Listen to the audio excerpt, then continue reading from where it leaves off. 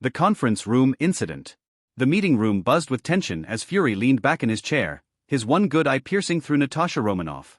A faint grin tugged at the corner of his lips, but his voice carried its usual weight. Natasha, Fury began, tapping his fingers rhythmically on the table. I've noticed you're always a bit tense when it comes to Lin En. The comment struck like a lightning bolt. Natasha stiffened, her carefully maintained composure faltering for a fraction of a second. She was known for her high emotional intelligence and her ability to charm anyone, no matter the situation. With Lin En, though, things were different. She couldn't explain why, but something about him always got under her skin. I'm not tense, Natasha replied quickly, her tone a little too defensive. I'll be more mindful moving forward. Fury raised an eyebrow, clearly unimpressed. Lin En has been more generous to you than you realize, he said, his voice calm but firm. He tapped the table again, the sound echoing in the otherwise silent room. Let me guess, he asked you to read that file, didn't he? Natasha hesitated, her instinct screaming at her to deny it. But there was no point lying to Fury. Yes, she admitted, her voice barely above a whisper. Fury leaned forward, his expression inscrutable. And did you ever stop to think why he asked you to see it? The revelation. The realization hit Natasha like a freight train. Her eyes widened as she pieced it together. The classified file Lin En had shown her wasn't just a casual gesture, it had been a deliberate move to shield her. If she had accessed it without his authorization, it could have destroyed her career, or worse. But because it had been handed to her under his guidance, she was untouchable. Lin En had protected her, even when he had every reason not to. You've been given a lifeline, Romanoff, Fury continued, his voice softening slightly. He didn't have to do that. Hell, I wouldn't have done that. Natasha's mind raced. She'd spent weeks, maybe months, quietly resenting Lin En. She thought his rise was too quick, his confidence too unshakable. Now she realized he'd been playing a game on a level she couldn't even begin to understand, and he'd still chosen to watch her back. For the first time in her career, Natasha Romanoff found herself at a loss for words. The captain's perspective. Captain America sat nearby, watching the interaction unfold. He wasn't privy to all the details, but even he could sense the emotional weight in the room. He glanced at Coulson, who returned the look with a subtle shake of his head, silently warning Steve to stay out of it. Fury's voice cut through the silence like a knife.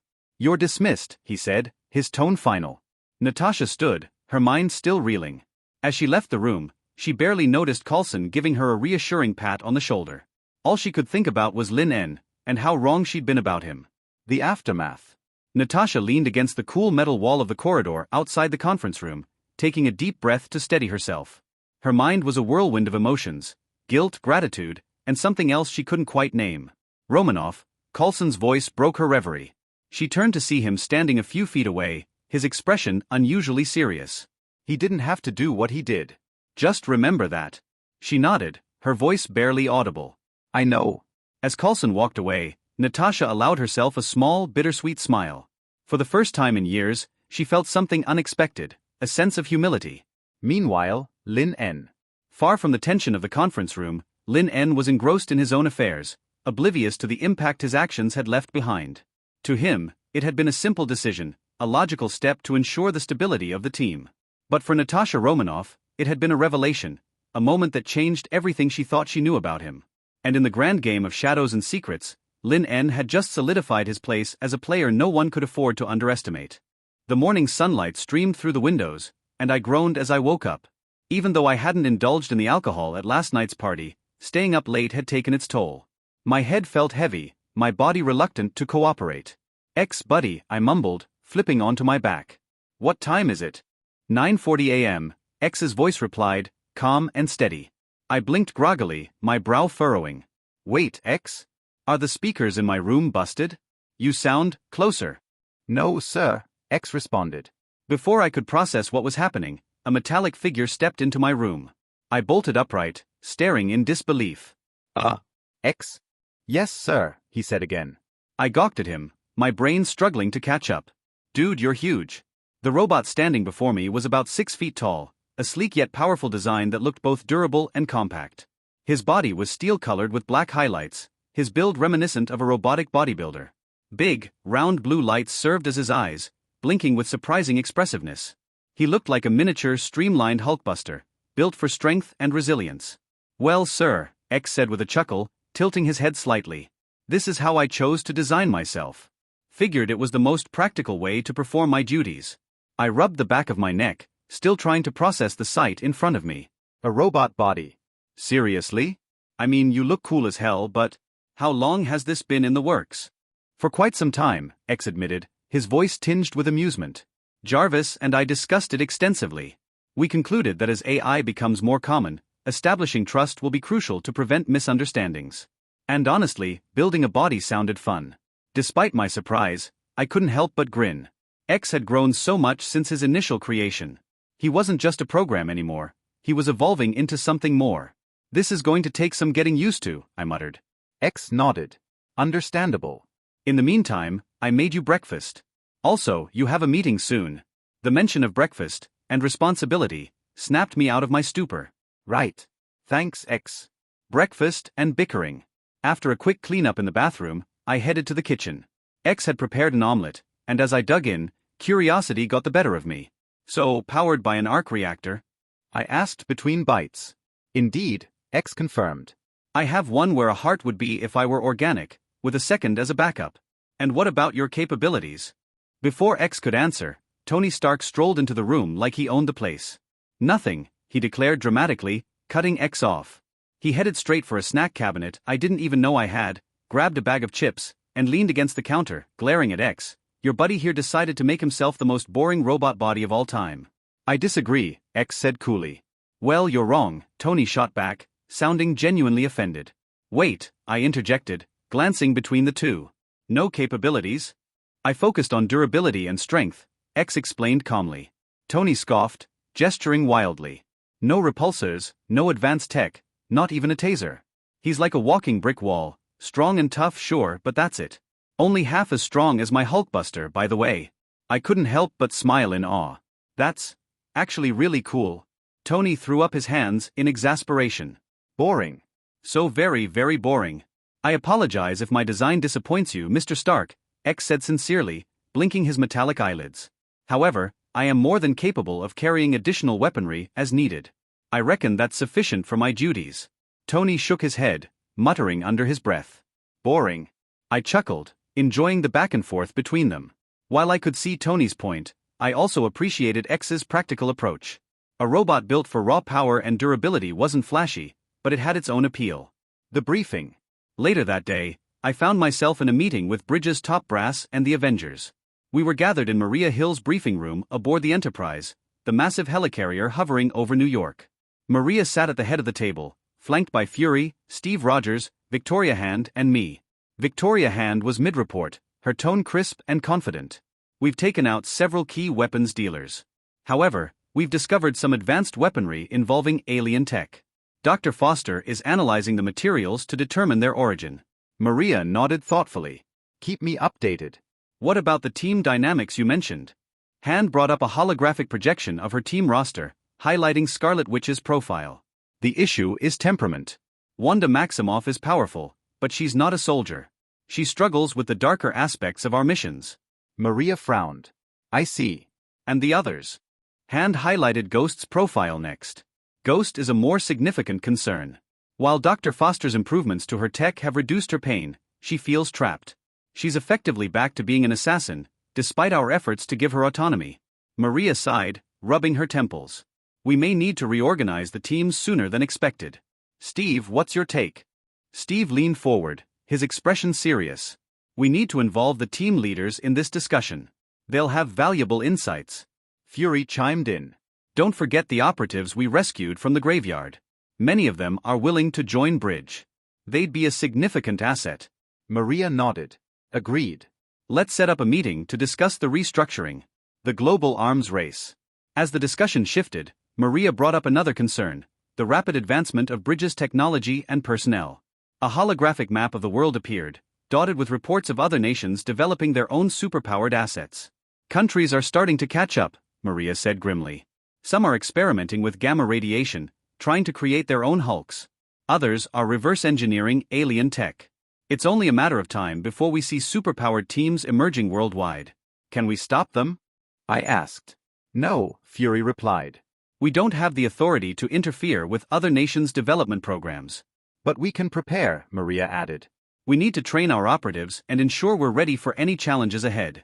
The future. As the meeting concluded, I couldn't help but feel a mix of excitement and apprehension. Bridge was growing rapidly, but so was the rest of the world. The arms race wasn't just about weapons, it was about people, ideologies, and the future of humanity. And with allies like X, the Avengers, and Bridge behind me, I was ready to face whatever came next. Hey everyone, Quantum Audiobook here. Sorry for interrupting, but if you're enjoying this content, please consider subscribing to the channel. Also, feel free to share your thoughts on this novel in the comments, and don't forget to like the video. Dr. Bernard Claus/paleontologist. Bernard looked across the beautiful frozen landscape of Antarctica and breathed in a cold burst of air, making sure not to do it too deeply. Apparently taking deep breaths of the harshly cold air could do severe damage to the lungs. He breathed out again only to blink in confusion. No frost. What was that, Dr. Claus? A woman asked behind him with a touch of an Australian accent. Bernard turned to her. The woman behind him was a little older than he was, wearing the same layers of protection against the cold he was. She carried a device in her right hand that she was using to scan the landscape. They'd chosen a section towards the middle of the continent to scan first, with a bridge Quinjet nearby that was ready to take them back when needed. Oh, just. He chuckled. You know when it's cold, Dr. Bergstrom, and you breath out, get that little puff of smoke? It doesn't seem to be working. Dr. Dana Bergstrom chuckled, looking back at him. Well, the air here is so cold that there is no condensation. Pretty much all water vapor that would cause that is, well, she gestured at all the ice around them. Makes sense, Bernard said with a chuckle. Sorry. Last field assignment I had was in Montana. Doesn't get as cold out there. I'll bet. She shook her head. It's not usual research, to tell the truth. I feel like this is a huge waste of time. Considering I'm a paleontologist in the middle of Antarctica, I'm inclined to agree. Bernard shook his head. I mean, you hear stories though. Stories. Dana looked up at him. Yeah, old school Lost World tales. Guys who came out here and end up in a world of dinosaurs. Managed to escape with all sorts of crazy legends. I've heard those, too, Dana chuckled. But I've been out here for years, Dr. Claus. Bridge is going to be disappointed if they expect anything. Bernard laughed. They walked across the ice for several more minutes, scanning and getting. Boop. Nothing. Boop. It's making a noise, Bernard said, shocked. I know, Dana sounded just as confused, staring at the blinking light. Well, what does it mean? I don't know. I've never used this thing before. I got the manual. She patted her pockets and came up with a white sheaf of papers. Okay, wow, Tony Stark made this thing? Okay, so, green means there's an energy signature. The larger the amount of energy used, the brighter the glow. It's pretty damn bright, Claus noted warily. Indeed, the glow was illuminating the ice below to a nearly ridiculous degree. Yeah, I just don't. Wait, the manual says if I. Dana flipped a switch. The front of the scanner let out a red beam of light. In front of them, the beam stopped. The air seemed to split open. The ice floor gave way to dirt and plant life. A warm burst of air gusted across their faces. The pair stared in shock. Holy dash. Shit, Dana finished. Then, their shock, something leaped out of a nearby bush. They stared at it, slowly backing away as the creature sniffed the air. What is that? Dana hissed at Bernard. How the hell should I know? He hissed back, slowly backing away with her, the two almost hugging. You're a paleontologist. All the dinosaurs I ever saw were dead. I'm not a zoologist. Plus, it doesn't have feathers. What does that even mean? Grr, the creature looked over at them. The two froze. The creature leered. Okay, it looks like a velociraptor, Bernard whispered. Pack animal. That means dash. While they were distracted, two more raptors sped out of the jungle. Both scientists screamed. Tan skin and orange fur swept down from the trees with twin roars. Mahmoud /dial. Well, until that savage land thing pans out, Fury somehow still sounded disbelieving. We'll be continuing our sessions. Director. Have at it, Maria said wryly. Dismissed. We all got up, Fury leading me towards a nearby room. Steve gave me a sympathetic smile as I left with the former director and current something. We entered an interrogation room together. Fury picked up a notepad. I sat down at the table. Where did we stop last? I grumbled. Don't complain, this is good for you, Fury reminded me. Yeah, if you didn't somehow end up asking about every embarrassing moment I ever had. Grow up. Despite the bluntness, he didn't sound mean. This is just part of our work. We need to make sure your backstory in this universe is airtight. Yeah, I rolled my eyes. We'd done this pretty consistently. Fury would sit down with me and ask me every question possible about my life. Everything from when I got my first driver's license to where I went to kindergarten to who my first crush was.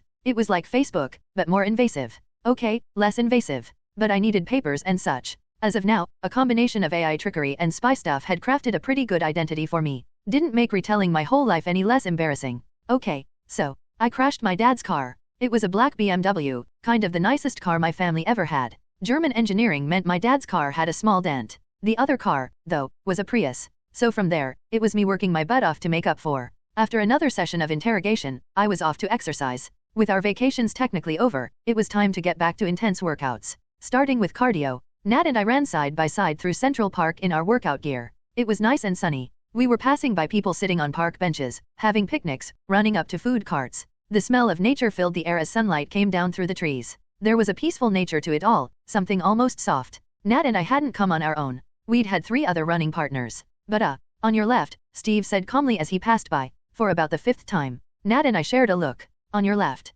Bucky huffed lightly. Nat smirked. For a moment we were quietly running along. After a moment, we could hear what sounded like a train puffing toward us. Soon, Sam had caught up with us. They did it again, didn't they? Yep, Nat said placidly. God damn it. Sam put the pedal to the metal, rushing forward as fast as he could. I would have laughed if I wasn't panting so hard. Nat, being far more fit, was able to do it for me. She tapped my shoulder. Come on. Let's take a break. Oh thank God. I stumbled. Nat shoved me over to an empty bench, letting me collapse into it like the cool dude I was. How do they dash? Don't compare yourself to them. Nat rolled her eyes. Steve and Bucky are super soldiers and Sam has been training for a lot longer than you. And I guess I'm just slowing you down. I asked. Yep, she grinned at the annoyed groan I got. Don't worry. You'll get there. Nat sat down next to me, leaned back, arms outstretched on the backrest. Remember all that time back, when I asked you to help me with dating trouble? I asked. Yay, your love life, the highlight of my lonely days, Nat teased. I winced and said nothing. Oh, you're serious? Nat leaned forward. What happened? I quickly ran down what happened with Sky, how I'd essentially gotten turned down. I mean, was it even okay to act so affected by it? My problems weren't that big, I should get over it a bit. She smacked me in the back of the head the second I said that. Now stop. Everybody has this problem, don't be so down on yourself. I took the hit without complaint. Well, I can't help it. I don't want to start talking myself up. The last thing I need is to get super arrogant while I have the universe's most potentially powerful weapon on my wrist. Like Ben had. Season 3 of Alien Force, man. Adorable my tan ass. Nat pursed her lips, displeased. Look, it's fine to be sad about something like this. We all get heartbroken. What's your real issue? I thought about what Sky said. That she might have said yes if I'd asked sooner. And I realized that it was part of what was bothering me. Do you think I'm not proactive enough? Or, that I don't really do things for myself? Nat frowned. You know I'm not a psychiatrist. Like that matters? I just want advice from my friend, I asked, leaning back to look at her. A little kid flying a kite passed by. Their parents chased him, laughing together. Nat followed them with her eyes before looking back at me. I do. You're getting better at it. I mean, when you went out with Steve just for yourself, the 2 of you buying crap just to have fun dash. It wasn't all crap, I grumbled. It was good. You just having fun. It was good for both of you, really. But you need to start stepping forward and doing things for yourself. Ask a girl out when you're scared to. Hang out with people for the sake of it. Take that attitude you have for all this superhero work and use it in your life. I looked over at her. For a moment we were quiet. You going to take that advice for yourself? Probably, Nat shrugged. Maybe if we do, Steve will too. I swear, he probably hasn't kissed a girl since 44. I looked at her again. She smirked, ruby red lips suddenly very prominent. I don't count. Bullshit, I grumbled. The only woman hotter than you is I stopped, wincing. Nat gave me a smile. Oh, now that explains a lot. Damn it, I grumbled. We might die tomorrow, Nat said simply. I nodded. Yeah, that's a good point. We might die tomorrow. So get things done as soon as possible. Except that I had a flight to catch. Damn it, after we got back to the tower, I showered, got dressed, and headed to the briefing room. Creel gave me a nod as I entered. I nodded back, looking around as I entered. Sky and I winced as we met eyes. In the room were Maria, Creel, Carlson, Fitzsimmons, May, and Sky. Maria looked around as we sat down, nodding. We were recently requested by the Russian government to send in a bridge team and Avengers to aid them with an issue. Just an issue? Carlson asked. They won't say completely what is going on, Maria said. Oh, wow, the Russian government is being cagey? What are the odds? Sky said sarcastically. Sky, Carlson said with a frown. What? Russia was basically the empire from Star Wars in the 80s, she scoffed. Things are, and were, a lot more complicated than that, May admonished seriously. Don't let your perceptions cloud your judgment during a mission. Fine, Sky mumbled. I don't think anyone was convinced our former rebel hacker was really willing to let that go, but Maria continued. Your mission is to head to Russia and figure out what is going on. Liaison with the appointed contact and work with the Russian government on behalf of B.R.I.D.G.E. Maria scowled. It's one of the nations that we have listed as possibly building weaponry and making superhuman powers. Be prepared for that. We don't know if they are one of the nations, how far along they are, or what they could be doing. That is part of your job. No actual spying, of course. No need to ignite issues between Bridge and Russia. But if you see something, say something. She looked around at us. Understood. Understood. Got it. Sure thing. That seemed to be enough for her. Good. Dismissed. We all got up and walked out. Coulson waited until we were all in the hallway before speaking. Bring your armor and gauntlet, Dial, Creel. I don't think we'll need it, but I'd rather safe than sorry. Sky, bring your armor as well. I'd like to have the options available. On it, boss, Sky said with a nod. May, I want the bus ready to go in 5. You got it. May turned and headed to the hangar. As far as we know, we don't have a clue what sort of threat we're facing. Be prepared for anything. Coulson narrowed his eyes. So, we're off to Russia. Creel shook his head. Damn, I am really bad with cold weather. It's April, I reminded him. Can't be that cold. Everyone looked at me like I was crazy. Mahmoud, Maria called from inside the briefing room. For some reason, she sounded as though she was moments from stabbing someone. So it scared the shit out of me when the next words out of her mouth were, "Can you come in here?" Fitz frowned. She sounds angry. Maybe I can escape. Go face the firing squad, Sky teased. Then we met eyes and both winced. Yeah, I'll go, I said hurriedly. Good luck, Simmons whispered. I stepped back inside. Hey director. Something going on with the mission. In a way, Maria looked at me with harsh eyes. Hello, X raised a hand behind her in a little wave. I was recommending to Director Hill that I come along on your mission. Explain. Now, I winced. Okay, X, I appreciate it buddy, but maybe introduce yourself after we tell people. Dial. It wasn't my fault. Did I come at a bad time? God damn it, X. On the bus later, Sky, Simmons, and Fitz listened as I explained about X. We were in the science lab of the bus, watching a model of X and Jarvis' new bodies. Wait, so your personal AI butler has a body now? Sky asked, looking mystified. How long has he been planning on that? I don't know. I thought you had more control over him. Simmons had a worried look on her face. I have no control X doesn't let me have. I frowned. X is my friend. Not my slave or something. Simmons didn't mean that. Fitz put a hand on Simmons' shoulder, the British girl still worried. But it doesn't worry you that X just made a body for himself? With no input from anyone else. I mean, a little, I admitted. But it's kind of like when a friend works out, or has plastic surgery done, right?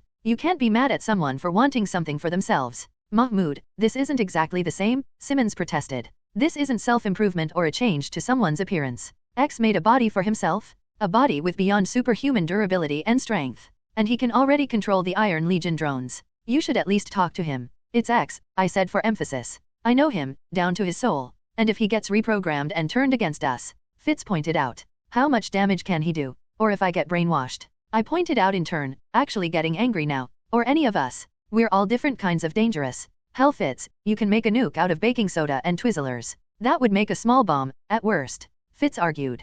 Wait, really? Sky asked, started. We're just playing devil's advocate, Simmons said before Fitz could explain. I know X Fitz and Sky do as well. But others will ask these questions. They'll even be worried about having cybernetics adding to them, like Deathlock was, and getting controlled that way. Artificial intelligence, robotics, cybernetics, people have been tackling this for years. You need to be ready to have answers for them beyond he is my friend. Because it won't be us asking these questions one day. I'm a little worried, myself. Simmons gave Fitz a look when he spoke. He raised his hands up defensively. Hey, I like Jarvis and X. But this does mean we're much closer to the singularity than we were a week ago? If Jarvis and X have been able to do this, who knows what's happening in the rest of the world? The singularity, I said. That thing about robots making robots. Kind of, Sky said. It's more that they'll start designing smarter versions of themselves. One makes a smarter computer, makes a smarter one, on and on until we end up with one that can control reality with its mind. Not quite, but close, Fitz shrugged. This isn't the same. X and Jarvis haven't made smarter AI or anything. I'd have to throw a baby shower if they did, I mumbled. What do you get an AI that had a kid? Sky wondered. The point is, Simmons said, Fitz is right. While this is nowhere near the singularity, this is still AI making themselves bodies superior to organic ones. People will start screaming about the robot overlords. It doesn't matter how logical we try to be, it will happen. Well, everyone and Elon Musk can suck it, I grumbled. That's an image, Sky said wryly. We stood in awkward silence for a bit. The sound of the bus settling a bit while we flew was side by side with the various equipment shining blue lights on us.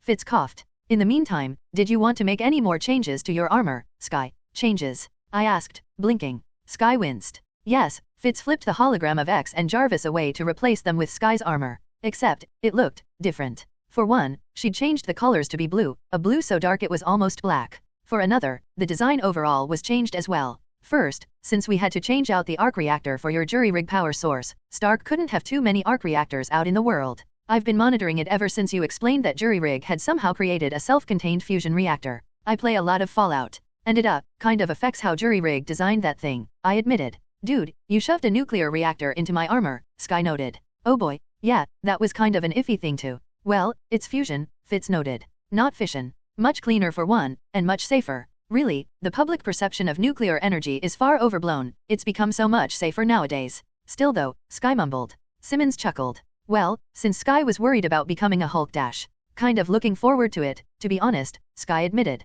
I decided not to mention that if anything actually did hit with enough force to cause the power source's tough casing to crack and leak radiation, the blow would have killed her anyway. Fitz started studying the armor, finding ways to modify it. Simmons flipped through the suit. Most importantly dash. No more Iron Man-style helmet. I asked Sky. I tried not to sound offended. Well, it just felt so claustrophobic in there, she protested as the hologram zoomed in to show the new helmet. It had been replaced with a clear section that made a sort of diamond shape over the face. I like this a lot more. Makes me feel less like I'm trapped in a coffin. We also changed the propulsion for what I call pressure repulsion. While the air jets you created as jury rig were fast, they were also very loud dash. Insanely loud. Sky complained. Even Hulk complained about it. So I redesigned it. Fitz sounded particularly proud. Then he started speaking science while I pretended to understand, before ending in, so now it's far quieter, and the nature of the pressure fields are made specifically for stealth. It's not nearly as fast, but much quieter. I'll just trust you on that one, I said weakly. And I also made this, he flipped a switch. And the hologram's shoulders popped up to reveal a pair of shoulder guns. They're loaded with both night-night and regular bullets, so that, you know, she can dash. Take people in alive or at least not burn the corpse to ash, Sky said, with a chuckle. I mean, thanks for the plasma gun palms, but we can't always set the world on fire. You aren't practicing the right problem resolution skills, I grumbled. Sky looked at me. Hey you okay with this? That was hard to say. I'd made the armor for her. I'd made it as best as I could, to help her with her hacking while protecting her. I'd put every bit of Jury Rig's tiny red body into it. Now, looking at the suit, she'd taken my gift and made it her own thing. I had no idea how to feel. On the one hand, she was using it. On the other, she'd let Fitz change it so much that it barely resembled my original design. I sucked in my displeasure. It's fine. It's armor. And if it doesn't do its job to your satisfaction, then you should be allowed to change. It's cool. I don't mind. It's fine. Thanks, Sky said, relieved. I'm really glad you're okay with it. She went over to Fitz and I quickly walked out while they talked. We were about 3 hours into our 9-hour flight when I got bored, went into the cockpit, and asked May to train me. She said yes and left the plane on autopilot, which surprised the hell out me, considering how standoffish she usually was. Okay, May stood in the cargo bay in her workout clothes, holding a staff in her hands while looking me up and down. How far has Natasha trained you with weapons? Not a lot, I said hesitantly, twisting the wooden sword in my hands. Her main goal was making sure my hand-to-hand combat was solid first. She taught me some basics. Good, May said. Then I was on the floor coughing in pain while May hummed to herself. Okay, so you managed to block one hit.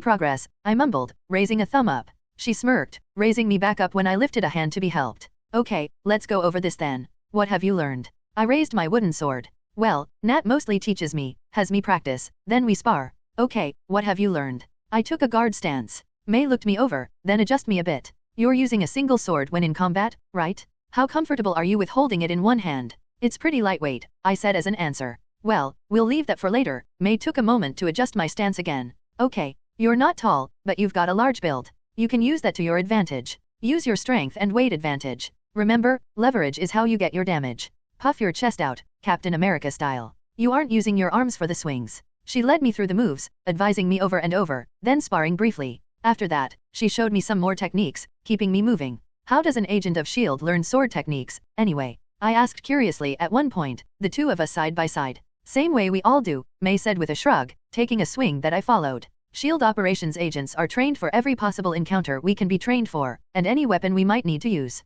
Swords, bows, crossbows, even alien weaponry. Seriously? I asked when she said the last one. We weren't given actual alien weaponry, but we were taught to be ready to understand them as quickly as possible if need be, she said with a shrug. Wish I could have gone to operations school, I said with a chuckle. You're getting one-on-one attention from Bridge's top martial artists and spies. That's a lot more personal training than the best students of operations got, May pointed out. Oh, yeah, guess I don't need it, I looked over at her. So what do you think about this whole Russia thing? I don't, she said. Oh, good. She kept swinging while talking. High guard, she said, announcing the next stance we'd take. Once we moved to start swinging from a much higher stance, she spoke again. I said it before. Only go into a mission with information. Not perception, prejudice, or emotion. Right now, we only know that Russia requested assistance. Assistance that requires Avengers, apparently. What does that mean? We doing a Yoda lesson now? I asked. I have to look for the deeper meanings in everything. We could just spar again, Anakin, she teased. First, hurtful, May huffed out an amused chuckle.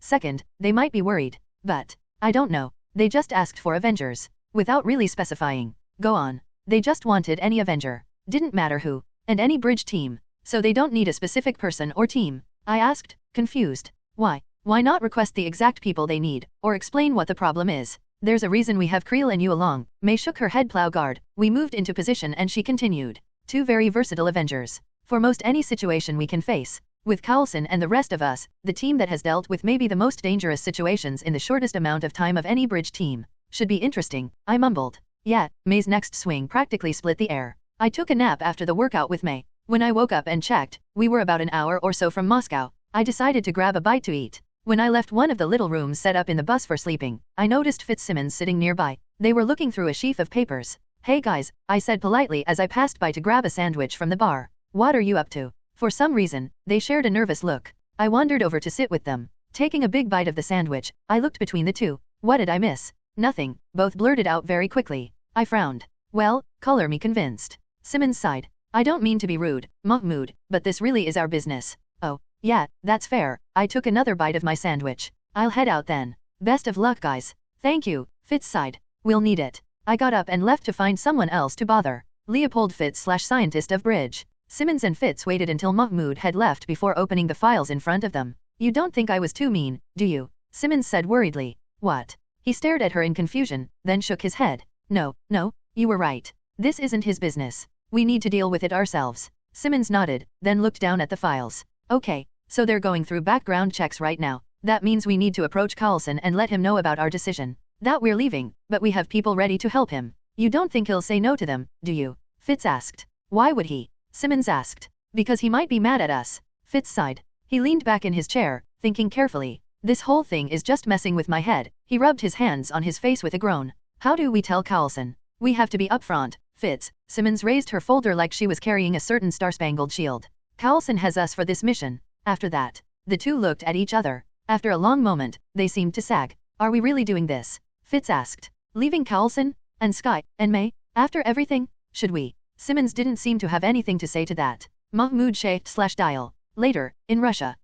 How is it like TT this in April? I stuttered, rubbing my arms as we stepped off the plane into a world of ice and snow. All around us, soldiers and press had shown up. Usually, I'd have been really nervous to see all this stuff. Why you should have brought a jacket, Creel mumbled behind me. Coulson led the group down the steps, Sky behind him, the May, Fitz, Simmons, me, and Creel. So Fitz hasn't found a way to replicate the fusion cell you made, Simmons whispered to me. But it seems to be capable of creating vast amounts of clean energy. Not as much as an arc reactor, but enough that we can use it with the quantum batteries and dash. Simmons, hold in your scientist until after we meet the scary people. I hissed, trying to warm up while we walked past Lola, Coulson's sweet convertible. And when we get warm? Seriously, this isn't jacket-wearing weather, this is lava-swimming weather. I want hot cocoa. Right the hell now. Good afternoon. A smiling Russian man was waiting at the bottom of the cargo bay doors of the bus as we left the plane. He was short, overweight, and balding, with a very wide smile on his face. When he spoke, it was lightly accented, the way all ambassadors seemed to master with time. Agent Coulson? We were quite eager to meet you. I can tell, Coulson said wryly, holding a hand out to shake, which the Russian man took. Good to see you again, Boris. Boris? Sky asked as we joined the pair. Really? It was that or Yuri, Boris chuckled. Still, his eyes did flash with a hint of annoyance, and Coulson gave Sky a look that she returned with an apologetic one. My name is Boris Prokofiev, from the foreign consulate. And you, young lady? Sky. She shook his hand. I is my name, I mean. Sorry, I didn't mean to insult you or anything. Sometimes my mouth runs ahead of my brain. Boris looked startled, then smiled. Quite all right. We all started introducing ourselves until Boris got to Creel and I. Then he let out a little gasp. The Avengers? It is so nice to meet you, quite nice indeed. He shook my hand so hard I found myself wincing. Thanks. Nice to meet you as well. Same here. Creel asked, giving me a look like the hell is he so happy about? Oh, I really am so glad you are here. Boris turned to the crowd and hit what I now realized was a mic on his lapel. When he spoke again, it was in Russian, my Omnitrix translating. It was helped by the fact that now ladies and gentlemen, please welcome Bridge and the Avengers, speakers rang out at the same time as his voice. What the hell? Sky whispered to Coulson as the crowd clapped half-heartedly. Propaganda, Coulson said with dawning realization. And look who is here to welcome them. Boris held up a hand. Instinct led me to step forward, twisting at the Omnitrix, May to my left and Creel to my right as the sound of an electricity crackling and the smell of ozone filled the air. Is Thor coming? Simmons asked. No, I said as we all stared at the sight of an absolutely massive white armored personnel carrier with a giant red star on the side showing up, the back opening as it stopped. It's not Thor. We all watched as they stepped out. A man in a red armored suit with a white star on it, carrying a grey triangular-shaped shield with a rounded top, the face of it displaying a two-headed griffin. I couldn't see his hair or eye color because he had a red mask covering his face much like Steve's, but what I could see of his jaw spoke of a certain strength. He was also built. Muscles on top of muscles. Just like Steve. Of course. He waved a hand proudly at the crowd as he exited, getting a cry of happiness from them. Next came a young woman wearing what had to be one of the skimpiest outfits I'd ever seen, basically a very brief purple swimsuit, apparently unbothered by the cold. Her hair was a deep black, almost blue, and she was incredibly beautiful. Because of course, she was. She had a very haughty look on her face, flipping her hair as she followed the red-suited man. The next person seemed as disgruntled with the cold as I was. Didn't stop me from whispering "oh shit" when he hopped out. He had slicked back black hair, piercing black eyes, and was also built. Not like the guy in red though. This guy was lithe, built for speed, not strength. And of course, he wore a vest of lion skin that had been sewn and dyed to look like a lion's face, including the glowing yellow eyes, with the lion's mane left as a collar and the center split open so that his hairy chest was kept bare. He eyed us smugly as he hopped down from the APC. When he noticed me, his eyes flickered in a way that made me feel very uncomfortable, like I was a deer in front of a rifle. Then a loud boom filled the air as the next person stepped out. Almost as tall and wide as the Hulkbuster, it was deep crimson with touches of steel, made of dozens of metal plates interlocking together. Its helmet was simple, just a single line of clear material in a T-shape to see through over the eyes. Its shoulder plates were massive, same with its palms, and I could see small bursts of electricity arcing over its limbs, the cause of that ozone weed smelled, as it clanked over to join its allies. Darkness followed. I could talk about the golden armor he wore, with giant horns on the helmet and a skull over the chest that glowed red from the eyes and mouth with unholy light. But the darkness that wore the armor was my real focus. It looked like a darkly muscled giant as large as Hulk, but it felt like he was slowly sucking in the world around him, as though all light didn't exist in his presence. It felt hard to breathe near him, like my very life was pulled into the direction of that beast. I touched the Omnitrix and breathed deeply, closing my eyes. For some reason, after a moment of that, I felt better. When I opened my eyes again, Darkness Guy was smiling in my direction. So was Lion Skin Guy. I glared at them. Red Suit Guy glared at Creel, while Creel crossed his massive arms beside me. Behind the group of obvious superhumans, a big guy in a green Russian military uniform with blonde hair rushed out of the APC's driver's seat and ran over to join the group. "Ladies and gentlemen," Boris said as the group walked over to stand across from us.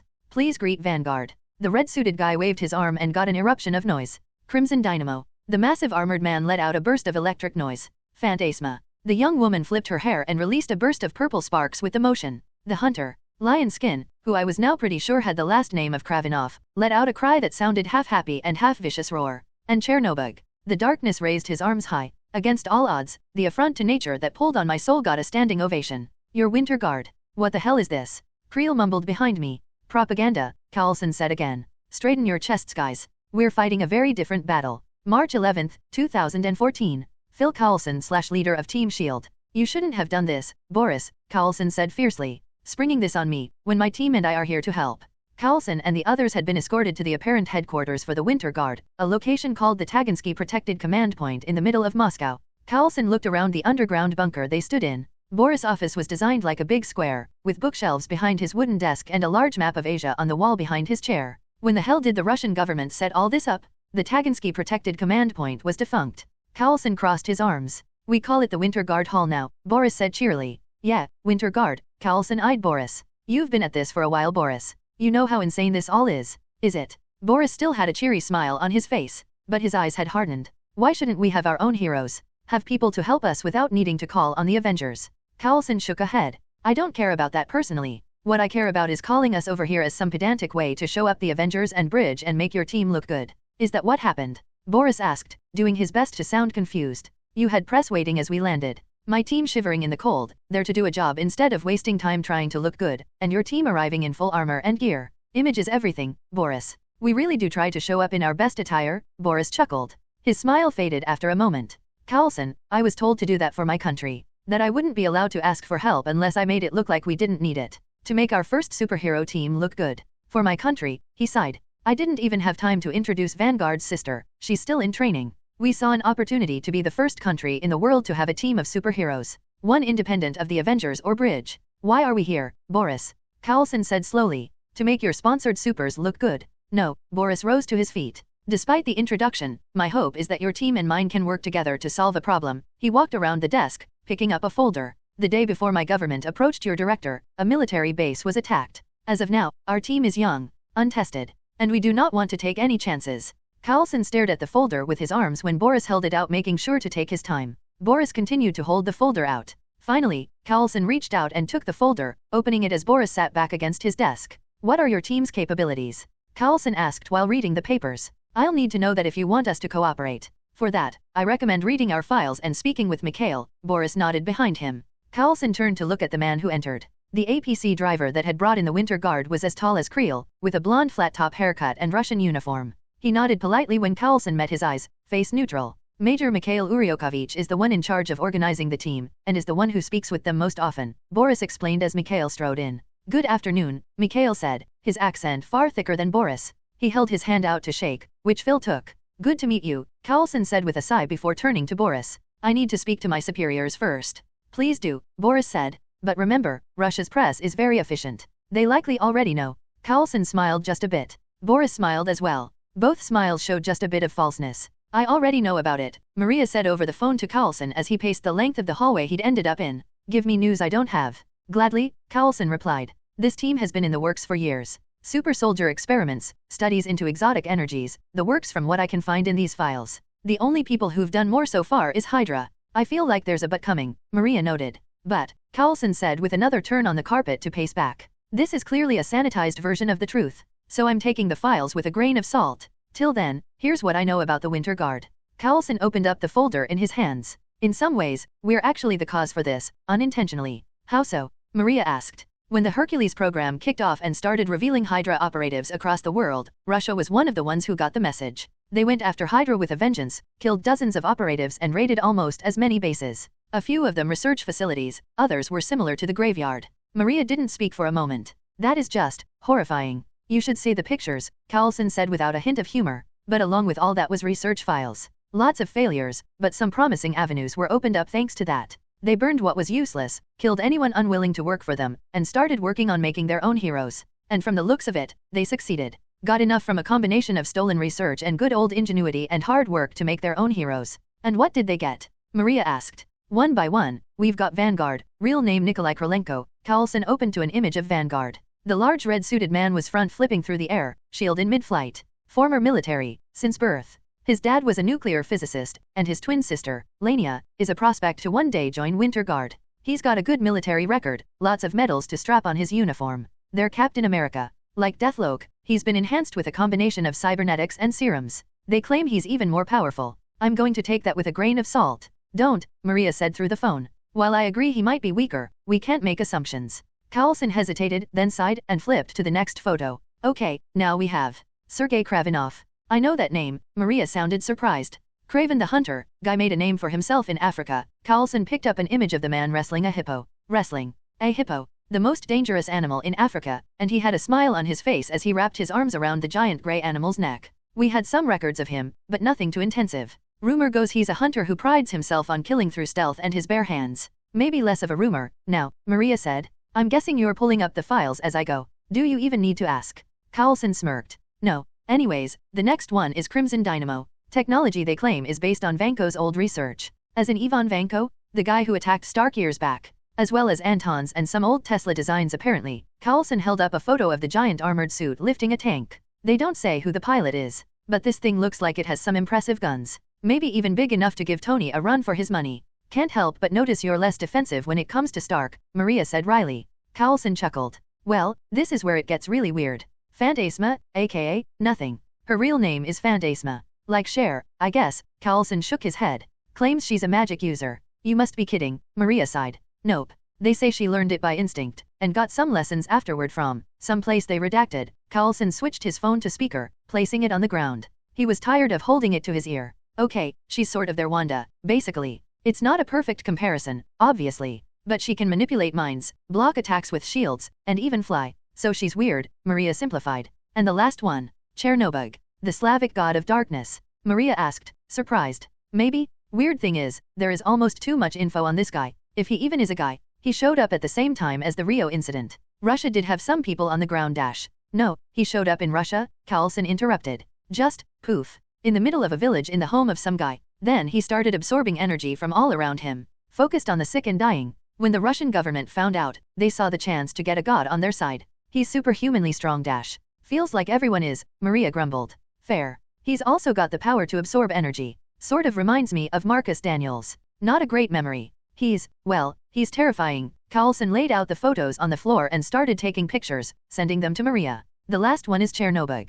Holy. The image was the black-skinned monster in the midst of devouring a deer. Blood dripped down black jaws and teeth, the monster leering at the camera. Yeah, apparently they really want to lean into the God of Darkness thing, Carlson mumbled. We'll have to deal with that. Maybe ask Thor if he's lost another enemy, Maria said at last. So the question follows. With all these people, why are you there? Why have us send you? Insist on having Avengers along. For propaganda. I don't think so, Carlson said, raising one last picture, unable to hold back his disgust. Mahmoud /dial. Creel and I stood side by side in what looked like a lounge. At the least it had a pool table in the center. Across from us were the Winter Guard. And they were close enough that I could actually recognize the celebrities they looked like. Kind of annoying, as powers go. I can tell the important people if they're played by celebrities I recognize, but only if I actually recognized them. Should have spent more time on IMDb. I looked them over, taking in as much as I could. In a rough and modulated voice, Crimson Dynamo spoke. He sounded like an evil Terminator. Yeah, an evil Terminator. He spoke in Russian, so that Creel and I couldn't understand. Which meant my decision to keep the Omnitrix's universal translator out of public knowledge had worked out. They are staring at us, Crimson Dynamo growled. He was at the back of the room, standing unnaturally still while lightning arced across his metal arms. Let them, Fantasma said in Russian as well. She crossed her legs and eyed me back. She looked like Kalinka Fox, a Russian cosplayer in my world. She was short, with long black hair, bright blue eyes, and a confident smirk. These are Avengers? They're big, aren't they? The shapeshifter, the hunter said. Craven. Very clearly Craven. As played by Manu Bennett, the actor I knew for his role as Deathstroke. Weird. Dude was still eyeing me like my ribs would make a good sheath. He's listening. Watching. And the bald one is ready for a fight. Alloy and Dial, Vanguard growled. Both are shifters. Delicious. Everyone in the room except the darkness winced as a smooth voice drifted into our ears, like a knife gently slicing through meat. Can you taste it? Their souls are mutated. Exotic flavors are such a treat. And the pain on the bald one's soul, that taste of desperate hope is dash. Chernobyl, none of us can understand you, Fantasma said with a wince. Talk normally, you oaf. A huffing noise beat in sync with my heart. My heartbeat seemed to slow and speed up to match it. Took a second to realize he was laughing. Apologies. I'm simply excited, Chernobyl chuckled. I didn't like what that horrific knife on my earlobes made me feel, and Creel growled. Can I eat them? Try it, I snarled. That got the whole group to stop and stare at me. You speak Russian? Fantasma said, sounding surprised. I cheat, I replied easily. Any chance you guys want to talk to us, or just keep musing? Chernobyl laughed again. Dude, stop, seriously, I grumbled. You damn, living edgelord emo deity. He stopped, grinning with black triangular teeth. Oh, that is interesting. Haven't been called that before. Is it a compliment? Creel cracked his neck, drawing the attention of the room. Okay, in case it wasn't clear, I don't speak Russian. But if that thing talks again, I'm ripping its arms off. The tension in the room racketed upward. Vanguard's hand tightened on his shield strap. Speak again, Yobani Urod, and I will break your limbs. Vanguard, Crimson Dynamo's robotic voice intoned as he rose up. Vanguard looked back him. Crimson Dynamo shook his head. We have orders. Duh, Vanguard grumbled. The tension slowly faded and I waved my hands playfully. Yay, we're all friends now. Fantasma surprised me by laughing. She covered her mouth quickly, but we'd all caught it. I grinned up at Creel, who smirked. Okay, let's start over, I said, having expertly broken the ice. I gathered myself and breathed deeply. Steve would have tried to work with these guys. He wasn't here, so I had to be his poor replacement. I'm Dial, of the Avengers, this is Alloy, same. We're superheroes. And you are E. I waved a hand to try and beckon them. You already know who we are, Sergey said, finally showing an emotion other than hunt and eat. Right, yeah, I chuckled. Look, clearly, you all have some sort of issue with us. But we came because someone asked us to work with Russian authorities. So how about, we try and do that? The door to the room opened, Carlson and Boris walking in followed by, well, holy shit. Sentiments I agree with, Carlson said with a look around. Dial, Creel, this is Mikhail. Mikhail looked like Dolph Lundgren. Young Dolph Lundgren, playing Ivan Drago. Up until he gave us a wide and happy smile. Good afternoon, gentlemen, he said in thickly accented English. Sup, I said hesitantly. Most welcome to meet you both. Mikhail added. He's the superhuman liaison officer for Russia's government, Carlson explained. I thought it best you both speak with him when it comes to preparing for this mission. What is the mission? Creel asked, sounding agitated. Carlson held up a finger and waited for a moment. Soon, Sky, Simmons, Fitz, and May strode in, moving to stand alongside us. I noted Sky's backpack. Good, you're all here. Boris, do you mind if I lay all our cards on the table? No, please. Boris waved politely for Carlson to speak. Thank you. Carlson passed folders to us. 2 days ago, March 9th, a military base filled with Russian soldiers stopped checking in. When their people were sent out to investigate, they found a base of dead men and women and a few others. Others? Creel asked, opening his folder. Something that had no gender, Carlson clarified. Well, kinda clarified. Ah, that's no fun, Sky mumbled. Then she winced at the photos inside. Oh, that is just dash. Fascinating. Simmons chirped while looked more closely at the picture. Fascinating, really? Fitz asked her, horrified. Well, it depends on your perspective, Simmons mumbled. They look like, I raised the picture in my hand and pursed my lips thoughtfully. Servitors. From Warhammer 40k. I said the same, Crimson Dynamo said, surprising the hell out of me. I gave the armored suit a look, then looked back down at the picture.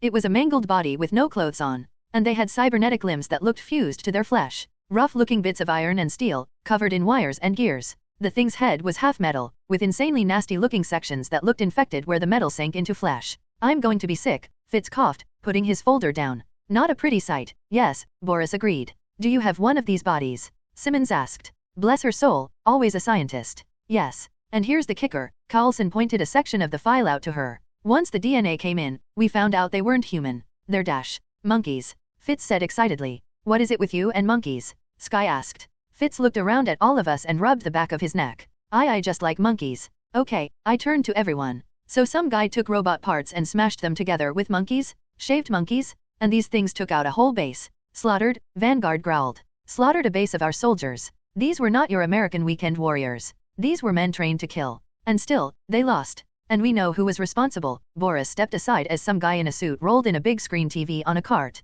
The day after the attack, we received a VHS tape. VHS, really? Sky cocked her head in confusion. I know. So primitive, Boris said sadly. It is in Russian, but the translation is in your files. He pressed a button on the TV and it came alive. Another button started playing the video, and that was when a James Bond villain appeared on the screen. I wasn't super familiar with James Bond, but I did remember the guy on the TV looked like a general from the movie that had a really dumb name. Octo something. A Russian general, of course. This guy looked different in a couple of ways, like the long strands of white hair falling about his shoulders despite the baldness on the top of his head, and the thick red coat he wore. He had a very pinched face and a grim expression. He began to speak in Russian. My name is Ivan Kragov. I was a scientist for the Soviet Union, in an era when my country was strong and united. He clenched a leather-gloved fist. And now, we have been weakened. Forced to live in a world where capitalism has replaced our pure strength. Ivan eyed the camera as though it had offended him. No more. I am offering the people of Russia to rise above. To show the world who we are. He rose from his chair, eyes hard.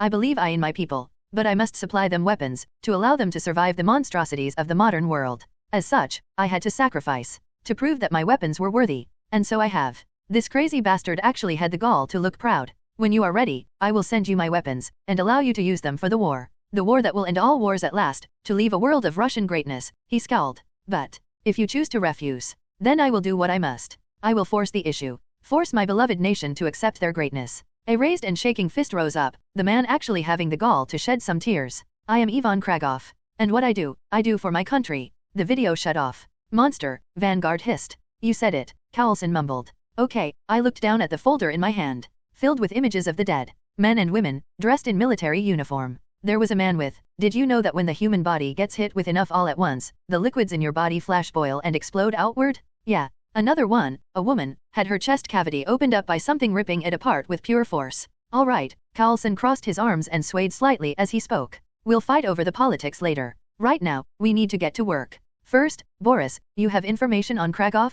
What do we need to do? I asked Carlson and Boris. The two shared a look. Boris sighed. I told you, Carlson. Our nation needs Bridge and the Avengers. We have attempted to find this madman on our own, but we must not waste time. I have sacrificed my reputation and did that PR stunt. In return for the request, Vanguard and Fantasma didn't look pleased. And now, those idiots will not allow me to request more support, as they wish to resolve this with as little aid as possible. I will follow your lead, as long as you respect my country. You are a good man. So I know you will. Carlson had a very neutral look on his face. Finally, he looked over everyone in the room. Avengers, Winter Guard, Creel, and I, all 2 Avengers in the room, straightened along with the others. You'll stay here with Mikhail and May, try to figure out how to work together in combat. These things took out a base. I want to make sure we know the others' capabilities before we head out. He looked at Crimson Dynamo. Except you. I imagine you've got some skill in engineering. I am the one who built and maintains my suit, Crimson Dynamo confirmed in that weird robotic way of his. Perfect. I'd like to ask you to help the other team. Carlson nodded to each one as he spoke.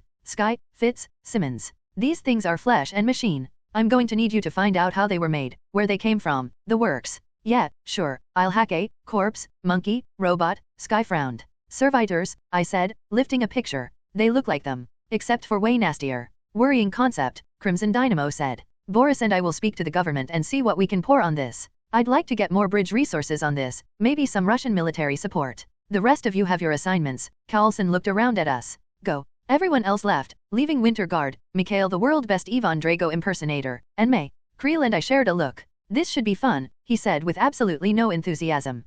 Maybe. I grabbed a chair nearby and shoved it closer to the Winter Guard, sitting down as casually as I could. So, how do we do this? May and Mikhail shared a look. Finally, everyone started grabbing chairs. Except for Chernobog, who just watched everyone with those unsettling eyes. Let us start simply. Mikhail looked between Creel and I. My English not good, do you mind if I speak Russian? May and I nodded. Creel was about to say something before I spoke up. I'll translate for you. Creel sighed in relief, then nodded. Mikhail looked just as relieved. Thank you. So, I already know of some of your capabilities. The heroes Dial and Alloy are well known to us. And the cavalry is a respected combatant. Creel and I looked at May when Mikhail said that. She scowled. Don't call me that. Mikhail blinked. Oh, my apologies if I offended.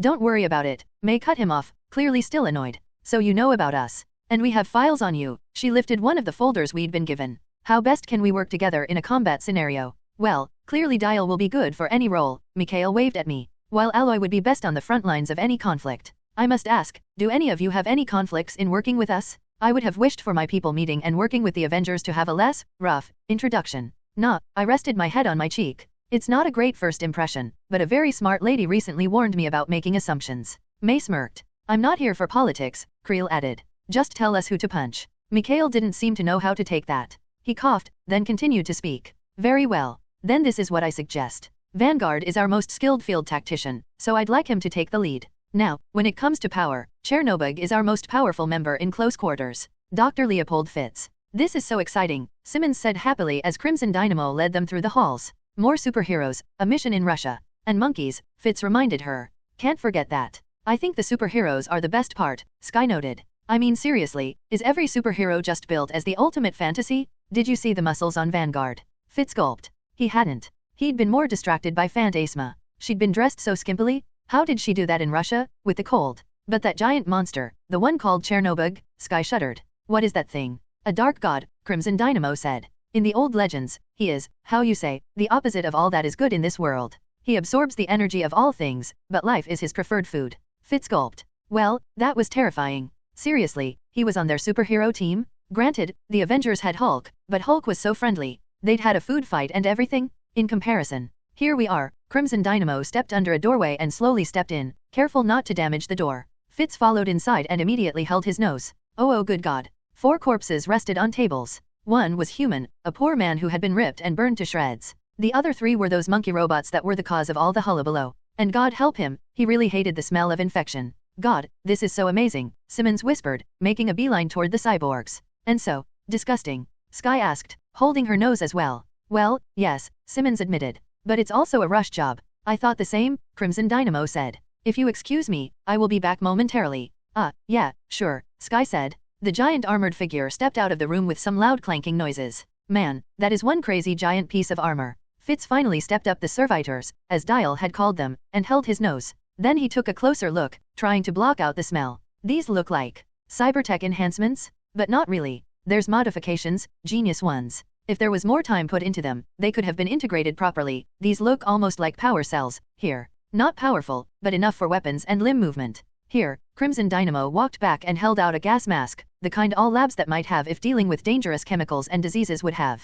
I have armor, but you might need this, duh. Oh, thank you, Fitz said, surprised but pleased. He quickly put it on and smiled at the taller figure. How do I look? He asked, voice muffled. Less grossed out, Sky joked. Anyway, guess I got to start the work too. Moon prism power, makeup. Fitz watched as the backpack Sky had put on snapped open. She held out her arms with a smile. Pieces started moving outward, rolling to cover her chest, back, legs, and arms, until a helmet snapped over her head. She stood there covered in her dark blue armor. The armor design had been changed on her request. Now, instead of another hard-shell Iron Man suit, it looked like it was made up of segmented plates over an undersuit, with larger plates over vital areas, giving the user maximum mobility. The undersuit beneath looked like striations of dark muscle. Fitz could see her partially blurred face through the flat triangular piece of blue polymer that was her view screen. She lifted her arm and a holographic screen floated over her wrist. That is interesting. Crimson Dynamo sounded surprised. I have yet to crack the trick for doing that, as carborundum alloy is far too dense for such a transformation, despite the increased durability and electrical absorption properties.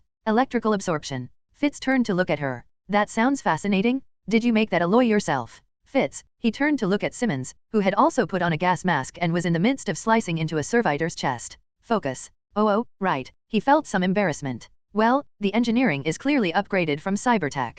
It is sloppy, however. Crimson Dynamo sounded almost offended. The Svolok who made them was more worried about speed. Look, here, he pointed at where screws had been dug deep into flesh and steel. The way the metal was ground down, the cuts where the debil seemed to lose patience and just slammed everything together. And the organic parts are strange. Simmons frowned. Look here, this doesn't look right. Almost as though this was pieced together. These power cells are the same way. Fitz leaned down and shook his head. They're almost like weaker versions of Chidori energy cells. There was a lot of efficiency sacrificed here. But these limbs are still very powerful. And this seems to be an energy weapon. Well, I'm going to see if there's something I can hack here. Sky circled the bodies with her arm held high, typing at her screen. Crimson Dynamo seemed amazed at the sight. There's got to be something. Okay, hold on. This looks dash. Suddenly all three bodies shook. Everyone froze. Not for long. Crimson Dynamo lifted his arms, lightning cracking to focus on the palms of his armored hands. Are you dash? The bodies erupted off the tables. Fitz shrieked, diving aside while Simmons screamed and stepped back. One body, the one whose body Simmons had been cutting into, rushed Crimson Dynamo with unsettling quietness, reaching out with a long steel arm tipped with long metallic fingers ending in blades.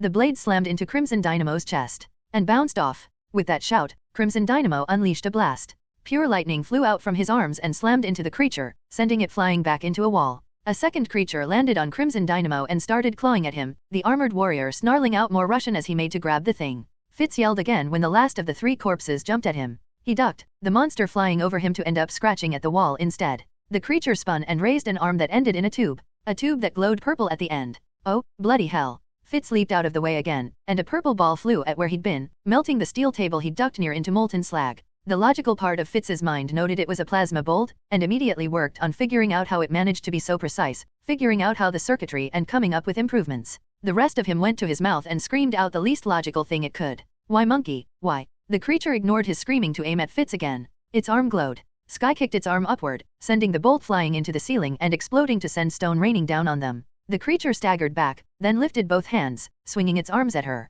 Sky blocked a punch and was sent skidding back several feet from the force of it. At the same time, the first corpse Crimson Dynamo had shot at leaped up and tried to land on Crimson Dynamo. The giant armored man caught the creature out of the air and ripped the one still clawing at him off of his back.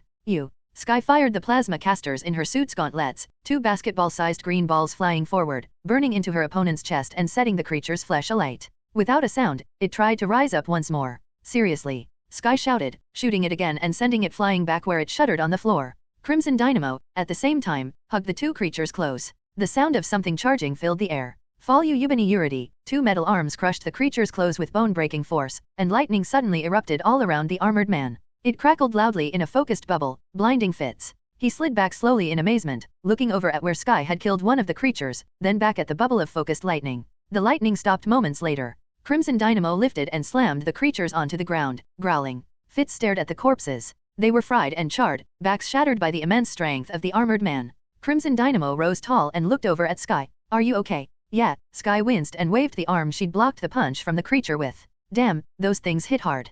There must have been some sort of subsystem inside it. Fitz shook his head. Something that reacted when we tried to hack it. Well, that wasn't enough, Sky said determinedly, walking up to the one she'd killed whose torso was a charred rack. I'm hacking what's left in this thing's head, and I'm damn well not letting some zombie monkey keep me from finding that asshole. Fitz struggled to his feet. Why yeah, I'll just dash. A man in a lab coat rushed into the room, shouting in surprise at the sight of three bodies turned to near ash, a table melted, and a hole in the ceiling. More people came in, shouting in Russian. I'll speak with them, Dynamo said. Then we will find out where these came from. Fitz nodded, staring at the charred bodies thoughtfully. Phil Cowlson / leader of Team S.H.I.E.L.D.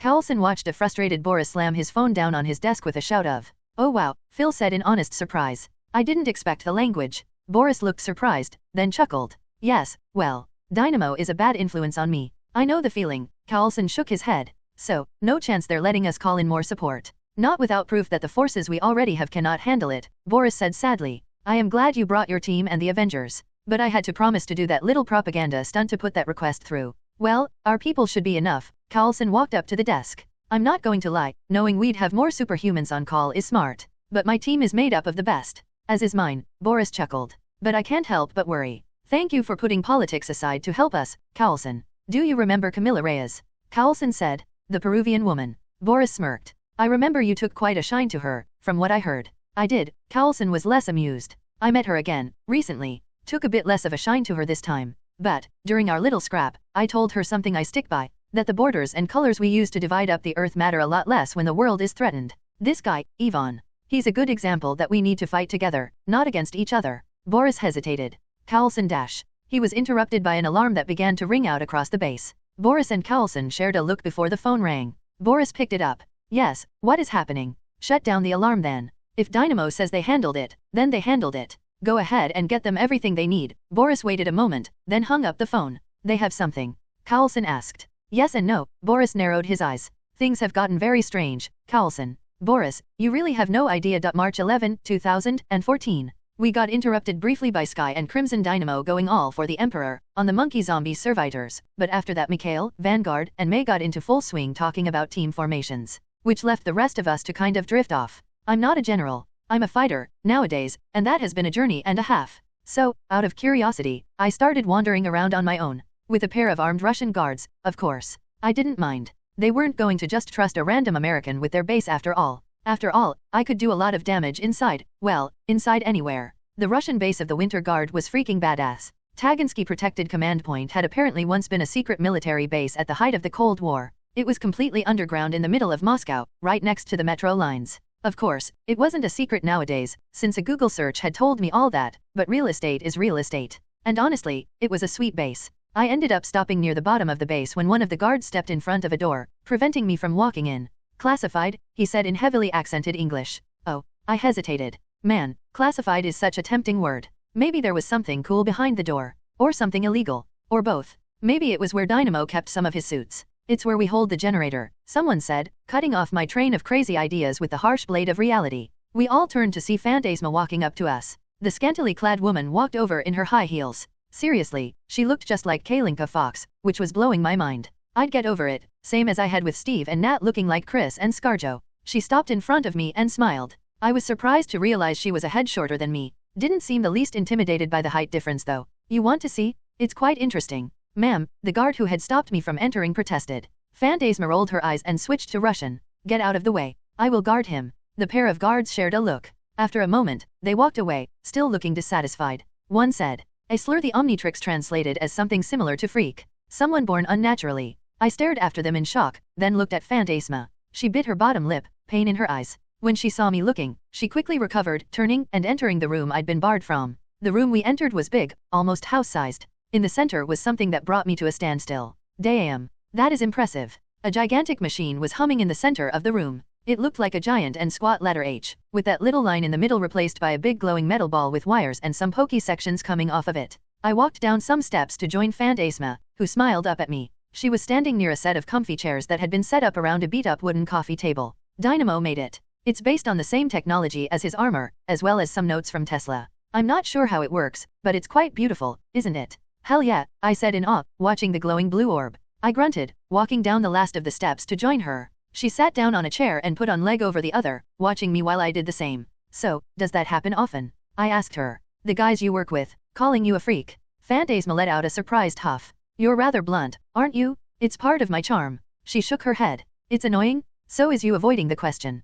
Sometimes, Phantasma admitted. She looked over at the reactor as it continued to hum. We are gifted with incredible abilities. She lifted a hand and twisted it. Purple lights flowed off her fingertips, turning into intricate sigils set in a violet circle. A Google search later told me it was something similar to mandalas in Eastern cultures, but with Russian lettering and symbols. The light shone against her face as she watched it thoughtfully. But they separate us from the rest of humanity. It is only logical for them to covet our abilities. To be jealous. I rested my head against my hand. Sure. Sometimes. But it sucks too, right? Getting called that by people who are supposed to be your allies. It is the nature of people. She raised a hand and watched the purple sigils float away from her. To fear and covet these abilities. Yeah, it's human nature. And it sucks. Phantasma clenched a fist, destroying the sigils. Yes, it sucks. She looked over at me. How long have you had your abilities, Mr. Sheikht? I leaned my head back to look at the ceiling, thinking. I don't know, 6, 7 months? Since October, maybe. She laughed. You don't remember. It's been a bit of a roller coaster, I grinned.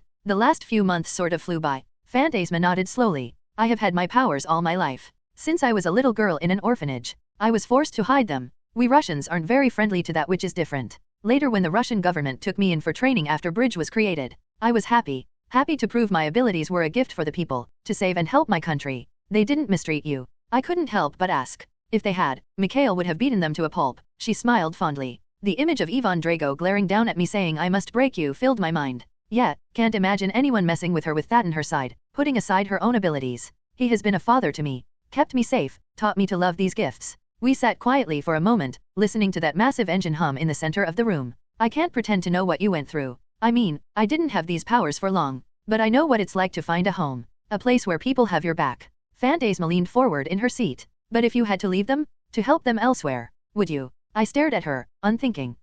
How long are we talking? Unspecified, Phantasma said. Oh, so this is a heavy type question. I rubbed the back of my neck. I'd hate it. It would suck. For multiple reasons. But if it's for I hesitated on the word to use. For my team? Yeah. I mean, I'm here, right? Phantasma bit her lip thoughtfully. And if they were the only family you had? The only ones who had ever trusted you, to have treated you as more than a freak or a weapon? For some reason, I could tell that answering too quickly would be to my detriment. That it would seem like I was treating this very important question with careless brevity. I looked back at the glowing orb in silence, thinking. When I spoke, it was only after some thinking. You know, I think, as long as it's to keep them and the world safe, I'd head out. For their sake. Being a superhero sucks sometimes. There, you have more experience than I do, Phantasma joked. But thank you. It helps, a little, to talk about this. No problem. Funny though, I kinda thought you were hanging out with me to get secrets or something, James Bond type, I said with a chuckle. She smirked. No, I'm not exactly the spying type.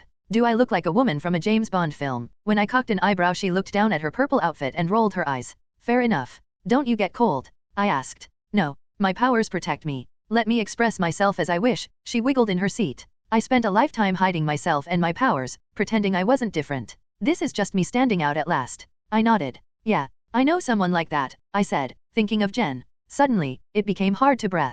I looked up at the door at the same time as Phantasma. Oh, a living shadow strode into the room, teeth of black smiling down at us. You look cozy. I'm disappointed. I was hoping he was planning on fighting you. I'm not the combative type. I glared up at the guy as he walked down the stairs. But you are. Chernobyl huffed out a laugh and I felt my heart clench and release with each puff of laughter. I can smell it on you. Blood and pain, like wine dripping off a knife. It's almost hilarious. Chernobyl, did you need something? Phantasma said in annoyance. I just came to annoy you. Well, what the hell was I supposed to say to that? It's fun, you know, seeing how people react in my presence. Used to be so boring. All the knights in shiny armor, screaming about they'd destroy the evil god and remove all darkness. It was fun, at first. Killing them off had its own fun appeal to it. But then, they were boring, he scoffed. Idiots. As though I was the reason they all killed and raped across the land. He sat down at a chair with us with a loud sigh of pleasure. It made for a ridiculous image. I like this century better. You all have more fun reactions, so much more varied. And Netflix? What a concept. He laughed while I looked at Phantasma, who was slowly moving her fingers around to make more magic purple sparks.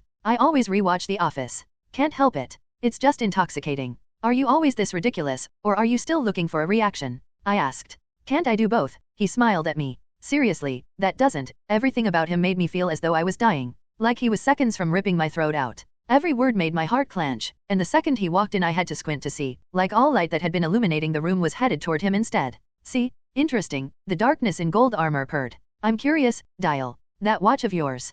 Can it defeat me? You wanna give it a shot? I growled. He laughed. No. See, the reason I'm curious is, well, the Russians, as they call themselves now, they made us to reflect you Avengers. I'm sure you've noticed. Sorta obvious. You got a point there, bud. Oh yes. Well, Vanguard and Dynamo are obvious. Hunter, he's just a killer, like your Black Widow and Hawkeye. I'm the one who is supposed to represent your Hulk and that pondering oaf Thor. He looked over at Phantasma. But who is Phantasma? In our little group. Chernobyl, she said warningly, more purple sparks flowing. If you say another word. You know, she was eager to meet you, he hissed softly. They warned her to be ready. She needed to be versatile, to have a counter for every trick, every alien. Sonic spells, illusions, shields, poisons. How often did you train, Phantasma? For the day you might need to kill your new friend.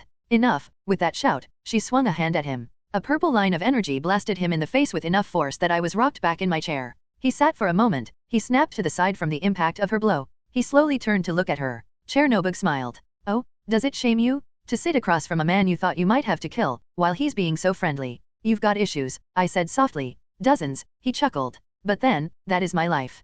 Fantasma spun and walked out. I gave Chernobyl a glare, then went to follow her as he laughed eerily. After some walking, she stopped and looked at me. I had to, I asked. Honestly, I'd expected an apology. Instead, she was eyeing me fiercely. We all did, she spat out. All of us had to be ready in case the Avengers would invade Russia. A worst-case scenario. And I don't regret it. It was necessary. A bit of a hurtful statement, considering I'm right here, you know, I pointed out. You scare people. She crossed her arms looking up at me. That is unavoidable. I don't want to kill anyone dash. Okay, that's more on the right track, back to friendly ground, I said. But I also needed to be ready to kill you despite that. And you've derailed. Back on enemy territory. Fantasma stopped for a moment. Then she looked at the watch. The Omnitrix. You keep getting stronger. We keep getting records of more and more aliens. All so powerful, can you blame them for wanting me to be ready? In case those were turned against the people of Russia. To that, I could only open my mouth and realize I didn't have much of an answer. I had thought about it. What if, somehow, someone got the watch off of me, used it on others?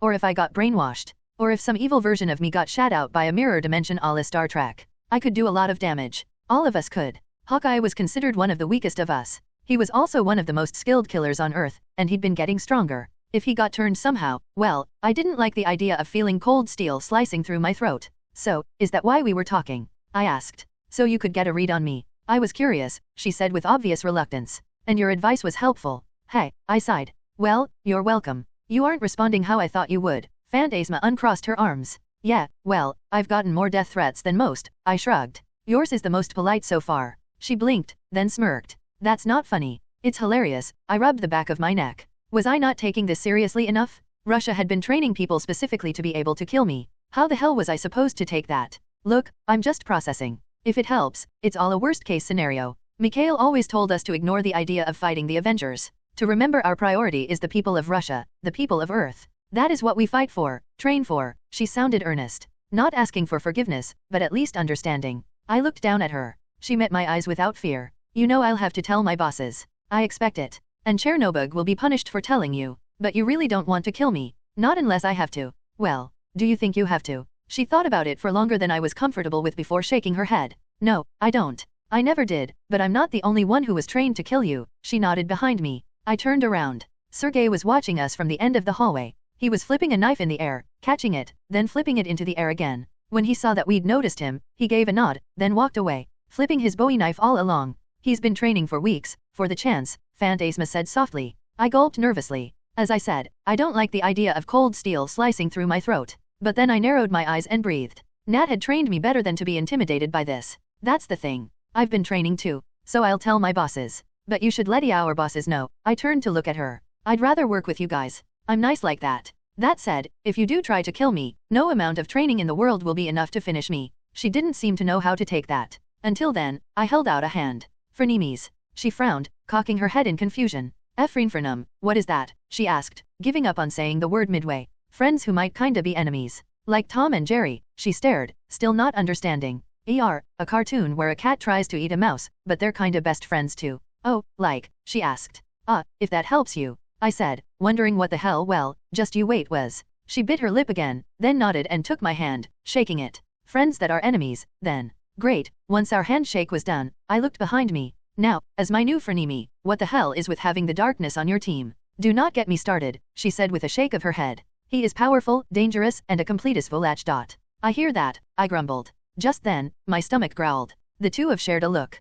Fantasma giggled, and I chuckled. Come, she turned and led me away. I have threatened you with death enough. Now I will feed you. Do I get a chance to try that borscht stuff? I joked. Bleh, she stuck her tongue out, disgusted. No, I hate beets. We will have pirozhki. That last was said with an excited skip in her step. With that, she led me away. Sergei Kravinov / the hunter. Sergei thought quietly to himself as he prowled the hallways of the Winter Guard base, nostrils flaring. He continued to flip his Bowie knife in his hand. Dial and Alloy. How wonderful that they had arrived. When the squalid mess that was now the remains of the formerly powerful Russian government came to him with an offer, he'd been ready to refuse immediately. The country his mother and father had once loved had changed. No dignity, no honor. Like all civilization. Only in the jungles and forests had he been able to find that. Men would eat when they were full, kill with explosives and disease. Animals killed. But only for things that made sense. And they didn't waste time on fruitless things, like the internet or television. All actions had a reason. Animals and plants didn't do things just to have fun, they did them to survive. Even play was training and exercise for animals. In many ways, he'd been proven right. A country of fear, of pompous and overblown displays like the one at the airport. Disgusting. But all that time ago, when he'd been approached, they showed him things. Beings of incredible power. Beings they wanted his help in learning how to kill. How fun. Since then, he'd been training again. The thought process had been fascinating. He'd devoured hours of research on the Avengers and their allies, watching video clips carefully. The footage of their enemies was just as fascinating. One of the best ways to hunt a predator is to watch it during its own hunts. To follow the same trails its prey uses. And now, he had 2 of them where he could watch. Now was not the time to hunt them, of course. That was the fun, of course. Patience was the most important part. Patience made all things so much sweeter. Craven stopped walking. Melinda May stood there. He hadn't noticed her. Hadn't he? In all his time back in civilization, no one had evaded his senses. Until this woman. How intriguing. Did you need something? Sergei asked politely. He kept his hands open, his stance wide. She noticed. Mikhail and Vanguard are looking for you, she said simply. I'm on my way to talk to Carlson. Sergei let out a grunt of acknowledgement, then moved to walk around her. She was still. Oh so still. As he stepped around her, he could feel it. The same as hunting panthers in the jungle. That tense moment when you couldn't tell just who was the true prey. He almost sighed in happiness. To think, in this pile of civilized rot, he would be reminded so much of the thrill of the jungle. Civilization was still a waste. But less so than it might have been once. Mrs. May, Sergei said with an honest smile as he passed. Thank you for this. Truly. With that, he left, all the while feeling eyes like blades digging into his back. Exquisite. Mahmoud Sheikh/Dial. March 12, 2014. The morning after though, my favorite geeks had come upon a solution. They gathered us in a room together and started explaining what they'd found. With a torn apart body lying down in front of us. They're clones? I asked. Yes. Simmons sounded absolutely fascinated. And no, they are technically genetically engineered from the same DNA. They could almost be seen as being related, but they're clones, without a doubt. However, further research shows they were grown in pieces in vats.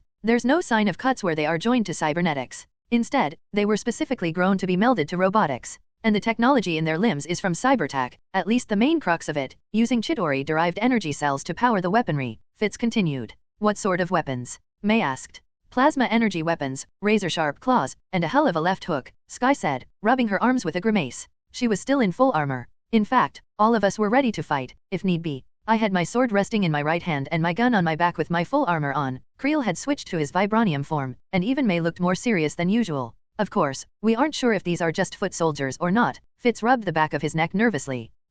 This could be the elite, the standard, or Dash. Or Kragoff has more powerful creatures ready to attack with, Vanguard snarled. Seriously, 90% of his dialogue seemed to be snarling. At the least, we know they can be killed by us, Dynamo said. But there are also markers of early Russian experimentation into cybernetics, as well as some engineering similar to that found in records from Hydra we found when we purged them from our nation. What is with bad guys making Lego sets out of superpowers? I grumbled.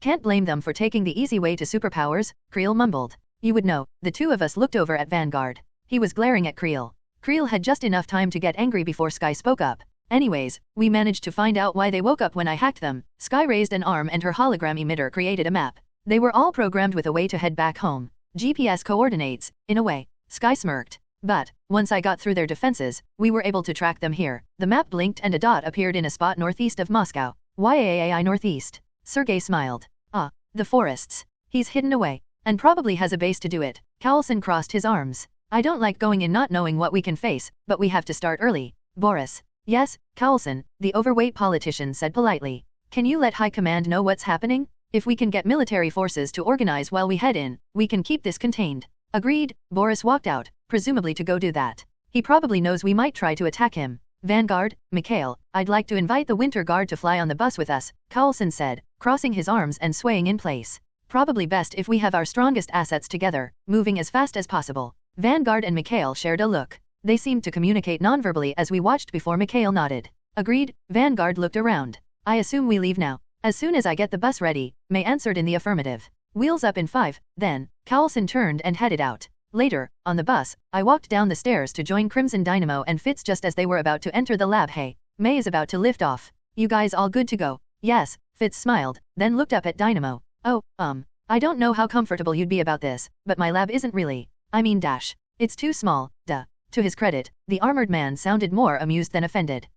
Fitz chuckled self-consciously. Sorry. Don't worry about your tech, I tried to say in a reassuring voice. We aren't going to hack it or something. I was not worried about that until you said it. Fitz and I shared a surprised look and I quickly tried to save face. I didn't mean it, I was just trying to dash. A low rumbling chuckle erupted from the suit. Joking. Only joking. Here, it is best we begin our work as soon as possible. Some surprisingly quiet noises filled the room. Fitz and I watched with bated breath as the back of the armor opened up. Faster than I would have guessed, the figure exited the suit to crawl over it and drop on the floor with a hop. The figure was shorter than Fitz, almost rail-thin, wearing workman's boots and a blue jumpsuit that seemed built for both mechanics and pilots. Brown hair streaked with blonde flipped in the air, green-flecked brown eyes gazing on us. Fitz and I shared a surprised look, then looked back. What? Dynamo's pilot blinked up at us. Nothing whatsoever. What could dash? Fitz stuttered nervously. I assumed you were a guy, I said bluntly. Crimson Dynamo, a near-dead ringer for Mila Kunis, scoffed at me, waving an uncaring hand. Well, I suppose that makes sense. Come on, we have work to do. She spun on her heel, ponytail spinning in the air, and strode into the lab, somehow still stomping with the same amount of force as when she'd been in the suit. I think if we work together, we can come up with some ways to take advantage of enemy weaknesses, maybe a hacking program of some sort? What do you think, Dr. Fitz? Fitz gave me a hesitant look. I shrugged. Hey dude, she's cool as shit. Didn't really have personal skin in the gender thing anyway. My fellow nerd opened and closed his mouth. I just don't. He spun to look at Dynamo. Do you have a real name? I laughed, honestly surprised by that. Dynamo turned to look at him, then chuckled. Galina Nemirovsky. It was kinda funny how husky her voice sounded. Very deep for such a petite person. Fitz looked at me, then at her. He seemed rather nonplussed for a moment. Then he breathed deeply and strode into the lab. Okay, you said something about weaknesses? If we can isolate the main power for the machines, it's possible we can disrupt them. I think you're right. Galina, cool name, grabbed a tablet and started tapping at it. I think we should focus on somehow making them a Keystone Army. What? Fitz asked, confused. A Keystone Army, an army that dies once one thing is activated, destroyed, or removed. These are all connected, duh. If we can force that connection, maybe we can find some way to shut them down all at once. I walked up the stairs, figuring I wasn't as useful right now. As I entered the halls, I ended up walking past an image of the world map. I stopped to stare at Russia, panning my eyes across it as the bus hummed around me. I turned away and headed away, wondering how my friends were doing. Antoine triplet/a friend. In a small laboratory in the middle of China, a scared scientist rushed through his lab, trying not to scream. Behind him, screams filled the air. The sound of blades slicing through flesh was followed by one of the screams going silent. The scientist went around a corner and found himself bumping into someone. The man screamed. Whoa. The person he'd bumped into backed off with a worried look on his face. In English, the man spoke. It's okay. I'm Bridgeman, you're okay. The scientist breathed a sigh of relief as he looked at the man. He was tall, with dark black skin, and very well built. He was wearing a strange armored suit similar to the ones bridge soldiers wore on the TV. Theory behind me, the scientist stammered fearfully. The man frowned, looking behind him then nodding. Okay, come on. Putting a hand on his back, he led the scientist away. When the man smiled, the scientist relaxed even more. The man had a very confident demeanor and a charming smile. What are they looking for? The man asked with some concern. In hesitant and accented English, the scientist spoke. We've been experimenting with a new form of computer chip, using new materials. I am just a scientist, Hey, the man, with concern, patted the scientist's back as he led him along the hallway. The smile the man gave him calmed the scientists. It's okay. Look, if it's just an experiment, we don't have to worry. As long as you don't have an actual chip, I can get you out. We don't have to worry about Hydra getting their hands on it, right? The scientist stopped. The man looked at him in surprise. There is a prototype. The man's face fell. What could they want with it? The scientist asked. Don't think about it, the man said hesitantly. And no, tell me, the scientist shouted. The man shook his head. It's Hydra. That was enough for the scientist. We have to get it out, to stop them. It's too dangerous, the man shouted. Please. Hesitantly, the man stared in the direction of the exit. Then he sighed sadly. Okay, lead the way. The man took out his pistol. The scientist nodded, still scared but determined. This way. The pair went running down the hallways. The scientist let out a shout when bullets flew past them. The man fired back, pushing the scientist along. Go. The scientist screamed. They entered a small room at the end of the hallway. The scientist stopped in front of a keypad to a door. Give me a minute. I'll do my best, the man said, worried. They stood for a tense moment as the scientist tapped at the keypad. Okay, the scientist turned, only for his eyes to widen in horror. A round shield was spinning towards his head. Down, the man from bridge pulled him out of the way. The shield flew past where his head had been, bounced off 2 walls, then flew back. Is that Captain America's shield? The scientist stammered as the man pulled him into the room. I wish, the man said, pulling the door closed. Still terrified, the scientist gulped. Over here, he guided the man deeper into the room. The place was cold, extremely so. Dozens of monitors were set up everywhere. The scientist ran to a set of lockers. They were going to do some more test on it, but it's pretty much good to go already. Then we stopped Hydra in time, the man said. He sighed sadly for some reason as the scientist began to press numbers on another keypad. By the way man, my name's Trip. What's yours? My name? Oh, it's Lee Jei. The scientist, back turned, opened the locker and let out a little sound at the sight of the device behind all the trouble. He smiled with some hope. Lee Jei. I'll remember it. A single shot rang out in the room. Trip's face was neutral as he watched the scientist fall to the floor, a hole in the back of his head. He stepped up the body and turned it face up, closing the man's eyes. Then he reached into the locker and plucked out the chip, putting it in his pocket. Without a look back, he left for the door. When it slid open, 2 women were waiting for him. One was tall, with long curly blonde hair. She wore a white skin-tight combat suit, carrying a pistol in one hand and a dented round metal shield in the other. The other woman was barely out of her teens, rail thin, with pale skin and long straight black hair. She carried no weapons and wore only a black tank top and blue jeans. However, a pair of long crystal blades could be seen stabbing out of each of her hands, 2 from each hand, with another pair of blades from her feet and another from her shoulders. As Trip walked up to them, the blade retracted into her skin, the cuts they'd created healing. Sharon, Laura, Trip said with no emotion. Are you done? The 2 women shared a look, then looked back at Trip. Yes. Everyone is dead. Are you okay? Sharon asked. Trip scowled. Yes. I have the chip. Laura, the young woman cocked her head to the side. You have someone's blood on your cheek. She let out a little of surprise, quickly scrubbing at her face. Let's go. Trip turned and led them to the exit. We have work to do. Have work to do. Agent Phil Carlson. This is fascinating. Mikhail lifted a single cigarette, staring at it as though it was much more than that. What sort of power source does it use to produce the laser? Simple batteries, the kind Howard Stark was developing years back, Carlson said eagerly. The pair were standing in Carlson's office in the bus, looking at the shelves behind his desk filled with old spy gear. They stood side by side as they geeked out over the tech. Incredible. I've seen similar devices in museums, but none in such good condition. Mikhail put it down and lifted another device. Now, I'm tempted to think you'd left a few American coins here. He displayed a quarter, one of a couple. Walkie-talkie, Carlson said as an answer. Mikhail chuckled, shaking his head. Amazing. The best I have is an old insecticopter the CIA used. The Dragonfly one?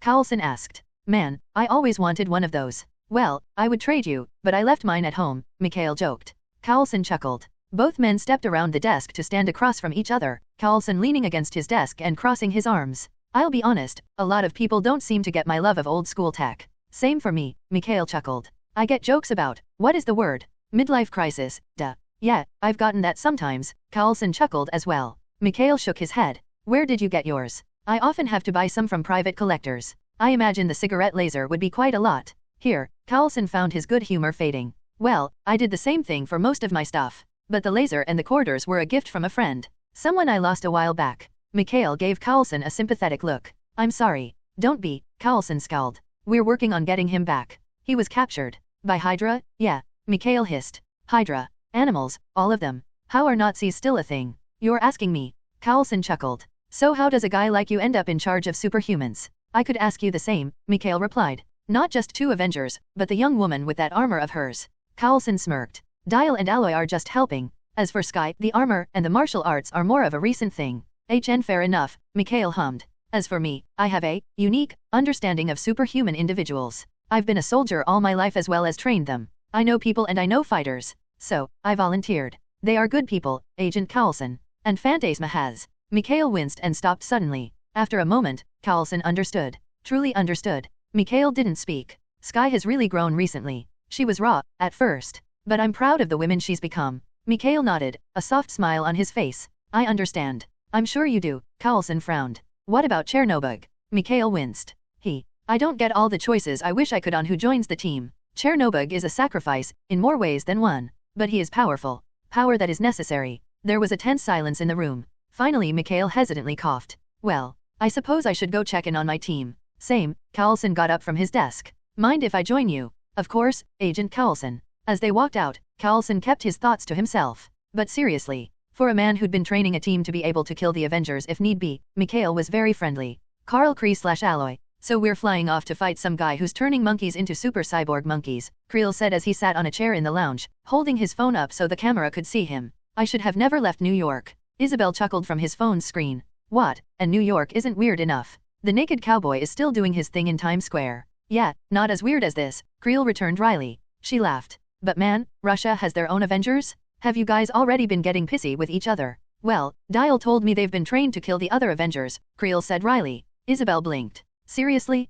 Does Coulson know? We told him and the director. Creel leaned back in his seat. She told us to keep it from the rest of the team for now and do our jobs, but to also be ready to fight back if we have to. The magic one, Phantasma, she was forced to admit it. Phantasma, Isabel mused. Now she is just hot as hell. And she's got a hell of an outfit. Think I'd look good in it? You'd look good in anything. Now that is the correct answer. Creel smirked. Suddenly, Vanguard strode into the room. Creel looked up at him, then back at the phone. I got to go, babe. Talk to you later. Later. Isabel hung up, and Creel put his phone away. As he did, Creel and Vanguard eyed each other from across the room. Girlfriend? Vanguard asked. Something like that, Creel answered. Vanguard nodded slowly. He removed his shield from his arm, placing it alongside a chair and sitting down. I would like, Mr. Creel, to settle something with you. Vanguard, to Creel's surprise, reached up and pulled back his mask. The man had thick black hair and brown eyes, his skin slightly lighter where the mask didn't cover it. Creel had to wonder how often he wore the mask that it actually affected his tan. Okay, Creel leaned forward curiously.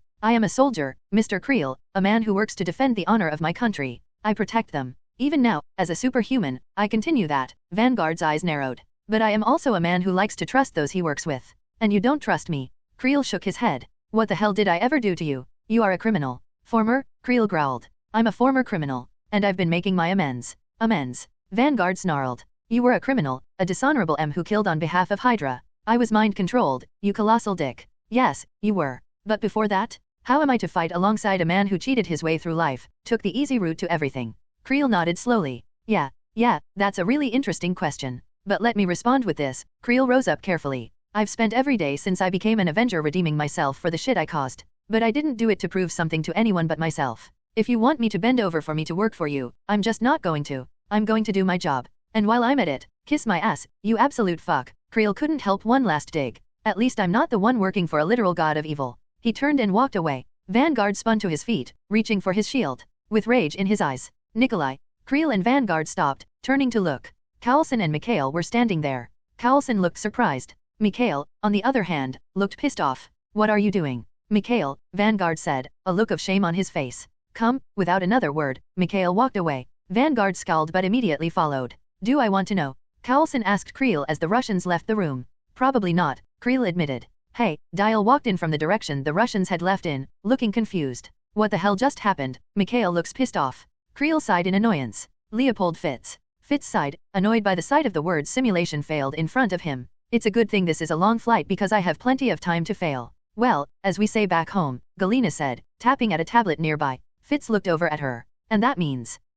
Galina looked up blinking. Oh, well, the literal translation is, without torture, there is no science. The closest counterpart would be no pain, no gain. Without torture, there is no science. I like it, Fitz said with a chuckle. Fitz. Simmons came in with a smile. I was wondering where you, who is this? Simmons stopped, looking over at Galina. Her smile faded into confusion. Oh, Fitz pointed over at Galina, then realized what was happening. This is Galina. Hello Simmons, Galina said, not looking up from her tablet. The screen flashed red again. VOT Edo Pizdak. Okay, Simmons walked around to join Fitz. She whispered as soon as she was close. Who is she? The Crimson Dynamo's pilot, Fitz whispered back. Really? Simmons sounded intrigued. And also something else he couldn't quite read. Which was odd, because Fitz usually had a very easy time reading Simmons' emotions. I didn't expect her to be so, well dash. Pretty. Fitz asked. Female, Simmons looked up at him, shocked. What did you say? Nothing. I thought you said dash. Nope. Simmons scowled, displeased.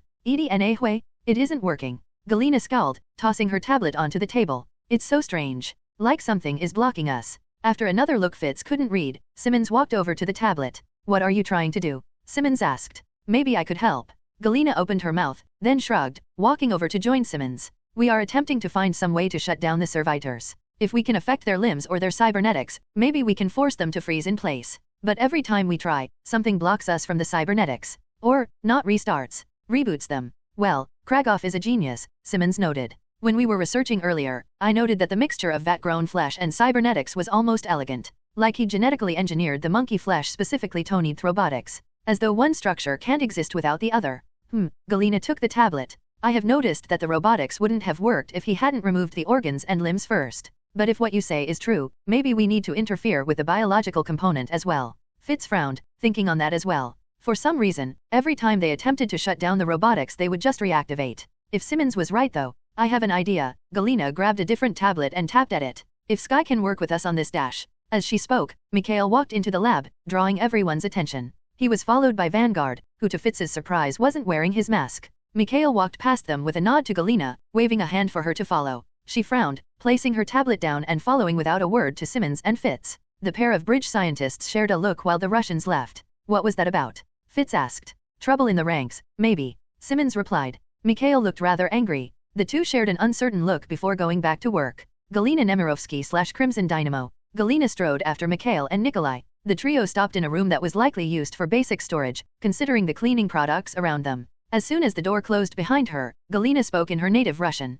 What happened? You want to tell her? Mikhail asked Nikolai. No, Galina said firmly. Don't pull that bullshit, just say what the issue is, now. She was not someone to waste time. Time was to be spent on things of value, in the end. Not stupid back and forth. You want to tell her? No, I don't, you better tell her. Stupid. Mikhail scowled. Fine. He was moments from attacking Aloy. Why? Galina said immediately. Nikolai, the man who had taken the name Vanguard, hesitated. Galina nudged him, impatient. He sighed. The man is a criminal. I don't trust him. Then don't, Galina said simply. But we all have a job to do, and that includes working with him. We have enough unstable elements on our team. Nikolai looked at her, anger in his eyes. Galina, he's just part of the problem. We've discussed this, Mikhail protested. No, we haven't. Nikolai clenched his fist. He is a monster, not a god. And yet, we've been forced to accept him on our team? That unstable beast. Nikolai, Galina said firmly. No. Nikolai slashed a hand down. Chernobyl devours life. He freely admits to killing to survive, killing for pleasure. And yet, he is rewarded.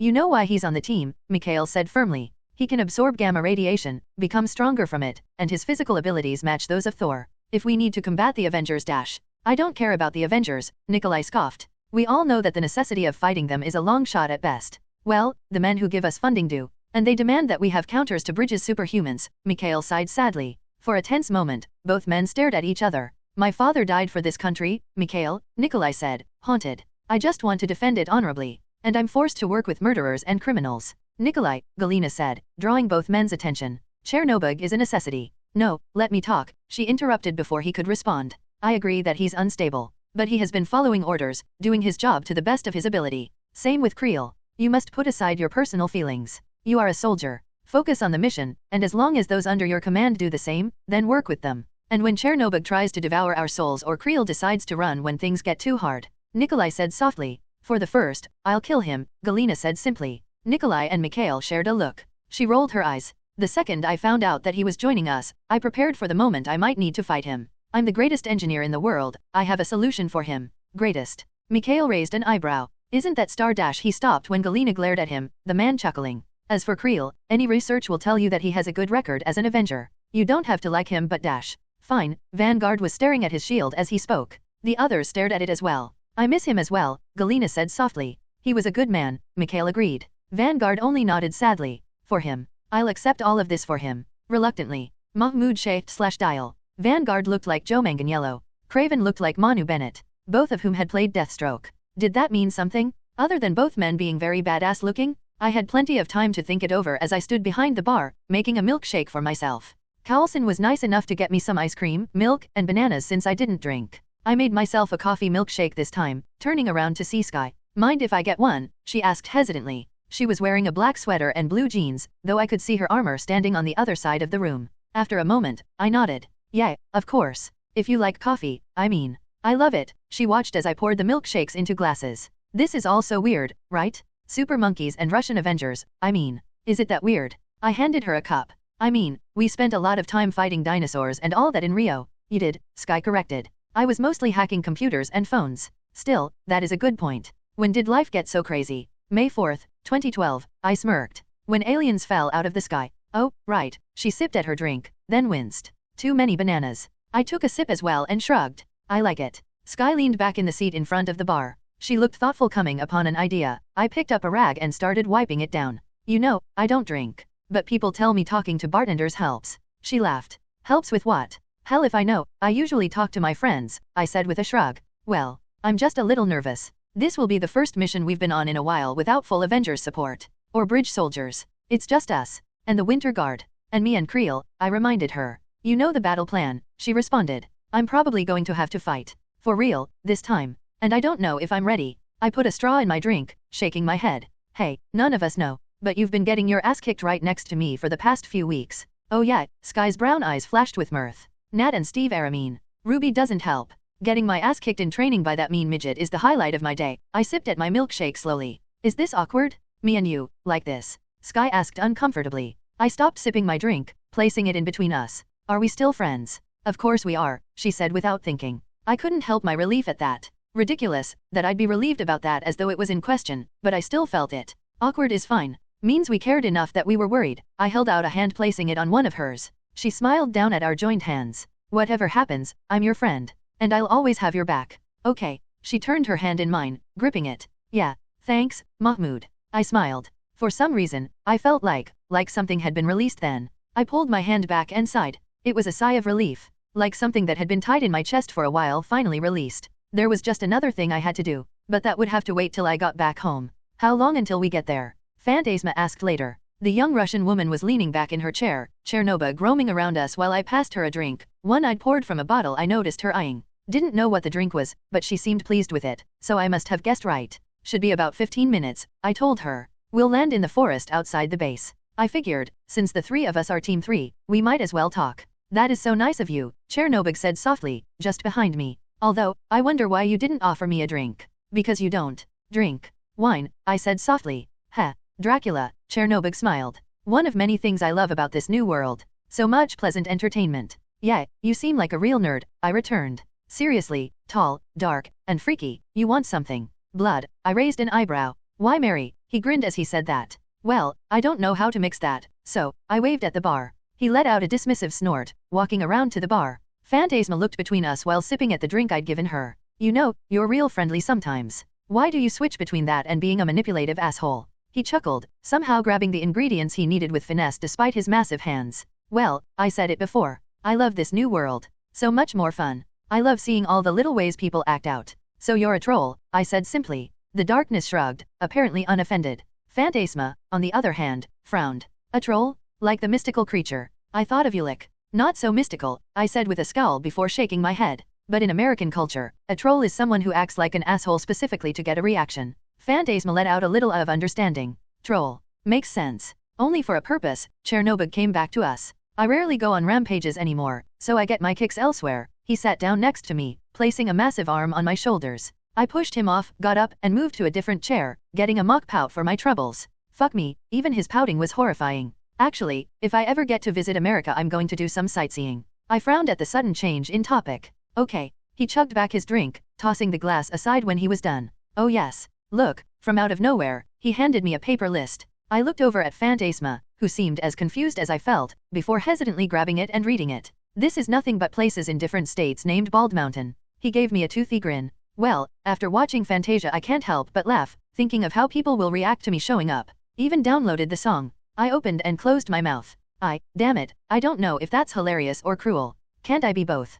Fantasma rolled her eyes. You really are dash. Boom. The whole plane shook suddenly, sending us all tumbling. I got up to my feet at the same time as the others. What the hell was dash? An explosion came from the wall behind me. I shouted a wordless scream as I was sucked out of the plane. For a breathless moment, I tumbled through the air. The stars and clouds were replaced by the ground, then came back, around and around. Phew dash I kept shouting as I reached for the Omnitrix. Still screaming, I flipped through the menu. For a breathless moment, I had to fight off the urge to just smack the Omnitrix. Instead, I pushed it down. My skin was replaced with soft black and blue spots, like that of a moth. I unfurled my wings with a shout, my descent slowing until I was floating thousands of feet in the air. Big chill. I stared up at the plane. Its lights were flickering. I could see strange figures buzzing around the bus, purple lights flashing from them as they ripped into it. What the hell was that? Dial. Fantasma floated down to join me. You're okay. Same to you, I said back. Didn't know you could fly. Fantasma's boots were surrounded by purple sparks, making it look like she was somehow dancing on air. She looked up as darkness floated down to join us. That was fun. Chernobog was somehow standing on nothing, the way Soul Reapers from Bleach did, helped by a pair of bat wings he unfurled from his back. Wings he'd had no indication that he had before. He looked up at the plane. Food. Come on. I shot upwards, Fantasma and Chernobog following. This fight ain't over. As we flew up, Fantasma came along to my right, her boots releasing sparks at a faster pace. She had to yell to be heard over the wind of the chill Russian skies. You think it's servitors? Does it really matter? I asked with a look toward her. Fantasma frowned. I suppose it doesn't. Dial? This is Cowlson, can you hear me? The Omnitrix symbol on my chest shouted. I'm here. I shouted back. Thank God. Sky yelled through the Omnitrix as well. We're under assault by unknown aerial enemies. Carlson shouted. I'm going to fight back with the cannon turrets. Sky and Dynamo will join you in the air? We need to take these things out and land as soon as possible. See you soon. With that I charged forward. The enemies flying about the bus seemed to notice, because a bunch of them spun in the air, spinning to come toward us. Lunch. Kirobug barked. Weirdly, unlike the last time he'd spoken in his real voice, I felt nothing. The enemies came close enough that I could finally see them. A face of metallic fangs and fuzz, eyes of flickering light as tiny arms ending in tubes aimed at us. They had wings of metal and rockets set into their backs. And they were babies. Very clearly baby apes. Cherubim servitors. Baby servitors, I realized. Dude has problems, I mumbled in reference to Kragoff. Before I could say anything else, the flying monkeys with lasers were firing at us. I quickly went intangible, letting the shots pass through me. I flew through one of the monkeys, freezing it in midair, then spun around while going tangible. I raised my hands and blasted out 2 beams from my palms, freezing another monkey, going intangible again when a monkey flew down to blast me. When I fired back at it, our shots met in midair. According to Tony and Fitz, plasma shots tended to be ionized gas that was fired through magnetic fields with extremely hot temperatures, unless I was misremembering. Whatever the case, when plasma met a beam that could freeze anything instantaneously, it exploded. The Wicked Witch gave you some upgrades. I shouted at my opponent. The monkey only fired another beam. I tucked my wings in and dive away from it, unfurling my moth wings again to fire at it and freeze it. Phantasma raised her hands and made some elegant hand motions, another purple mandala coming to life in front of her. Several servitors fired at her, their plasma shots making ripples across the mandala shield with no effect. She clenched her fists, clapped them together, then swirled them outward, a sword of violet fire appearing in her left hand. With an intricate flowing motion of her right fingers, she let out a blast that flew through her mandala, knocking a servitor out of the air. When one flew around her shield, she slashed at it, cutting an arm off, then blasted it again. Chernobog was nowhere near as elegant. He charged forward, ignoring the plasma shots tearing into his form. He opened his mouth wide, and something flew out of one of the servitors, a ghostly wailing figure. The servitor shuddered in place, still firing, but somehow with none of the energy of the others. The wailing ghost flew into Chernobog's mouth. He swallowed. Artificial, mangled and stillborn. Not the least bit filling, he smiled. But I don't mind overeating. With that, he roared forward, grabbing a monkey out of the air and digging his teeth into it. Sparks flew, blood and viscera pouring down his gold chest armor in streams, the sound of him eating sickening. It didn't help that he was still joking around. Number. Take them out and get to the bus. I shouted, diving aside from another plasma shot. I flew to go back to back with Phantasma. We rotated together, me firing at anything that came towards her back while she protected mine. I blasted a monkey, then froze another plasma shot to explode it. The monkey I froze was about to fall to the ground far below before Chernobog grabbed it and took a bit. Like ice cream, he said pleasantly, diving through the air to claw at another. Hurry up. I shouted at him, breathing out a cold mist before continuing. We need to join the others. Agreed. Phantasma slashed out at a monkey, cursing when she missed. Chernobog flew by and tackled the servitor she'd missed, tearing it apart in a spray of blood and oil as black teeth tore through red flesh. Phantasma waved a hand and blasted another servitor apart. Come on. Flying together, we charged upwards, fighting our way toward the bus. Phil Carlson / leader of Team Shield. Phil rushed into a room with 2 joysticks in front of a screen, sitting down and initializing the weapons as fast as possible. May, how long can you keep us in the sky? She responded over the plane's speakers. I'm barely keeping us up as it is. We need to either land or evacuate as soon as possible. Get ready for either one. Phil shouted as the plane shuddered, the loud sound of plasma shots slamming into his bus making Phil grit his teeth. The screens came up, the cameras showing the monkey servitors outside. Phil grabbed the joysticks and aimed at the monkey with an angry smile. He began to pull the trigger. Outside, on the wings of the bus, twin cannon turrets rose out of hatches. Phil aimed them at the targets and pulled the triggers, blasting one of the monkeys out of the sky. Eat your heart out, Luke Skywalker, he quipped, spinning the cannon turrets to fire again and again, trying to stave off the destruction of his plane. It very quickly became clear that he was fighting a losing battle. The damn things were rocketing around too fast, ducking and diving through the air while firing at the bus. He took out a couple, but there were dozens of the things. Phil frowned in disappointment when one of the cannon turrets got taken out. Sky, Dynamo, I could use some air support out there. Sky felt her armor fold into place over her body. She bit her lip as she ran toward the hole blown into the side of the bus, flying up and out. As soon as the wind hit her she had to compensate, twisting in the air to aim her boots so that she was flying alongside the bus. She fought against the high-speed winds of her flight. Her HUD showed a sudden drop in temperature, and she had to focus on her targets. She stopped to blink at the sight of the enemy. Are those flying monkeys? I know right. Phil said over the comms. Before Sky could respond, some of the buzzing monkeys twisted to shoot toward her. She yelped, twisting out of the way of a plasma shot, and fired one back. Her green shot hit a monkey, setting it on fire, but she was forced to hit it again when it kept shooting at her.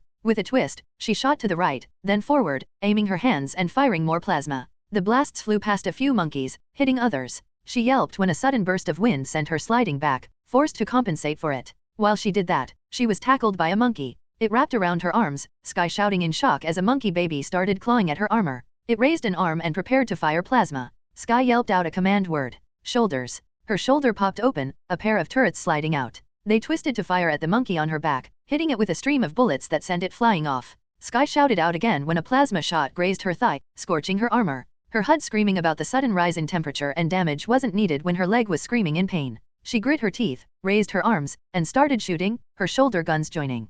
Come on, she roared, jet boots sending her flying forward to meet the monkeys. She took out two, dodged another, then twisted to slam her elbow into another, spinning back to kick another. Another plasma shot nearly took her head off. She fired back, her shoulder turrets firing on auto while she forced down her emotions. Baby monkey viscera and cybernetics parts sprayed around her. She was panting as she fought, trying to stay calm and failing, getting clawed in the back before she spun out of the way and punched her opponent. Another one tried to tackle. In a desperate move, she struck with a palm strike at the same as she fired a plasma blast. The impact of the attack combined with the plasma shot sent the thing twisting away. Struck by inspiration, she struck another monkey the same way, trying to incorporate the techniques she'd learned from Nat, May, and Steve with the armor's plasma shots. Yeah, she cheered as another plasma palm strike knocked an opponent out of the air. More monkeys flew toward her, slowly trying to overwhelm her. Despite her desperate attempts to drive them back, another shot grazed her arm, the pain slowing her down. Gritting her teeth, she tried to fight back, sweat pouring down her lips to fill her mouth with the salty taste. Then lightning flew around her.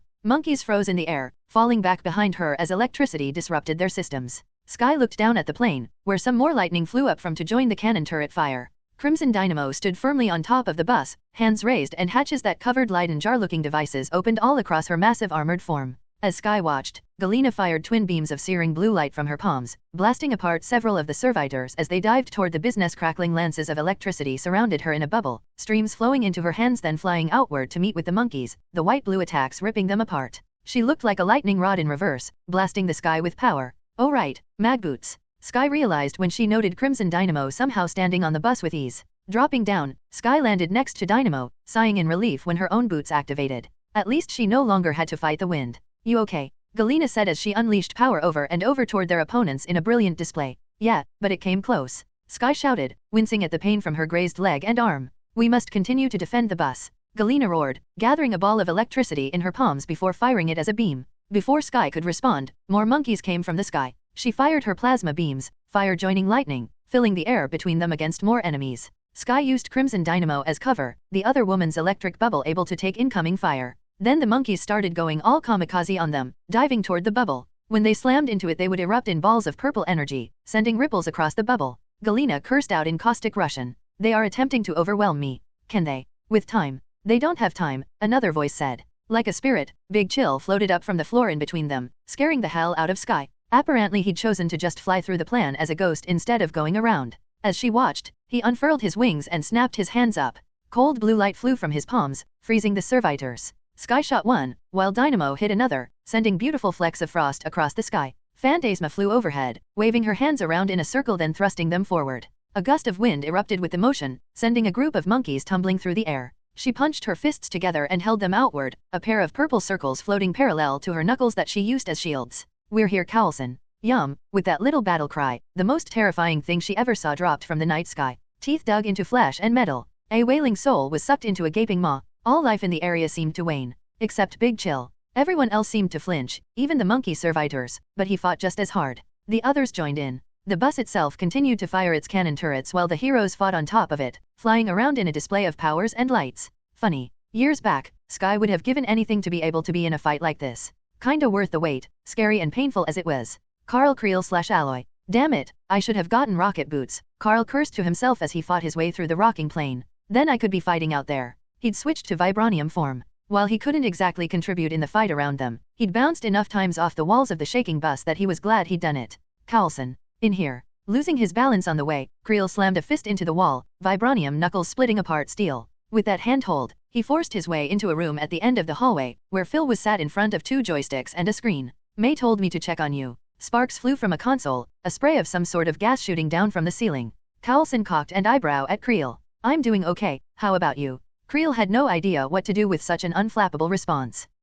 Carlson turned back to the screen and kept shooting. We're losing systems all across the plane. May is barely keeping us up, and so far Galena has shattered my kill count. So no, I'm not doing so great. What should we do? Do we have a plan? Creel said worriedly. I mean, worst comes to worst, I can just fall all the way down. Lucky you, Carlson said after a moment of hesitation. He shook his head. I hate to do this, but we need to evacuate the bus. If the engines fail, a lot of us are going to die, and I need everyone I can get for the next part. Carlson looked behind Creel. What do you think? Creel turned to see Mikhail standing behind him. It's our best option, Mikhail said with a shake of his head. I'm sorry, Carlson. Carlson rose from his seat. Sympathy later. We need to go, now. All three men rushed out, Creel and Mikhail helping Carlson along. Everyone, get ready to evacuate. May, that means you. Carlson-May said over the speakers. That's an order? Set it to autopilot and get to the cargo bay. Mahmoud /dial. I reared back with a deep breath, then leaned forward, a wide blast of ice enveloping the area in front of me. The temperature drop froze the servitors in a wide area, allowing Phantasma to slash them apart with her magic sword while Sky hit them with bullets from her shoulder turrets.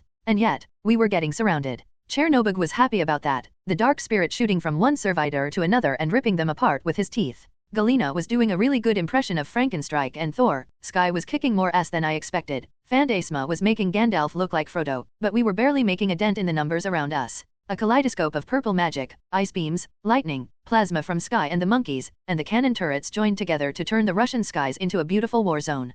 Carlson suddenly spoke over our comms, my Omnitrix blinking green light with every word. All teams, we're going to have to evacuate the bus. Try and hold them off of us until then. Already done. Galena and I said in unison. A servitor charged toward me. I punched it aside where it bounced off the bus, only for another to hit me. Phantasma blasted it off of me, and I returned the favor by hitting another one. How many of these things are there? Sky shouted, standing back to back with Galena. Enough, I growled in annoyance. Chernobog, floating above us, hummed in pleasure. More are coming. With that ominous little line, something large slammed into the roof of the bus, shaking the whole thing. We all staggered with the shockwave of the impact. I stared in shock at the being that had landed on the plane. A servitor, gorilla. I said in honest surprise. Looking back, it made sense, but the suddenness threw me. What had to be 500 pounds of muscle and metal roared. Its left arm had been replaced with a metal cannon, and half its chest was either replaced or covered in steel, a glowing green orb on its back. The thing raised its arm and shot at me. I went intangible, the big ball of light it fired bashing Chernobog out of the air, the dark god growling in anger as his big bat wings pumped to get him back to us. Oh, shoot me with a cannon? I'm coming for you first. A gorilla, seriously. Sky shouted. Take him down. Phantasma shouted back, blasting at the gorilla with a series of purple beams. Sky and Galena joined her. The orb on the gorilla's back glowed green. Before he could get hit by enough force to turn a tank into mulch, a big orb of green light flowed over him, becoming a shield that absorbed the beams of power. I waited for a moment for the shield to deactivate, then fired as well, hitting the gorilla on the chest. His metal chest frosted over. He didn't seem to like that, cause he leaped forward with a roar. I went intangible, letting him fall through me, every part of his body covered in ice as it passed. More monkeys attacked the others, forcing me and the gorilla to face each other head-on with no distractions. The gorilla raised his left arm and fired shots at me, forcing me to dodge as I floated about or go intangible. I fired beams at him, slowing him down or bouncing off his shield. He charged me again. I went intangible and dived into the plane beneath us. I fired a beam of ice as I flew back up toward up, the beam smashing into his chin, followed by my fist. Shoryuken, I said in Big Chill's ghostly voice.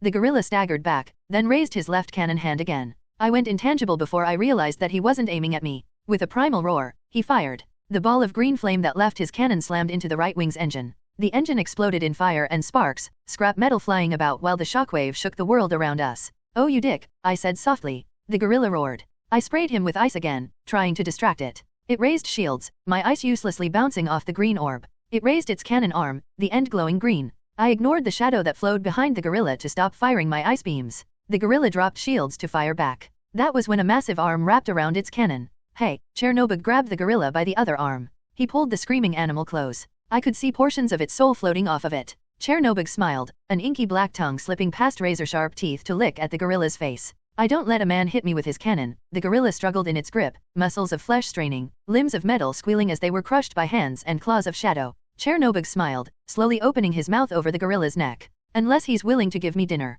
Teeth shredded into soul, flesh, and metal. Chernobog laughed as he began to dig into the creature that screamed in his grasp. He slashed out chunks of what I could only think of as soul and swallowed it down. Ah, he sighed happily. Was it good for you? Chernobog asked the discarded remains of a robot gorilla in a satisfied tone. I turned away to float over the bus, more easily able to catch up with it. I froze servitor after servitor, punching when needed punching and going intangible where I could as the onslaught continued. Then a group of monkeys twisted in the air. For a moment I wondered what the hell they were doing. They didn't seem to aim at us. Instead, they flew toward. Oh shit. I dived toward them, raising my hands to fire at them. They fired at me, forcing me to dodge while firing, but I only got 3 in a spraying movement. The rest slammed into the other wing. Oh come on. Sky shouted below me. This is my house, you assholes. The shout was followed by more shots of plasma from her palms before she spun to kick aside a servitor that must have been made from an ape instead of a monkey. I grit my teeth. Forget the bus? Defend the cargo bay, make sure everyone can get out. We all headed there while fighting through an army, 2 more loud thumbs followed by a pair of gorillas trying to shoot us.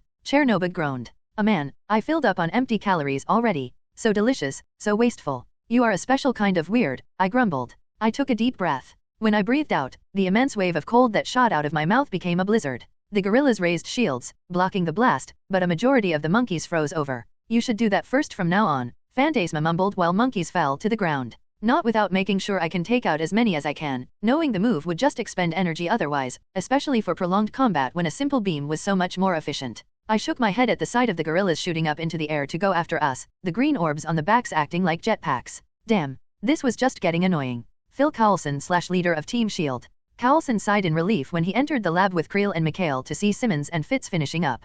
All done. Yes. Fitz shouted, running from computer to computer. All the data is backing up right now. Cowlson, are you sure? The bus is lost. The words felt like sand in his mouth. Cowlson forced them out anyway. Get to the drop packs. Simmons ran up to Fitz and handed him a grey device that looked like the jetpacks from modern cinema. Cowlson, should we go now? Creel, Cowlson said as an answer. When the material absorber looked at him, he continued. Go down with them. Where are Craven and Vanguard? Here, Vanguard strode into the room, already wearing a similar pack. He was followed by Craven, who was holding his own back with some distaste. Good. We'll jump together, don't want to get lost on the ground. Cowlson led the way out as the cargo bay door slowly dropped. As it did, Big Chill and Phantasma flew into land in front of them. We're getting swarmed, Big Chill said. If we could go all out and stop worrying about the plane, we might be in better shape. You'll get your chance, Vanguard said in response. Are we all here? Phantasma asked, worried. Cowlson looked around. His eyes widened in realization. May. On my way. Dial's Omnitrix symbol on his chest blinked with each word. Go without me, I'll catch up. Damn it, Cowlson cursed. Everyone, head out. I'll stay and make sure she's safe. Cowlson / Mikhail seemed ready to say. He was interrupted when the plane rocked. That'll be the gorillas, Dial mused. Gorillas? Creel said incredulously. It's been an odd night, Phantasma answered. When a lock of hair fell across her face, she blew it out of the way. Go, now. Cowlson barked. After a look at everyone else, Vanguard nodded. Come on. He ran toward the door and leaped out. Sir, Simmons said softly, pausing before saying anything else. Then she sighed. Good luck. Same from me, sir, Fitz said. Creel led them over to the bay door. I'm going to drop first, he said. Don't you need a drop pack? Simmons asked him, a worried look on her face. Creel eyed the back. Then he smirked. No, I'm going to clear the landing zone. He shifted into his vibranium form. Before anyone could say anything, Creel twisted to fall out of the plane, plummeting to the ground with immense speed. Ha! Craven barked with a savage smile. He really knows how to live. That's one way to put it, Simmons grumbled. With a deep breath she followed, Fitz close behind. Everyone leaped out one by one while he moved over to Lola. Cowlson stopped to stare out at the plane. After all this time, all the battles they'd fought. He felt at a loss as he watched his plane shatter around him. The bus had been transportation, weapon, base, lab, and home. It had protected them, helped them. In many ways, it had saved the world as much as the rest of them. And now he was about to lose it. Cowlson was drawn from his thoughts when May came into the cargo bar. She leaped over the railing, ignoring the stairs, and rushed over to him. We need to go. He nodded slowly. After one last look, he turned to May, who was looking for a pack. Forget it. Get in. May looked over at him as he opened the door to Lola. Nodding firmly, she leaped in as well. Cowlson twisted the key into his car's ignition and chuckled sadly. Kinda sad, but I've always wondered if I could pull this off. The car started up and he reversed out into the open air behind them. Mahmoud Sheikh / Dial. Cowlson driving backward in Lola surprised the hell out of me. As I watched, the wheels folded in, the hubcaps pointed toward the ground and blasted out jets. He twisted her around and flew her down to join us. Coming to a hover next to me, Sky, and Phantasma, we all watched as the bus plummeted through the sky. Maybe it won't be that bad, I said hesitantly. Maybe we'll be able to repair it or dash. Green and purple lights erupted around the bus. In a spectacular display of light and sound, the bus, home of Team S.H.I.E.L.D., exploded. I set it up to take out as many as I could, May said softly as the red fire of the bus last fight shone on her face. Figured I'd give her a shot at revenge. Goodbye, Sky said sadly, shrapnel raining down on the forest below. We're not done yet. Cowlson turned to look at us. Dial, go shut down that fire. He indicated toward the flames that had arisen due to the plane shrapnel smashing into the forest. Take Phantasma as backup. The rest of us will go down and join the others. Got it, Cowlson, I agreed. I looked over at Phantasma. She gave me a firm nod, the two of us twisting into the air to head toward the fire. How did the monkeys sneak up on us? Phantasma asked as we flew side by side. They must have had some sort of stealth system, I mused. Then again, they could have been mistaken for birds? We'll have to find out later. I went intangible, diving through the trees as Phantasma flew just above. Plus side, we're pretty close to our destination anyway. Coming to a stop just above the fire that was burning the forest, I felt a bit of relief that things weren't that bad. The floor was covered in snow, and most of the fires hadn't begun to rise. Still, the training I'd been given told me not to take a risk. Even a snow-filled forest didn't necessarily negate the possibility of a fire spreading out of control. I could mentally feel my clock for my big chill running down, not literally, more just me guessing combined with experience for how long forms lasted, so I started blasting the fires around us, dropping the temperature around us even further. I did it over and over, cooling the metal shrapnel around us and puffing out the fires. Then I realized something, cursing. Damn it, I grumbled. What's wrong? Phantasma asked. I forgot this form doesn't really have problems with high heat. This species actually eats plasma. I shook my head. Didn't have to go intangible. I could have literally eaten every shot that came at me. When I looked over at her, Phantasma blinked. How does one forget something like that? Get as many forms as I have and lots of things can slip your mind, I said with a shrug, pulling my wings in to surround me in a hooded cloak. I finished up a few minutes later and looked up at the still floating Phantasma. We'd better join the others. Before I could say anything else, the Omnitrix began to beep, and I turned back into a human. I grunted in annoyance. Damn it. And now I'm freezing again. Oh, so that's what it looks like, Phantasma said, dropping to join me. When you become human again, I mean.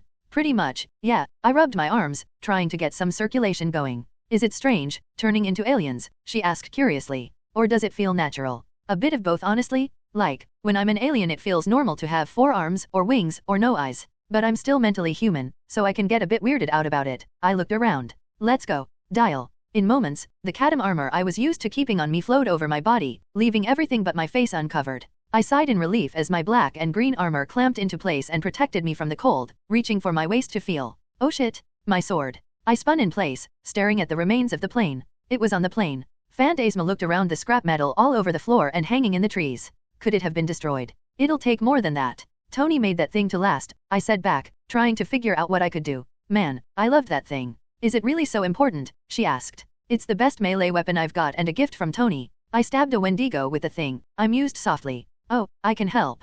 Phantasma stood before me, raising her hands. Okay, hold still. I just need to do a spell I made. It'll connect your soul to your sword, letting you find it. Then I'll disconnect you again. I blinked down at her as she bit her bottom lip, twisting her palms together, flickering her fingers against the palms, separating them, then clapping them together. Purple rose over her hands. She held out her hands, placing them on my chest. I had a second to wonder if Chernobog was next to me again before I realized what was happening. The energy that touched my chest filled me with the feeling of acid in my veins. I gulped unsteadily. That little motion felt like it took all my energy. When the energy faded I felt disgusted. Like I'd been dipped into something had a honey-sweet smell, but was also made of raw toxic sludge. Something horrific that was also somehow intoxicating. Butancidine. Phantasma eyed me as I stood there. Are you okay? Some people don't seem to like my magic when I use it on them. I coughed and felt like I had a glob of Play-Doh in my throat. With another hacking cough, being careful to aim at the ground, I shook my head. Oh man. That was rough. What was that? A location spell. When she spoke, she sounded hurt. Hurt and sad. I'm sorry. My magic. I don't know why, but it just has that effect. People say it feels disgusting, but it always feels normal to me. I nodded slowly. I guess that means it works. And that's all that matters. Thanks, Phantasma, I said with a smile. It was a struggle, but I really did feel grateful, so the smile was as broad as I could make it. She smiled back, eyes glittering. Okay. So what do I have to dash? I was cut off when a line of white came from my chest. The line slowly twisted through the air, headed deeper into the forest. Oh, like that, I guess. Yes, Phantasma seemed a bit proud, flipping her hair as she flew up into the air and followed after the line. Not willing to walk, I jumped, activating the jump jets in my armor to cover more distance. With her flying and me jumping, the two of us followed the line through the forest. I tried not to let the fact that the line leaving my chest felt like a ghost had her hand in my chest and wrapped around my heart throw me off. Tried to at least. We ended up near a large chunk of metal that had probably been a wall of the business portions of scorched leather and furniture stuffing, as well as a bunch of trees that had fallen over, lay around, covered in ice from when I'd blasted the area as Big Chill. The line went under a thick piece of metal. I crouched and grabbed the piece, using the armor's enhanced strength to pull it up and toss it aside, making sure to do it with my leg muscles rather arms. I dug through the remains of metal and glass until I found the handle of my sword, sighing in relief. Thanks, Phantasma, I said as I looked up at her. Your magic is pretty sweet. I mean, it feels weird as hell, but it's damn cool. She seemed really happy about that for some reason, practically glowing with joy. You're welcome. We should join the others though. Got it. I turned and walked in the direction the others had been falling, jumping moments later to follow her flight as we went through the trees. It took a while for us to make our way there. When we came close, the sounds of gunfire and plasma bolts began to fill the air, coming from the skies above. We shared a look and double-timed it there. Leopold Fitz. Fitz yelled in fear as he fell toward the forest below. Creel was quickly falling down below him, barely visible as a vibranium dot far below. Gemma was alongside him, screaming as well. Fitz held out his arms and legs like he'd been told a million times, slowing down his descent with a wider surface area. The science of terminal velocity filled his mind, not helping his minor panic attack. Bloody hell, people who did this for fun were lunatics. In his ear, his calm was filled with the sound of Carlson. Okay, don't panic, but you guys are under attack. What do you mean don't bloody panic? Fitz spat out. Just stay calm. Activate the drop packs when you hit the right elevation. I'm coming down in Lola, and we'll all be together. Gulping, Fitz looked at the altimeter on his wrist, the one all drop packs came with. Far too fast for his liking, it was dropping. He waited for an amount of time that felt like both forever and far too short. The second it hit the green zone, Fitz tried to hit the button on the right strap of the drop pack. His fingers slipped. Panicking, he hit it again. With a gentle whoosh sound, the jets on the drop pack ignited. Bit by bit, they revved up, slowing him down. By the time they were fully active he was able to breathe a sigh of relief. Until the monkey with wings flew past, scaring the hell out of him. I am getting real tired of being scared. Fitz shouted in annoyance. Fear not. Mikhail floated down to join him, followed by Simmons, Craven, Vanguard, Sky, Crimson Dynamo, Chernobog, and Carlson with May and Lola. The fighters surrounded Fitzsimmons while more servitor monkeys came up from the forest. We are here. With that triumphant cry, he pulled out a pistol, firing at the servitors as they flew past. Vanguard joined him, while Craven, to Fitz's surprise, pulled out a Bowie knife. Sky and Chernobog flew about, while Carlson twisted Lola around. Fitz looked down at the ground in time to barely see Creel about to hit the ground. Or, not the ground. On the ground below, more servitors could be seen running about. A gorilla was roaring up at Creel in free fall. Time seemed to slow as Creel came down at the roaring gorilla. Creel raised an arm. When he met the gorilla, it was elbow first. The impact sent a shockwave that shook the trees free of snow. Creel's elbow dented in the gorilla's skull, split it apart in a spray of sparks, shrapnel, and flash, and just kept going. A combination of terminal velocity and vibranium durability let the human bullet crush his way through the cybernetic horror. When he impacted the ground, an immense crater was created around him. Holy, Fitz said in shock, watching Creel stand up to roar a challenge at the monkeys. Eat your heart out, Wrath. Carlson piloted Lola around, two machine guns sprouting from the headlights. May had a pistol in her hand, firing at the monkeys while Carlson unleashed hell on the buzzing creatures with Lola. At one point, May quickly headshot a monkey, then hit it 2 times in the heart when that didn't finish it. Whenever the monkeys grouped up, Carlson activated Lola's flamethrower, scorching the things. Poor Lola ended up getting hit hard by the plasma bolts, scorching her surface with holes and melted metal, one of the shots shattering the windshield. Carlson kept fighting. Sky floated about the landscape, teeth gritted under her helmet. She twisted through the air with impressive ability, blasting out plasma shots, her shoulder guns firing. At one point the shoulder guns clicked. Out of ammo, the shoulder guns sank back into her armor, and she kept fighting. She seemed to have learned a new technique, a palm strike at the same times as she fired plasma. Badass. Craven, to Fitz's surprise, seemed to be using his Bowie knife to great effect. He was using the slow engines of the drop pack to somehow just end up in the cybernetic monkeys' paths. Like he just knew where they were flying next, and didn't need the high speed of Lola or Sky to meet them. When the monkeys came close, he would slash out. First, he sliced off their wings, the knife somehow chopping through metal with ease. Then he took off the arms as the monkeys fell. With 2 stabs, he pierced the chest and head. It was terrifying. He was fast, ruthless, and quiet. There was a primal feel to the attacks, the way he seemed to prowl about and surprise his opponents. Even in the air, he made a knife a viable weapon, just by being smart about it. Vanguard stayed closest to Fitzsimmons, his shield high. Fitz found himself trying to figure out what metal the shield was made of. Because no matter how many plasma shots hit the glistening shield, it was undamaged. He blocked a shot headed for Simmons, pulled Fitz out of the path of another, then raised his pistol to fire at the monkey, forcing it to dodge. Thank you,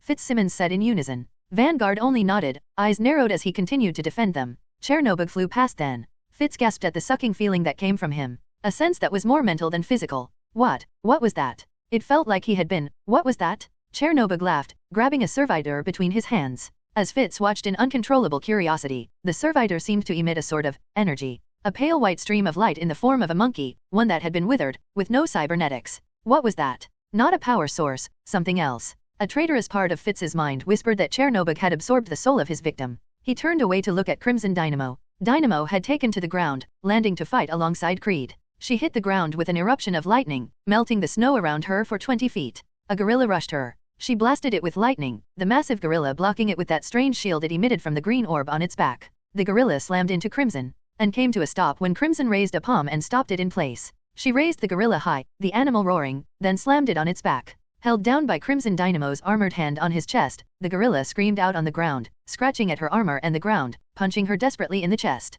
Galena raised her other hand and punched the gorilla in the face. Once, twice. The gorilla's face was covered in blood. Then she punched it once more, sparks and gore following the monster's head exploding. Galena rose up and created twin balls of electricity in her palms. The round blue-white orbs flew out, melting snow on the way and turning servitors to corpses. She hit another one in the midst of attacking Creel, knocking it back. The woman and man of metal fought side by side against the overwhelming numbers, electricity, and vibranium fists causing mayhem. Fitz looked over at Mikhail. The Russian soldier had pulled out a massive pistol, one that Fitz recognized. He'd looked up a lot of Russian weaponry on his way to the country after all. This one was a RSH-12, a model of gun that had a reputation as one of the most powerful revolvers in the world, only in competition with the Smith & Wesson 500. It was capable of firing 12.7 x 55 mm cartridges, the same sort of bullets used in Russian sniper rifles. Mikhail raised the massive revolver and fired it. A monkey tore in half. He fired again, the Russian's eyes hard. A servitor lost a plasma shooting arm. Another shot ripped a hole in the chest of a servitor, spraying metal, wires, and computer chips.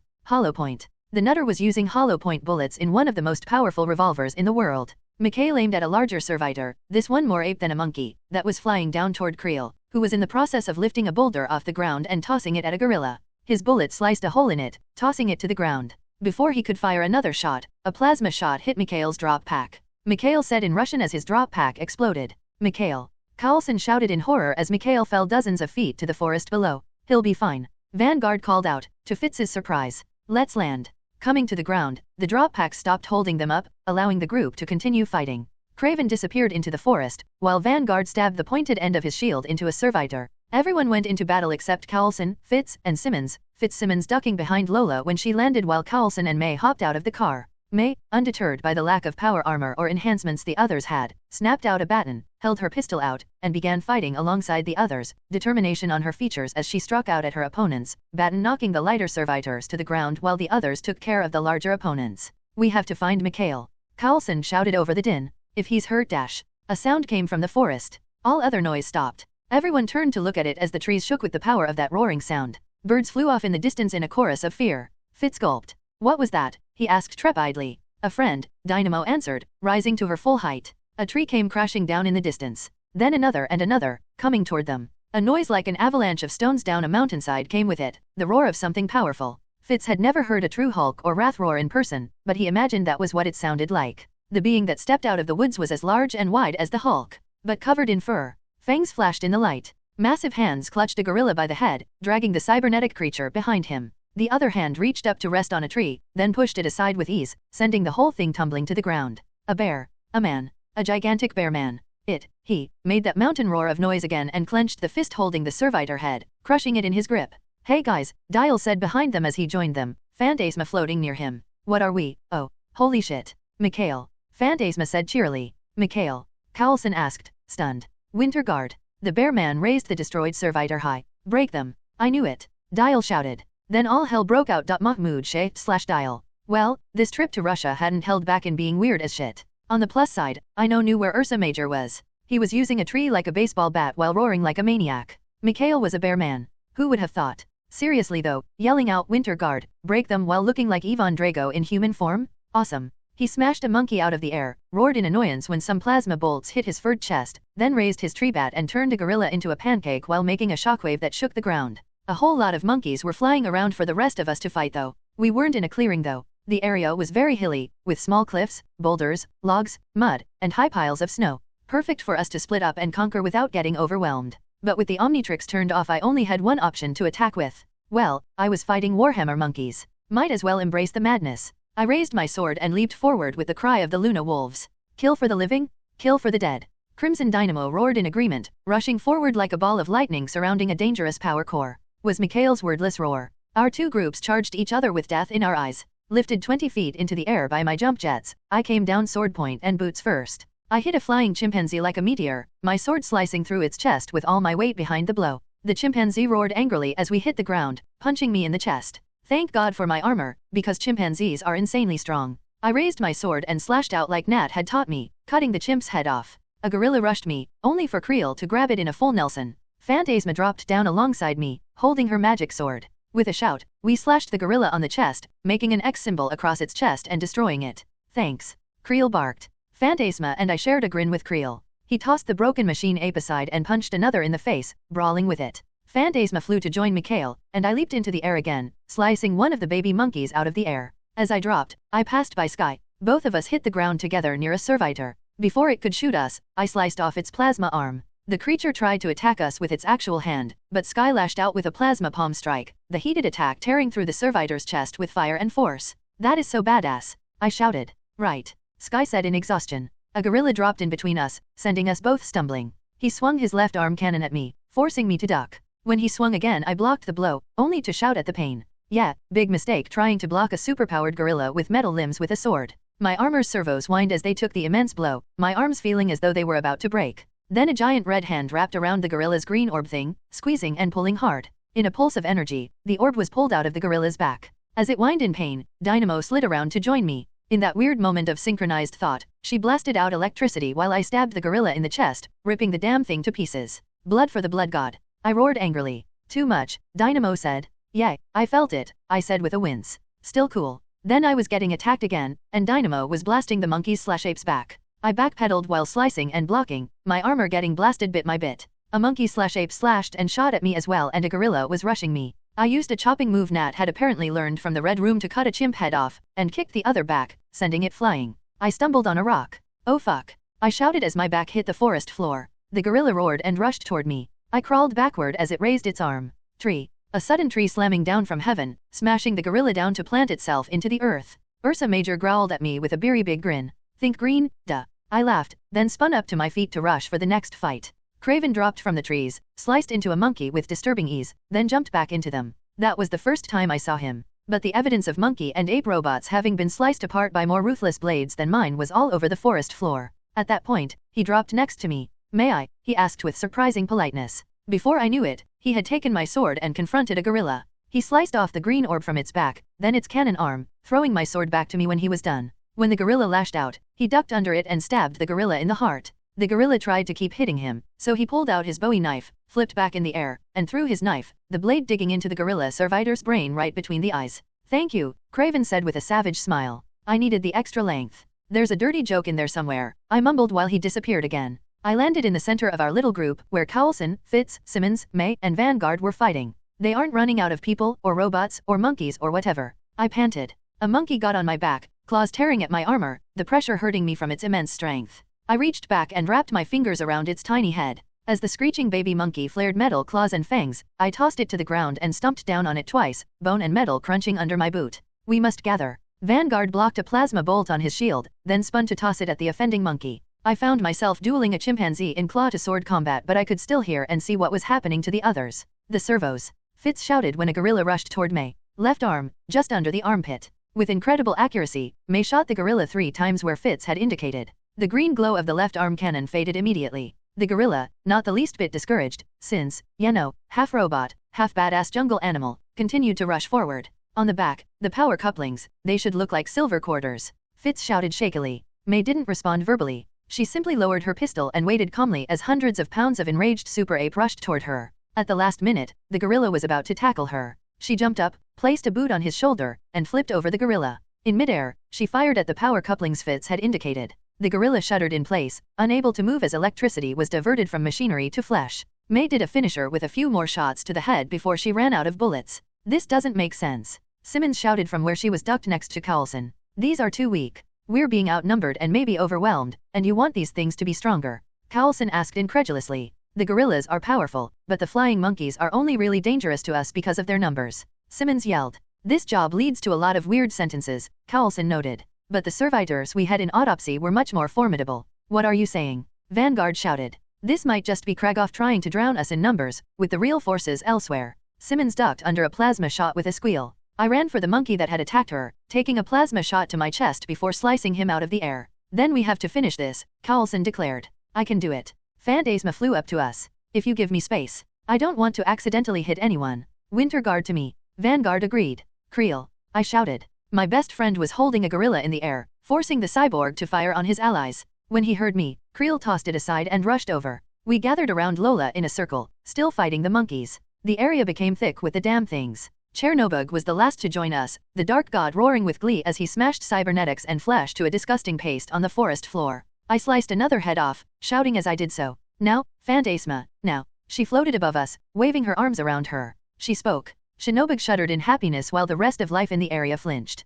The words that left her lips made my limbs weaken, and I blinked heavily when I noticed my vision start to blur. With a final, caustic word, her eyes glowing purple, she thrust her palms outward. Two things happened. First, a large circle of violet flowed around us. The monkeys began to beat on it. A gorilla Mikhail had been brawling with getting its arms cut off by the shield and choosing to continue attacking with its fangs. Then Phantasma spread her arms out, eyes trailing purple energy, sparks coming to life around us. Burn, all of you? With that, a skull rose in front of us. A violet one, surrounded by flames. I can leave it at that, at just that generic description. But something about this thing. Chernobog was laughing. My heartbeat rang in my ears. I felt like I was seconds from death. The servitors began to burn as the skull floated there. Purple flames erupted around us all, using the flesh around it as fuel. The skull just stood there. It looked serious, somehow. Less like the grinning smiles of fiction, more like the imposing image of a judge laying down a sentence. A demon of hell, making its sentence known. I was reminded of Ghost Rider, of what I thought he might look like. And while I watched, every servitor stood still.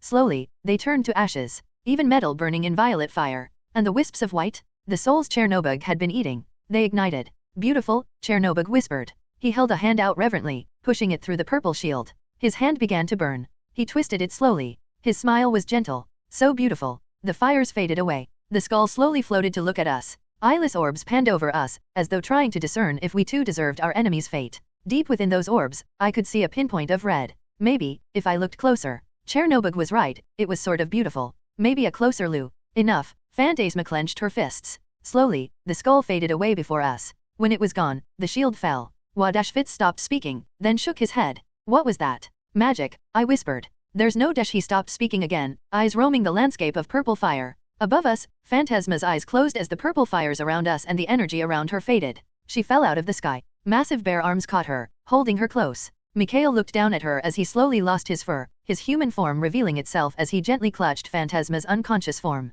Good work, Lastaka, he said softly. Massive bare arms caught her, holding her close. Mikhail looked down at her as he slowly lost his fur, his human form revealing itself as he gently clutched Phantasma's unconscious form. Good work, Lastaka, he said softly. That was. Sky gulped, looking about the battlefield.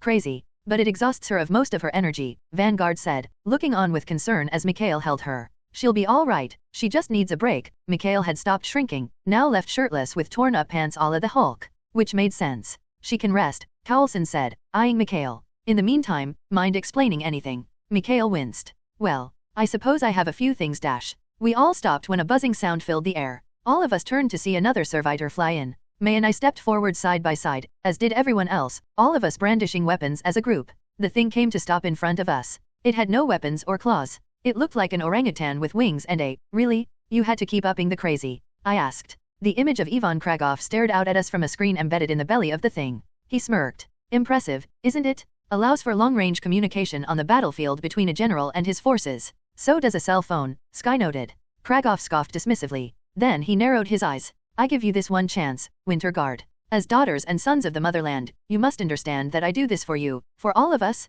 And yet, here you are, working for the Americans to attack me. I'm British, Simmons cut him off. Scottish, Fitz added. Yeah, and we work for the United Nations, not America, Carlson explained further. You are all enemies of Russia. Kragov swung an arm out, tossing things aside. You wish to keep her weak and defenseless. Keep from the greatness she deserves. Yay, logic isn't working. I mumbled. Does it ever? May said to my right. Speak, now. Mikhail barked, striding forward while clutching Phantasma. One chance, Kragov snarled. One chance to simply walk away. Leave the Americans behind. Go to your leaders and tell them of what I do for our people. That we must see me creations, for the betterment of all. Without depending on, here he eyed Phantasma and Chernobog. Full magics and disgusting false gods, he looked at me. Or alien monstrosities. Chernobog smiled. Oh, how funny. I was worshipped by the Slavs of old. I'm the most Russian one here. Though I suppose I should thank you for the meal. Kragoff snarled angrily, the orangutan carrying his screen shuddering. Make your decision. Russia, or death. Vanguard shook his head. We will come for you. And you will pay for what you've done. So we're agreed that we're kicking his ass then, Creel said, crossing his arms over his barrel chest. Not if you want to live. Kragoff's face faded to reveal an image of a small town. A village, really. As a Soviet scientist, I was privy to many of our bases. Most have been abandoned, leaving only their remains. Remains an intelligent man could use to his advantage. He smirked as the camera zoomed in across the cold landscape, slowly coming in on a place that looked, well, military. Stone bunkers, lots of helicopters and tanks destroyed by the decades of ice and wind over time. The camera slowly panned in until we were entering a base, and then quickly to be natural, the footage stopped in what looked like the bottom room of the place, a big room covered in snow with dozens of seats around a big central space, like a round amphitheater. In the center was, oh, you fucking asshole, Creel said, dumbfounded. It was big, and ugly, covered in pipes, with lots of wires, a series of lights on it, and a single symbol resting on it. The symbol for radioactivity. You made a nuke. I shouted in shock. Dude, what the hell? Silence. Kragoff shouted. This is a necessity. If you don't follow my demands, the nuke will detonate on a timer, killing millions in the surrounding cities and villages. The camera flipped to show a group of servitors. They were flying, running, and a couple were in cars driven by robotic skeletons. We will be attacking another base, to prove once and for all the strength of my army. If you interfere in any way, I will not tell you where the bomb is. It will go off, without you there to stop it. Kragoff narrowed his eyes. Make the smart decision. Or see the death of millions. Your choice. The screen turned off, and the orangutan tried to fly off. Until Chernobog leaped forward and grabbed it out of the air. No, I'm going to need you soon, the dark shadow said simply. Carlson looked over at Sky. So, you got the coordinates? Yep. Sky chirped. Guy really loves to talk, so I had plenty of time to trace the connection, and the software used the video he sent to figure out the other locations. Mikhail blinked, before looking over at Crimson Dynamo. Can your armor do that? It will. Somehow she managed to combine impressed and determined in one sentence. In the meantime, we have 3 objectives, Vanguard growled. He hopped up on top of a log and looked down at us. The plan hasn't changed. Mikhail, and I had anticipated needing to split up, and I believe we have the best plan. Galina, you said you were working on a counter. Yes, Galina stepped forward. Fitz, Simmons, and Sky were all working with me on a virus that would cause the cybernetics within the servitors to react violently to their biological components. If we can get to Kragoff, we can upload it directly to all the servitors. Then that is Team Alpha's job, Vanguard said firmly. Carlson, May, Craven, Galina, Sky, and Fitzsimmons will head to Kragoff's location. Team Beta will be stopping the servitor army attacking the base. We need enough powered forces to stop them, so dial dash. I think I should head to the bomb, I interrupted. My tech form, jury rig, can disable the thing in seconds, even use it to make something that will help people.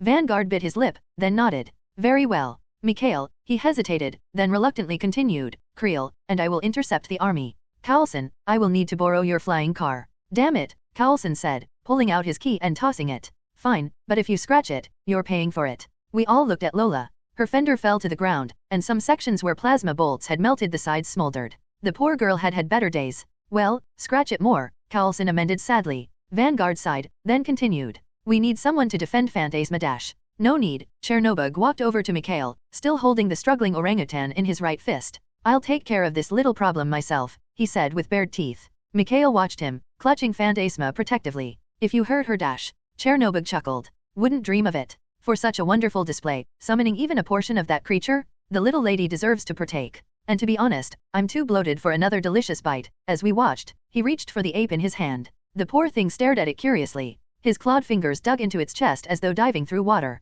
It screamed. With a single pull, a wailing spirit was held in Chernobog's left hand, the orangutan going limp in his right. He twisted the soul in his hands as we all watched in horrified curiosity, then slowly moved his hand over Phantasma's lips. She breathed in. The spirit entered her mouth and nostrils in a stream of white. There she goes. Should have a fruity flavor, like apples, Chernobog chuckled. I wish my scanner wasn't broken, Fitz whispered. I need to know the science behind this. Oh, it is science, Chernobog whispered back, eyeing Fitz. Ancient, with an understanding of the energies of the world. Few study this anymore. But there is power here. Forgotten power and pretty damn cool power. Phantasma's eyes snapped open, the entirety of them glowing shades of purple, switching between them. She breathed in again, then looked around at us, settling on Mikhail. What happened? You saved our asses, I said, getting a look from her. Thanks, Phantasma. She sighed in relief. Mikhail slowly lowered her down and she primly flipped her hair. Well, it is my job, after all. Vanguard smirked. I'm glad. Because I have one more, he pointed to each of us.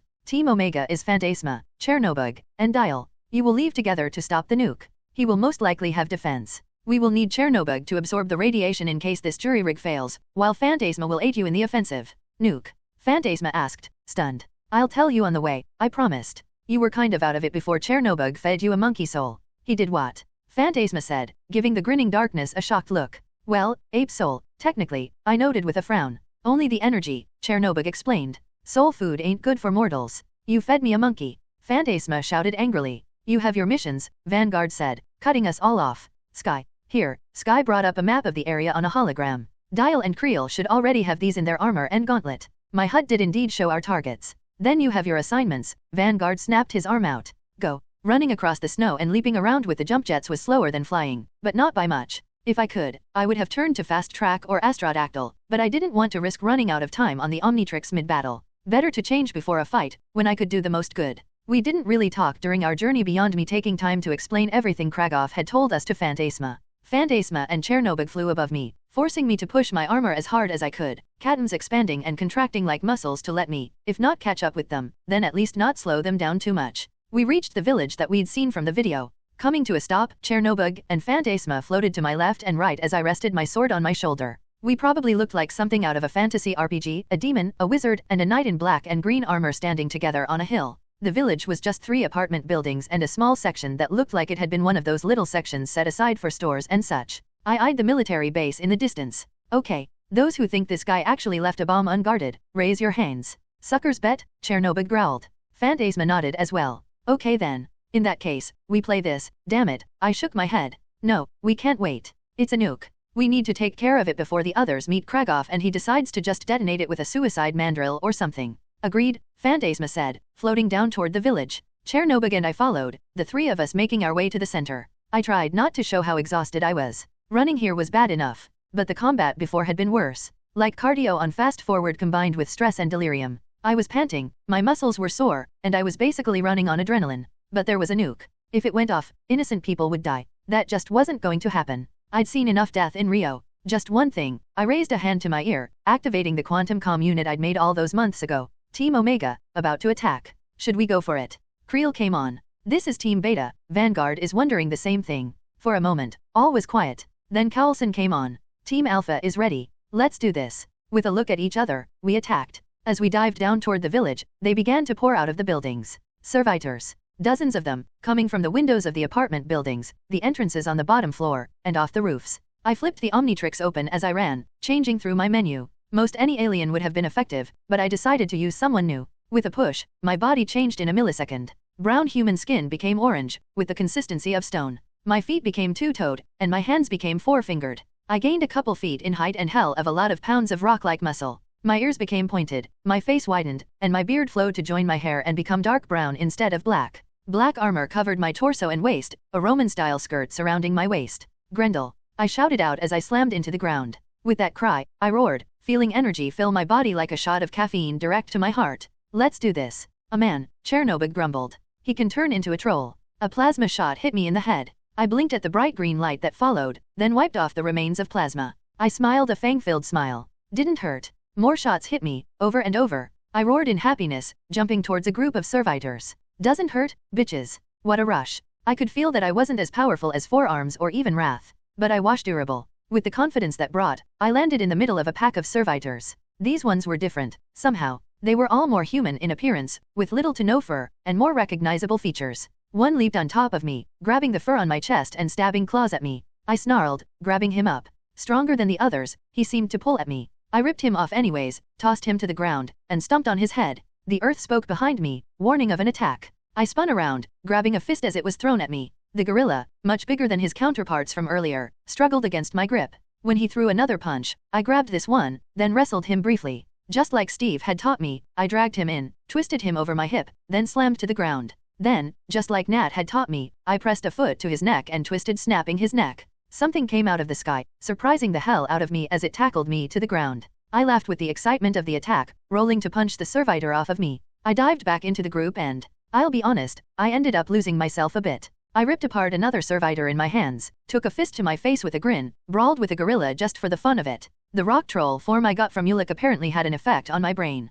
Like Wrath, I felt it affecting me, but it was so much more insidious than Wrath. Wrath was like cocaine, hitting me immediately with a rush. Grendel was more like eating a pot brownie. The rush came slowly, filling me until I was burning with it. I punched, kicked, and bit my way through my opponents, laughing. Someone was yelling at me, but I ignored them in favor of continuing to have fun. I clawed at the chest of a servitor, ripping chunks of metal off of it, then uppercutting the thing back. Before I could continue rampaging into the army of monsters, taking punches, claws, and plasma shots without a scratch. Before I could continue, something happened. The world faded away into smoke, coming together. I blinked as the smoke coalesced into the image of Phantasma in the middle of a red landscape.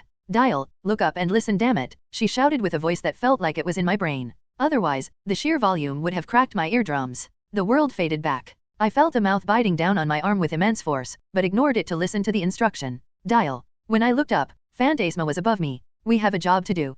Let him have his fun. Chernobog called behind her, eating his way through opponents. His armor was covered in gore and machine oil, the darkness all smiles the whole time. Nuke, you idiots. Phantasma blocked some plasma shots with her shield, then fired back with a magical bolt that slammed an opponent out of the air. We need to stop the nuke.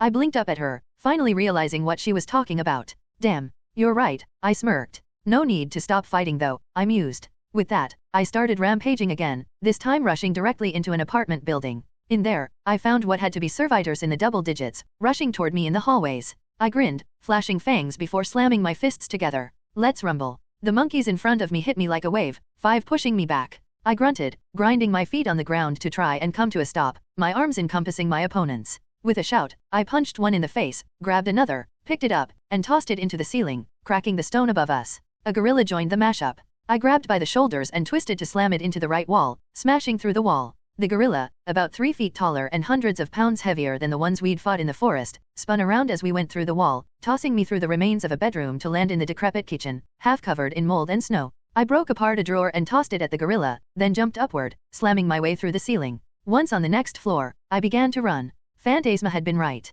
We had a job to do. With that in mind, I took a football charge stance and started running. More plasma bolts hit me, and I could kind of feel them now. Apparently, there was a limit to how durable I was. Good to find out. I grinned and roared my way down the hallway. I shoved aside another servitor, tackled one to the ground and stumped on its head, grabbed a fluorescent bulb off the floor and stabbed it into the heart of another. Picking another monkey, I used it as a shield, making my way down the hall with all the speed I had, until anything in my way was tossed aside or trampled on. The sounds of monkeys shrieking filled my ears like a series of explosions, the servitor I'd lifted up scratching at me while firing shot after shot at my face. There was a window at the end of the hall, one of the few intact ones in the entire building. When I smashed through the window and most of the wall around it, I let out a whoop of joy, the chill air of Russia filling my lungs. Falling down with the servitor beneath me, our impact crushed it under my weight.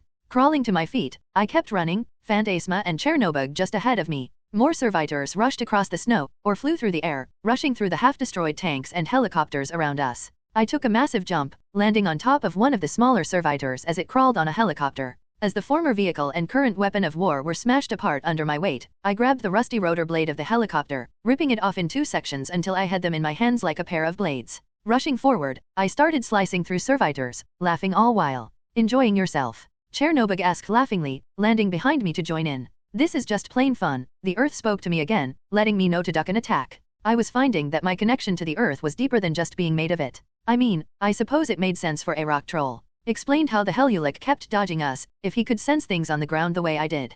Come on. Phantasma said from the door to the massive round bunker. Chernobog and I shared a reluctant look, then ran for the door. We need to dash. Boom. Chernobog and I slammed our shoulders into the metal door in unison, snapping it open. Inside, I could see some stairs leading deeper inside. Thank you, Phantasma said lightly, rushing in after us. She turned back to block the doors with a shield, straining as she held off the small army outside. Dozens of servitors clawed and shot at the violet mandala, and she gritted her teeth. I can't hold them off for too long. I got it, I said, clapping my hands together and rubbing them. Go. Phantasma nodded, then turned. As she did, I jumped up, slamming my fingers deep into the ceiling. With a pull and a push, the entire ceiling began to crumble. I dropped down as the whole thing began to collapse, rushing down the stairs. Go, go, go, the cave-in smashed down over us, forcing us all to book it down as a trio. Phantasma twisted out of the way as I passed her, turning to blast out purple flames from her left hand. They were hot enough that even I could feel it. Hot enough that as it hit the stones falling toward us, the rubble boiled. She grit her teeth and snapped out her other hand with a shout.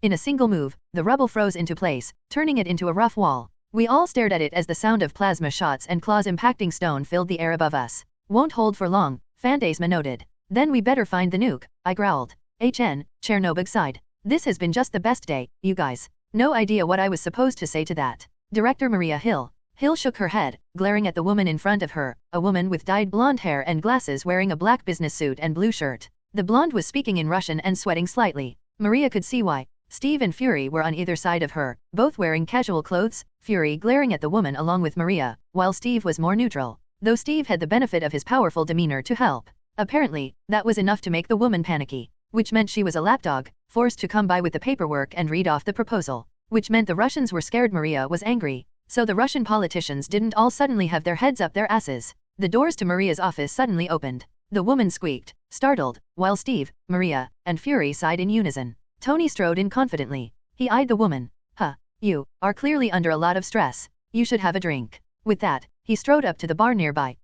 Steve was about to say, I warned you about this, Tony said to Fury and Maria. About what? Fury said with a cocked eyebrow. Crimson Dynamo. He poured out a drink as he spoke, walking over to the woman. I mean, it was bad enough when it was just me and Rhodey, but now that we've got so many people running around in the low-rent stuff, of course, everyone else is trying to cramp my style. I mean, it was bad enough when they were screwing up all over the world and I had to show it during that trial forever ago. Those poor people, Steve winced.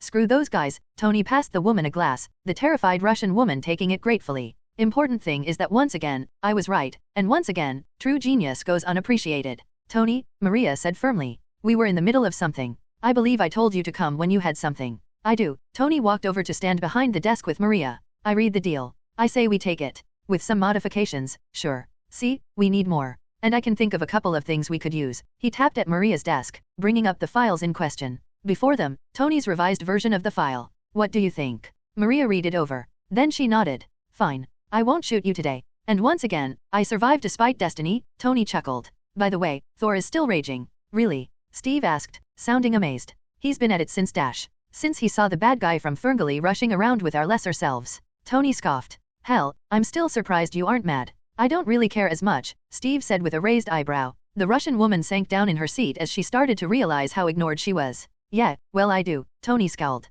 I don't know who the guy cramping my style is, but I'm tempted to fly over to Russia and have a party. That doesn't sound like a threat, Steve frowned. Steve, you've seen the kind of chaos I can cause at a good party, Tony said with a wide grin. Maria raised a hand, stopping their banter. This deal will work. If you can meet our own demands, we'll be able to, if not overlook this, then at least use it to our advantage. The Russian woman gulped. Okay, I will hurry and call. Please do, Tony said with a grin. You've got a deadline though. The unforgiving looks she got had her rushing out of the door. Phil Carlson, Sky, May, Galena, Fitzsimmons, and Craven all stared down at the building in the distance. It was a two-story complex, with decrepit hulks of trains all about, rusted rails covered in snow, and windows blown out by time. Kragoff's servitors were roaming the complex. A bunch of robot monkeys hopping on top of rusted trains, flying through the air, and roaming around the tracks. It should have looked ridiculous, but dozens of primates covered in metal and able to shoot plasma was kind of terrifying. You never realized how big and strong a gorilla or chimp was.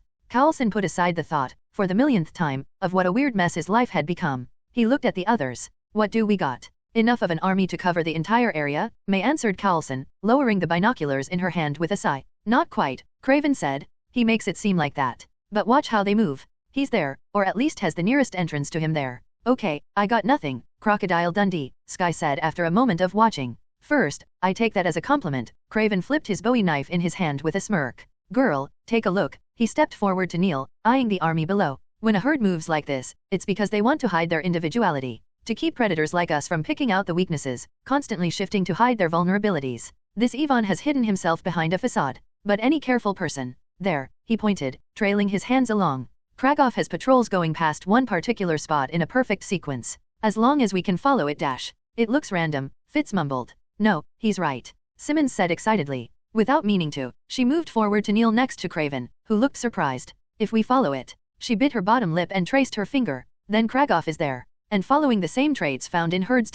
So he's not a crazy nutbag? Sky asked curiously. Craven knows what he's doing, Galena clinked as she moved forward slightly. The logic is sound. Simmons looked up at Carlson. He crossed his arms and swayed in place for a moment. We don't have much time. Creel and the others are going to intercept the army soon. So we need to move at the same time. If I'm right, they're thinking the same thing. If all goes well.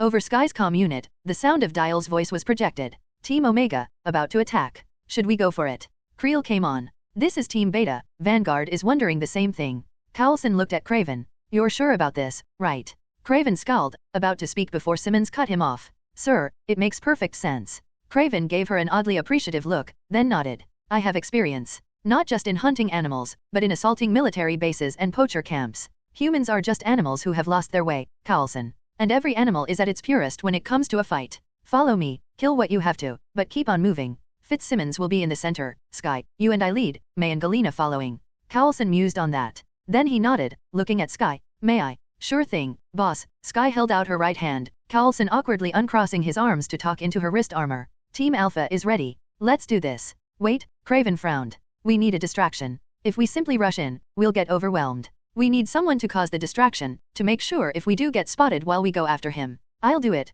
Galena said immediately. No, Carlson shook his head. We need someone to cause a distraction, then sneak over to join us again. And you aren't exactly sneaky, no offense. Galena said something caustic in the roughest of language. I have to go, Sky said softly. Everyone turned to look at her. What? My armor is made to be able to sneak around quietly and I can make a hell of a noise if I have to. You guys wait for me to make the distraction, then go in. I'll fly after you guys. Then we'll have mostly internal forces to deal with. May stood in military stance. I suggest we cause a distraction for those as well. Our goal is Krieghoff. Fighting the soldiers he's got isn't as important as getting to wherever he's controlling them. Then that is my job, Galena said. Again, you'd need to sneak back to Dash, Carlson began to say. No, I don't, Galena growled. I will simply fight them. You don't need me inside, Carlson. Sky, Fitz, and Simmons will aid you. I can stay outside and kill as many as possible. There are hundreds of servitors, May noted. Good for them. I'll give them a cookie, Galena said blandly. Carlson smirked. Yeesh. Kids, right. Craven and May smirked as well. Okay then. Sky will do the first distraction, sneak away, then Galena will do the second. Agreed. Nodding, the two girls in power armor flew off. Moments later, the sound of plasma bolts filled the air. The small army below them spun, then ran in the direction of the shots. A large portion of servitors sent up dust and snow as leaped over rusted over trains and flew into the trees, leaving only a small amount behind. Go, now. Craven immediately rushed forward, everyone following as he had suggested. They ran through the snow and dirt as a group, charging forward. Using bushes and hulks for cover, Craven led them along. Carlson found it funny that somehow, Craven kept leading them to sneak up behind enemies to kill. I really need to my hands on one of those Model 2 guns.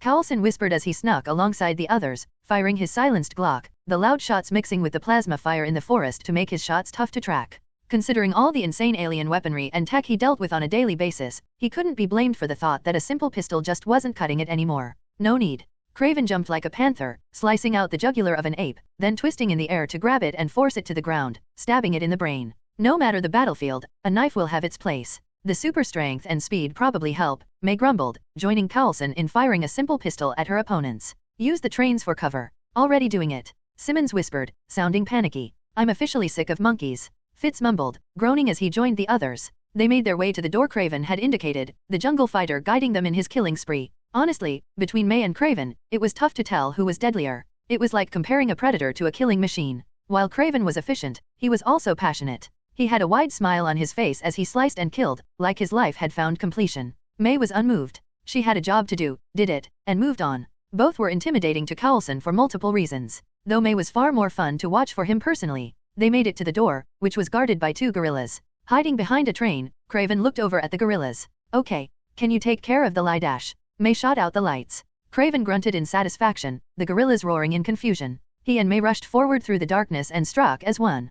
Craven leapt onto a gorilla, bringing it to the ground and stabbing it in the right eye. He backflipped out of the way of a swipe, then leapt back in to stab his opponent in the heart, twisting his blade with a savage smile. May, on the other hand, backflipped onto it and shot it in the power couplings that Fitz had marked for her. With both guards gone, the group entered through the door, Simmons reaching for her comm unit. Sky, we're good. They all waited for a breathless moment. On my way. Sky dropped out of the sky with surprisingly little noise, landing in front of them. Carlson had to fight down his worry for her. The warrior hacker was covered in plasma burns and looked as though she was in pain as she walked through the door. No one said anything as she joined them, Carlson focusing on the job. Okay, Galena. Hit M. Crimson Dynamo / Galena Nemirovsky. That was all Galena needed. She'd been standing behind Krieghoff's base, waiting in the woods with bated breath, almost bouncing in her armor. She raised her arms to cock them at her hips. Her chest opened up as electricity passed over her arms and legs to gather at her chest. In the center of her chest where the plates of her armor slid open, revealing a spinning orb of light. Dobre Oetro Psycha. With that triumphant cry, the energy in her chest began to fire. An ion cannon, a weapon that used electrical charges to fire particles with immense speed and force. Fiction often displayed such weapons, from Star Wars to Command and Conquer. It was just as powerful as you would expect and a true show of her genius. The beam tore through several trees, ripped the dirt in its passing while melting the snow and turning loose granules to glass, and shone so brightly it illuminated the whole train yard as though a blue sun had appeared in the sky. When the beam hit the building, it dusted the concrete wall, and most of the hallway behind it, a portion of the ceiling, over and over until it went through the other side of the building. Galena smirked at the loud sounds of alarm that followed, various primates shouting and shrieking as they all rushed her. What the fuck, Galena? Sky shouted over comms. Warn us next time. Craven yelled in agreement. That was incredible, Fitzsimmons said in unison, bringing a smile to Galena's face without her realizing. Galena ignited her jets, lifting herself into the air. She growled, lifting her arms up to prepare for the fight. The ion cannon shot, powerful as it was, still caused a noticeable drop in her power reserves. She grit her teeth. Carlson, you have your second distraction. Now make it count. Apes flew and ran towards her as she blasted forth twin bolts of lightning, eyes hardened in rage. Nikolai Krylenko/Vanguard. Vanguard was in the driver's seat of Lola, Mikhail was in the passenger seat, and Creel was standing on the hood, his form changed to match the red of Lola's metal. Vanguard was shouting into a walkie-talkie that came with the car. Yes, evacuate the entirety of the area. Vanguard said to his superiors in Moscow. We have a team getting ready to dismantle or stop the bomb, but we can't risk him detonating it prematurely. He twisted the steering wheel of Lola. Dozens of feet below, an army of vehicles and servitors were tearing across the landscape, sending up plumes of snow. Vanguard brought the car over the army and pressed a button. Bullets flew from the car's headlight machine guns, ripping into the army, which fought back as well. Creel and Mikhail dived down together, their forms rippling into shining metal and brown fur, respectively. When they hit the ground, they immediately began to unleash hell. Claws and fists began to rip apart monkey flesh. Creel grabbed a jeep and tossed it into the air, the occupants falling to the ground. Mikhail was in a duel with the bigger apes, roaring in rage. In the meantime, Boris had apparently grabbed the radio from the terrified man who had been speaking to Vanguard. Nikolai, we're running operations to evacuate every town and village we can. Have the reinforcements arrived? Vanguard eyed the horizon. Soon, a smile came to his face. A group of tanks came over the horizon. Smaller dots walked alongside them. They're here. I'm going to meet them. Good. You have full command over them. In the background, someone shouted in protest. Boris snarled. Really? We are fighting goddamn killer monkey robots. Let my team do their job you. Debilgazy all. Someone shouted again. Oh, taking my job are you? Come here? No, come here. Loud noises that sounded suspiciously like a metal briefcase hitting a skull came from the radio, Boris yelling all the while. You have full command, Nikolai. Defend our country. Vanguard smirked. Boris was a politician, but he'd also been a soldier once. Time like this were a good reminder of that. Understood. Twisting the flying car around, Vanguard flew it over to the army in question. Twisting, he heading to where the man in command would be, noting the formation they'd taken. An older one. Battles on open fields hadn't been a thing in warfare for a while, so it was good they were using the old methods. Vanguard used his knowledge of old Russian military tactics to guide him, coming in low. A man stood on top of a tank, looking up at Vanguard as he came in. Looks like your new ride has had better days, Vanguard, the soldier cried up to him. Lola hiccuped slightly, the poor dear shuddering in the air. I'm borrowing it, Vanguard admitted. You have your orders. Monkeys, the man standing confidently on the tank spat to the side. Robots. Whatever. We're here to fight. Vanguard smirked under his mask. Had to respect a soldier. Vanguard parked the car behind the main line, then got on top of the tank next to the soldier in command, taking a comm unit from the man and linking it to the one Galena made for him. Thinking of the comm unit she'd made for him reminded Nikolai of Galena and Dial's recent obsession. He shook his head and smirked. Drive us closer, Commander. I want to hit them with my shield. The tanks and soldiers charged to meet the apes. Bullets began flying. The apes responded as well, the tanks stopping at range to fire on the vehicles and guerrillas as the soldiers found what cover they could. Vanguard blocked a shot from a guerrilla cannon on his shield. One soldier was shot in the chest, plasma flash boiling the liquid inside him to tear the poor man apart. Vanguard grit his teeth in anger but kept his focus on the battle. Yelling into his comm unit, he felt his eyes flicker from moment to moment, death and destruction all around him. Cover the left flank. Our enhanced units are on the right, we can afford to send less soldiers there. Tanks, stop shooting the small fry, we need to take out the heavy units. The second they came close enough, he got into the fray himself. Slamming the pointed tip of his shield into one chimp, he ducked under another, punched it in the chin, then twisted in a spinning kick to knock another over. The tank turret spun around, forcing Vanguard to duck under its cannon as it passed overhead. As he came back up, he backflipped through the air, landing among the other apes to start throwing punches again. The battle became thick with blood, a tank exploded, and another one fired. Vanguard defended a man, only to stop when he realized that man was Creel. The men shared a brief look. Then they stood back to back and started fighting. Mikhail roared past using his claws to capture a chimp and rip it in half. More and more servitors charged.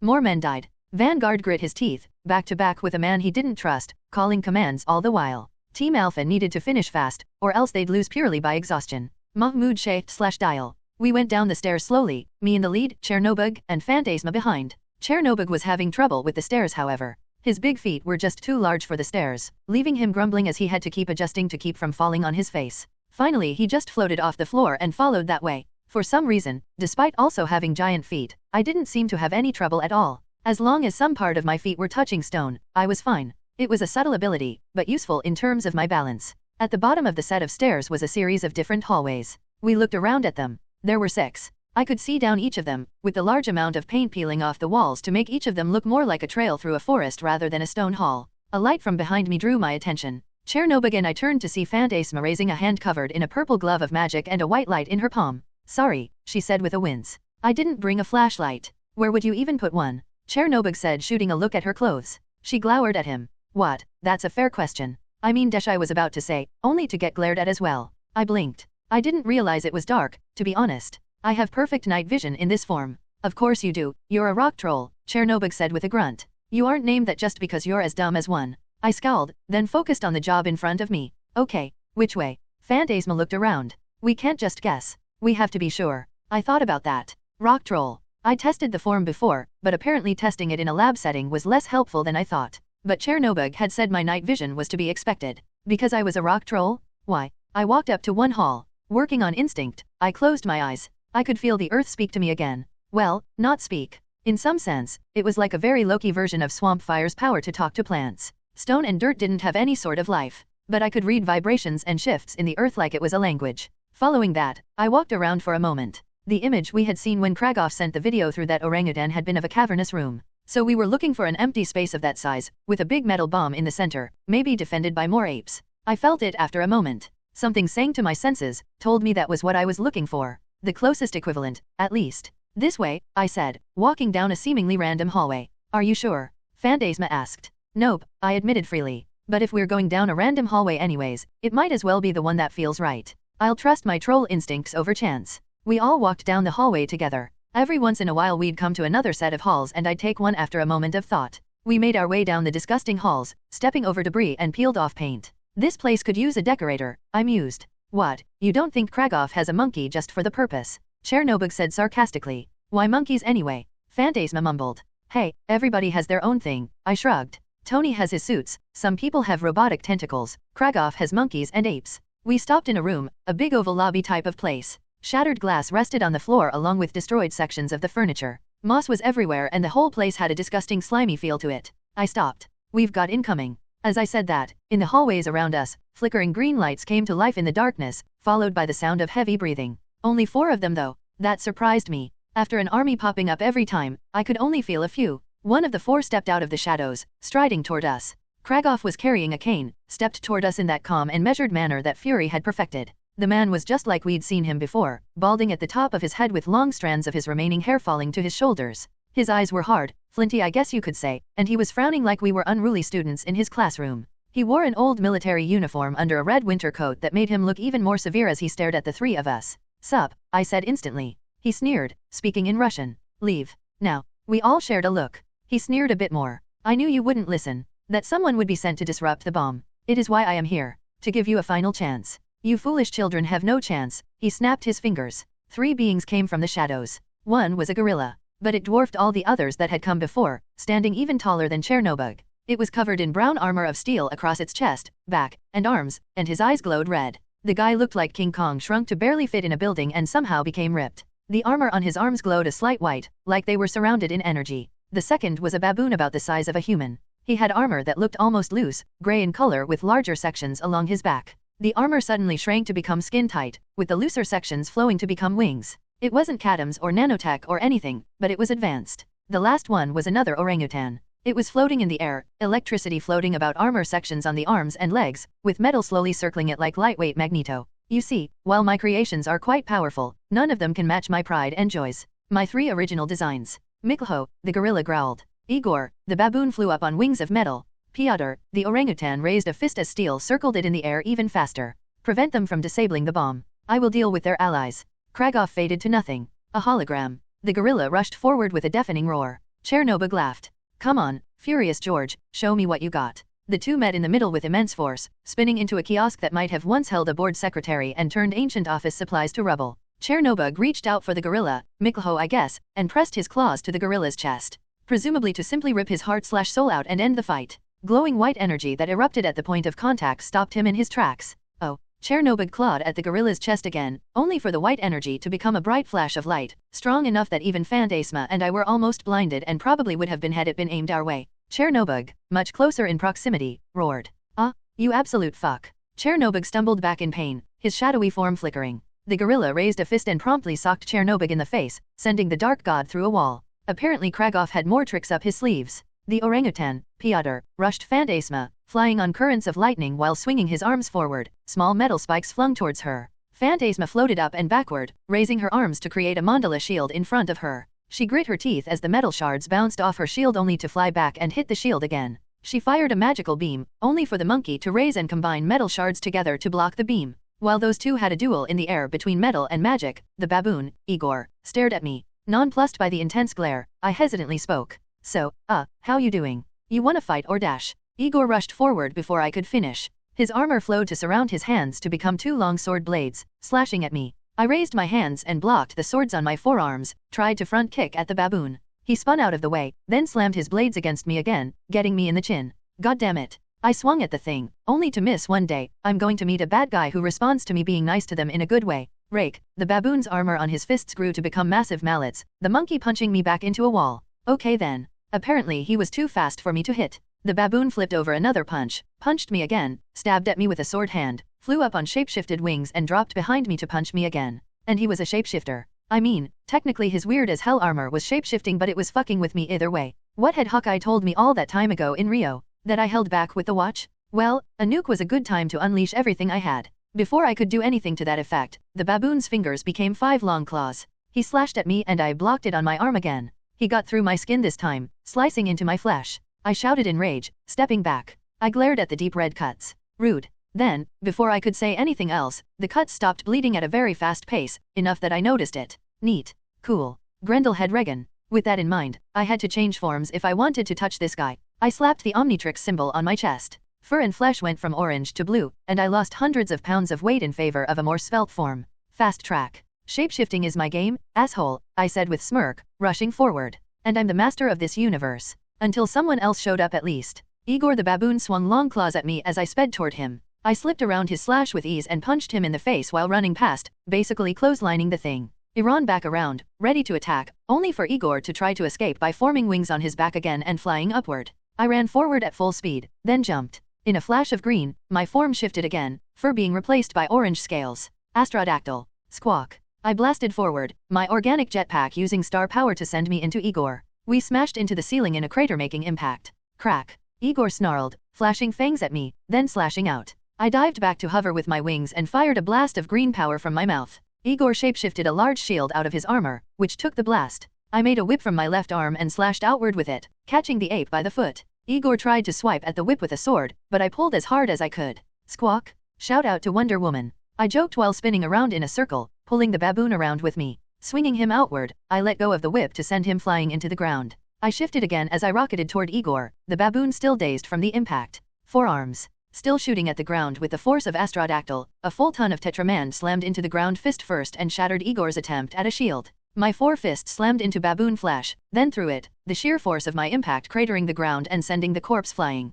I told you, universe is best. I crowed. Just as I said that, Phantasma and the Magneto ape flew by. I leapt after them, ignoring the corpse of Igor to try and grab his orangutan buddy as he kept trying to kill my new friend. I shifted in midair. Swamp fire. Still shooting forward on the propulsion of forearms leg muscles, I hit the orangutan hard, wrapping a hand around his face to start punching him. Okay, enraged, the orange-furred ape surrounded himself in blue electricity. I took the current to my system and fought through it, ready to unleash fire, only for metal blades to start slashing at me. A small storm surrounded me when just a few blades didn't dissuade me for trying to break the giant orangutan's ribs. My arms were torn off, my head was ripped in half, my heart was torn to pieces. I was basically the literal interpretation of every country love song. Dial. Phantasma shrieked in horror. I grit my non-existent teeth and regenerated, grabbing the orangutan with my left hand as my arms regrew, my plant fingers wrapping around furry legs. Swamp fire wasn't about to die just from being torn to pieces. I'm good. Let's do this. My right hand grew back as I lifted it up. I unleashed fire from my palm, engulfing the insane cyber monkey. The orangutan snarled. Didn't know these guys can snarl. A metal wall of razor-sharp metal blocked my fire. With all that metal blocking me, it let Phantasma strike. She unleashed a bolt of violet magic, sending him to the ground as I let go. Phantasma and I landed side by side, both of us raising our arms to aim at the orangutan. We released blasts of fire and magic at the same time, the orangutan shrieking in rage as he was torn apart. After a few long moments where metal around us shook, he finally stilled. Before we could relish in our win, Chernobyl roared to our right. Spinning around, we watched a gorilla carried along by a ballistic Xerox machine go flying past us, bouncing along the ground to roll back onto his feet. I stared at the giant hunk of Soviet-era steel and plastic that had been used to launch a 20-foot-tall gorilla across a room. Printer. I ran out of desks and old-school printers are giant fucks, Chernobyl growled, stumbling toward us. He looked pissed. Like, amazingly pissed off. His armor was scratched and beaten, practically destroyed, with pieces falling off. You, want some help? I asked curiously. He growled low and hard, striding past us. No, I'm killing him now. With that, the shadowy demon stalked toward his prey. When the gorilla rose, the beast roared, swinging a fist at Chernobyl. Chernobyl ducked under it, responding with an uppercut that sent the gorilla stumbling back. The white energy around the gorilla glowed again, only for Chernobyl to grab a section of floor from the crater forearms left behind and blocked the flash of light, smashing the gorilla with the concrete right after. No more tricks. The two locked arms, shadows, and gorilla flash struggling. The gorilla roared, flecks of spit landing on Chernobyl's face. Chernobyl roared as well, slowly overpowering his opponent and forced the gorillas back to the wall. No more magic. Chernobyl reared back his head, then slammed his helmeted head against the gorillas. The helmet shattered with the impact, dispersing into flecks of black ash. The gorilla's nose and jaw shattered, blood spilling on the dusty floor, dripping down black fur, splattering both of their armor. Chernobyl used his opponent's daze to snarl in his face. Know this ape. He grabbed the gorilla and lifted him up into the air above his head, slamming him into the ceiling. 20 feet and thousands of pounds of mountain gorilla and armor lifted right off the ground. Then, as Phantasma and I watched in stunned silence, he put his hands to the gorilla's waist. The sound of flash and metal beginning to tear slowly filled the room. I am Chernobyl. I am the Black God. Shadows in the room lengthened. The horrific sound of a gorilla shrieking in fear and pain bounced off the walls. With one vicious pull, Chernobyl pulled hard. Skin and steel ripped apart in a line at the gorilla's waist. Muscle split with a disgusting sound. Bones shattered, spinal fluids mixing with the fluids. Another vicious tug, Chernobyl ripped the gorilla in half. I am the strongest god there is. Chernobyl roared in glee, tossing aside the halves to the ground as he was soaked in the blood of his opponent. The gorilla was still. Then, the upper half slowly tried to force itself to move, fingers clenching slowly. It gaped at us. It reached for us. Anger was still in its gaze. Even after all that, it was still trying to kill us. Then a massive foot slammed into the thing's head, shattering it apart.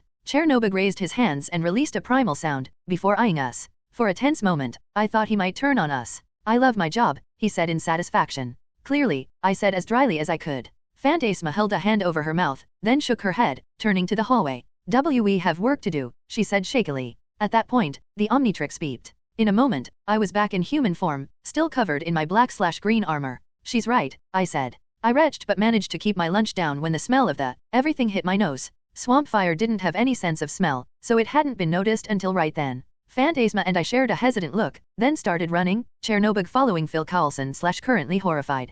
Carlson stared at the screen in front of him. On entering the facility with the others, Sky had immediately found the connection to the various cameras that Kragoff was using to keep an eye on his forces, putting the ones that would have seen Carlson's little group in a loop and giving them a look at their allies. She'd been projecting 2 hollow screens at regular intervals as they ran, making sure they could see their allies. Allies. Tough to consider. Vanguard, Mikhail, and Creel had joined the Russian military in the offensive battle against the Servitors, and were doing a good job of it. Meanwhile, Phantasma, Dial, and Chernobyl had fought Kragoff's little pet projects. Well, Dial and Phantasma had done a solid job, Dial quick-shifting between alien forms while Phantasma had worked well with him. But then, Chernobyl had just, God.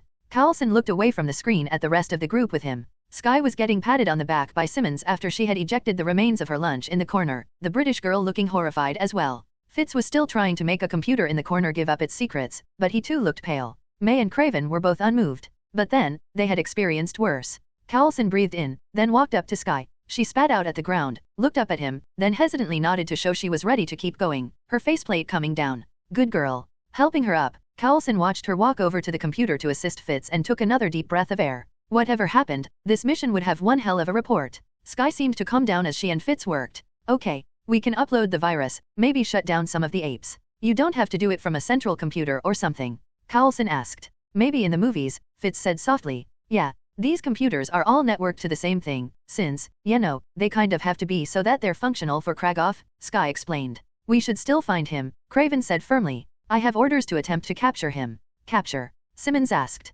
Craven gave her a respectful nod. They want to use the filthy if they can. Something about hunting down his suppliers. Personally, I disapprove, but that's what I've been told to do, he said with a shrug.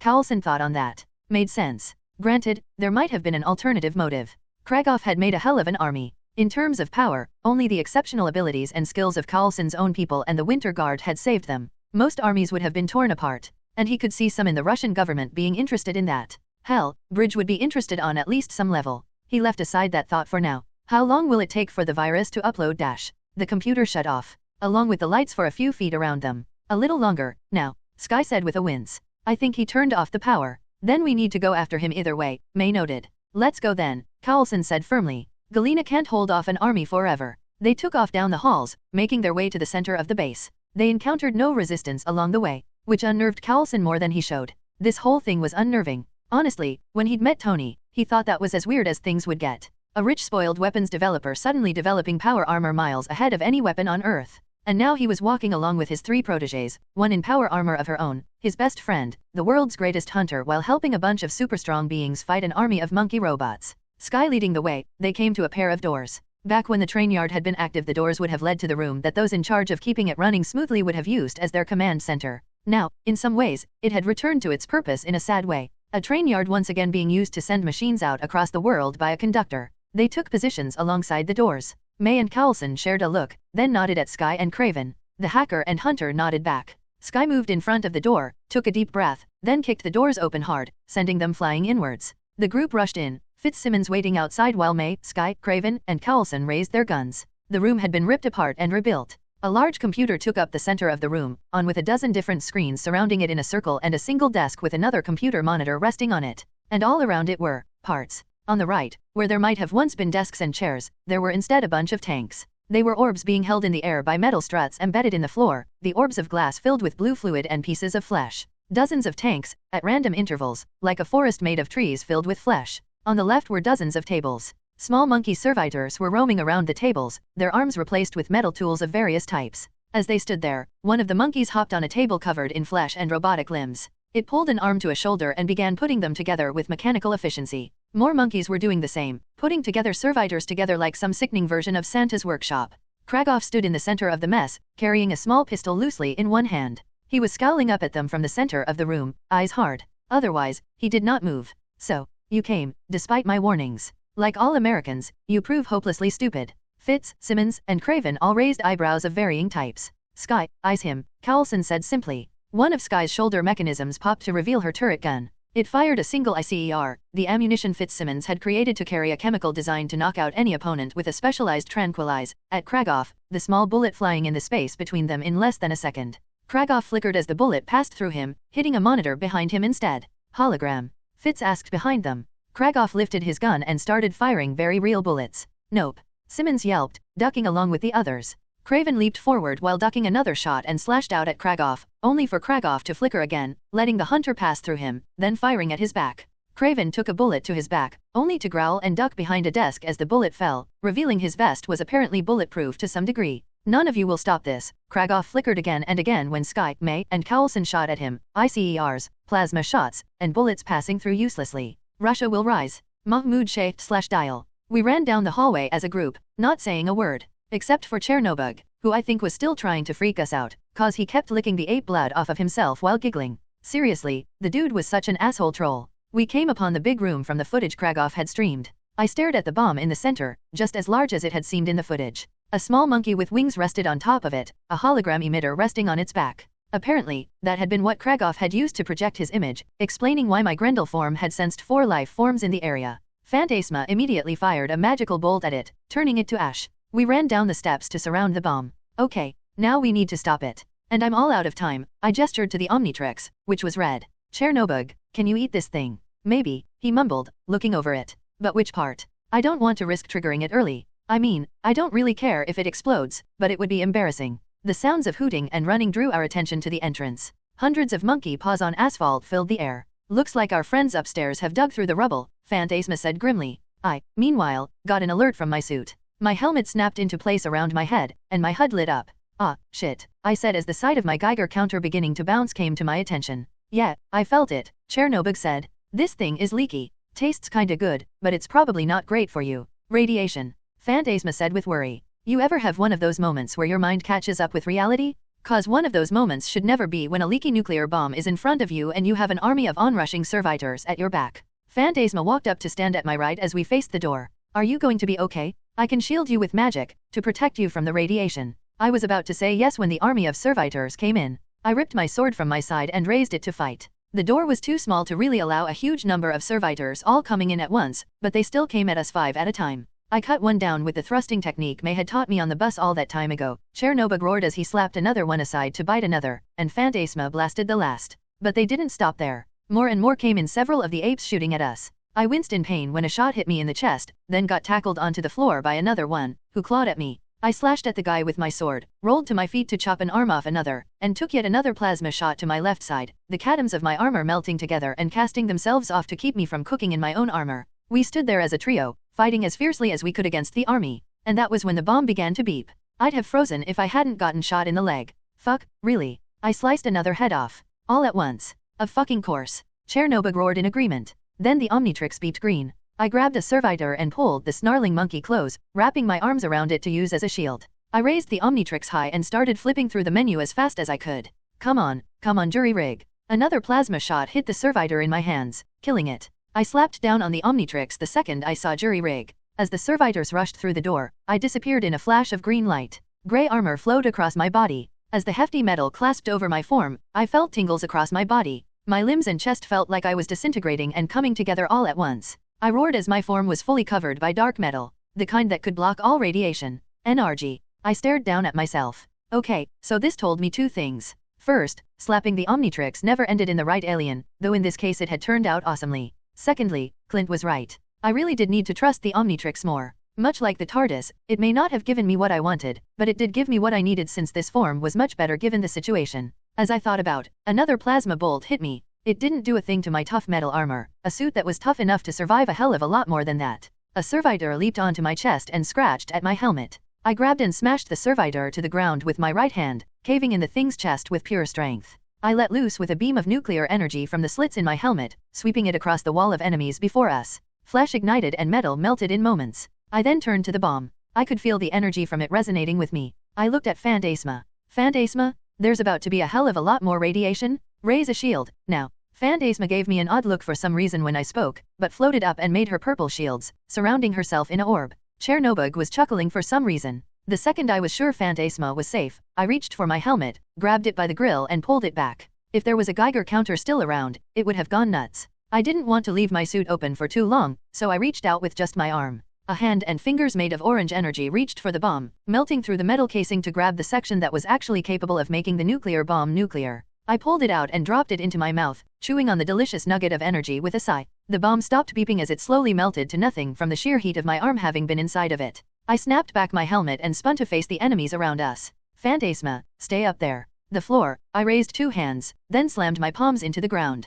The energy inside me, joined by that of the bomb, exploded from my gloves and went into the floor. For a moment, everything was still. Is lava. Then the whole room shook as the ground blew up in a wave of melted stone. The room temperature blew upwards as the servitors around us melted in a series of screams. Flesh and steel turned to ash and molten metal. Fuck me. Chernobyl roared as a geyser of lava rose next to him. Damn it, warn me next time. The boiling lava filled the entire room for a moment, cooling quickly as I stood in the molten stone. More servitors tried to rush in, only to get lit on fire as well, weakly firing at us with plasma shots. Phantasma, still floating high above the molten stone, winced, whispering something caustic. Dial. Hey, I said up to her, blasting more heat from the grill of my suit. I had surprisingly high accuracy with those blasts, sending more servitors to the lava floor. Sorry, it was all pretty last minute. You aren't hurt, are you? No, she scowled at me. Why are you doing that voice? What dash? I stopped when I realized what she was talking about. Oh, well fuck, I guess the Omnitrix really did have a sense of humor. I swear, I said in a Russian accent. This isn't on purpose, this form just tends to sound like this. I hope you don't find a way to stop then, Chernobyl said with a grin as he scooped up a handful of molten stone in his right hand to toss it at a gorilla. Because Vanguard is going to be pissed when he finds out. And of course, that thought seemed to fill him with glee. Author's note, so this is a bit awkward. I've been writing this story for a little while and it's been a fun ride. But I'm in a bit of a financial situation, with hospital bills and other things piling. So I reopened my Patreon page and updated it quite a bit. I'm hoping that with enough I'll be able to take some time off work to focus more on this and other fanfics/stories while also taking care of the everything of life. Anyways, the link to the page is at Patreon under the name Desert Chocolate, and here are the tiers. Nikolai Krolenko/Vanguard. Vanguard roared in rage as a punch from an orangutan hit him in the center of his shield, the strength of the 6-foot-tall ape lifting and throwing him dozens of feet through the air. Vanguard ground his feet until he came to a stop, then lashed out with a punch to a chimp's chin. Creel dropped down behind him to smack aside another ape. The former boxer/criminal was panting in his vibranium form. He looked exhausted. Vanguard felt the same way. They'd been fighting against the enemy non-stop now. Many Russian soldiers now lay dead on the ground, and Creel and Vanguard were next to the remains of a tank that had been destroyed. Men and primates were dying in droves. But the real issue was that Krakow wasn't running out of primates. He must have been developing the creatures for a long time to have so many to use as cannon fodder. High above, several aircraft were battling it out with the apes and monkeys, gunfire, and plasma shots flying hundreds of feet above the battlefield. Vanguard didn't have command over that particular part of the battle, but every once in a while a sudden explosion would mark a missile or bomb being dropped on the servitors. Mikhail rushed by with a mandrel in his mouth, shaking his head like a dog with a toy in his mouth. The bear man had been through the ringer. His fur had been singed across his pectorals and back, brown fur burned black, skin scorched. Long claw marks had been scratched on his face over one thankfully intact eye, as well as his chest, with one especially painful-looking one right on top of a burn. And yet, Mikhail was still rampaging. He spat out the mandrel he'd been chewing on, rose up to his feet and grabbed a cannon turret that had been left on the ground. With a single pull, he lifted the large piece of steel into the air and turned to face a gorilla. Come here. With great enthusiasm, Mikhail spun his newly stolen weapon to swipe, sending several apes flying through the air. More plasma shots hit him, but he only roared and dived back into fight harder than before. How is he not tired? Creel panted. The Major has endless stamina for defending the Russian people, Vanguard said. It is inspiring. And also extremely annoying. An orangutan dropped out of the sky to land in front of them. Vanguard didn't have time to react before the 6-foot-tall ape grabbed him by the neck and lifted him off the ground. Vanguard snarled, trying to breathe through the pain. The orangutan slashed at his chest with the long steel claws on its other arm. Vanguard watched in near slow motion as 4 blades sliced through his costume and skin, sending up a spray of blood. Up until they were stopped by an extremely tough material. Unknown to most, Vanguard's enhancements included a subdermal body armor made of a combination of several lightweight materials, one of them being carbon. The 4 slash marks across his chest revealed that layer. The orangutan, being more near machine-like, showed no reaction to this except to claw at him again. Vanguard snarled as his armor, despite preventing the blades from slashing any deeper, were unable to stop the bruising from the hit itself. Creel grabbed the orangutan before it could strike again, snapping its arms with brutal force. Vanguard dropped to the ground and spun around, thrusting the sharp tip of his shield deep into the beast's chest. The worst part of fighting the apes was how emotionless they were. They roared at times, made small noises, but that seemed more a result of instinct. As the orangutan died, it simply stared at him emotionlessly. Another gorilla fired at Creel. Creel took the immense blast of plasma to his arm, the sheer heat of it burning off the remains of his clothes. Creel rushed the gorilla, grabbed its head and tore it off. Then he fell to his knees, coughing heavily. Creel. Vanguard grabbed him by the shoulders and pulled him into cover, a soldier rushing past him to fire at their opponents. Vanguard held back a scream of pain when his hands met Creel's form. Creel was hot. Almost insanely so. Only with the determination given to him by years of training was Vanguard able to ignore that to get Creel to cover behind a tree that had been destroyed. Vanguard eyed Creel, the superhuman still in vibranium form, his shirt and pants scorched to almost nothing. What is happening? Creel coughed, leaning his head back against the log they were using for cover. I haven't really gotten this hot so fast before. Or for this long. I just need a sec. Then Creel spun to his feet to stand behind Vanguard. Before Vanguard could say anything, the man was hit by more plasma shots. The temperature around Creel rose dramatically. Creel grabbed the log they'd been using as cover, lifting and tossing it at the shooters before falling to a knee. Shit, Creel whispered, staring down at himself. His metal carapace was unharmed. But anyone could see he was exhausted and in pain, panting heavily. His chest had noticeably taken on a slight red glow. Slowly, Creel rose up to his feet, still grimacing. Vanguard stared in silence as Creel, despite his pain, went into battle again. The metal man defended a male and female soldier from an ape, fought alongside Mikhail, battled against his pain to keep moving. Nikolai punched another opponent, ignoring the pain in his own chest from the claw marks that had torn through his skin. Vanguard. Phantasma's voice came on over the radio as he continued to fight. The nuke has been defused. He took a moment to feel relief at the good news. But we're dealing with a lot of enemies. If this doesn't stop soon dash. Whatever she was about to say was cut off by another explosion as a plane from the sky crashed on the battlefield. Vanguard grit his teeth. Phantasma was right. If something didn't end this soon, quantity would end up overrunning quality, no matter the strength of the Winter Guard, the Russian military, or, he thought as he eyed Creel, the strength of the Avenger. Mahmoud shaped/dial. There's more coming in from the left. Phantasma shouted. She was flying by while blasting out magic and slashing out with her violet sword. But I could tell she was flagging. Her face was red with exertion, and her magic was coming just a bit slowed. Each of her shields were faster to crack, forcing her to replace them faster. She was also casting illusions. I only knew that because, every once in a while, a group of monkeys were suddenly replaced by Russian soldiers and copies of my aliens. Then they would get jumped by their friends and get torn apart in seconds. It was unnerving, seeing Big Chill and Four Arms getting torn apart by mad robot apes. Somebody cover the left, I need to focus. Phantasma shouted desperately. I got it, Chernobog roared, ripping apart a mandrill to dive for a shaved chimp. He looked stranger than usual. His black form was slowly emitting black smoke like a leaky chimney, and his smile was less evil and angrier than I was used to.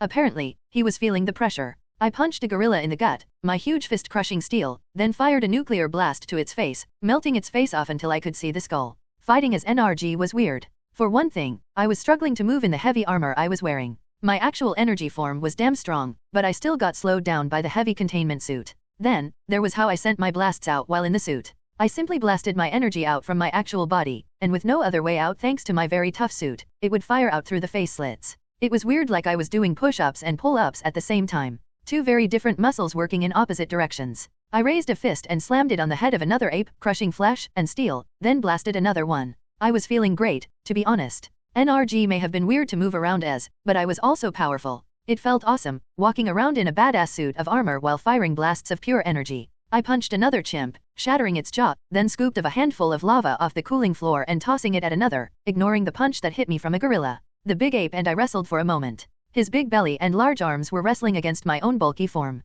I eventually mimicked a sumo move Nat had taught me, pulling his hips in toward me while my upper half push. Taken off guard, he tumbled to the ground, where I blasted him in the chest, melting flesh and metal, finishing it with a foot stomp. We were winning. But it wouldn't last. There seemed to be no end to the servitors pouring in. Chernobog and Phantasma were both coming on the tail end of exhaustion, and while I was fresh thanks to the Omnitrix transforming me, I'd still time out sooner or later. Then, the lava heat around us would do the job. That or my newest frenemies would be dead. Something had to give, soon. Phil Cowlson. Guys, how is he doing this? Is he like Ghost?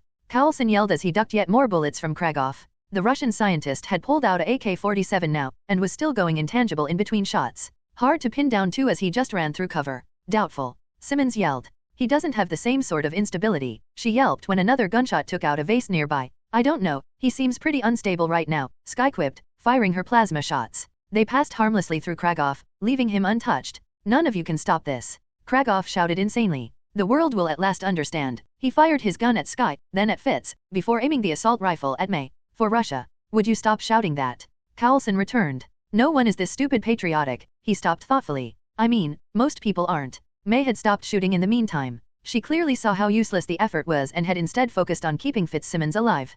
Cowlson, we need to disable the servitors. Staying like this isn't going to help the others. Then Kragoff ran through her cover to stand in between them, forcing Cowlson and May to dodge a hail of bullets. Just die, damn you. Not happening, Kragoff. Cowlson returned. Underneath the bravado, his mind was racing. This was a waste of time. And that was the whole point for Kragoff, wasn't it? This power of his was insanely useful, as Ghost had proven a dozen times. Ghost had already been on Cowlson's list of dangerous enemies he wouldn't want to fight. Kragoff was only marginally less dangerous due to his old age slowing him down. And even then, he was pretty spry for an old man. But that was beside the point. The end point of all that was he was mostly just keeping them from doing the work that was important. Namely, uploading the virus that would shut down the servitors. Every time they got close to the computers, he would fire bullets like a madman while coming close to punch and kick his old man best to keep them away. He was trying to kill them, sure. But he was also keeping them very specifically from the computers. Did he know about the virus? Or did he have something else in mind? Whatever the case, Cowlson had a plan as he rolled alongside Craven, who looked as frustrated as he felt.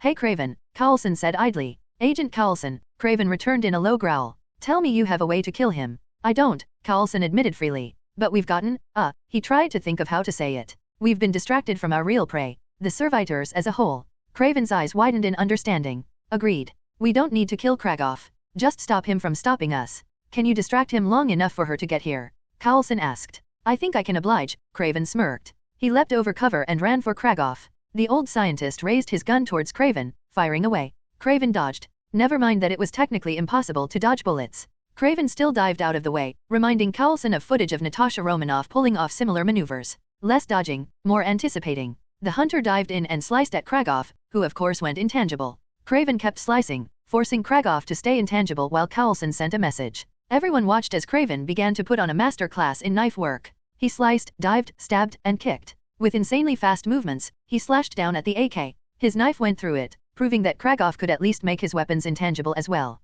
Kragoff, in response, began firing his gun wildly whenever he had a chance to, clearly trying to tag Craven with anything he possibly could. Craven kept being anywhere except in front of the gun, while also carefully guiding him to shoot away from the computers. Carlson watched carefully as he listened over the radio before finally shouting, "Craven, now." Craven moved with incredible speed, clear away from Kragoff, taking a bullet to the leg for his trouble. Kragoff didn't have time to enjoy that. The ceiling cracked open above him, then shattered apart into chunks of rubble, raining down on the intangible form of Kragoff. The ancient communist scientist barked out in anger. Suddenly hundreds of pounds of metal enveloped in electricity dropped down from the ceiling. The crimson dynamo landed in a crouch before rising to her full height. "Nice timing, Galina," Carlson said with a grin. "Thank you," she said in a cheery voice. Kragoff ran out of the rubble and started shooting at her. Bullets bounced off of her armor. She chuckled. "Really, idiot?" Fitzsimmons and Sky used her entrance to get to the computers. When Kragoff snarled and tried to hit them, Galina stepped in his way, blasting at the man with a single beam of electricity.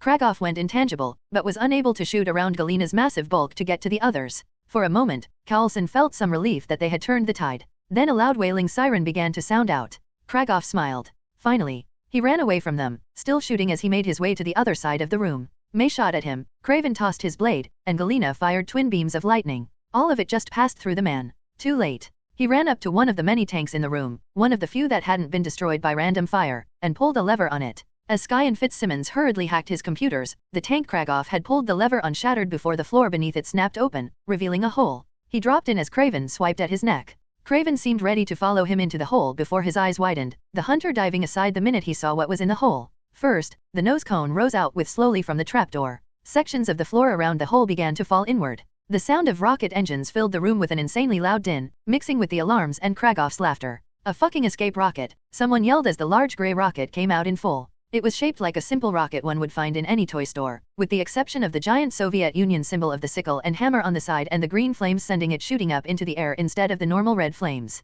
It was also shrunken down, being apparently made for one person. Galina fired her lightning bolts at it, scorching the side and making the engines flutter. But the rocket continued to climb. "Goodbye foul capitalists and national traitors," Kragoff crowed. "Die in the fires of my retribution." "He really is a Bond villain," Carlson shouted, looking over at Sky and Fitzsimmons. "Can you stop him? We have bigger problems." Sky returned as she typed at her hollow screen, a frantic look on her face. "He's activated a self-destruct. It's going to destroy the entire complex. We've got seconds, and the computer is already working on the virus," Simmons added. "Here." Galina opened up her armor, hopping out of it with a section of keyboard attached to the thing. The young engineer rushed over to them. "I can help with the self-destruct." "Then I've got the virus," Sky agreed. All the while the rocket engine continued to roar as it ripped through the last section of roof. Kragoff laughing all the while. Carlson continued to watch. After a while, he walked over to a chair and sat down. Carlson, May in confusion. Craven walked up to join them. He looked between them. "Hey, what else can I do at this point? Might as well enjoy the show."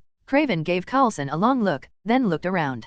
Galina, Sky, Fitz, and Simmons were working frantically at the computers. The rocket, flying on jets similar to the ones the monkeys had been using, was now exiting the ceiling. There was damage everywhere, a tiny worker monkey still blithely working on making more servitors. He sighed. "Yes, I suppose that is all we can do. A self-destruct and an escape rocket though, right? I'm telling ya, he's a Bond villain." Carlson leaned back in his chair as he watched the rocket finally disappear into the sky. "Shouldn't it be too hot for us to survive this close to a launch?" "Not with the thrusters he'd choose to use," Fisk said idly nearby. Then he cursed, pressing frantically at a keyboard. Damn it, dash. "Here," Sky shouted back. "Okay and, got it," Galina crowed. Fisk collapsed backward in relief. Meanwhile Sky watched while biting her bottom lip as a bar on her screen uploaded. For a long while, the bar seemed to freeze. Then she sighed in relief, turning to look at the others. The alert sound that had been ringing out stopped. The monkey workers, still working so diligently, fall to the floor like puppets getting their strings cut. "We're saved," Carlson said in awe. Nikolai Krylenko/Vanguard.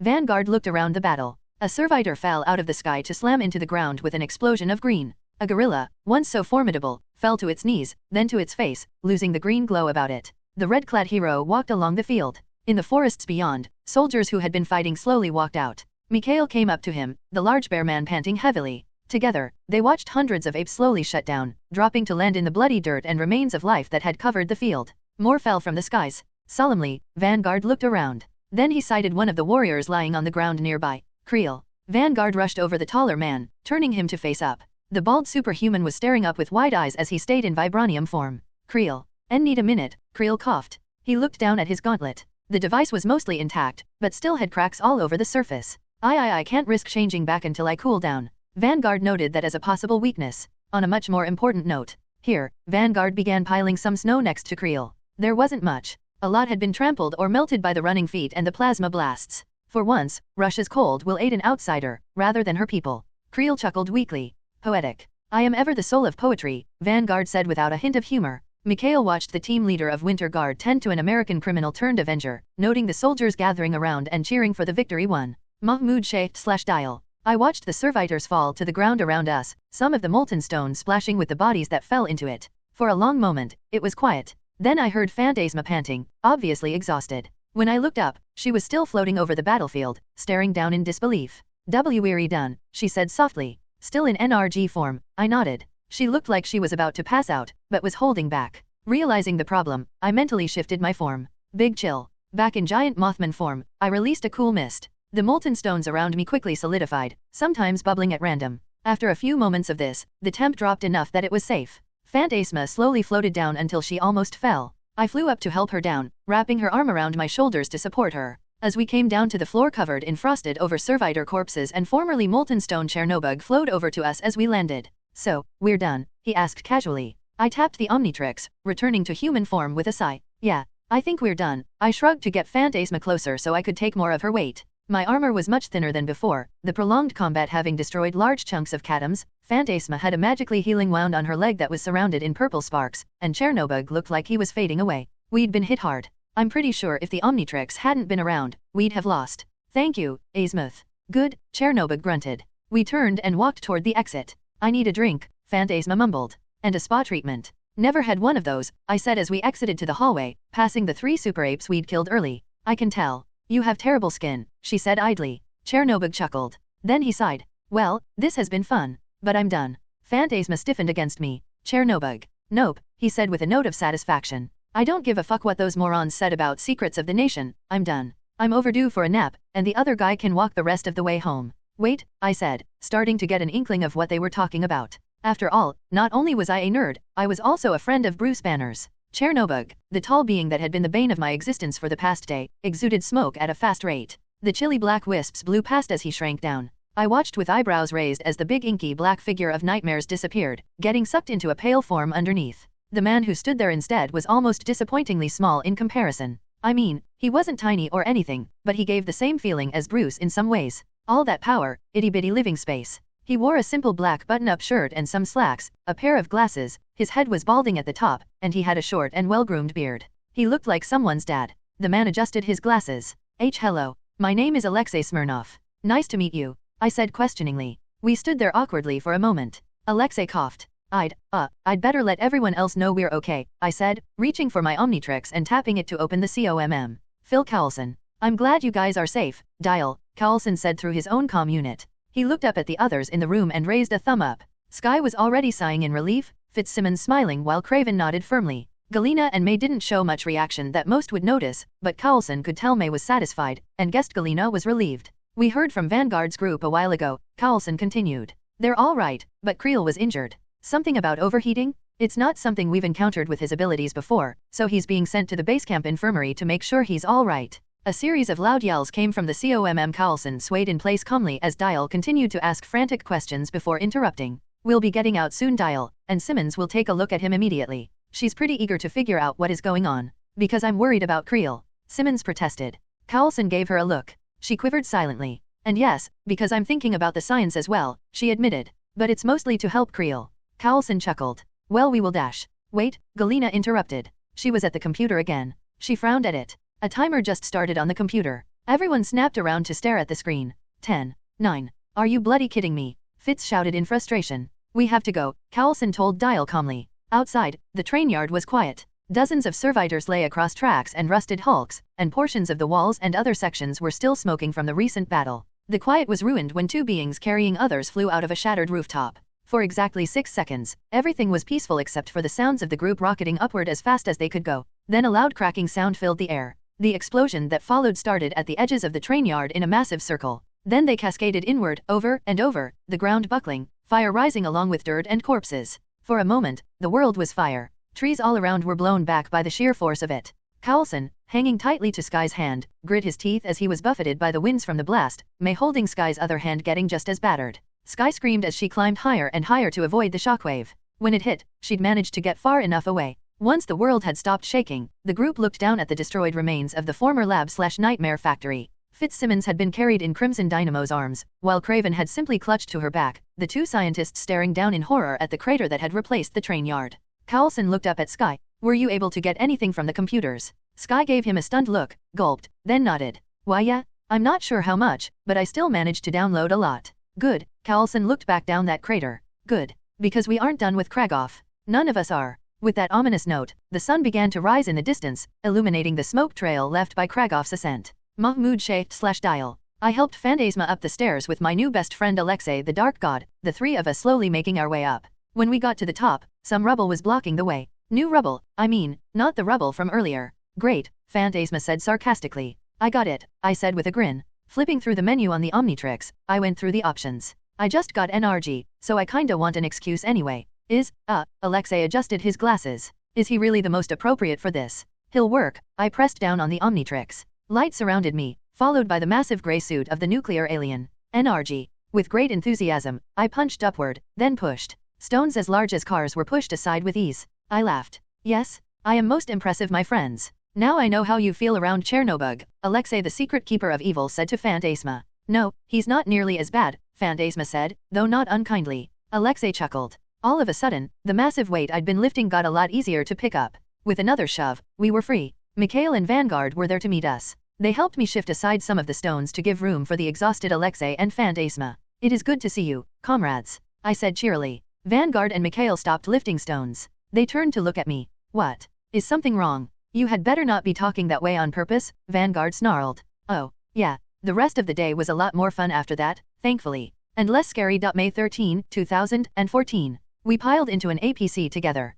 Vanguard, Creel, Phantasma, Mikhail, Alexei the secret dark god, and me. Phantasma fell asleep as soon as she got into the truck, her head resting on Mikhail's shoulder. I had to admit, I was feeling the mental strain myself. Mikhail looked like he'd been through the ringer. He was covered in tiny cuts and burns across his bare chest and arms, like he'd fallen through a rosebush that was on fire. Creel was resting on a stretcher in between us, snoring slightly. I gave him a grin. He was all right now apparently, but the fact he'd even gotten to a state of being damaged had scared the shit out of me. As the car rattled along, I looked up at Vanguard, who still looked miffed. Hey, I told you man. NRG just sounds like that. I can't help it. You turned into a literal walking atomic reactor and immediately gained a ridiculous Russian accent, he asked me with more than a hint of annoyance. Look, NRG is basically the closest equivalent to a space Russian. I rubbed the back of my neck. I mean, that is just how the Omnitrix translates him to Earth languages. That's all. I mean, if I was going to do a mocking accent, why would I do it in the middle of a battle? He sighed. Boy, I understand that logically. But you should know that this isn't a logical emotion. It will take me time to get over how annoying this is. Fair enough, I nodded toward his chest. Some bandages had been placed under his red suit, some seepage of blood going through the white gauze. You okay? He looked down at his wounds before nodding. Yes. Seems you've also taken quite the hit. He nodded toward my armor, which, while technically intact, still had some scars. I nodded. Yeah, we've all had our beating. But hey, we won. Not yet, Mikhail said, scowling. Not until we find Kragoff again. Vanguard nodded while Alexei adjusted his glasses nervously, which just drew my attention to the small man. So, you, I said with a raised eyebrow. You what, host Chernobog? Yes, Alexei coughed. But, that is confidential information. Mikhail grumbled something about that horndebil, the last word being a pretty common Russian insult. I'll sign the waiver later, I joked. But why is it confidential? If no one knows Alexei exists, we have an operative that can stand in a crowd, as unassuming as can be, only to suddenly become a god, Vanguard explained. And if no one knows Chernobog has a host, why would they look for one? And that was terrifying to think about. Chernobog, even against cloned apes running on computer brains, had been horrifying. Him suddenly transforming in a crowd, or God forbid being taken hostage. That would scare the shit out of anyone. Dude was a funny asshole. He was also sadistic as shit. Alexei winced. Well, I wouldn't put it like that. I'm really not suited for all this violence. I remembered the moment when Chernobog had licked a servitor gorilla's cheek before biting into it like an apple. Yeah, people might find that hard to believe. I leaned my head back in my seat and sighed. Things got quiet after that, all of us just resting. It had been one hell of a past few hours after all. The APC bounced and jostled on its way to the nearest military base, Creel snoring peacefully the whole way. When we got to the base, Boris was there waiting for us. We didn't have much time to say hi. The smiling politician pulled us through a crowd of watching soldiers and personnel into the main base. Phantasma was woken up and followed along while yawning a bit, and Creel was sent to the infirmary on the base.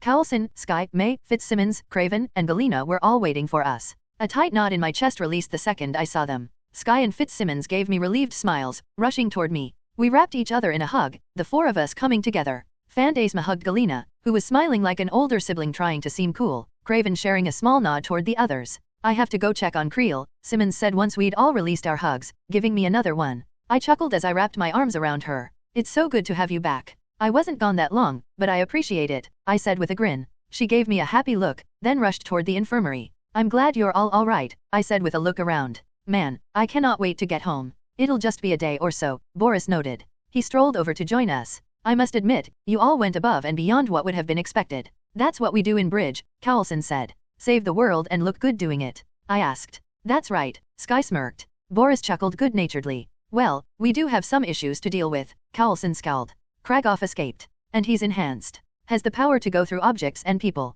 Like Ghost, but with less problems. Oh come on, seriously. I grumbled. He already had a monkey army. Intangibility is just cheating. You're one to talk, Fitz pointed at the Omnitrix. Don't you have over a dozen aliens with powers in that thing? Yeah, but only one at a time, I grumbled again. Regardless, he's escaped, Boris said angrily. And we will track him, and whoever has been helping him, down. He threatened the people of Russia with his foolishness. He is now our priority. Yay, more bad guys, I grumbled for the third time. I was hungry, sue me for being grumpy. And seriously, we had a whole bevy of enemies at this point. I was starting to feel real eager to start chipping that list down. By the way, can I ask about him? Cowlson pointed at Alexei. Boris scowled. Well dash. He's Cherney's host, I said immediately. Cherney. Half the room said incredulously. Yeah, Chernobog, I said idly. By the way, how did that happen? Alexei opened his mouth, then closed it. Then he sighed. Yeah, that one is a long story. And your powers? Cowlson asked Mikhail. Mikhail blinked. That is also a long story.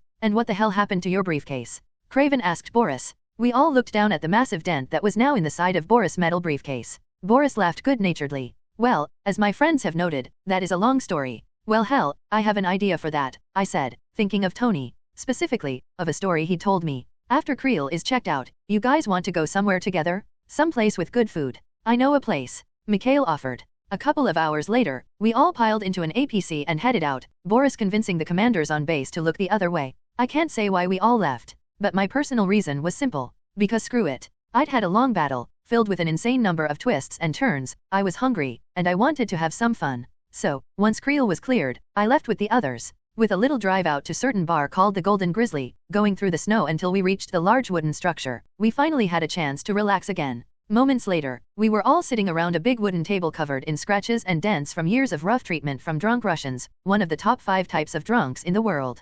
Zaz Derifier. We tapped drinks together with a riotous cheer, some of the soldiers who had already been at the bar joining us. They broke off respectfully, leaving just our core group to stay behind. Staring from my left were Creel, Sky, Cowlson, May, Fitz, Simmons, Craven, Alexei, Galena, Vanguard, Boris, Mikhail, Phantasma, then me. Okay, Cowlson said as soon as it was clear of people that weren't us. We've got a few hours. Let's talk about confidential stuff. Mikhail gave Phantasma a look. The Violet Witch raised a hand and clenched it. A mandala sprouted around the large table, surrounding us entirely, then shattered. The instant it did, all sound beyond that mandala's borders stopped reaching us. I leaned my head back until I could hear the bar again, then forward. Damn, she'd made a soundproof bubble around us? Awesome. Oh, that is so cool, I said in awe. Phantasma flashed me a bright smile. I patted Creel on the back next to me, my friend looking a hell of a lot better than he used to be. Creel gave me a grin, chugging his drink while ignoring Simmons' glare. Apparently they'd had a brief argument about the merits of alcohol while recovering. He'd decided to drink a light beer instead, which in Russia meant very little.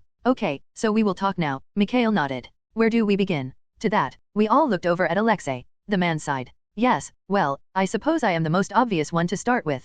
Hell yes, Creel, Sky, and I said in unison. He adjusted his glasses again, then leaned over the table. Very well. Months ago, Rio had its, what has Bridge called it? Timequake, Cowlson said. Really? Alexei cocked his head, then shrugged. Very well. As Chernobog tells it, the Timequake had released him. He'd been left in some other dimension, locked away. But then the Timequake happened. And when he awoke, he went somewhere familiar to him. I narrowed my eyes. The Timequake. Looks like it had more repercussions than I had expected. But then, how could it not? So, I was a bartender in my village. I remembered Chernobog mixing himself a drink with some skill. I worked for an old friend of mine, helping him with the accounts and everything else. One night I was walking home and, well, there were some old ruins, near the village. The kind of place the kids would go to hang out in, smoke, drink, scare each other with old stories. That night when the smoke entered my lungs, I didn't think anything of it. Then the voice started talking to me. Animals in the woods, small ones at first, then bigger ones like deer. Some people started showing up at our doctor saying they were very tired. And I started to feel better. Better? May asked. I was dying. Lung cancer, Alexei smiled bitterly. The children in the village weren't the only ones smoking. But as time went on, I started to feel invigorated. Stronger than I was as a young man even. Then, Chernobog spoke to me. And you didn't decide the dark voice in your head absorbing people's life force might need to be kicked out? I asked curiously. He wasn't hurting anyone, Alexei protested. No one was dying, or even getting harmed. He offered me a deal. If I let him stay, he would cure me. Instead of the extra year that I had been given, I could live forever. I just had to give up half of my time. Let him run the show. May narrowed her eyes. Run the show. It's not that bad. I just let him use my body for a long time, leaving me to feel like I've been asleep for longer than usual, and then he gives it back whenever I like. Alexei looked around. He's been good. When the government offered him things in return for him channeling his powers to help, he agreed. In return for what? Carlson asked. Vanguard narrowed his eyes. Mikhail coughed uncomfortably. Craven looked unmoved, while Galina and Fantasma shared a look of annoyance. There are people in the prison system, Alexei said uncomfortably. Pedophiles, sex offenders, serial killers, etc. People who wouldn't be missed. And then, the one thing he demanded most heavily, an internet connection, and free access to every streaming site he wants. If we'd lived in an anime, I would have face-faulted. Food and internet, Vanguard said sarcastically. The various Winter Guard members chuckled, clearly in on a joke the rest of us weren't. I don't approve of Chernobog, though recent events make me less inclined to let my dislike of my co-workers affect my job. His eyes flickered to my left. And beyond that, he is incredibly useful as a warrior. Carlson shook his head, the older man taking a swig of his drink. Hard to argue that. But using a dark life force-eating god to punish prisoners, that's a slippery slope. The UN is going to have some thoughts on that, especially in terms of ethicality. He only eats half. And it's entirely painless, Alexei said. I'm pretty sure I wasn't the only one to remember the image of screaming monkey souls, or the feel of Chernobog's laugh tugging on our souls. When he chooses for it to be painless, it is, Alexei explained further. So when he does that fucking laugh, that uncomfortable feeling of him tugging on our soul, is him fucking with us? I asked. Alexei chugged his drink. What an asshole, Creel, and I said in unison.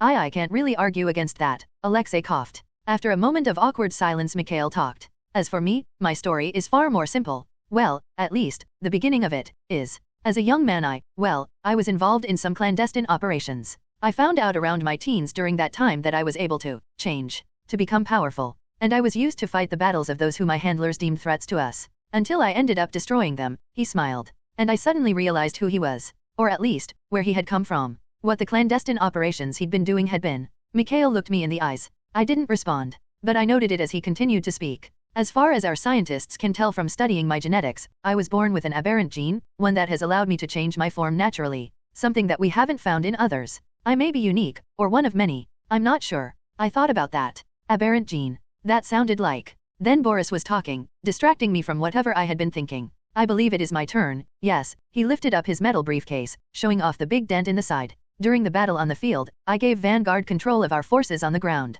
A move that I felt was best, as he is not only a skilled strategist and commander, but is also the one who had the most experience with the enemy at the time. Some of those politicians who have some pull over the Winter Guard protested, so I had to persuade them. It was only then that I realized that Boris kind of reminded me of Sammy. Overweight, but with big dim arms and knuckles covered in a few scars. His nose was also slightly bent from a former break. Apparently he was more of a former badass than I would have expected. Can't you get in trouble? May asked, the super spy sipping at some very expensive alcohol. If I do, it'll just mean I have to buy another briefcase, he chuckled. I have long since gained some clout, Miss May. I have worked hard for my government. So I am allowed some leeway in how much damage I can do to people, especially when they're being idiots. Fair enough, Carlson sighed, relaxing back in his seat. Well, I suppose that's everything. Unless everyone else has a deep dark secret they want to reveal. Not in this chapter, I joked. But hey, we're here. Let's have some fun. Fun, Mikhail scoffed. You came to a Russian bar, and ordered that? How can you have fun if you won't drink? I blinked down at my mug of compote, a fruity non-alcoholic Slavic drink the bartender had recommended, then smirked.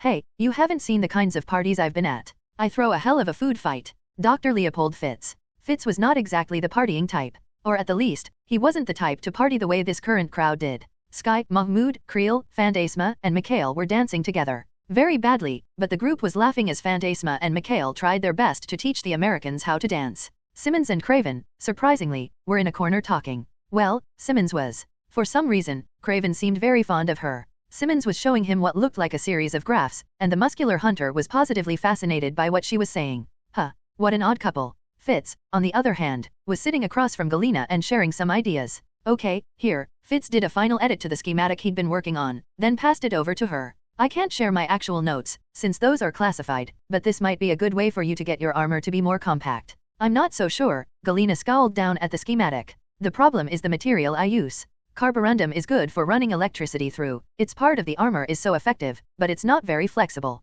It doesn't have to be. Fitz placed his drink down. You've heard of graphene? Some of the work they've been doing on it. Galina nodded slowly. Well, it is one of the most conductive materials in existence. But it also has bloody amazing tactile strength. You can layer sheets of it wherever carborundum might not allow for flexibility, use that to make lighter armor without sacrificing durability or conductivity. All you need to do is create a monolayer of carbon atoms to make the sheets, and you can do that by. Fitz stopped to think. Was it a good idea to try and help a technical enemy with this stuff? Well, she was going to hunt down Kragoff. Plus, if he helped her, that meant he could also make his own weapons against her. Just in case. He leaned over. Okay, so this is what my own research has shown. Dr. Gemma Simmons. Simmons watched as Craven flipped through a series of videos on his tablet. Okay, look here. The gruff man showed the tablet to her again. I filmed this as a part of my show years back. I was hunting black mamba near a village, trying to get it before it killed anyone. You didn't hurt it, did you? Simmons asked worried.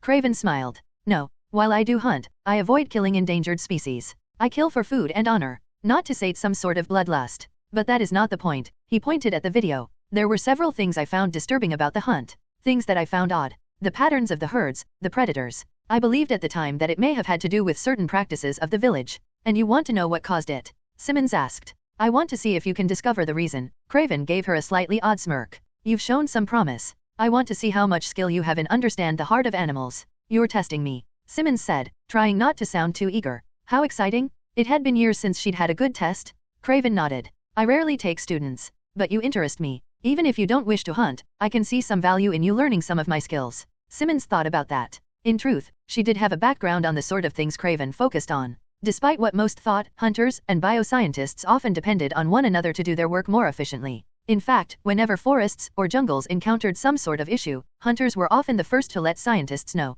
It wasn't a perfect relationship, but there was one worth pursuing. And Craven was a very good hunter. Well, give me a moment. Simmons watched the video, biting her lip thoughtfully. So the animals in the village were reacting some outside stimuli? 9 times out of 10, that tended to be man-made, but there were some natural things that could have similar effects. The best indicator was what animals were being affected. Black mamba.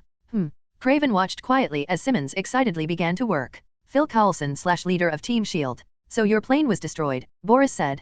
Carlson nodded sadly. He had liked the business, loved it. That plane had been beautiful. Old, sure, but with all its upgrades it had been one hell of a plane. And now she was gone. May gave Carlson a sympathetic look. Well, sympathetic for her, anyways, before turning to Boris. And now we will need a ride back to the States. If need be, Bridge will fly over a Quinjet, but we thought we might ask you. Not a problem, Boris chuckled. After you helped stop a nuclear weapon and an army from killing our citizens, it would be rather crass of me not to aid you, would it not? Thank you, Carlson said, trying not to sound too bitter about losing his sweet ride. And Lola. We've left orders to leave her in a safe location, Boris explained. While usually she would be studied, we already have some models similar to her in storage, so she will be untouched and ready for you to take her to the States. I appreciate that. Carlson then looked over at the group dancing to the loud music. And what about? They already know, Boris sighed. We'd long since planned this. But Kragoff ended up accelerating those plans. As I'm sure you can imagine. But we've been prepared. Nikolai's sister is ready as well. And this is most beneficial for us all.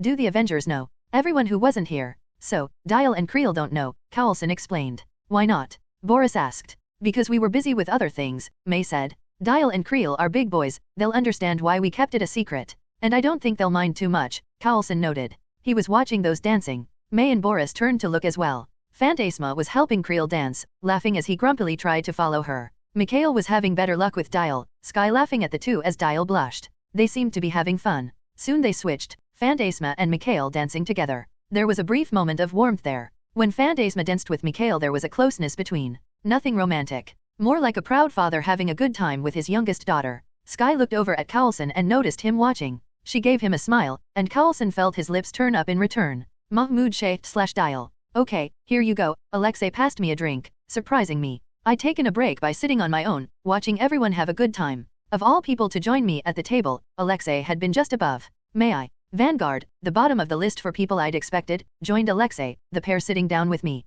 Sure. I said hesitantly. Alexei and Vanguard sat across from me. Vanguard looked a lot better, and had long since dropped his mask to reveal his rugged features, getting really tired of being the only non-supermodel superhero. Alexei similarly looked happy. I looked down at the drink he'd handed me. Don't worry, it's more compote. An apple one this time, Alexei said with a smile. Oh, well, thanks. I hesitantly looked between them. So, we've had a hell of a mission. I finally have a story that beats Tony's at least. It certainly is not what I expected, Vanguard said gruffly. I had assumed our missions would be more realistic. Welcome to the world of superheroism, I said with a shrug. It just gets crazier from here. Just wait until more aliens drop out of the sky. He didn't seem to know how to take that. How about you? I asked Alexei. You've got Chernobyl inside you. He's probably seen crazier. Alexei frowned thoughtfully. A few. But he never sees them as crazy. In fact, pretty much every moment about the past few days has been par for the course for him. Makes sense he'd have a higher threshold, I guess. I sipped at my drink. Truthfully, while that whole mess had gotten a little nuts, the survivors hadn't been quite on the level of Rio, which admittedly was tough to top. Enough men died during this mission, Vanguard said softly, looking over at the soldiers in the room around us. I don't want things to be any crazier. Fair enough. Crazy for superheroes usually meant death for everyone in our immediate vicinity if we didn't move fast enough. I had to deal with that kind of thing a few times, I said sadly. I mean, I try my best. But, the images of corpses in Rio, of body bags in the Triskelion, filled my mind. Can't save everyone. Goddamn, what a fucking sad thing to say. Can't save everyone. Like that solved anything. Yay for damned platitudes. I couldn't help my disgust at my own words. Vanguard apparently noticed. He raised his drink. To those who were lost. Alexei raised his own drink. And to those we saved. I looked between them. Then I raised my glass and struggled to think of what to add. And to the battles to come, the people we'll work to save. I'll drink to that. Vanguard clinked his glass with ours and we all took a swig. Ha ha ha ha. Phantasma, smiling happily, dropped into the seat in front of me. She was clearly a little drunk. Heya, magic girl, I raised an eyebrow. You okay? Why does she hiccuped loudly? Yes, I'm all right. One moment, she waved her hand slowly, clearly using all the focus she could muster. Then she clapped. Some purple sparks appeared before her head and she sighed in relief. Did you just cure your drunkenness? I asked. Not quite, she said, sounding more focused. I simply staved it off. I'll still need to deal with the results of a hangover. How many spells do you know, anyways? I asked curiously. She frowned thoughtfully, resting her head in her hand. I am not sure. My magic is very instinctual. I have to think about it, sometimes, but I often just need to have the focus and willpower to do the spell. I have to practice, of course. I can't just make a new spell out of thin air, and I've spent hours perfecting them. But it's like I'm forcing myself to remember them, rather than making new ones. Sounds similar to my watch, I noted. I tapped the Omnitrix. I've gotten pretty good with the watch. And I've got sort of a cheat code on how to use them, if you could call dozens of episodes of a kick-ass cartoon a cheat code. But I still need to get used to them. Figure things out and whatnot.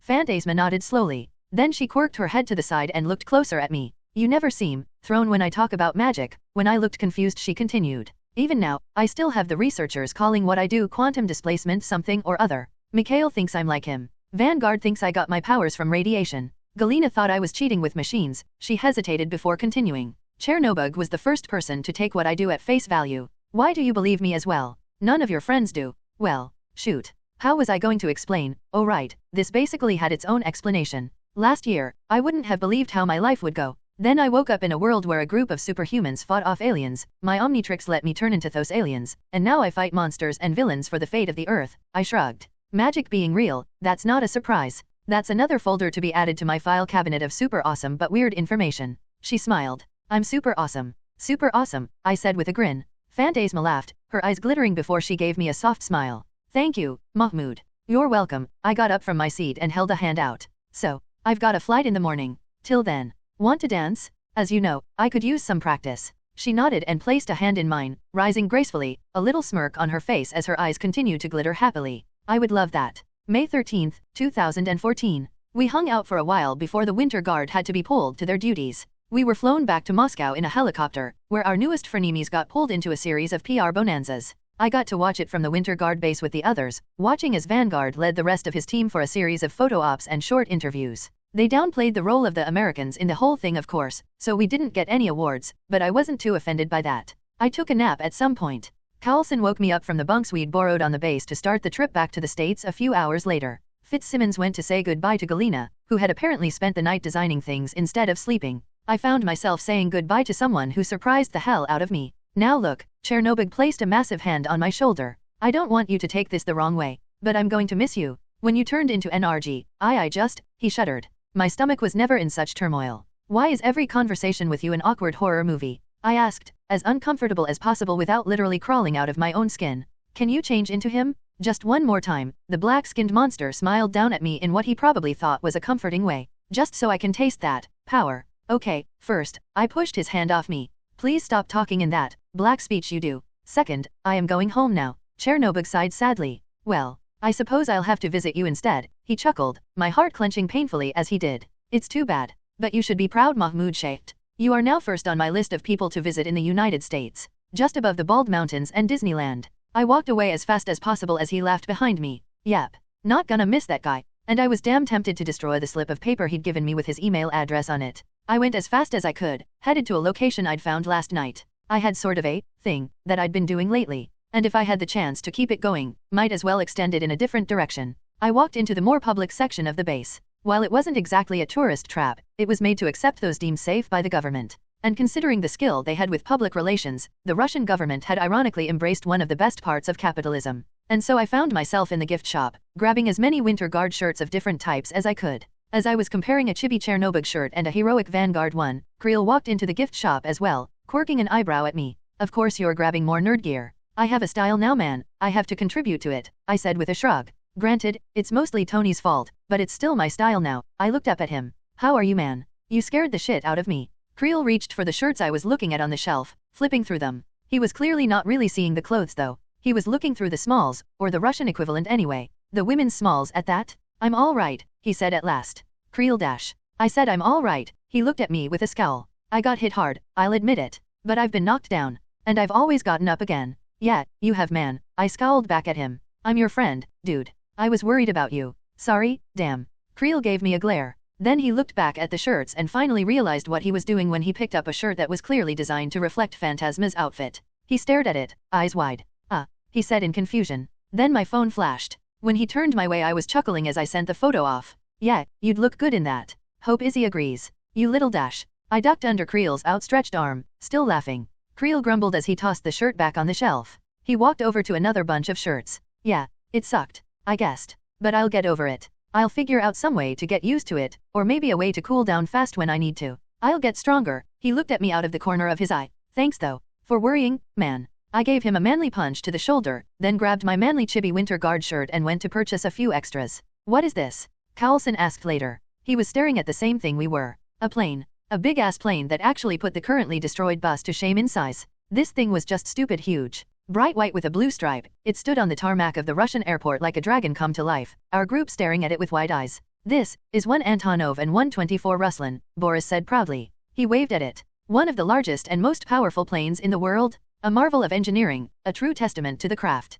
There are cameras again, I noted, looking around at the media. There was a huge audience as well, which kinda made sense, considering what an important goodbye this was. They weren't taking much more than some token photos, but the fact they were there was annoying. There was also a big stand nearby with a podium that had dozens of microphones on it. I don't think we're going to like where this is headed. Sky nodded next to me. I can hack the cameras, maybe, unless their tech is too old. I can always shoot them. May sounded a lot more ready to do that than I would have expected. Guess even the most stoic person had her limits. Creel and Fitzsimmons seemed to share our thoughts on the matter. Yep, really not going to like this, I decided. You won't, a female voice said. We turned to see Phantasma and Mikhail walking up to us. Mikhail was back in his military gear. Phantasma, on the other hand, surprised me by coming up with a blue blouse and blue jeans, carrying a large bag over her shoulder. I'd gotten used to her purple outfit and tall boots. Hey, Phantasma, Mikhail, Carlson said politely. Hey, I said with a small smile. Kind of expected you in your superhero costume. I've been told I tend to distract in that uniform, she said with a smirk.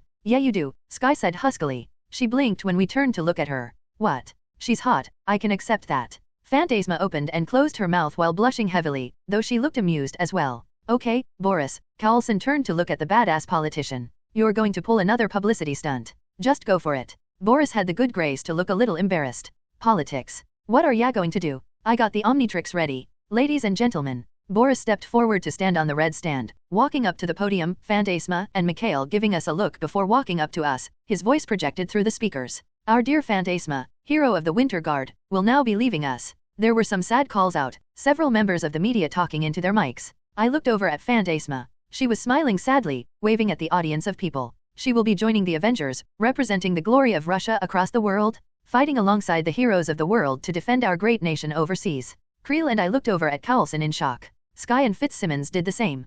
Carlson looked over at us blithely, then smirked. May chuckled. What? You didn't think she was just coming with us for a trip to the States, did you? Carlson asked casually. Do all super spies just love having more info than the rest of us, was the best response I could give. It's one of the perks of the job, he chuckled. In the meantime, Boris had been continuing his speech. But as we say goodbye to Fantasma, we also greet two new heroes. He gestured to Mikhail. With a step forward, he began to grow. His muscles inflated, his Ivan Drago features became Smokey the Bear features. His military uniform was apparently made with easy tear-away Velcro or something, because it came apart everywhere. His pants stretched to match him. Soon, a big shirtless bearman stood and roared. The audience gasped in fear and awe. His fur shone in the sunlight as he posed proudly over everyone. Apparently Mikhail had a hell of a good conditioner. Ursa Major? A skilled warrior and esteemed soldier of our nation, now joining us to continue that fight. Boris said proudly, Mikhail roaring, as though to punctuate the statement. Carlson and May, meanwhile, shared a look. Too. Carlson asked. From above us, she came. Surrounded in an aura like a starlit sky in the shape of a star around her body, the young woman slowly came down toward us. Dressed in a black leather armor with a yellow star in the center of her chest, her blonde hair flowing behind her. With the starlit aura around her and her eyes glowing with colorless energy, she looked like an avenging angel. Dark and powerful. The blonde landed to a series of flashing cameras, walking up to shake Boris' hand and give a hug to a happy Fantasma, Mikhail speaking to her fondly. Ladies and gentlemen, Dark Star. Boris cheered, the blonde stepping forward to wave happily at the crowd. Oh hey, new frenemy. Simmons chirped. When I gave her a look she explained. Fantasma said you kept calling the Winter Guard that. Yeah, that was probably appropriate. And, last but not least, Boris continued once the cheering died down. As a gift to our brave American friends for the aid they supplied the Winter Guard, we have decided to gift them this. He gestured to the plane behind him. So that was their game. And apparently the crowd was loving it. Good way to look good, giving a free plane to the Americans for the aid provided. Instead of, some of us almost dying to try and help. Say what you will about the Russians politicians, they are really good at public relations. As the cheering died down, Boris and the Winter Guard walked over to us. Boris looked apologetic as he clasped hands with Carlson. I'm sorry Carlson, but it was the only way I could convince them to let it go. I understand, Carlson said. He didn't sound like he meant it. Boris didn't seem to mind that. He gestured to Darkstar, who was eyeing Creel and I curiously. Oh, this is Lania Petrovna. Hello, it is very nice to meet you all. Lania said in heavily accented English. She sounded like a Russian Fluttershy. Petrovna. May asked. Like Vanguard. I asked. He is my brother, Lania said with pride. She looked at Creel in particular. Say, that you saved his life. Thank you. Creel looked surprised. When he smiled, I've never seen the big lug look more pleased than at that moment. Except for when he was with Isabel. Well, we had better head out, Carlson said, looking closely at Lania. But I think Bridge will want to speak with you soon. Boris was unfazed. Carlson. Despite what others may say, the Winter Guard is thankful to you all. We know what you risked for us. So thank you. Carlson seemed pleased by that. Thank you for saying so Boris. Now, we've got a hell of an exit to make. Ms. Petrovna, it was good to meet you. And you? Lania said. Huh. Pretty chirpy young woman. Fantasma and Mikhail were saying their goodbyes when Carlson pulled me aside. Mahmoud, Carlson said icily. Yeah, Carlson. Any chance you can change the paint job on this thing? I grinned slowly. Sure. Just say the word. Great. Carlson looked over at Boris, who had for some reason brought everyone to the front of the plane. Now, I really want to get Lola into this thing. But Boris is wasting time at this point. What is he doing at the front of this thing? Is there a door we missed? As Carlson and I watched silently, the front split open. Carlson and I walked slowly outward until we could see what was happening. The entire nose cone of the plane rose up, spitting out a long cargo ramp.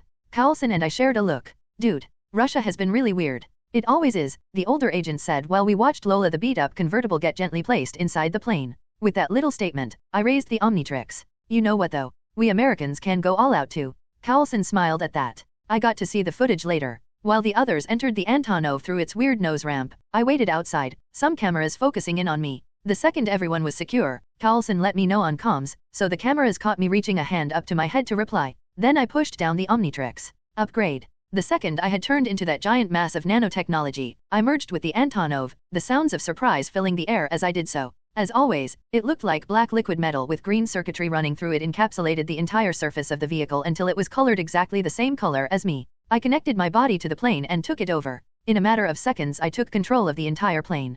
Cameras flashed as the now super advanced cargo plane turned its engine to face the tarmac and fired up. Hundreds of tons of steel floated upward. On the side of the plane, a massive logo appeared. The symbol of shield. Not bridge. Shield. I figured it was only appropriate. Peace out, Russia. I crowed through the plane's speakers. It's been fun. I twisted the engines around again and blasted off towards home. Ivan Kragoff. Ivan watched from his secondary base on a small TV as his decayed nation celebrated the efforts of their new circus clowns, the Winter Guard. The old communist clenched at the arms of his chair, scowling angrily at the tiny screen before him, the TV illuminating his face in blue. The damned fools even rewarded the Americans with a plane? But that was Ivan's fault. He had failed. He had underestimated them all. Not just the Winter Guard, with their false god and witch. He had underestimated Bridge. And Dial, who had devoured a nuclear bomb. Such power in that watch. Ivan had paid the Avenger little mind at first, believing him to be nothing but brute force in battle. But enough brute force had overwhelmed his forces. Of course, the Bridge members had managed to hack his superior technology, destroying his wonderful super apes.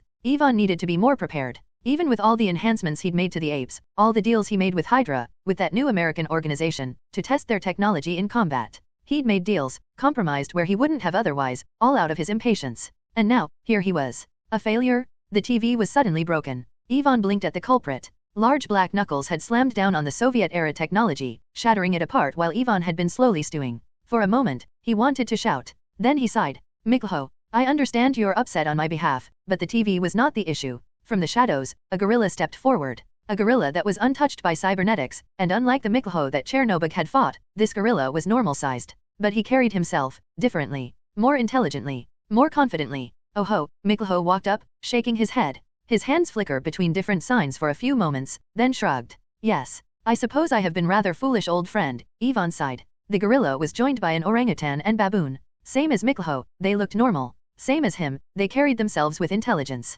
They swung down from the rafters to land before Ivan, eyes filled with concern. I rushed things, Ivan said forlornly. I compromised my morals, forced myself to work with monsters, to create rush jobs. And now, my enemies are celebrated by the country I love. Ivan swallowed. Tears fell down from his eyes before he could stop them. The apes looked at each other, worried looks on their faces. Miklo sighed, nudging at the baboon, Igor. Igor rolled his eyes and stepped toward Ivan to comfort him. Then the orangutan hissed, spinning to face the door to the large room. The gorilla and baboon turned as well in alarm, while Ivan snapped to his feet. Piotr. Ivan snapped toward the orangutan. What is it? There was a knock on the door. Ivan stared at it. No one knew about this place. That was the point of a secondary base, that even when the primary one was compromised you could still have somewhere no one could find. Excuse me, someone said through the door in very rough Russian. Dr. Kragoff? My big-headed asshole of a boss wanted to speak with ya. Miklo, get the door. The gorilla nodded, walking up to the door. With surprising gentleness, he opened it. Jesus, you're even hairier than I expected, the man behind the door said.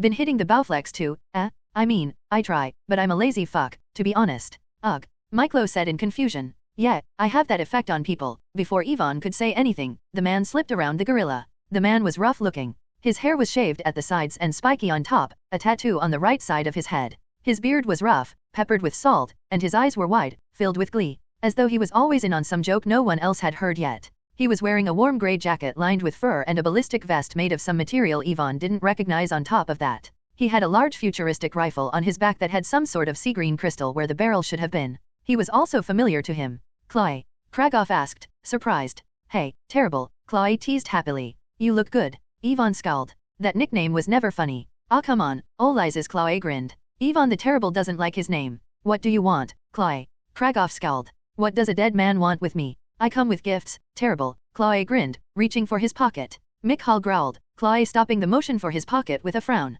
Hey, can you call off Joe Young over here? I come in peace and all that shit. Ivan thought about that. He thought about that for a very, very long moment. Chloe's smile widened and widened, his fingers flickering. Mikhail, Igor, and Piotr glared at him. Violence seemed to tinge the air. Chloe, if you kill me, you will face horrors unimaginable, 3 apes growled, filling the room with the sounds until they seemed to bounce off the walls and reverberate off the bones. Fair enough, Chloe continued to reach into his pocket and pulled out a round device. He flipped it open. My boss said you would appreciate this. The big-headed bastard is usually right about that. A hologram floated in front of Ivan, and his jaw dropped. Where, how did you do this? Chloe laughed. Oh, you think that's good? Just wait, Terrible. We're about to have a hell of a time. All the while, the sea green crystal in Clay's rifle continued to hum. Antoine Triplet. Walking through the halls of a base in a secret location in Siberia, Trip led Sharon and Laura to a room in the center of the base. He ignored the various scientists and guards that lived in the base. None of them mattered. He soon strode down a set of metal stairs in a room with monitors and machinery all over, scientists looking up at him as he entered. Then they met eyes with Laura and quickly looked away again. Laura had that effect on people. The young woman was always eyeing people in a hostile manner, always looking as though she was moments from embedding a sea green blade deep into your throat. For some reason, Trip had never seen her giving Sharon and him similar looks. But the fact was that the leather-clad woman was antisocial, to understate things massively. Trip stopped before the man at the center of the room. "Sir," Trip said slowly. Wolfgang von Strucker looked up from what he'd been doing, which was typing at a computer while listening to music apparently. He was standing while doing so. As always, the scepter was at his right hip in a holster. On his left was a small table holding a red glove. Once used only to let him use the scepter without worrying about being manipulated in turn, the glove was larger now, more armored. Behind his back, it had gained a name of its own. The Satan glove. He smiled when he saw Trip. "Ah, Agent Triplet. It is good to see you are well." Trip eyed him. One punch to the larynx. That's all he wanted. Just the chance to do it would be worth the whole world to him. Von Strucker seemed to notice the intensity of Trip's gaze. He didn't seem to mind at all. Instead, he lifted up his glove and put it on his left hand, then gestured for the three warriors to follow him, walking toward a dark hallway with Trip, Sharon, and Laura in tow. "How did your mission go?" "Successfully," Trip said as coldly as he could. The image of the helpful Chinese scientist he'd killed flashed into his mind. "I see you were forced to kill innocents again." When Trip gave von Strucker a startled look, the scientist smiled. "I have been inside your head, Agent Triplet. I dare say I know you better than you know yourself by now." That was galling to hear. Still, Trip couldn't even deny that. Deep within him, in a sunken place where the last of himself fought to be heard, he tried to scream. But he did not. He breathed while drowning, staring out from eyes that weren't his own. He tried to speak his true thoughts. To raise his gun as they walked, fire it into the leader of Hydra's face, and find his way home to the people he loved. Nothing. He was only able to follow silently.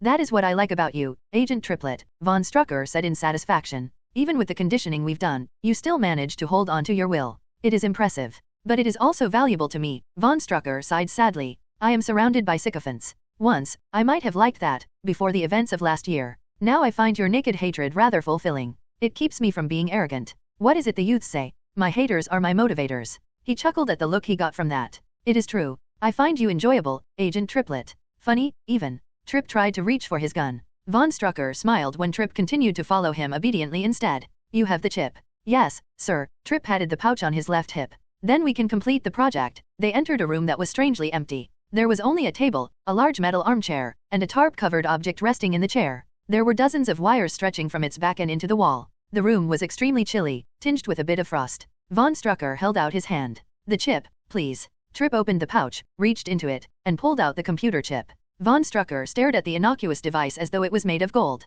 In many ways, it might as well have been. He took it into this gloved hand and walked around to the tarp-covered object's back. "Months of research, thievery, and work. All to recover what we lost. Hydra's greatest weapon has always been science. Not the worship of dead deities or dependence on alien powers. Always the science we could use." He slipped the computer chip under the tarp. A small click could be heard. He pulled his hand back out sans the computer chip and nodded when a green light shone from under the tarp. The wires quivered for a moment. Then the tarp shifted slowly as the object underneath rose up. The sound of fans filled the room, moving the chill air around them. Snicked. The sound of Laura's claws popping out of her knuckles filled the room. "Don't you dare!" Von Strucker shouted angrily. Laura's claws slowly slipped back into her hands as she stared at Von Strucker. He glared at her, then looked back at the object. The tarp slipped off, revealing black metal underneath. Gears twisted around, wires curled, and the being beneath rose completely. It was shaped like a man, but instead of a face, it had a metal block with a red lens that glowed. It lifted hands of steel and twisted the fingers around, staring at them through the red lens. Then it reached for its stomach with its right hand. Its cool metal fingers met a screen. It hesitated before speakers on the machine spoke. "What is this?" "Your return," Von Strucker said in satisfaction. "After 42 years your mind truly lives again. Dr. Zola." Trip watched the screen in the center of the robot, flashing the green image of a confused Arnim Zola. Then the robot stared at its own hands again. And Arnim Zola slowly smiled. Luke Cage/bartender. Back again, Luke walked up to the woman who was lying her head on his bar counter. He smirked at the growling sound she gave him as she lifted her head to look at him. Jessica Jones was gorgeous. It was the first thing someone would notice about her, the long black hair, big eyes, and general beauty. She was also, "What, you wanna send me to an AA meeting?" Jessica growled. "Abrasive as hell." Luke chuckled. "No, just noting a fact. I'm pretty sure your job is to pass me drinks," Jessica drawled. Not one to be put off by rudeness, Luke only smiled. Only when someone actually orders a drink, as opposed to using my bar as a pillow to sleep on. Jessica scowled, but Luke thought he could note a hint of humor in her eyes. She pointed at a random bottle on the shelf lazily. Taking that as a request, he took the whiskey down and poured a shot, passing it to her. She downed it immediately and gestured. Chuckling slightly, he passed her the bottle, watching with some fondness as she started to drink. With no one else in the bar, he was able to lazily walk around the bar and enjoy the quiet. Then a vehicle outside went spinning past with a squeal. Luke and Jessica both looked out at it. The red van was speeding with no regard for any rules of traffic. They both watched curiously as it spun around the corner. Then another squealing sound filled the air. Luke turned to look at it. A man was leaning out of a lowrider from the back passenger seat. In slow motion, Luke got a good look at him. He was a big man, with skin as dark as Luke's, and a smile filled with gold. He was clearly laughing as he heft the weapon in his arms. For a moment, Luke stared at the weapon the man was leveling. A rocket launcher. An honest-to-God rocket launcher. Pointed right at them. Down. Luke dived over the bar to pull Jessica to the ground. She rolled with the movement and yelled out indignantly when he shielded her with his body. He ignored her, closing his eyes as he braced himself. The rocket flew in and exploded against the bar. Fire and shockwaves surrounded them.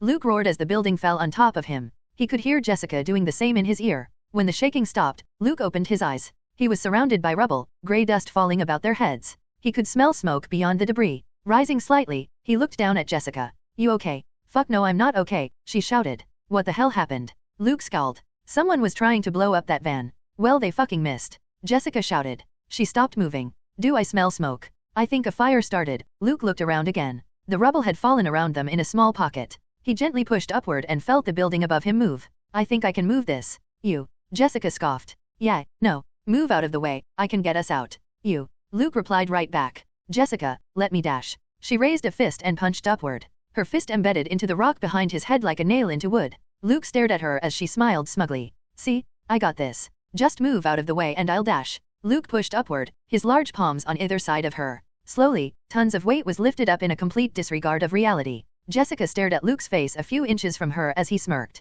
Yeah, I think I can't help you there. She continued to eye him. Then a slow smile came to her lips. Together, the pair began to push together. Stone, wood, metal, and glass were moved with little to no effort by the two superhumans. Soon they had dug their way out of the rubble. The pair rose to their feet, Luke's yellow shirt and Jessica's black leather clothes covered in dust. God damn it, Luke stumbled as he walked off the pieces of what had once been his friend's bar. This is just dash. He stopped speaking, clenching a fist in anger. Jessica was standing behind him, watching silently as he stared at the remains of his workplace. All gone. Burning to nothing. Along with everything that had mattered about it. The time he'd spent making sure it was clean and cared for. Wasted. I'm sorry, Jessica said, drawing his attention. When he looked over at her she looked away but continued to speak. I know it meant a lot to you. For some reason, he could believe that. The sound of someone laughing drew his attention. He froze. Further down the block, he could see the red van had been overturned. He could also see that his wasn't the only building hit. 4 more had the signs of an explosion, a window high on one billowing out flames, another shuddering, people screaming. The man laughing was tossing aside his rocket launcher as more men were rummaging in the red van. 6 men grabbing boxes from the van, 2 carrying guns, and 1 insane lunatic laughing as he stood on the roof of a lowrider, another one parked nearby. Come on boys, get a move on, the large man in a gray tank top laughed from the roof of his car. Avengers ain't going to be distracted for long. Luke stared at the mess before him. People were screaming, running out of burning buildings. The group of men were still working on robbing the truck. The man on the lowrider saw the running people. He smiled, a gold-tinged, deranged smile, and gestured to one of his men, who tossed him an SMG. The man raised the gun to aim at those running away. Hey, Luke heard. It took him a moment to realize he was the one who had yelled. The man heard him, looking over at Luke. Luke, Jessica protested, moving to stand next to him. What are you doing? I can't let them hurt any more people, Luke said slowly. He wasn't a hero. He'd never claimed to be. But apparently, there weren't any Avengers coming just yet. So how could he stand aside while others might die? How could he not step up? Well, looky here now. The man hopped off the lowrider and grinned at Luke.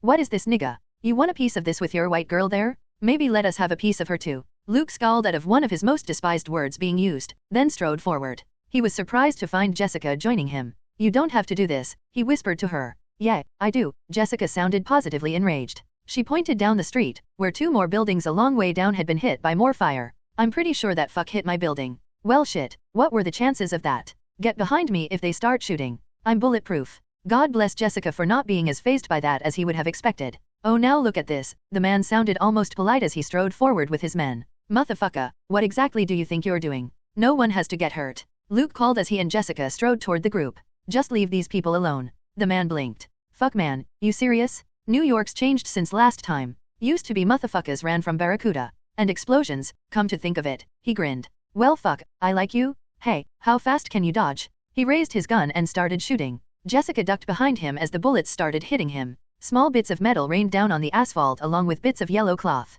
For a long moment, the sound of gunfire filled the air. When it was over, the man was staring in shock at Luke. His men lowered their weapons in sheer awe as Luke wiped at his chest, more bullets falling on the ground. What the fuck is this nig dash? Before he could complete that sentence, Jessica spun out of cover and grabbed the hood of a car. With a twist and an ear-wrenching pull, she ripped the hood off, then spun to toss it at the group. The hood spun like a disc across the space between them, then hit two of the men like a giant frisbee, both men screaming as they were sent flying. Shit, light 'em up, the man yelled, his gold teeth flashing as he spoke. The other man, who hadn't been knocked down by an enraged woman with a car hood, unleashed hell. Luke ignored the bullets, instead running toward the group. Jessica ducked behind the car, only to come back up and toss a piece of the engine, shattering one of the men's legs. The leader of the group ran for one of the crates, opening it up. As Luke ran toward him, he came up with a large RPG, one with the words hammer tack written on the side. All right you tough motherfucker, let's see what you got, he screamed as he pulled the trigger. The RPG flew towards Luke before he could make a response. He tried to dodge, but contrary to what some thought, dodging a rocket-propelled grenade was impossible.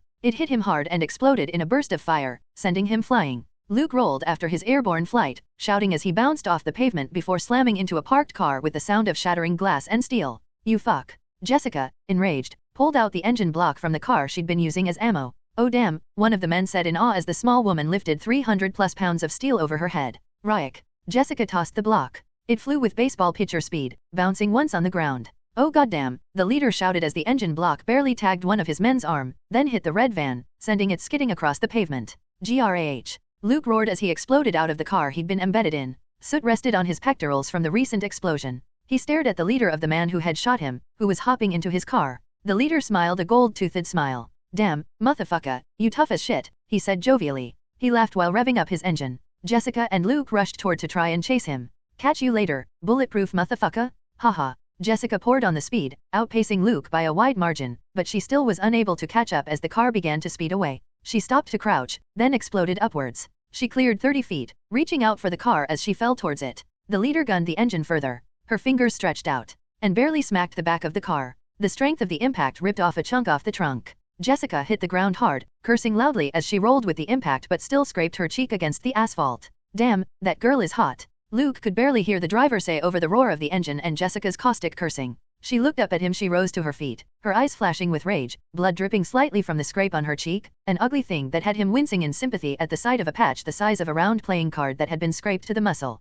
So, you can fly, huh, he said as she glared at him. Her glare faded just a bit before she could control it. Luke would have said more, but the sounds of sirens in the distance drew his attention. God damn it, Jessica said as the sirens came closer. She turned to walk away. Where you headed? Luke asked. Well, Jessica glowered. I was going to head to my apartment. But now I need to see what the hell is left of it. Let me help, Luke immediately said, following her. Don't need it. Luke chuckled, his eyes following her. No, you don't. But I still want to. She didn't turn to acknowledge that. But that was fine. He could live with that. The second we'd lifted off, I put some work into the plane itself. I couldn't do much since, despite Upgrade being able to live up to his name, I still needed to work damn hard to make sure my changes were permanent, and even that was optimization, repairs, or other superficial stuff. Later I might work to get some more interesting stuff done, but based on what I could see of Carlson as he wandered around inside me, a new plane might be better. I also shut off several trackers that had been left inside the Antonov, repaired some smaller issues that would have been missed by a human mechanic, and added little things to make the plane more fuel efficient and faster.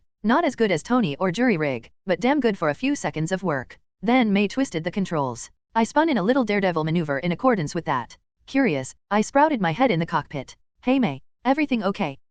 May looked at me idly, as though random heads sprouting out of the wall was an everyday thing. I swear, we're all getting so jaded on this job. Oh, sorry. I was just testing her out. I get that, I said thoughtfully. Tell ya what about I manipulate the gravity in the rest of the plane so they don't get affected, and I let you go nuts? You can do that? May asked in surprise. May, Upgrade is stupidly overpowered sometimes, I said, my round green eye turning up in an Upgrade smile. Seriously, you wanna have some fun? She smirked. Then she pulled back on the controls, bringing the Antonov into an insanely fast climb, before spinning at high speed. I manipulated the gravity in every room except the cockpit to keep the others from feeling the sudden speed and spin, then let out a whoop of joy, May smirking just a bit wider. Mahmoud. Someone yelled inside the section of the plane that could be called the lounge. I pulled my head from the cockpit and sprouted it in there. Carlson was standing in the center of the black and green space while Sky and Fitz were sitting nearby. Carlson looked at me as I rose out of the floor in front of him. What's up? Are you responsible for that? He pointed at the window. Outside, one could see just how much fun May was having. Yeah, I said with a small chuckle. May wanted to go all out. Can you at least change the view? Some of us are feeling a bit queasy seeing the world twist outside while we're all standing still. Carlson looked over at Simmons, who was holding a hand over her mouth as Fitz rubbed her back. She said weakly. Sure thing. I manipulated the windows to show a normal sky. Thank you very much, Carlson smirked. Now, can you check on our Russian guests? I'll join you in a moment. I nodded my tendril head, then flowed through to the ship to where Mikhail and Fantasma were. Then I stopped when I realized they weren't the only ones there. Creel and Sky were with them, the foursome sitting around a large metal barrel with a spigot on the side. They all had some clear drinks in small shot glasses, apparently coming from the metal barrel. Where did that come from? I asked as soon as I saw the barrel. Mikhail cursed in surprise when he noticed my head popping from the floor, then looked me over. Dial? What in God's name? I blinked a circular eye. Yeah, what's up? You're ahead, Fantasma said weakly. Mikhail tried to poke at me in fascination, recoiling when I shifted my form back. Don't do that, I said, twisting my eye to stimulate a frown. That is so strange, Mikhail mumbled. Yeah, he does this sometimes. Sky sipped her drink, giving me a fond smile. Where did you guys get the vodka? I asked, cocking my head tendril. This. Mikhail looked down at it. Oh, I requested it. He tapped it with a chuckle.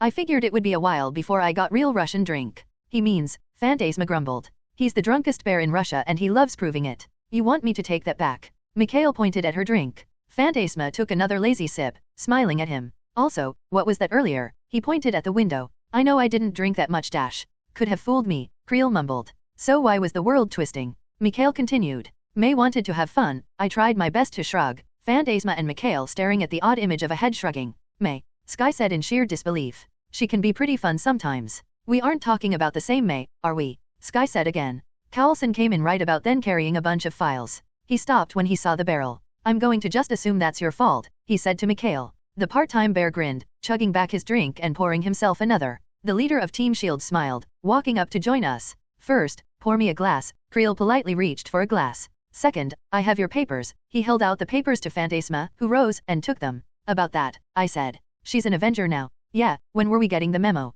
Creel added. He looked over at Fantasma. I mean, I like you. And I'm the last person to judge how ready someone is to be an Avenger. But it's unexpected, you know. That is understandable, Fantasma said in slightly accented English. She was once again sitting as calmly as a queen in her court, one leg draped over the other as she lifted her lips just a bit. It was a surprise to me as well. Apparently, the Russian government was always planning on doing this, Carlson added. They weren't sure of who would go, but the decision to send a Winter Guard member to Bridge was in motion for a while. But recent events accelerated that. Krakow, Fantasma needlessly explained. And you're okay with that? Sky asked incredulously. Just being traded off like a baseball card or something. Fantasma glared at her. Of course not. I finally found a home. And now I must leave it. She looked over at Mikhail. He gave her a sad, but proud, smile. Sky looked over at Carlson, who I noticed gave her the same smile. However, it is for my country, and the world, Fantasma continued firmly. I will work as hard as any other Avenger, this I promise. And spy on us on the side, Carlson added wryly. While Fantasma looked offended at the insinuation, Mikhail nodded. That is side benefit, true. Mikhail. Fantasma seemed aghast. The part-time bear chuckled. Do not worry. It is a mark of respect among spymasters to acknowledge the fact we spy on one another. I imagine that you left a few bugs in our base, he added to Carlson. Carlson shrugged. Felt rude not to, was his shameless reply, the older man smirking. As well it would have, Mikhail chuckled. As well it would have. You guys are weird, I said, at last, Creel, Sky, and Fantasma all nodding in agreement. Phil Carlson. Carlson strode through the Antonov, trying to get used to the makeup of the plane. Despite Dial mixing together with the plane and making some changes to the interior, like shield symbols on a few of the walls and a shiny black finish with green circuitry lines, the upgrade trademark, the plane still didn't feel right. Granted, he'd only been there for a couple of hours. But this little gift from the Russian government wouldn't feel like home for a while. For one thing, it was 90% cargo bay. Felt like it, at least. There were some thin walls, sure, but there was still a lot less privacy here than there had been on the bus. And that was the crux of the matter. No matter how long he walked through the ship, he couldn't help but remember his former home. Best to get used to it. The bus wasn't coming back. Better to move on. Of course, the old plane hadn't been the only casualty of the little war in Russia. Carlson stopped near the back of the plane and eyed Lola for a moment before sighing. She'd been secured nice and tight toward the right. She was also still covered in pits from where plasma had melted the car across her surface. The wheels had also been melted, the windshield shattered, and the upholstery covered in bear fur and large scratches. She'd had much better days. I'm sorry about Lola, sir, someone said behind Carlson. He turned to see Fitz standing there, the young man looking more than a little nervous. She'll be all right, Carlson said sadly. You know, these old shield vehicles, they were made to fight in an emergency. To save the day at the last minute, he patted Lola's red hood, careful to avoid one of the holes that had been burned into her. I think she appreciated the chance to do it again. We'll get her up and running again soon, sir, Fitz said kindly. Just like new. Thank you, Fitz. Carlson looked over at him. So, did you need to speak with me about something? Fitz winced. Why yeah, it's just. I've been thinking, Simmons and me were thinking, ever since we started this, we love working for you. Fitz was now speaking a mile a minute, crossing his arms nervously. So we wanted to talk to you, but then all that stuff with Kragoff and Russia, and we didn't want to dash. Fitz, Carlson said kindly. He smiled at the way Fitz cut himself off immediately. I already know. Fitz's arms fell to his sides. His eyes widened as the rest of him stilled. You do. How could I not? Carlson chuckled. I've known you for this long, haven't I? It's not like I can blame you. You've been doing a lot of good work with Stark, of course you'd want to continue that. I want you to be happy, both you and Simmons. If you have to leave to do it, I don't think I'd mind that too much. The British young man sighed in relief. Thank you for understanding, sir. Can we still come on missions with you, every once in a while? Well, that's up to the director, Carlson shrugged. But if it was up to me, absolutely. Fitz's face lit up happily. Thank you, sir. Then he let out a little sound. Oh, right. I have some recommendations for replacing us. Would you like to go over them with Simmons and I? Sure thing, Carlson said. Great. Fitz rushed off, turning to run backwards so he could face Carlson. I promise, the people we've picked are the best, perfect OOP. He stumbled back into a crate and nearly fell, righting himself to continue his sentence. They'll be perfect replacements, I promise. Fitz ran further in excitedly. As he did, Carlson's smile sank away. He turned to Lola, resting his palms against her. I doubt that. I really doubt that. New plane, new team members, new organization. Phil Carlson was really tired of losing things. Mahmoud Sheikh/Dial. We got home in record time, considering our plane was late Soviet air attack. Wonders of alien nanotechnology enhancements. When we got there we landed on the Enterprise, the helicarrier in its usual spot floating high above New York with her camouflage panels on. The second that the front of the plane rose up, Director Maria Hill was there to greet us along Nick Fury, both dressed in their best clothes. As we walked down to greet them, Fury was the first to speak over the winds of the skies around us. I hear you broke my plane, he said to Carlson. Take it up with Kragoff. Carlson smirked. And whose fault was it that crazy monkey fucker destroyed it? Fury said grumpily. Had a full superhero team and you couldn't keep the damn plane intact? She had a bar. Director Maria rolled her eyes. Fury, if we can get to the important part. Fury gave Carlson another Cyclops glare then nodded. Honestly, he looked sadder about the bus than Carlson. Phantasma, Mr. Ursus, it's a pleasure to meet you both, she said with a smile. Phantasma, I believe you already know about the rules that have been set in place for provisional members of the Avengers. Yes, Director Hill. Phantasma put her hands together in front of her and nodded with a serene smile. I promise to follow all those rules for the duration of my time as an Avenger. Maria seemed satisfied with that. Then I'll have Dial show you and Mikhail to your rooms on the tower for the time being. Welcome to America. After a quick trip to the roof involving Phantasma floating us down to the tower, I led my Russian friends into the elevator. As the doors closed, Mikhail hummed to himself thoughtfully. Things have changed. Once there would have been many security checks before I would have been let on American soil. I had assumed some security protocols at least to make sure we are who we say we are. What makes you think there aren't? I cocked an eyebrow at him. Hey, X, you guys still at it? Over the speakers, X replied. Yes, sir. It is good to see you, by the way. X. Phantasma asked curiously. One of my best friends, I replied with a shrug. Right now, the first thing he's doing is reading the Omnitrix's unique signature to make sure I'm me, while also comparing my weight, gait, DNA, and brain scans all match what we have on file. He's also tracking any other energy signatures. That I am, sir, X said politely. I wanted to mention that Phantasma has a strange energy around her. Her magic perhaps. You don't believe in magic? Phantasma asked as though the idea was no surprise to her. I have no opinion on the matter, ma'am, X said politely. I reckon trying to make assumptions without any proof would be a mistake on my part. Pleasure to meet you by the by. See, you're making friends already, I said to Phantasma with a grin while still facing the doors. But yeah, this place has more safety protocols than most any building on Earth. We've been working on everything from quantum physics to superhuman genetics, stuff lots of people would like to steal. Don't you get uncomfortable with that? Phantasma asked while quirking her ruby red lips in a frown. Being under constant watch. I do. But then I think of all the assholes in the world who would want to sneak in here just to touch Black Widow's hair or try to steal an Iron Man suit, and suddenly I'm a lot less worried about it, I snarked.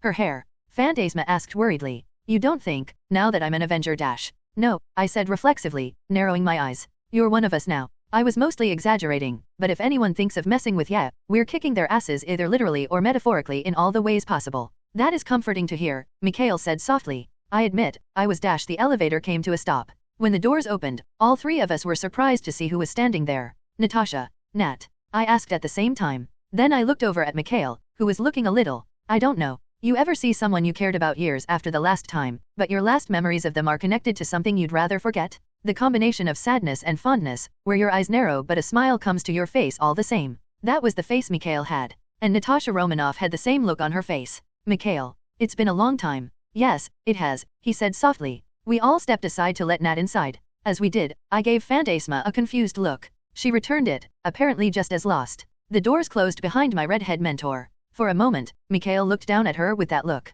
You look good, young one. Not so young, these days, Nat said with a smirk. Oh please, I gave the buxom redhead a sarcastic look, the kind I'd learned from her. You'll outlive us all and look damn good doing it. Nat gave me a smile. So, you've taken on students? Mikhail said, eyeing me. Yes, her gaze on me became thoughtful as I started to wonder if there was something much deeper going on here. Him and another. That is good, the rough man said. The Red Room, it should be forgotten. But to see its teaching being used to help the world seems a fitting vengeance. You know about the Red Room? I asked in confusion. Mikhail's teeth showed, his eyes flashing the same color as his bare forms. Oh yes. I destroyed them, in the end. Oh damn. There really was something way deeper going on here. You never talk about it, Fantasma said softly. It was a monstrous place, Mikhail said softly. Nat seemed to agree. You, Mikhail eyed me again. You have taken on a legacy that you may not have realized. I hope you are ready for it. I looked over at Nat. I don't know. I don't think I mind taking on Nat's legacy. After all, I lifted the Omnitrix, the green hourglass symbol glowing. We do have the same symbol.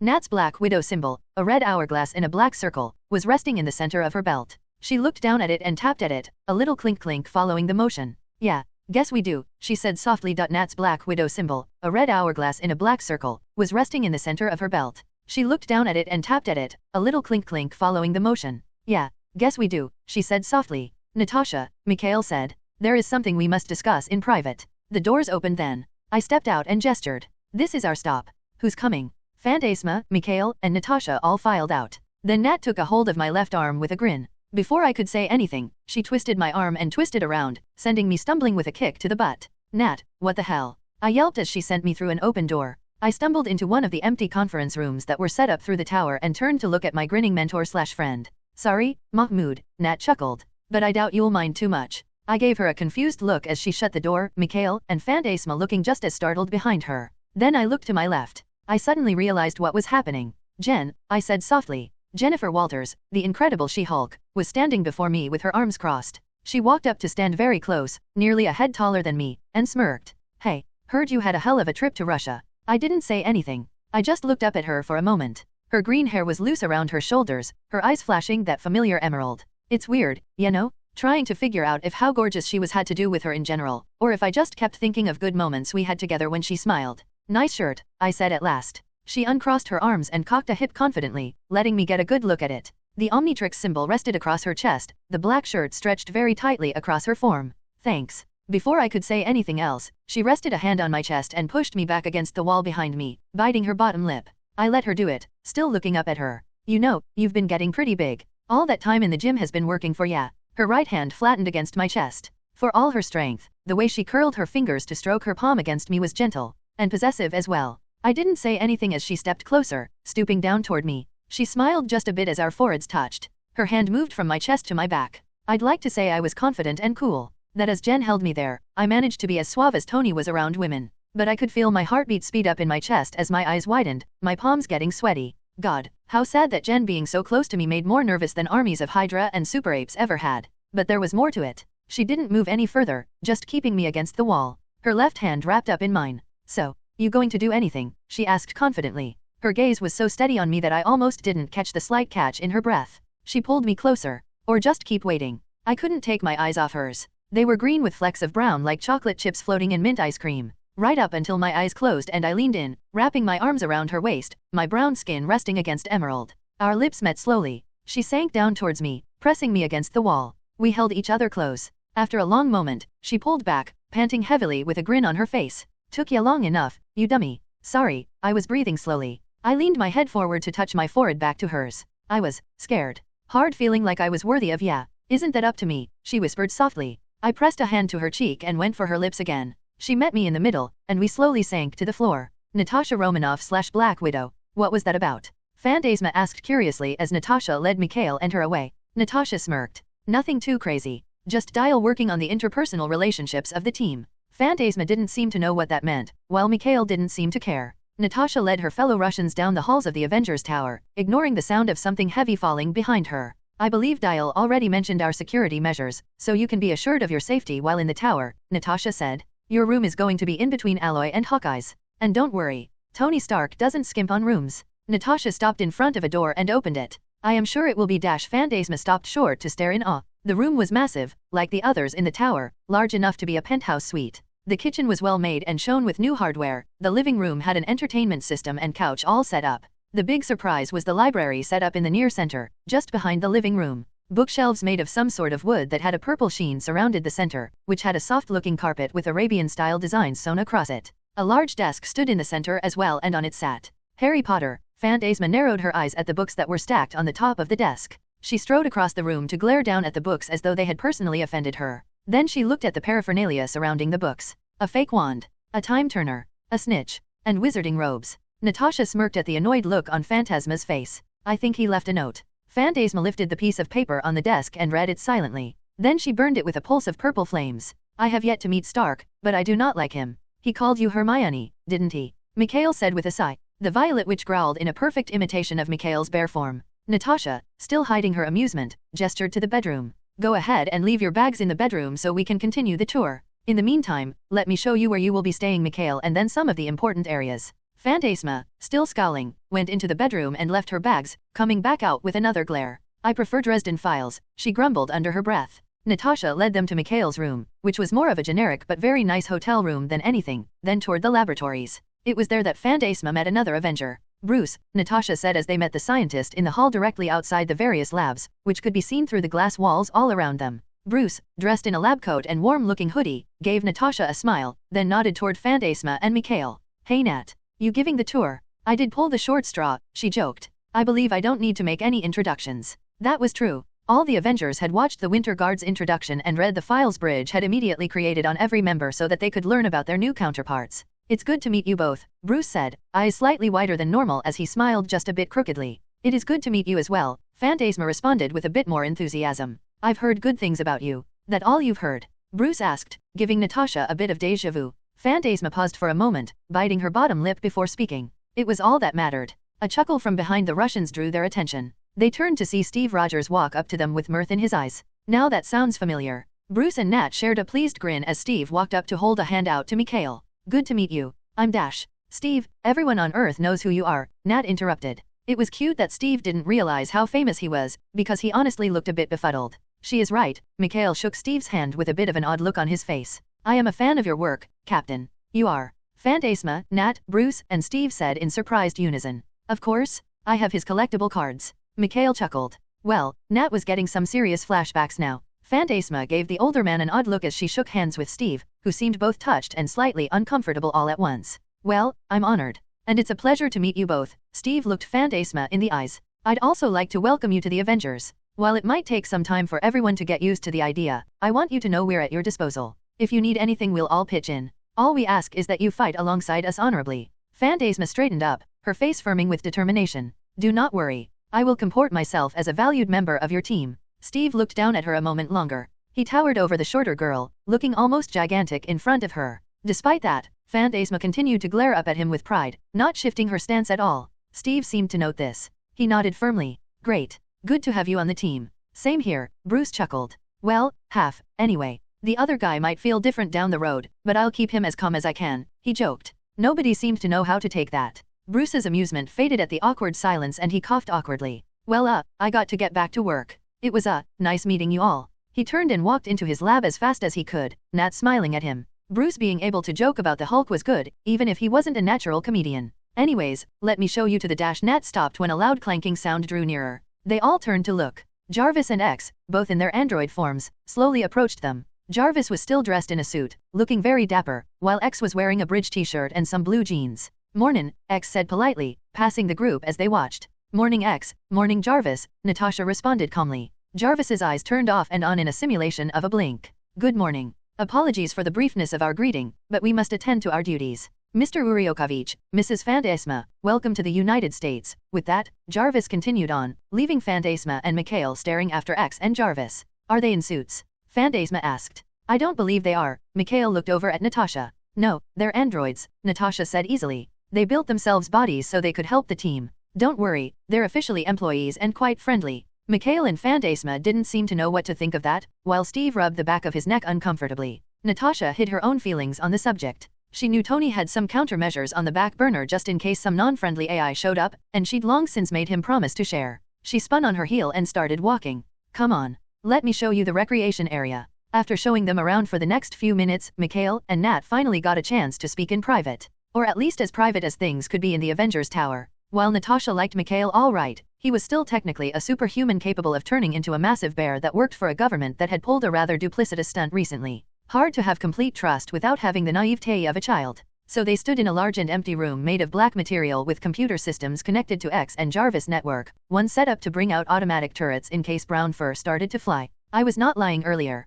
You look good, Natasha. Happy, Mikhail said fondly in Russian. Natasha eyed him. She wasn't exactly the cuddly type, so having Mikhail looking down at her like an uncle proud of his favorite niece was an odd experience. She didn't like it much. Considering what they had gone through together, she was willing to let it go. Thank you, Mikhail, she said magnanimously, using her home language as well. He seemed to realize she wasn't feeling it and changed tactics. So, have you taken any other students? Does that matter? She asked, raising an eyebrow. To her surprise, he frowned. It might. The Red Room may be better off left in the past. I'm not using their methods, Natasha scowled. Beyond the morality of it, it's also damn wasteful. Natasha, I know that, Mikhail crossed his arms. The problem isn't you training them. I am not the only one who recognizes how Red Room recruits look in a fight. Dial has little to nothing of the instincts of a true killer and I still recognized it. She rolled her eyes. You recognized it because you've seen it up close. He uses more boxing than anything else. To her displeasure. He was willing to learn everything else but he never seemed to absorb the more athletic moves that could have helped him in combat. Then again, she may have been biased in that regard. And the other students. Natasha thought of Ruby. The former Hydra student was coming along very well, absorbing every lesson she was taught with impressive speed. It wasn't as though she hadn't shared a few of her skills with SHIELD operatives. But Ruby and Dial were the only ones she'd put real work into, and Ruby was the one who took to her lessons. Mikhail, what are you so worried about? Natasha asked at last. I'm not sure, there have been some dash he cut himself off, worry creasing his brow. Let me think on this for now. I don't want to overly worry you. Mikhail turned around. Mikhail, Natasha snapped. He stopped immediately. Not today, Natasha. Today, my Fantasma is joining you. This is a good day. We have time for worries later. He left her with that. Natasha crossed her arms and turned to look at the wall behind her. The Red Room. That place was never going to loosen its grip of her, was it? She walked out of the room a few moments later, walking aimlessly toward the labs. As she passed, Bruce popped his head out. Hey, Nat? Have you seen Jen? Natasha felt a mischievous smile grow on her face. Oh, yeah. She might still be busy. You want to see her? Bruce nodded, sighing in relief. Yes, thank you. I just wanted to ask her about her dad coming over soon. Her smile widened a bit more. Well, let me lead you to her. What do you know? Looked like the day was going to end on a high note. May 14, 2014. Yesterday had been exciting. First, because Jen. Just Jen. Holy damn, Jen was amazing. Second, because Bruce walked in on me and her making out. That was bad enough. But Jen had also ripped my shirt off and had pulled me down on top of her as she lay back on the floor. Not a good look. Did you know an angry Bruce is fast as hell? Not an angry Hulk, an angry Bruce. He'd rushed after me through the halls for a full 3 minutes yelling at me. That was all sorts of stressful. Yesterday. Bruce, come on man. I shouted as I leaped over a table in the recreation room. My shirt had been ripped off, so I was running around topless while I dodged at random. You were making out with my cousin. Bruce tossed a random potted plant, one that had to weigh at least 10 pounds, at my head. I ducked it, letting it explode on the floor behind me. Dude, you really think I kissed her without permission? I yelped the last part because I had to sidestep a sudden plate that came at me with what felt like super speed. You were on top of her. Bruce grabbed some kind of steel sculpture off a table. I booked it toward the door we'd entered through. He threw it at me. A feminine green hand snatched the sculpture out of the air before I could get brained. Jen had entered the room. Her hair was still mussed up and her shirt was still off, leaving her in just a bra. She looked amused and angry all at once. Amangry? Anist? Brucey, Jen took the sculpture in her hands. As Bruce and I watched, she began to squeeze. I think we should have a talk. Under the immense pressure, the sculpture began to compress. It was fascinating. Seriously, look up a video of metal under a hydraulic press sometime. The steel structure basically gave up without a sound and started to fold in an almost artistic way, slowly compressing, her fingers leaving small divots in the metal. I love you, Bruce, and I love that you're so protective of me. With a couple of twists, she crunched the thing into a ball, then tossed it behind her. But I was dating people even before I got the superpowers. I took down a mob boss. You have no right to get mad at any of my dates. I know, but Bruce began to say. Bruce, Jen stopped him. Then she gestured at me. You realize he isn't exactly a bad boy. They both looked at me. I tried to channel as much nerd energy as possible and waved hesitantly. Plus, you aren't even the slightest bit green, Jen pointed out. Only cause the other guy keeps giggling, Bruce grumbled. Then he sighed. Yeah, you're right. I'm sorry Jen, I just. He trailed off and walked up to me. I kept still as he placed a hand gently on my shoulder. I sighed in relief when he didn't go green and turn my shoulder to dust. I mean, I knew he wouldn't, but it was still nerve-wracking after Bruce Smash Banner had chased me through the tower. Sorry. Ah, damn it. Jen and I blinked in surprise. What happened now? I asked. Bruce looked up towards where I knew one of the tower cameras were hidden. Tony absolutely has footage of what just happened. We all stared at each other. Jen and I were still shirtless, Bruce had just chased me through the halls, and Tony was the world's best at editing footage to be as embarrassing as possible without actual embarrassing things in it already. Jarvis, X. I shouted, running for the door. Mr. Stark is attempting to save the footage and post it to Facebook, X responded over the speakers. He has added Korean pop as background music. I believe he's also cackling, Jarvis added helpfully. Tony. Bruce roared, Jen laughing behind us as we ran for Tony's office. Present. Yeah, we were too late to stop him from posting it. Thankfully we kept him from adding anything other than the music, and X and Jarvis deleted everything after. I still don't know how in the hell Tony managed to post it before 2AI managed to stop him, but I guess he was just that damn good. Dick. I'm gonna use jury rig to get even later. Still. Worth it. Worth it, even for all the pranks in the world. Anyways, today I'd flown out in my astrodactyl form to meet with Fitz in the base Tony had made into our new research and development center. We'd been working together on and off with Tony and Shuri on a bunch of different stuff. Simmons worked there as well, but I didn't work with her as often since jury rig and upgrade, my current genius forms, were more specialized toward technology. I walked into Fitz's idea room. And yes, that was the official title of the room. Fitz was messing with a hologram that took up most of the space in the center. Like a lot of the rooms, it was set up to project the interactive holograms Tony made use of. I had gained a lot of familiarity with it as well. Fitz was currently working with a dark blue life-sized car, one of the standard ones S.H.I.E.L.D. used. You know, the evil black SUVs all governments used. He was digging around the engine with the hood tossed aside so it was floating about a foot off the floor. Hey dude, I said as he was working on the engine. What you working on? Fitz looked up at me, blinking owlishly. Oh, hello Mahmoud? Were we supposed to meet? I grinned. Yeah, we were. You playing absent-minded professor again, dude. He scowled, though I didn't feel any real heat behind it. No dude. I just got distracted by science. You know that's exactly what an absent-minded dash. Yes, I know, he sighed, rubbing the bridge of his nose with his right hand while waving at the holographic car with his left. I've just been working on this since we got back. I was repairing Lola, and I got to thinking about the MDX and Fury's SUV, and the Catum Tech. I looked over the hologram. It looked like a car. I had been trying to learn as much as I could from the geniuses around me, so I could at least figure out when something was odd. Okay, SUV, like Fury's. Yeah, I could see the parts connected to the flight system from the engine. I imagine it had the turret as well. So you want to make a car? Sort of. He scratched the back of his neck. The standard model MDXs have been fitted with flight systems based on the same ones from Lola's era of technology, but they aren't a replacement for a true combat vehicle. I was thinking of what I could do to change that. Simmons and I have been working on a new type of fighter jet, and I figured this could be a good prototype before we started on that. So you're making? I said as gently as I could. I liked Fitz. Fitz was insanely cool in my opinion. But he also went on tangents that only Simmons could track, so you had to bring him back to Earth every once in a while. A transforming car, he said, as though that wasn't an awesome pair of words when put side by side. One that can change to fit a different role whenever we want. Doesn't Lola technically do that? I asked while opening the holographic car's door to poke at the center console, raising up the turret that rested between the driver and passenger seat. She can, but she isn't designed for prolonged combat, Fitz explained as he watched me turn the turret gun to point at a nearby wall. I wanted to make something that could. That would be pretty awesome, to be honest, I noted. You want some help? A little, Fitz said with a shrug. Not for now, but I'll need it when I have to do some redesigns. It's more planning stages. I'm hoping to gift it to Carlson. The first one, I mean. Since I had to transfer, he said slowly. Oh right. Fitz and Simmons had left Carlson's team recently, which I didn't have super strong feelings on, other than knowing Fitzsimmons seemed okay with it. Well hell, if it's for Carlson, I'm down. I like Carlson, even if I sometimes forget he has a first name. Fitz chuckled. Maybe we should redesign that Russian plane, too, make up for the bus getting tossed across the Russian countryside. Seriously dude, half the stuff on the plane ended up in the trees. I'm pretty sure most of it was dash. You know, you don't have to. He stopped me, holding a finger up while closing his eyes. Just, please stop. Sorry. It hurts too much. You, want to talk about it? No, I'll just. He took a deep and shuddering breath. I'll work through it. So, then we'll redesign the plane. He nodded. I could almost see that big brain sparking to life. Yes, I think, well, besides the various amenities, there are upgrades I could do for the engines, the security system, maybe add in some weapons. If we use the prototypes we've been making for your spaceship, would that be okay? For the Defiant. I thought about that. While we were still a few weeks from actually building my spaceship, we'd already started on some of the beginning stages. Shuri had been a big part of that. I'm pretty sure it was a big hit to Tony's ego to see that Wakanda had made propulsion systems for aircraft more advanced than he'd even thought of decades before.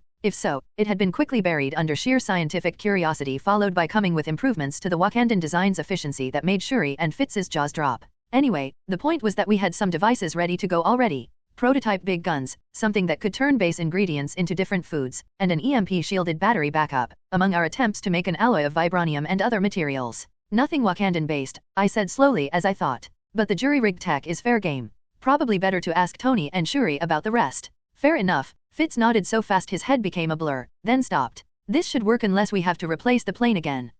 Bridge to cross later, I joked. He nodded again, looking more cheery. Then he seemed to realize something. Oh, by the way, I have to introduce you to two of our new co-workers. He moved toward the door. I followed curiously. New co-workers. Yes, my Scottish friend said brightly. They'll be replacing Simmons and me on the bus. They're brilliant? Absolute genius? Honestly, if Bridge wasn't around, I don't know where they'd be working, but I'm glad they're here. You sure have a high opinion of them, I noted. I tried to think of Marvel scientists. I drew a blank on any that weren't supervillains or already known to me besides Reed Richards or Sue Storm. Wait, why hadn't I looked those two up? They deserve it, he said, interrupting my chain of thought. I put a pin in it. Here, they've been setting up a lab while we were in Russia. We entered the room. Immediately I was reminded of Simmons and Fitz's workspaces. Half engineering parts everywhere, half biological formulas and organic material held in tubes inside fridges along the back wall. Inside, an older man wearing glasses was arguing with someone digging in a section in the back. Dr. Kuzuma, you really must be more logical than this, he said in a very sophisticated tone.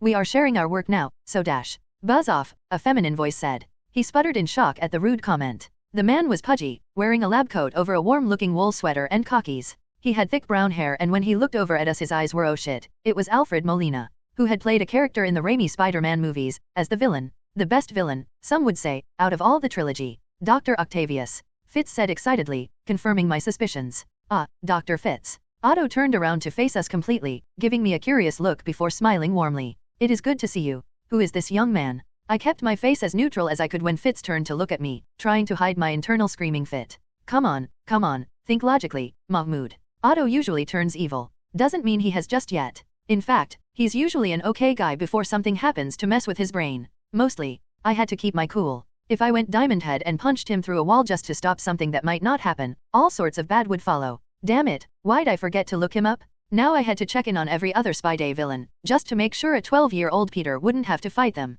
Oh, and check in on Anna Maria Marconi, aka one of the newest best girls of the Marvel Universe. This is Mahmoud Shaift, Fitz introduced me with a wide grin. Mahmoud, this is Dr. Octavius. Yeah, I've heard of him, Dr. Octavius and I said at the same time as we reached to politely shake hands. We gave each other surprised looks and spoke again in unison. You have. Thankfully I'd gotten used to people being confused when I recognized them by name. Well, of course, I have. You're one of the world's most well-known scientists. You're an absolute legend. That's what I said. Fitz sounded almost giddy. Oh, well, thank you so much. I'm not sure what to say. It was really weird seeing Alfred Molina's face, one I had seen a million times as a little kid, give me and Fitz a warm smile, seemingly honest to God touched. Spider-Man 2 was one of my favorite movies. This Otto in front of me reminded me of the one at the beginning of the movie. You know, before he lost his wife and the robot tentacles started talking to him. Yay, more things on my plate to manage. And I suppose you've made a name for yourself as well. Otto, I didn't have the heart to think of him as Doc Ock, chuckled. The superhero dial. I must say, that little device of yours caused quite a stir in the scientific community, he said with a gesture toward the Omnitrix. I looked down at it. Oh right. I didn't have a secret identity. Maybe I should look into what exactly the rest of the world thought of Dial at some point. Just then, the person in the other room spoke up. Is that Fitz? Yes, it is. Otto yelled behind himself. Then he leaned forward. Listen, she's not self-conscious about her appearance, but it is a shock if you aren't prepared for it. Just remember, you've seen Stranger, Fitz hissed. The woman in the other room stepped in. I immediately felt a fuck from the depths of my heart try to erupt from my throat. She was short, wearing a lab coat over a pink tank top and torn-up jeans, a pair of flip-flops on her feet. Also, her skin was green. I was used to that. She had scales, sharp claws on her fingers and toes, a fin on the top of her head instead of hair, and a tail trailing behind her. She gave me a look like I was going to scream. I was, but most likely not for the reasons she thought. Hi, I waved with a sigh. I'm Mahmoud. You. She seemed surprised at my underreaction. Hi. Melody Kazuma. AKA, Komodo in the comics. Nice to meet you, I said with no real emotion behind it. Actually, we already met. She walked up to join us, the steps giving me time to regain my glowingly positive attitude. I was at the graveyard. Really? I asked, blinking. Then I looked down at the Omnitrix. Oh no, the Omnitrix had ended up fixing everyone in the graveyard, which had worked out great for most, but what if she'd? Oh, no, Komodo seemed to realize where my train of thought was going. I actually did this to myself afterward. Really? I cocked my head to the side. Well, at least you look cool. She seemed to positively glow at that. Cool. Otto scoffed. More irresponsible. Melody scowled. Oh please, I knew the risks, and I knew I'd still get what I wanted. You took a chance on unnecessary mutations when a year or so of research. Otto began to say. Yeah, because another year without legs vs a life with scales is such a tough choice, she scoffed, rolling her eyes. And what if I can't believe you. They suddenly began to argue at high speed, surprising the hell out of me. The research that you did has promise, but not if you take all these risks. Oh, what about you, Mr. Plug robots into your brain? Cybernetic research has made incredible strides. Otto argued. Nobody wants robot arms. They're even better than the real thing. For some weird reason though, Otto still seemed warm. I don't know, maybe it was the little glimmer in his eye, but I got the sense he liked Melody. There was a fondness in the arguing, if that made sense. Still, as Fitz and I looked between them like spectators at a tennis match, I resolved to add them to the list. The list was too damn long at this point. Also, gonna need to look into Peter Parker again, just to make sure the kid was alright. Starting to feel creepy about it. Clint Barton/Hawkeye. It had been a while since the Avengers had a meeting on their own. No SHIELD/Bridge members, no big group of newbies, no bad guys. Just them. Well, and Sam and Rhodey, but Sam lead one of the teams and Rhodey probably should have been an Avenger from the start, so they didn't count. Bucky would have come as well, but he was currently training with Ruby on Natasha and Steve's behalf. Clint leaned against a wall in the back of the room. They were all inside the rec floor, the same place he'd fought a food fight in oh so long ago. Steve sat at the head of a round table with the Avengers logo embossed on it. Clint wasn't sure how Steve's spot was the head of a round table. Wasn't the point of them being round that there was no head of the table, but it was. Starting from his left sat Natasha, Bruce, Thor, Rhodey, Tony, Sam, and right back to Steve. Clint, you sure you don't want to sit? Steve asked politely. Nah, I'm good, Clint said. I like a good view. Barton, I'm more than just a fresh piece of ass to stare at, Tony joked. Oh please, like yours is the ass I'd be staring at, Clint chuckled. Tony blinked. Wait, whose would? Clint looked at Steve. So did everyone else. Steve coughed uncomfortably, Natasha and Sam grinning at him. Okay, we have work to do, guys. Right, enough about Cap's glats, Tony said, sounding just slightly offended. Captain America rolled his eyes. Okay, let's discuss what's been happening for the past few months. Everyone hesitated. Clint hid a smile. Yeah, there had been, a lot, seriously, a stupidly huge amount. Clint had a lot of trouble keeping things in perspective these days. SHIELD becoming Bridge, Hydra, Rio, Graveyard Survivors, Winter Guard. Really hard to be the guy with the bow and arrow. Used to be that being effective with a bow and arrow in a world of modern weapons was all he needed to feel special. Now he was getting jokes online about being the useless Avenger. Real easy comment to make from behind a screen. Let's start with the most recent one, Steve said at last. Ugh, Tony and Thor said in unison. Yes, I know your opinions on the Winter Guard, Steve said with the patience of a saint. That Crimson Dynamo is a hack, Tony said. And Chernobog is a raging psychopath that once raised a wolf specifically so that it would only eat the eyeballs of depressed widowers, Thor added. Clint, personally, had to hold back a sigh at that. Thor was bad enough with all his claims of being a god and being over 1,000 years old. There was the fight against the aliens a little after that and the forming of the Avengers, finding out from Cap about Hydra infiltrating SHIELD and a kid who could turn into aliens. Then, in Rio, Clint had ended up shooting arrows into literal demonic monsters, knights from 1600s Germany, and a troll. And now, they had someone claiming to be a Russian witch switching from a team that had a dark god on it. Yeah, he was feeling way in over his head. Hard to feel useful as an Avenger with all the aliens and superpowers running around, at least not without seriously upgrading the Hawkeye armor and gear. While he mused on this, Steve was talking. So we now know that Russia is getting themselves ready for the eventuality they may need to kill us. Which means that I start figuring out how to hack the hack's armor so that I can make her hit herself over and over again, Tony said. That I raise an army of warriors and kill the Dark Lord Chernobog as his lands burn and his armies scream in pain, Thor said. Steve sighed. It means we should take in as much information as we can and prepare, Clint said helpfully. Thanks, Clint, Steve said. The team leader looked around. Now, I'm hopeful that it won't be necessary, but I can't ignore the idea that other governments might be making their own countermeasures. I'd rather focus on the real bad guys. But we can't leave the idea that we aren't just dealing with Hydra. World governments are preparing counters for us. What do we do about that? Rhodey rubbed his eyes, looking like he was having a moment of crisis. Are we seriously worried about the possibility of our own governments coming after us? Are you not? Natasha said calmly.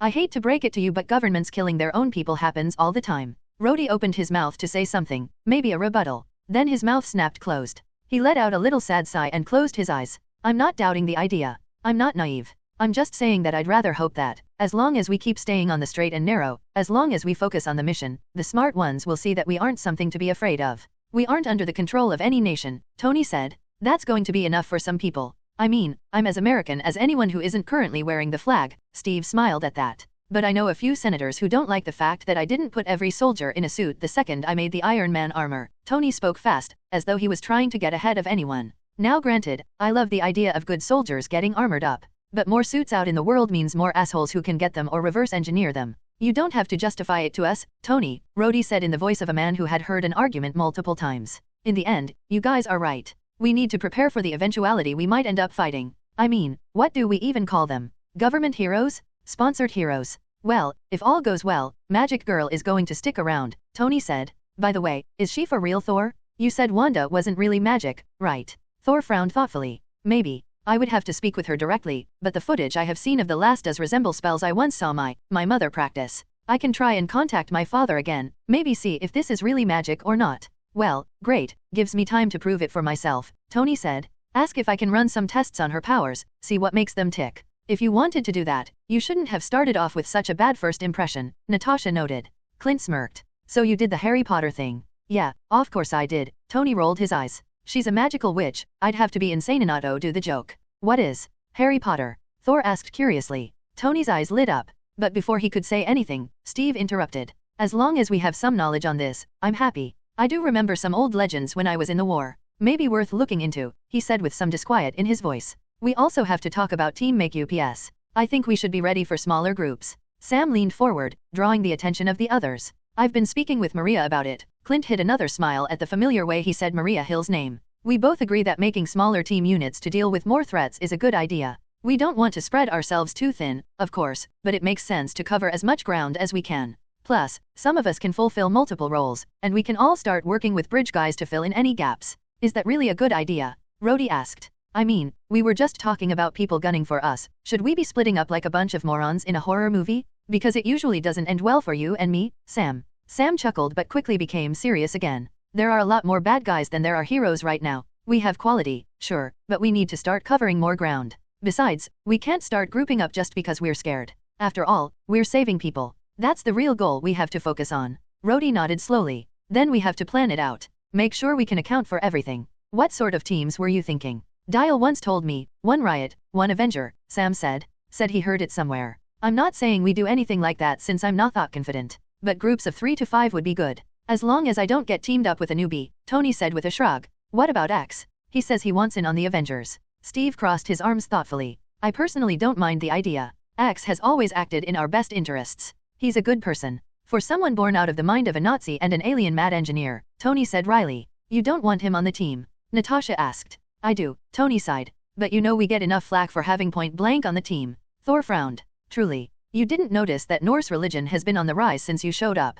Clint asked. I did not, Thor frowned, looking as though he didn't know what to think of that. Meanwhile, Steve rested back in his seat. We have something else. Last night, in Hell's Kitchen, there was an attack. A group of assailants attacked a van carrying hammer tech weaponry, stealing some of it and firing RPGs in the middle of the street, destroying several buildings and killing 4 people, injuring many others, Steve said seriously. What the fuck? Clint asked, feeling shocked. Some lunatic used RPGs in the middle of New York City. Yes, Steve said grimly. Apparently, Bridge is investigating, since 2 enhanced were reported to have driven the gang off. Do they need our aid? Thor asked. He had a dark look on his face. Not yet, but they'll let us know, Steve said. There's also the question of the van. Hammertech says the weapons had been stolen weeks ago, and they have no idea how they got to New York. Figures that even after he got arrested, Justin Hammer is still causing problems, Tony said. Hey, you still have that party popper he gave you? He asked Rhodey. Rhodey rolled his eyes. Yeah, that never gets old. We'll let Bridge take that on, Steve said. But I was hoping we could keep an eye on New York.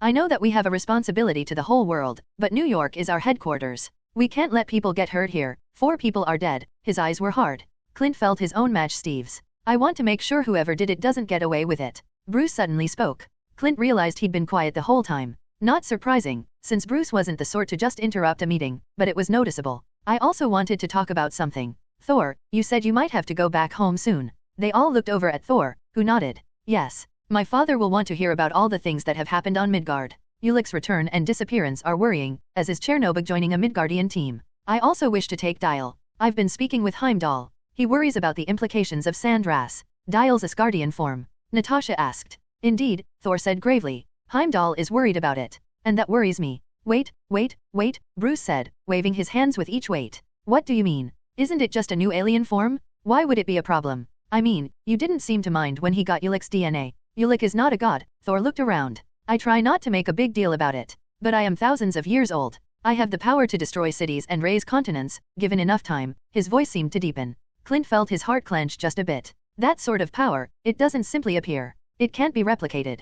Asgardians of my strength are few and far between, with Sif and the Warriors 3 being among the only ones from my generation. And yet, this Omnitrix has made another. I must discover if that will cause problems down the road. Sam, Steve asked, as though every word Thor had just said wasn't testing his worldview the way it was for Clint. You okay with that? Sure. Sam leaned back in his seat and rubbed his chin. We do need to reach out to Asgard anyway. Maria has been talking about making treaties with other planets. Might as well start with the one we have the best relationship with. She wants to make treaties, Bruce said thoughtfully. Well, that would be a good reason to bring an ambassador along. Thor, I'm sure I can accommodate at least one person. Thor rubbed his chin. I'll have to ask my father first. If he disagrees, then Dial will have to suffice as Earth's ambassador. That's a terrifying prospect, Clint mumbled to himself. We'll cross that bridge when we come to it, I guess, Bruce sighed. Oh, in the meantime, we got confirmation that the graveyard survivors that are joining Bridge have been approved. They're starting training next week. A few have been interested in joining the Avengers. I saw, Steve smiled. I'm more than willing to give them the chance.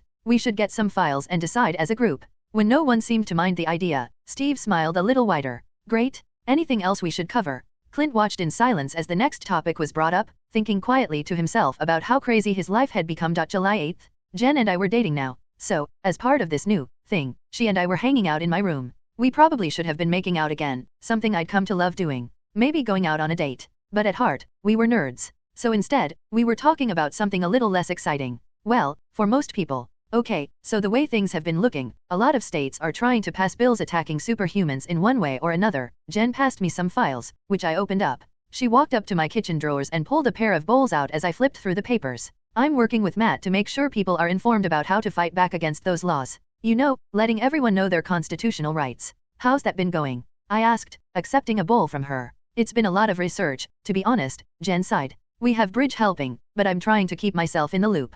Doesn't help that I've been getting a lot of weird clients since we went public. I looked up at her. Weird like you and me. Weird like offers from guys wanting to buy locks of my hair. Jen poured some Captain America Patriot flakes into a bowl. I could practically smell the sugar even 3 feet away. And those are the tame ones. You should sell it, I said with a wide grin, putting down the files to grab milk from the fridge. I mean, if they're offering enough, you could make some mad money off of it. Didn't you get mad when someone tried to buy the Omnitrix off of you? Jen asked, watching as I poured milk for her. He offered $1 million for it. The Omnitrix is worth more than solar systems, and that's a cheap price. A lock of your hair has to be worth maybe half that. I can't tell if you're flirting with me, or insulting me, Jen said with a smirk. Can't I do both? She took a milk-soaked flake of cereal from her bowl and tossed it at me. It bounced off my chest as I grinned. Then I scowled. But seriously, if you want, I can track any creeps down, give you somewhere to punch. She smiled. No, it's fine. I've dealt with these guys before. Before your powers. Yeah, she started eating. Her hesitance drew my gaze. I watched her.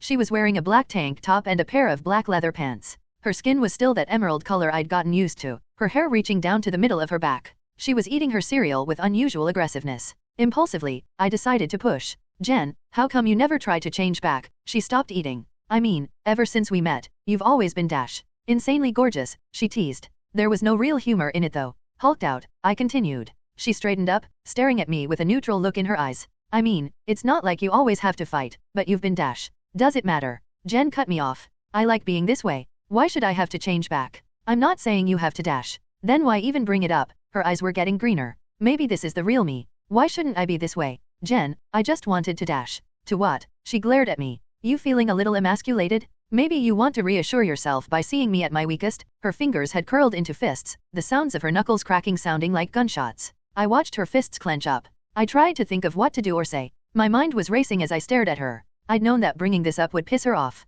In the comics, when she was first trapped in She-Hulk form, her response had been delight. She loved being She-Hulk. And who could blame her? Having superpowers was. I felt that every day. Going from a weak human form to being stronger, smarter, or more everything than any person could ever be. But Jennifer was important too, right? Wasn't that important to a person, loving all the parts of yourself? Instead of responding, I reached for my cereal and put a spoonful of cereal in my mouth. I chewed it, swallowed, then spoke. By the time I'd begun to talk, I felt like I regained a bit of composure. Jen, what's wrong? She stared at me. Then she looked down at her hands, still clenched into fists. When she opened her fist, my marble counter now had 2 large cracks where she'd been pressing down. Think you can pay to fix that? I asked idly. Shit, Jen winced. She traced a crack with her right index finger. Mahmoud, Jen, I like you, so I'm going to be honest here. I pushed my cereal aside. If me asking why you haven't tried to turn into your human form is making you feel this way, that might not be the most healthy reaction. For the sake of my countertop at least. She looked up at me smiling a little bit now.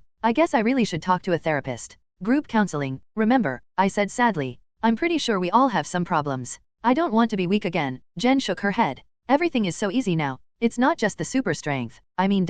You're more confident. I finished for her. You can take on the world now. And thinking of going back to normal again, losing all that confidence, I walked around the counter to stand next to her. I feel that way every time the Omnitrix starts to go red. I tried to feel confident about what I was doing as I slowly reached out to stand behind her. I clutched her hands in my own. She squeezed gently on my fingers. It's not perfect, but I do get feeling like you can finally do everything you ever wanted to, and knowing at any moment it could all go away. Her hair was in my eyes. I leaned around it to look at her face. She looked thoughtful, which made me feel like maybe I was saying the right stuff. But I like being me, nowadays. Being human is actually pretty good. I mean, you seem to like me well enough. She smirked. Nah, I'm just into you for your money and magic watch. And I'm only dating you for your law degree. I took the risk and tried hugging her close. She was warmer than normal humans were. I didn't mind that. I mean, I'm a dangerous vigilante, who knows when I need a good lawyer to represent me. She chuckled. Dangerous, huh? Maybe I should hold off on letting my dad meet you. He's a cop after all. She turned around in my arms and smirked down at me. Her smirk faded a bit, her forehead dropping to meet mine as her eyes closed. I don't want to change back. Not yet. Okay, we stood a moment longer. I'm not great at this stuff, but I want you to know that I really like you as you are. I don't want you to think otherwise. You gigantic softie, she chuckled. You know, we're supposed to be enjoying cereal. If you don't want to hug, you know you can tell me. Nah, I'm good. That was a very good way to start off the morning. I left my room with her a little after. I'm going to wait for my dad, he should be here soon. He probably saw me on the news a few times, Jen said as we strolled through the halls. I was proud to say I kept any giggling at the fact she was holding my hand entirely internal. Granted, it was a little awkward, since she was a foot taller than me, but still good. Is Bruce going too? I asked. Of course. Been a while since he got to see him, she frowned. My dad kinda threatened to kick his dad's ass, while holding him in an armbar. Knowing Bruce's dad, I thought of David? No, Brian Banner. He wasn't the worst dad in comics, but he was still a monster. I really should throw your dad a party, I said with a slow smile, satisfaction filling me at the thought of that weak-willed bully getting armbarred. If you do, invite Sammy and Lauren, Jen said. They were sweet. I'll let him know you think so later, I joked. You're seeing him today? Yeah, I'm hiring some of my old construction buddies for a job, I explained, the two of us turning a corner to come to a junction. One side would lead to the hangar bay, while the other headed to the recreation room. I mean, first I have to check to make sure I'm not stepping on any legal toes. You know, the permits, the deed, all the boring law. The lawyer I had just started getting close to gave me a look. I mean, extremely exciting, law stuff. Nice save, she said with a smirk. You need any help? Nah, Tony is technically buying this on my behalf, even though my name's on the paperwork, so he has a bunch of his guys overlooking the paperwork. So Pepper and I are gonna go out to the site, figure out what we need to do first. Should be fun. She nodded. All right. Just, don't end up fighting another monster without me, okay? What does it say about our lives that I can actually see that happening? I asked rhetorically. Jen chuckled, leaning down to give me a kiss on the cheek. It means you're still sane. Call me when you're done, okay? I nodded, a dopey grin on my face.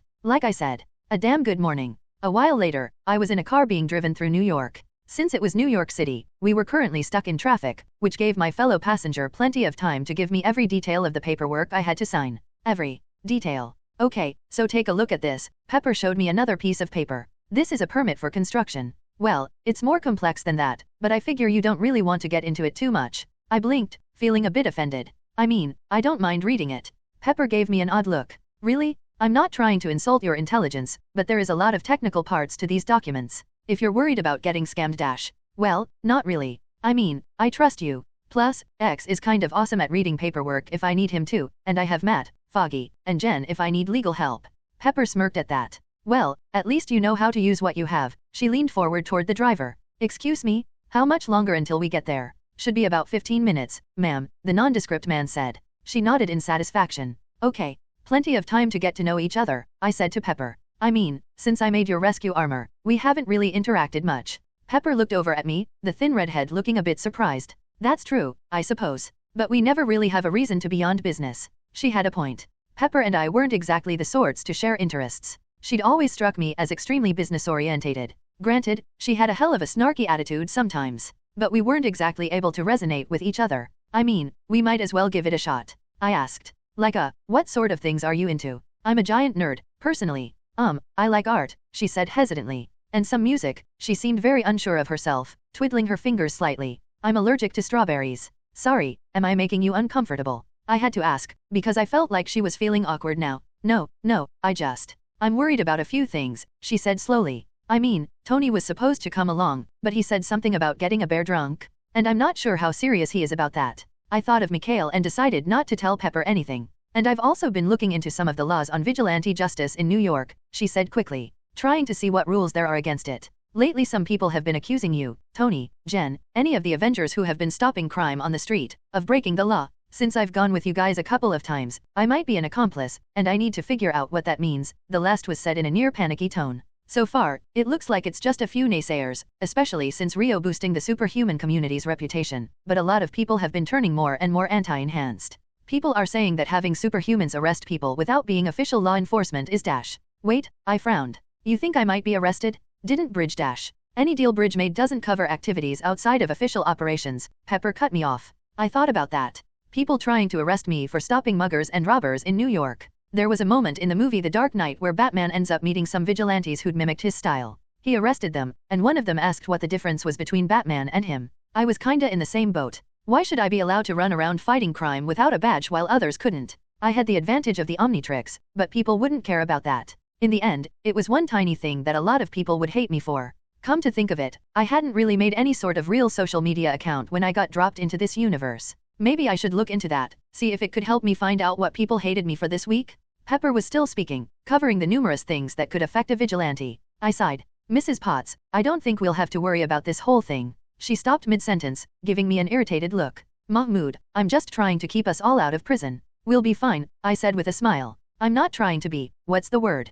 Lackadaisical. Gesundheit. The look she gave me was positively scathing. But yeah, that. I'm just saying, I can't think of anything people legit can go after us for. We haven't been beating up anyone who doesn't deserve it. I always made sure to repair any damage I did, and no one innocent has been hurt. From here on out, we'll do things above board, but we should be fine. Thank you, she said sarcastically. But I'm going to keep preparing for the day hopes and dreams aren't enough to protect us from a lawsuit. Traffic cleared up about then, letting the driver move forward. We sat in silence for a bit. I feel like you're worried about something else. Pepper was quiet for a moment longer. Finally, she sighed and looked over at me, meeting my eyes. I've been thinking about going on patrol too. About helping people. Not a lot, but it won't leave me alone. Dude, that's awesome, I said excitedly. Not if I can't do it legally, she huffed. I might have to join Bridge in some capacity, or the Avengers, I held in a squeal. But I'm not sure I want to do that. Not to just go around firing ICERs into muggers. It seems like such a petty reason. I still want to help people. Seeing you and Tony do it made me realize how much good I can do. I mean, I've seen our charities and fundraisers do a lot of large-scale assistance. And it's great. But there's also the help I can give on the small scale. Keeping people safe in person. Then do it, I said, keeping my eyes on hers. It's not petty to find some niche in Bridge or the Avengers so you can help with small-time crime. It's just you taking the easiest avenue so you can do the most amount of work. I mean, it's not like we're going to get offended or something if you join up just so that you can legally fight crime in New York. I kept the fact that I didn't actually know the legal rules to what I could and couldn't do as an Avenger to myself. If I knew Pepper, she was going to study the hell out of them anyway. She did look thoughtful at least. I decided to clarify things further. Here's the only thing I need to explain. She turned to look at me. Helping people is, well, it's awesome. But it can also suck. You'll end up seeing things that will change you. Meeting monsters. Not the fun kind. People that are willing to do horrific things. Pepper didn't speak, but she also didn't stop watching me. When I was first patrolling, I ended up running into some things that I didn't want to. One of which was, a lot of times, muggers prefer not to get in a fight. They just want the money, then they run for it. Usually, when I stopped guys like that, it was an afterthought. Same with robberies of stores. But there were 2 times where someone was planning to dash. I choked on my words. Swallowed. Mahmoud, if you don't want to dash, Pepper began to say. No, this is important. I swallowed again. Once, I found some homophobic frat boys trying to mess with 2 gay men. I got there a little after the fight started. I managed to protect them. The second time dash I swallowed again. After a shaky breath, I forced was in wild mutt form. I was running past one of the big motels, and I heard a woman screaming. The walls must have been soundproofed or something, because I think I was the only one who heard her. When I came into the room, when I smashed my way in, later she said they'd been at it for hours. I lost myself. All 3 of the men ended up in the hospital. The woman I saved is doing fine now. She handled it better than I did. I never really told anyone about this, I said the last quickly. But if you get into this, Rio and its monsters are the least of the issues you'll face. Regular people doing horrific things to each other. Those are the ones who've stuck with me. Tony hasn't told you about it, but I've gone through a few things over the years, Pepper said. As she spoke, her eyes narrowed, her face firm. I'm not saying I've seen anything as bad as what you saw or had to do, but ever since Tony first put on the suit, I've been right there with him. This feels like it would just be the next step. The car stopped. Ma'am, sir, we've arrived, the driver said. Thank you, James, Pepper said politely. Someone walked up to the car and opened the door on her side. I quickly opened mine before someone could do it for me. Didn't feel like getting pampered today. Sammy was speaking with Happy when Pepper and I walked up. They were standing in my old courtyard. Well, it had really been just an empty lot, but I called it my courtyard when I lived there. The second we walked up, Happy and Sammy looked toward us. Hey, kid, Sammy grinned. He was wearing his uniform, a beat-up old jean jacket with the sleeves ripped off over a white shirt. You didn't tell me you knew Happy Hogan. Wait, you know Happy? I didn't even try to hide my surprise that Sammy was familiar with Happy. The bodyguard/chauffeur/forward of security looked a little bashful. Yeah, he used to box years back. Sammy said with a wide grin at Happy. Yeah, until I perfected losing, Happy said sarcastically. Still, he looked pretty pleased. Those were good days. I'm actually surprised anyone remembers me. Well, you weren't exactly Ali or Foreman, Sammy shrugged. But damn, you really could take a hit and give one back. Sammy swung a playful punch at Happy, who took it on the shoulder with a grin. Pepper was smiling as she shook her head. You never talk about those days, Happy. They never really come up. Happy shrugged, then looked around. Anyways, Sammy and I have some guys roaming around. This is where Hydra threw the grenade at you, right? Sammy and Pepper looked at me in surprise as I nodded. Yeah, right over here. I walked up to my former home, the others following. The destroyed remains of my door and the wall attached to it made me smile. Sammy sighed. Kid, if I'd known you were living like this dash. I had the Omnitrix, Sammy. I was fine. You should have told me. I decided to ignore him. Instead, I looked up at the warehouse that had once been home. What are you thinking? Can we save it at all? Oh, sure, Sammy shrugged. I've got the guys looking at it. Johnny, the name of an architect we worked with a couple times, says that it's still a pretty solid building. Some remodeling, we can probably make something out of it. Especially with the new gear you gave us. The power loaders are here. I asked with a grin. They're called exo-lifters, Pepper said with a sigh. Sammy, Happy, and I looked at her. I know that, but dash I began to say. It's a power loader. Sammy finished. Seriously, the guys are calling it the Ripley already. Have you never seen Aliens? Happy asked. Of course I have, Pepper scoffed. But we can't call it a power loader because 20th Century Fox would sue us to oblivion. Or try to, at least. Fair enough. Sammy tapped on his wrist. Hey, any chance you can get us started by clearing? I kinda want to see your old place. Sure thing. I reached the Omnitrix and flipped through the menu for a bit. You don't need to use that, Happy said as I went through my options. We can bring one of the dash. I pushed down the dial. In a flash of light, my skin turned red and thick enough to bounce bullets off of. My eyes split into 4, and 2 arms erupted from my obliques. Just like that, I was 4 arms again. 4 arms. Sure, might be basic to pick my go-to super strength alien for this, but he was still awesome and damn useful for this. Wish I could have done this back in the day, I said to myself as I stepped forward and grabbed a piece that had once been my wall. With a little toss, I sent it flying to the side. As I did, a heavy set of footsteps that weren't mine came around the other side of the building. Soon, a yellow robot came around to join us. In truth, despite my joking around, the exo-armor was much smaller than the power loaders from Aliens. It was about 8 feet tall, made of steel and pistons, with a large power unit on the back. Inside was someone I didn't recognize in tough jeans and a wool sweater. The armor moved with him. It was ponderously slow, but he was still able to walk up to us with relative ease. He stopped to stare at me. Boss, he asked Sammy. Just start picking up rocks, Dan, Sammy said with a shrug. Stop acting like you've never seen Aliens in New York before. I'm from Jersey. Well, we all have our weaknesses. He gave Sammy a sour look. Apparently the insult was enough to make him feel like things weren't that weird or something, because he walked up to join me. Do you need dash? You take that side, I said, lifting 4 rocks. And we can dump the debris over here. And while he does that, Pepper said elegantly, ignoring the sight of a Tetramand and construction worker in a personal supersuit lifting hundreds of pounds of steel and stone over to a spot in the courtyard. I have some final paperwork for you to sign. She held out a folder to Sammy, who took it with some trepidation. We're making sure to offer you some substantial benefits for the job, of course. I believe you've already agreed with the NDA. Yeah, don't tell anyone anything or else I'll get shoved into a prison so deep I never see anything but the abomination's ass. Pepper blinked. Well, really, it would mostly be us suing you or anyone else who breaks it. Sammy frowned. That's a lot less exciting. Can I tell the guys the thing about the abomination's ass? I like that line. I walked past with another bunch of rocks, Dan in his armor coming by with some more. Okay, right here. This is going to be a bitch to clean up, Dan mumbled, the sounds of rock crunching as I dropped it filling the air. The pile of concrete that had once been my home was pretty big at that point. Dan brought another block about 9 cubic feet over and tossed it on the pile. Nah, I got that part too. I tapped the Omnitrix on my chest. Red skin turned to green gelatinous flesh in a flash of light. Goop. He's the incredible snot monster now, Sammy asked. That's offensive, I said from my anti-grav unit. Then I raised a hand and sprayed out green acid over the concrete. The liquid melted through the stone, leaving it bubbling. I sprayed it again as it came down to the dirt. This is so weird, Dan said to himself. You get used to it, Happy told him. Really? Okay, that's just something I say, but honestly, every time I get used to things, the goalposts move. Just roll with it as best as you can. Dan didn't seem to like that answer. Once I finished melting down the concrete, we'd lifted enough that I had room to put more down. I reached for the Omnitrix again. 4 arms. I went back to work. Didn't have much time, but I could get as much done as I could. Plus, I did have a melted supercomputer somewhere in the rubble. Useless to anyone, but I kinda wanted it for nostalgia's sake. And hey, work was finally being done on the new super awesome secret base. Progress, baby, Mahmoud.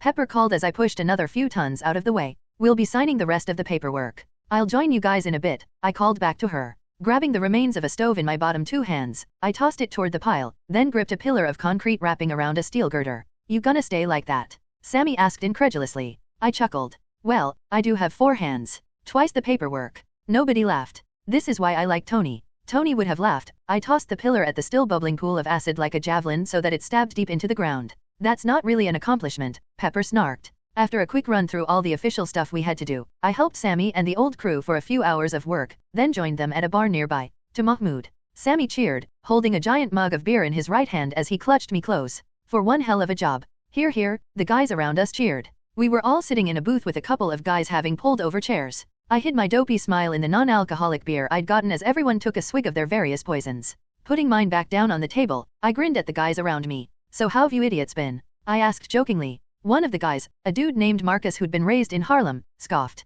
Well, not as good you, brother. I'm amazed you still know how to work for a living after spending all your time with millionaires. I laughed. Dude, I spend most of my time either getting my ass kicked, or kicking ass. My whole life is working for a living. Sammy laughed. You sure it counts when you can cheat with the aliens? Face it man, you're living large. Hey, when some kind of super troll is using your head to asphalt a road, then you can talk to me about living large, I snarked right back. The guys laughed, Sammy ribbing me in the arms. As I was chuckling, I hid how uncomfortable I felt all of a sudden. Sammy was joking. Marcus was joking. But a couple of the guys looked like they were a little sore at me. I remembered what Pepper had said, and my own thoughts on how the relationship between superhumans and regular people was getting shaky. Luckily I could think of a few things to help bridge, the gap. So how'd it feel piloting the suits? I asked carefully, looking at Lauren, a Chinese guy who'd helped Dan and me on one of the rooms. The sour look on his face faded. Oh man, felt awesome, he started smiling. Just looking at a giant ass rock and lifting it like it's nothing? Best I've felt in my life. Dan nodded.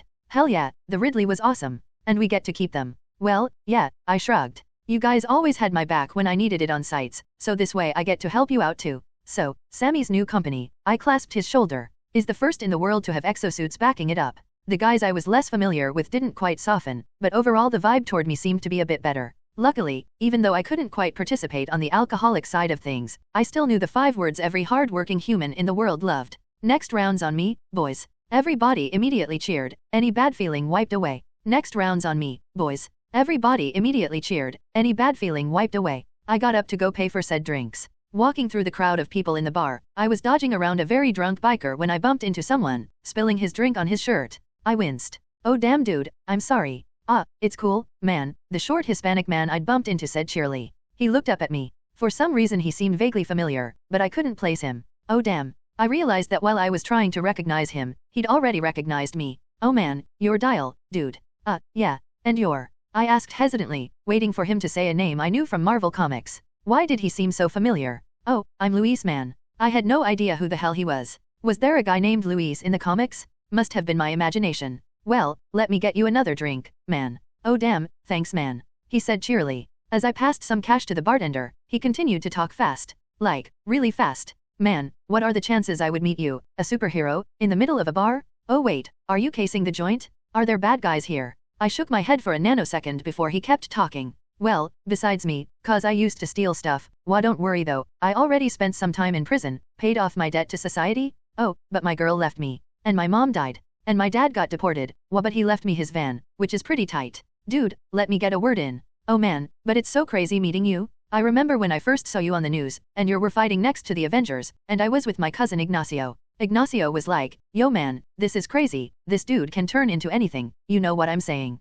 And you were on TV like, man, I'm an Avenger now and shit, and I'm taking down Hydra. Oh, thanks man. He stopped long enough for me to pass him a drink. So you sound pretty familiar with superheroes. Oh, well I dabble, cause when the Avengers came on there was this super dope documentary on superhumans in legend, and I wanted to compare it to some works I read about Howard Carter and his own theories on the gods of Egypt, though I find he's a bit of a hack. Wait, when did we get to Howard Carter? Oh, that's not the point though. His eyes lit up. I leaned back. And just like that, he was off. But man, I love the history behind it. So, like, Captain America wanted to join World War II, but all the guys recruiting were like, boy, you are way too skinny to help, get back to Brooklyn. So then your boy Steve was like, oh man, but I really want to fight alongside my boy Bucky and beat up those Nazi dickheads. How they gonna let that skinny dude Audie Murphy join when I have like 2 pounds on him but not me? And Dr. Erskine was like, bruh, come join me. I don't care how skinny you are, you seem like a chill dude, come with me and I'm gonna make you awesome. I was fairly sure none of them had said that exactly. I sat down on a stool in awe and continued to listen. And then he did, but then that punk Hydra dude snuck in and was like, I'm a racist asshole and I'm gonna kill him, but when he did, Steve was already all sexy buff and he was like, oh, you messed up, I'm gonna take out all of the Nazis. So then Tony was like, oh, you want me to make weapons, then I'm about to make a bad, superfly kinda weapon. So he made a sweet ass suit and he blew them all away, then did it again when his super evil former mentor tried cramp his style, and then he stood in front of a crowd and was like, I'm Iron Man, bitches, you gotta deal with it. Note to self, never let Tony meet Luis. And then the Avengers are in New York, and a big-ass snake comes down to attack them, and the Hulk goes, welcome to Earth, like my boy Will Smithy, and punches them, and they all take out the aliens. Sammy, Dan, and I all took a sip of our drinks, watching in fascination. So then the Avengers are flying around, and Hawkeye keeps shooting them saying, yo, you may have alien weapons, but I got bitchin' arrows, and he blows up Loki, who goes, oh man, you ruined my pimpin' helmet. And the Hulk finds him and takes him with, bam bam bam, he smacked the table with each hit. You got nothing on me homie, I don't care if you're a god.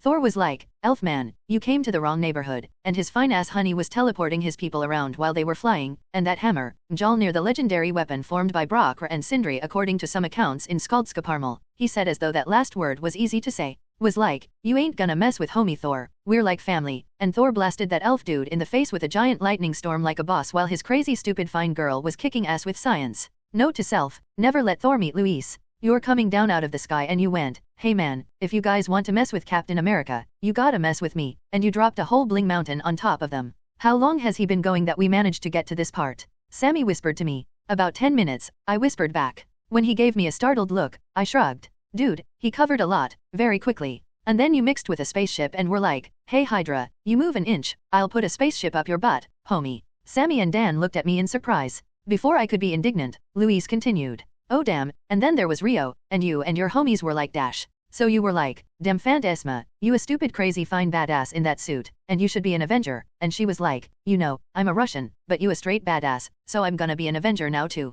And now you're here. Luis said at last, giving me a pleased smile. Then he started sipping at his drink, ignoring the crowd of people surrounding us, including the stunned bartender. Yep. Here I am, I said hesitantly, blown away by the most incredible summary of both the Avengers and my own life I'd ever heard.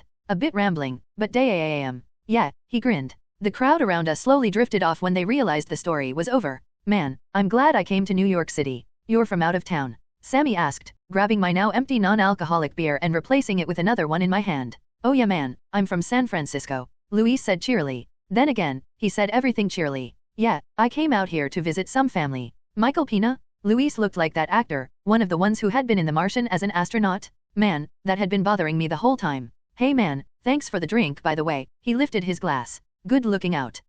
No problem man, I chuckled. I found myself genuinely liking, what, the guy. He could tell a hell of a story. How long are you in town for? Couple of weeks, then I gotta get back, he grinned. Oh hey man, if you ever come to the Bay Area, we should meet. I could give you the hookup, show you around. I'm down for that, I said, not having the heart to tell him I was born in Oakland. Here, let me give you my number. As I did, I had to wonder how Louise would describe our meeting down the road. Fantasma. Fantasma lifted a dress off of her bed and gazed at it for a long moment.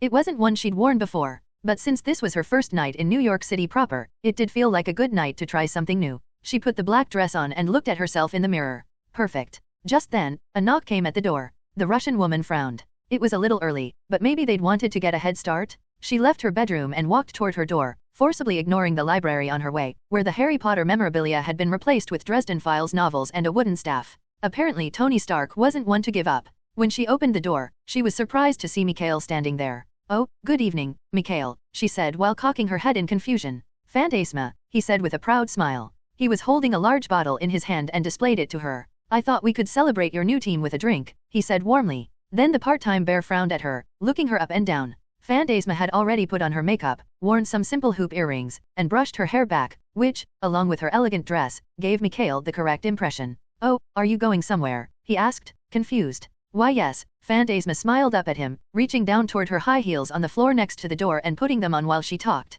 I have been invited for a girls' night out. It is quite exciting. She couldn't contain her glee. I've never done such a thing before. Hey, girls' night out? Mikhail asked in confusion. Hey, Fantasma. Mikhail turned at the voice that had spoken down the hall. Isabel Hartley, the Avenger known as Warrior, was walking toward them, wearing a pair of blue jeans, a light blue blouse, and carrying a small purse in her right hand. She was made up as well, and had a strangely ornate bracer on her right arm that went from her wrist to the middle of her forearm. Isabel gave Mikhail an odd look. Oh, bear guy. What's up? Be bear guy. Mikhail sputtered. Fantasma hid a smile at her father figure's confusion. I was visiting Fantasma. Oh, that's nice, Isabel smiled, then noticed the bottle in Mikhail's hand. Oh hey, you brought vodka. Why yes, Mikhail was interrupted when Isabel snatched the bottle out of his hands. Cheers. Isabel snapped the cap off the bottle, then lifted it to her lips. Wow, Mikhail said in shock as Isabel continued to drink. After a long moment, Isabel finished chugging and passed the bottle back to Mikhail. He lifted to bottle to eye level to prove to himself that, yes, Isabel had somehow finished off the entirety of it in moments. That was expensive. Not bad for a party starter, Isabel said. Fantasma, you ready? Yes. Fantasma grabbed a purse of her own, closed the door to her room, and gave Mikhail a wave as she wrapped arms with Isabel. Goodbye Mikhail. See you tomorrow. Gee goodbye. Mikhail said questioningly. Isabel and Fantasma went off laughing together as Mikhail watched, a complicated look on his face. The pair walked down the halls together as Isabel spoke. So, excited. Yes? Where are we going? Fantasma asked. Well, there's a club Jen wanted to check out, Isabel said with a shrug. But after that, who knows? Maybe we'll end up getting in a fight with someone. Fantasma gave Isabel a confused look. Are you hoping for that, Isabel? You know how long it's been since I punched someone. Isabel gave Fantasma a smile. And call me Izzy, okay. Fantasma smiled widely. They entered the garage to see Natasha and Jennifer waiting there. Nat was wearing a white blouse and a black skirt, while Jennifer had her hair pulled up into a ponytail and a wild dress, still in her green Hulk form. In fact, Fantasma had never seen Jennifer in any sort of human form, strangely enough. Hey guys. Jennifer waved at them cheerily, Nat turning to smile at them. You're early. So are you, Isabel said with a chuckle. Bobby here. She's getting the others, Nat said with an elegant smile. Fantasma blushed a bit at the sight of it. Natasha was so elegant. Who else is coming? Fantasma asked quickly. Jennifer answered. We invited the grapplers. When Fantasma looked confused, she explained. There's some former wrestlers from another team. They're busy, but Wanda can come thankfully. Simmons asked to come along, which is so adorable. Then there's Bobby, and also Dash. She was cut off by a convertible squealing into the garage. It sped toward them at high speed before drifting around to stop in front of the group. That was unbelievably reckless, a British accented voice shouted.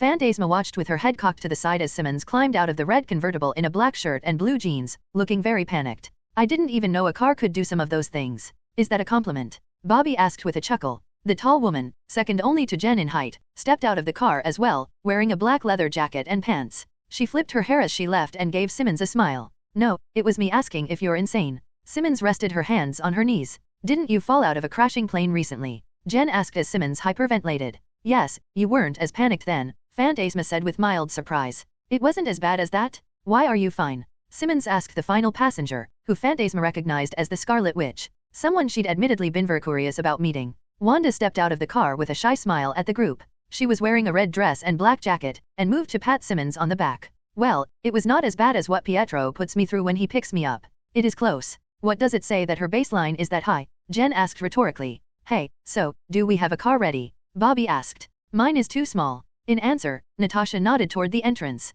A long limo rolled into the garage. I figured we'd want to make the most of our little adventure, so we have a driver for the rest of the night. Nice. Jen cheered, looking over Nat, Bobby, and Isabel. Izzy. She'd said she wanted to be called Izzy. You super spies going to be able to let your hair down tonight, party with the rest of us. As she spoke, she pulled Simmons into a one-armed hug, getting a surprised squeak out of the British scientist. Isabel smirked. Man, give the girl a green tan and she suddenly thinks she's a party animal. Hey, can't blame me. I mean, I'm pretty sure I have more talent than the rest of you, She-Hulk said while thrusting her chest out. All right, Sailor Jupiter, tone it back, Natasha said with an eye roll. Everybody in, let's go cause some trouble. Phantasma looked up from a concrete floor the next day to look up at the ex-director of S.H.I.E.L.D., Nicholas Fury. He was looking the group over through the cell bars, wearing a long coat and a scowl. Ladies, Fury growled after a long moment. I've currently got your teammates asking a lot of questions, so I'm going to need answers before they break down the walls and bust you out. Let's start with She-Hulk. What happened to that building, and why were you on fire? Jen looked up at him. Her face was covered in soot, and her clothes had burned off long ago, which was why she was wearing a sweatshirt and gym shorts. She grinned. Well, when we got to the club, I found some guy offering cocaine to people. Well, Nat did. I thought they found traces of meth in the building, Fury said. Well yeah, but that was a later thing, Jen explained. It was after the music concert, Phantasma said helpfully, only to wince at the look Fury gave her. Yes, the DJ has decided not to press charges, since apparently you and Wanda ended up making quite an interesting light show. Says he got enough tips to set him up for a month, Fury said. Wanda and Phantasma shared a smile. And the reason for the light show was that you decided to take out the biker gang that had followed you to the concert. Phantasma and Wanda winced. Fury looked over at Bobby and Isabel. Izzy had a new haircut now, the side of her head tied into dreads to give her a very tough look. And that part in Harlem. Someone coughed. They all looked at the woman in question. Jessica Jones was wearing a tank top and blue jeans. She smirked at Fury. Yeah, that was me. I got into a drinking contest with her. She nodded toward Jen, who chuckled. You decided to get into a drinking contest with a Hulk. Fury somehow sounded both incredulous and intimidating all at once. She won, too, She-Hulk giggled. Which is crazy, Izzy shook her head. That was when those guys came in to shake down the owner. Yes, I saw. Fury looked over at Nat. So was that when you dash? Hey, they weren't using the car, Nat grinned. The redhead was somehow just as impeccable as she'd been at the beginning of the night. So we took it for a ride. And that's when you crashed into the Dairy Queen, Fury rubbed the bridge of his nose. Nope. Bobby said cheerily. Actually, that was because of the boat. What? Fury said. The boat that the biker gang had. Someone turn off the lights, please. Simmons, the only one of them fighting a hangover, said with a grimace. I just dash Fury sighed. Okay, and that was when Jennifer ended up on fire. Well, no. I only lit on fire after Wanda dash. I didn't do it. Wanda scowled at Jen. Natasha threw the grenade. Technically that's true, Natasha said calmly. But Jessica is the one who threw the guy through the window. Jessica grinned. And the reason why police picked you up at that barber shop? Fury asked. Jessica said we could rest at Pop's after we left the Dairy Queen, Bobby explained. And he did my hair. Izzy said cheerily, pointing at the side of her head. I think I might keep it like this, if I'm honest. Okay, well, at least I don't have to deal with you for the moment, Fury said with a wave toward Jessica. Yeah, fuck you too, Jessica said with a shrug.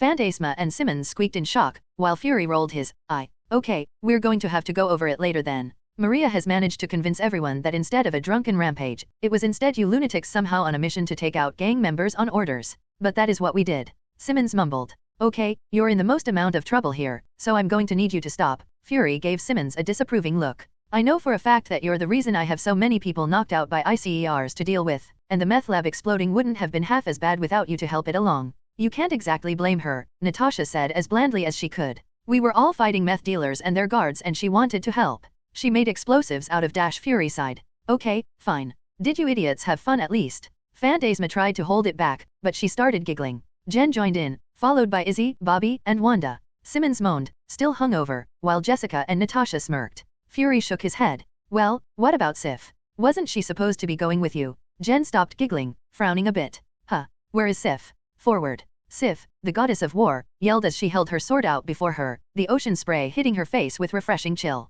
She stood on the bow of a white yacht, dressed in pale blue robes and silver armor, a wide smile on her face. Why are we following that lady? A man shouted over the storm echoing around them. He was wearing a poncho over an expensive-looking suit, and was watching Sif as she cheered over the echoing rain above. She said she knew where treasure was, another man shouted. She was very convincing. 2 hours ago, Sif had taken over the yacht from the tourists who had chartered it. Since then, she'd worked the group of spoiled rich Scandinavians, who looked positively exhausted by that point, to travel to a seemingly random spot in the middle of the ocean. Onward, gentlemen, the ship is just ahead. Sif cheered, breathing in the fresh air. Warmth filled he when the scent of ozone in the distance filled her nose. A familiar smell, one she connected with a certain blonde. She brushed the thought aside to focus in front of her. Soon, the battle would begin. If only she could figure out why she felt like she was forgetting something. Nicholas J. Fury. Fury scowled at the group. Wanda, Fantasma, and Simmons looked back at him with varying levels of contrite. Jen didn't seem to care what he thought of her, but then, it was tough to intimidate her. Jessica Jones, much like She-Hulk, didn't seem to care what he thought, though she looked as if she was also moments from flipping him off.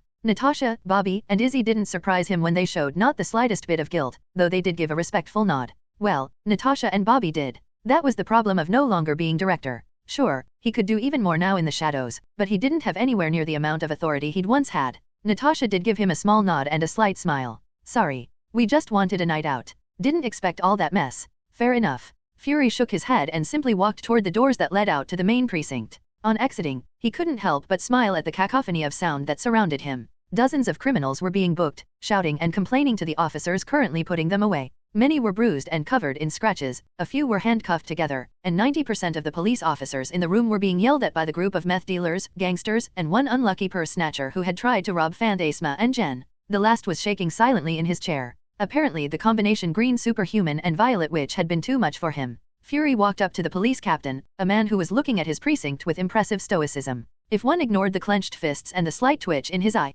"Captain," Fury said with a raised eyebrow, "am I free to go with my agents?" Considering everything they've done, the captain scoffed. Since Shield Dash Bridge, Fury reminded the man. The captain rolled his eyes. Fine. Since BRIDGEIS giving us these guys, I'm pretty sure a lot of my detectives are about to get some commendations for all the arrests that are about to follow. So yes, you can take them, even though we both know it's bullshit that they were sent on a mission wearing nothing but dresses and high heels. Fury looked over at the captain. The captain looked back at him. Sir," the captain stuttered, his face visibly paling as he finally seemed to realize just who he was being so flippant with. A muscle in Fury's neck twitched just a bit. The captain acted like a gun had been fired. "I'll just get those ladies out of lockup, shall I?" Fury nodded. The captain spun on his heel and left as fast as he could without actually going into a full-on sprint, feeling as though Fury's single eye was burning a hole in the back of his head. Fury, meanwhile, kept his chuckle internal. Still got it. Director Maria Hill of Bridge. Maria and Fury sat in her office, the sun shining down on the Triskelion making interesting patterns as it shone through the diamond head crystal that sat in the center of her office. They had a holographic screen in front of them, displaying the varying topics of conversation between them. "You want me to reach out to a mystic?" Maria asked Fury with a raised eyebrow. "Isn't that the same as reaching out to one of those psychics that work out of their living rooms?" "Considering the world we live in now, we might end up hiring one of those psychics one day," Fury snarked. "But in the meantime, I pulled this woman's file out, some of the more unknown and classified ones. The things that S.H.I.E.L.D. kept under wraps from even the top-level agents. She was one of our top consultants." "Yeah, back in 1952, Maria noted, pulling up a photo of an elderly woman. She had her hair spread outward behind her head, was wearing a purple dress, and had a white shawl over her shoulders. She was scowling at the cameraman as though offended at his clothes. So, how old is she? I'm guessing she's somehow still alive." After hearing Thor describe his adventures in terms of centuries, immortality wasn't as crazy a concept as it might have once been. "We don't know," Fury admitted. "And that makes her worth talking to. She looks like she survived all these years off the souls of orphans," Maria noted. "The old bat's on our side," Fury shrugged. "We need magic consultants from Earth. So far, Fantasma is the closest we have, and she's admitted to being barely able to understand her skills." "And this woman reached out to us?" Maria asked. "Said she wanted to show the girl how to take full advantage of her power." Fury shook his head. Still as ornery as ever. "Only thing I ever liked about her was her honesty and her cat." "I always forget you liked cats." Maria touched the screen. "And Dial's files. He mentions something about her, but she fell under the more esoteric parts of everything." Fury shrugged. "The files have some basic information, though he can't seem to remember if she is or isn't Atlantean." Maria shook her head at that. "I wish we didn't have to guess so much on those files Dial made. This would be easier if he had a better memory. How many people have to share knowledge they got channel zapping on an interdimensional TV to spy organizations?" Fury pointed out. "Even the best agents have gaps in their memory, let alone untrained civilians. You ever notice you still lecture me?" Maria pointed out. "Do I?" Fury shrugged. "Sorry. Old habits." Maria didn't mind too much. There was something to be said for not letting your head get too big. She flipped through the files that they had on the old woman before nodding. All right. I'll meet with her after the whole Antarctic thing is done. Speaking of which, she brought up another image. This one of an older man and woman, Dr. Bernard Klaus and Dr. Dana Bergstrom, both half-dressed in warm cloths that had been partially ripped apart. They made an odd image, considering they were wearing winter clothes in the middle of what looked like a rainforest. They were smiling happily as they gestured toward the camera to their friend. Their friend stood uncomfortably in between them. He was tall and muscular, rivaling Thor or Steve in terms of size and build, with long blonde hair that was dirty and tied into a rough ponytail behind his head. He wore a necklace with teeth of varying sizes and shapes on his bare chest, and a loincloth of what looked like some sort of reptilian skin rested around his hips. His feet were covered in boots of the same material. He was smiling as well, if uncomfortably, holding a modern machete in his hands. Behind them, a saber-toothed tiger was curled up on the ground. It was devouring what looked like a giant reptile leg and was ignoring the humans. Well, you did say you like cats, Maria noted once again. Because cats can't hurt me, and never will, Fury scoffed. That thing looks like it's been eating nothing but elephants. Fair point. The thing had to be hundreds of pounds heavier than the largest tigers. It was the same size as the gamma-infused tiger Dial had saved, a true testament to how massive creatures of the primeval past could be. I can't fucking believe that he was right. Fury rubbed his face. I mean, dinosaurs. In Antarctica? A jungle. Maria felt like laughing and reaching for the whiskey all at once. Of all the things that had been revealed by Dial, somehow the savage land had sounded like one of the more fantastic ones. Even more so than aliens in some ways. She shut down those feelings. The director of Bridge couldn't be thrown by the strange after all.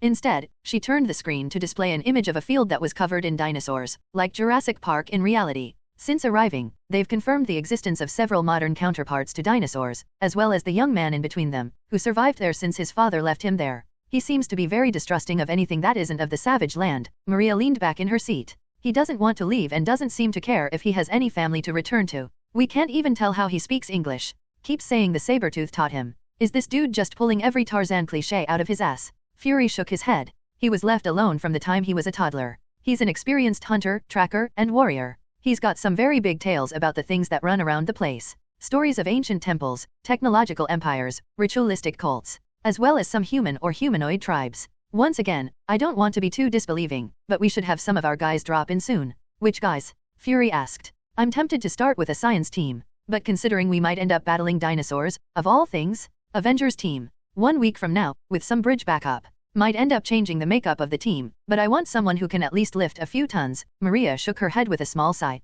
This isn't the only problem we have to deal with, of course, or even the most important one. But the promise of this antimetal Dial says is supposed to be there is worth looking into. And if it turns out that all we're doing is confirming the lack of a threat, I don't mind that. It'll confirm a threat. Maria cocked her head, confused. Is this where I find out you have more information than I do again? Just guessing. So far, every time the Avengers have taken a trip, something new pops up on our radar. Hell, almost every time any of us take a mission, the ante just keeps getting raised over and over again. Maria pursed her lips. That was fair. Extremely fair. Which reminded her, there are other concerns. Winter Guard may have been the first national supers to pop up, but they aren't the last. Granted, the ones that revealed themselves directly after Winter Guard surprised me. She flipped through the holoscreen until it displayed the images of several groups of people spread across a map of the world. One in Japan displaying what looked like a group of people waving in front of a temple, one of them about 8 feet tall and covered in armor that hid a body that was oddly shaped. In China, Australia, and the Winter Guard in Russia, of course. And the one directly north to them.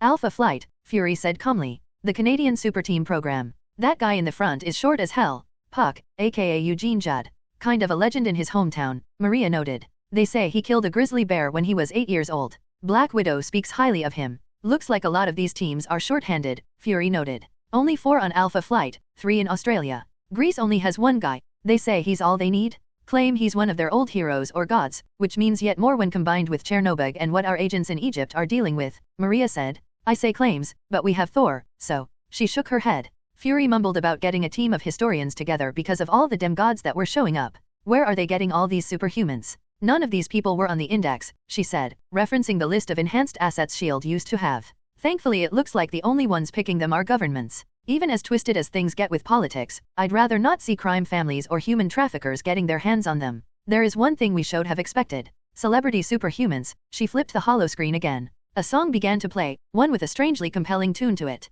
A young woman appeared before a screen. As the music crescendoed, she began to sing in Korean. She was pretty good. The young Korean woman had hair that was black and longer on the right, white and shorter on the left. Her left eye was bright blue while her right was black. She was wearing a blue and gray colored skin-tight outfit that looked like a mad cross between Natasha's original costume and something out of fantasy video game. She waved her hand on screen and trails of white followed the passage of her hand. She stopped to display a hovering ice crystal in the shape of a snowflake. With a smile, she clenched her hand into a fist. Ice erupted around her to show she was standing in an arena, the chill light illuminating the world. Behind her, 2 other women, girls really, walked up. One was younger than the others, either in high school or about to leave it. She was wearing a leather jacket and a pair of tight blue jeans, hair pulled up into a tough black ponytail, the glowering look on her face falling with the tough look. As the video continued, she raised a hand holding a red mask up to her face. A blue form flowed up from behind her, shaped into the tall and powerful shape of a full-grown grizzly bear glowering at the camera. The last of the girls had pale white hair and wore a skin-tight black costume with a flowing white scarf behind her. She raised her hand and smirked as she flashed claws at the audience. The bear spirit and the high schooler rushed forward as one while the fully white-haired girl flipped into the air and the first woman unleashed torrents of cold. Seal-he, known as Luna Snow by the press. Ami-han, aka White Fox. And the high schooler is Danbai, called Crescent for the symbol on that mask of hers, Maria said. You know, I blame Tony for this. And I'm not even sure if this will help the reputation of Enhanced or not. Huh. Girl can rhyme, Fury noted when Crescent began to rap something in Korean. I'll take your word for it, Maria mumbled while turning off the video. The fact is, all these Enhanced showing up, there is a lot of talk about putting sanctions on them. Of treating them the same way we would nuclear weapons. You think we have to worry about a registration act? Fury asked. Or something similar, Maria crossed her arms. I'm not so naive that I believe Enhanced individuals shouldn't be treated differently from others, but some of the laws that have been suggested are unconstitutional. How do you plan to deal with it, then? Fury asked pointedly. Maria thought about that for a very long time before answering. I already have lawyers working on drawing up a proposal.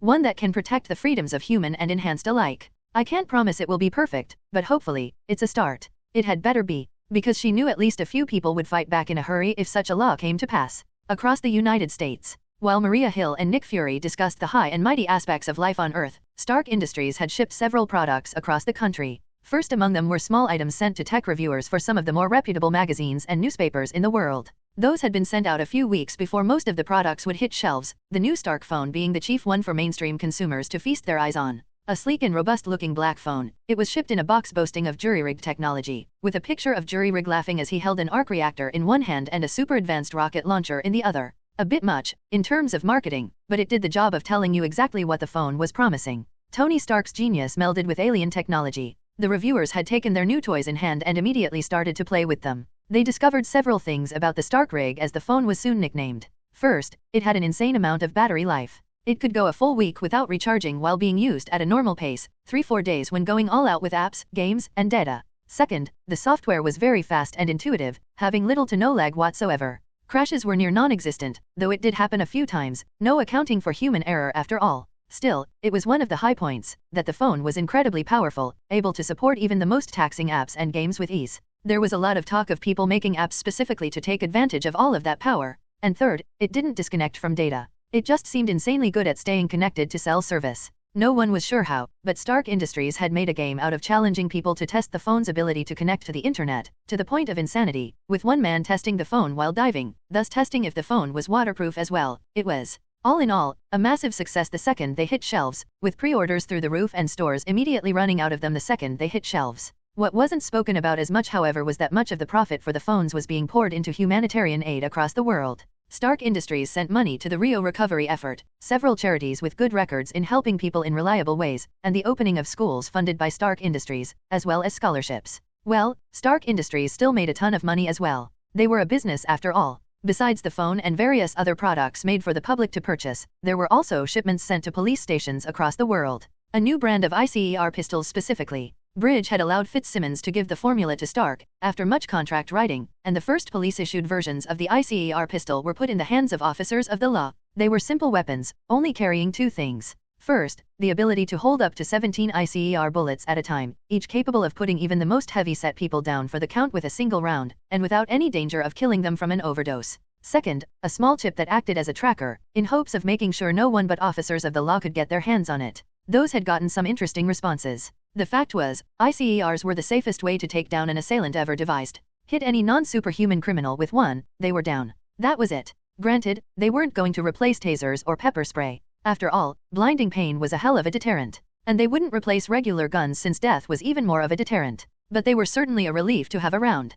Stark Industries also sent out some emergency battery banks to hospitals and government buildings. Designed by Leopold Fitz, they were made to hold enough power to support a fully running facility for a week if need be, longer if power was conserved, much longer if more than one was installed. It was made to be fully insulated from EMP as well. It wasn't the fanciest of devices, but that was the beauty of it. Just a big tough power bank the size of a big broom closet made to take abuse if need be and sold for a damn good price. Besides those big ticket items, there were new video game consoles, computers, and electron microscopes. Overall, the most important change Stark Industries had made to the landscape of the world was the one that had been plaguing modern science and technology for decades. Power. No arc reactors were involved of course, but the batteries Stark Industries had released were immediately the most powerful ever made for their size. In a year when most phones had batteries the size of the phone itself, Stark Industries' phones' batteries were about the size of an Oreo cookie. And this was important because a lot of what had been holding back what could be done with electronics was the fact batteries were advancing more slowly than anything else. In the past 5 decades, there had been a trillion-fold increase in computing power,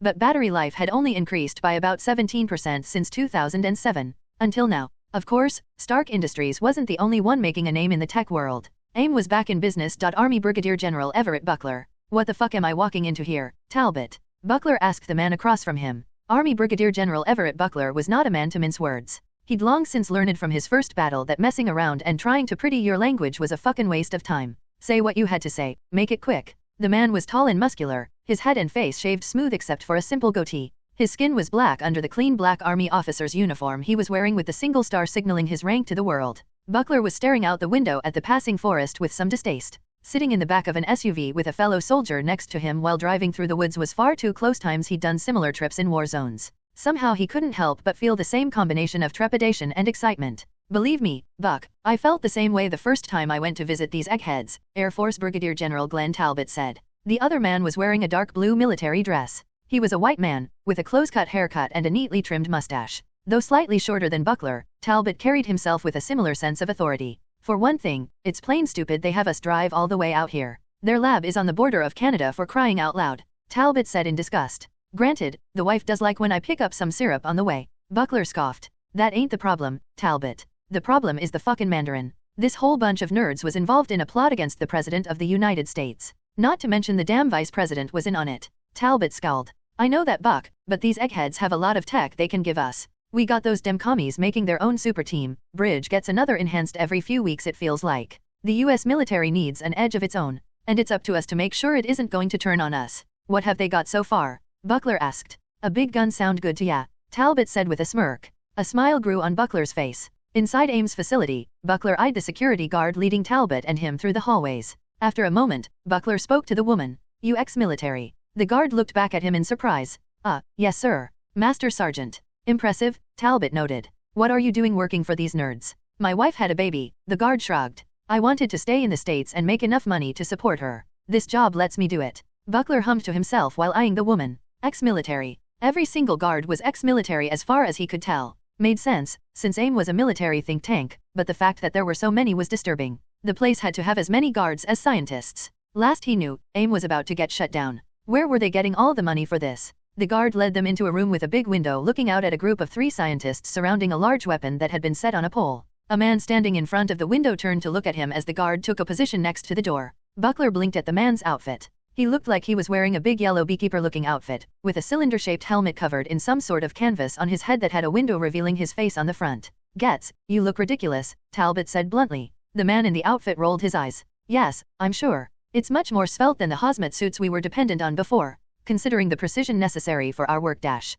Just take the helmet off and talk to us, will ya? Talbot said impatiently. Getz's face soured, something Buckler found amusing to watch. The older man removed the helmet. Well, let me tell you we were quite happy we had these during the last few weeks. Now, I believe you're here for today's test. That's right. This is Brigadier General Everett Buckler by the way, Talbot gestured to his counterpart. He's Army, but don't hold it against him. Buckler scoffed while taking Getz's hand to shake. The feel of the hazmat suit against his palm was rather strange. I've been told I'll be assessing your technology from now on. Then you've come at a great time. Getz's enthusiasm seemed to return in an instant. Take a look at this. A weapon we've developed very recently. We're just about to test it. Getz tapped the glass. The scientists within looked up at the head scientist, who waved at them. Moving quickly, they started to prepare as Getz spoke. This is one of our energy weapons, already prepared for mass reproduction. As of now, we still haven't developed plans for it to be used by infantry, but it's perfect to mount on a vehicle. It fires bursts of concentrated microwave radiation capable of melting steel and killing a man in a single shot. It's made to kill even the most durable of beings. Oh, you'll need these. Getz gestured to a nearby scientist wearing a lab coat, who passed Talbot and Buckler a pair of tinted safety glasses. Trust me, put 'em on, Talbot grumbled to Buckler. Tried to be stubborn about it the first time. Spots in my eyes for 2 days. Buckler smirked. Leave it to Talbot to have his bull-headed nature bite him in the ass. The scientists around the large cannon-like weapon rushed away from it, exiting through a door behind it. As they did, a 10-foot-tall slab of solid concrete was wheeled into the room. Then a wall of steel of the same size. Both were a foot thick. Let's do 80% power, Getz said. Commence demonstration. The cannon lit up and fired in the blink of an eye. That alone would have impressed Buckler. Of the many problems with energy weapons that kept them from being used in modern combat, among them was the fact that nothing was really powerful enough to charge them fast enough to let them be used against anything that could dodge. Granted, there was more, but Buckler had yet to see a laser weapon that was better than a simple kinetic weapon. The cannon in front of him made a hell of a first impression, however. It fired a single blast of yellow energy, the bolt smashing into the steel wall and melting its way through before digging a hole into the concrete behind it. Impressive, Buckler said softly. How long till it can do it again? Getz smirked. That is the fun part. Commence rapid fire. The cannon lit up, then unleashed hell. Dozens of bolts of light flew into the steel wall like it didn't exist, tearing apart the concrete wall in moments. Buckler stared in shock as the metal was turned to molten slag with horrific ease while concrete exploded apart. Insane, Buckler thought to himself. This wasn't just advancement to current weapons technology, this was decades ahead of anyone else that wasn't named Stark. Even after studying the alien technology left behind in the New York invasion, Buckler had yet to see anything this potent ready for mass production. Buckler kept his thoughts to himself as Getz chuckled. Impressive, yes, it is. What's it called? The Microwave Emitting Beam System, or MEBS for short, Getz said. Buckler carefully kept from rolling his eyes at the stupid name. We've made a lot of headway recently. In fact, come this way. Getz turned and started walking, forcing Talbot and Buckler to follow. As they tossed the safety glasses they'd been given to a scientist who was left to fumble with them frantically. Talbot, Buckler hissed. What the fuck is this? You gonna tell me these motherfuckers have this kind of gear now? They were getting shut down. Now they can make rapid-fire fucking laser turrets. Talbot nodded. I know it's crazy but that's what they're offering us. Can you imagine our tanks and planes getting outfitted with those bad boys? I'd be a lot less worried about Ruskies sending monkeys to kill us all in our sleep.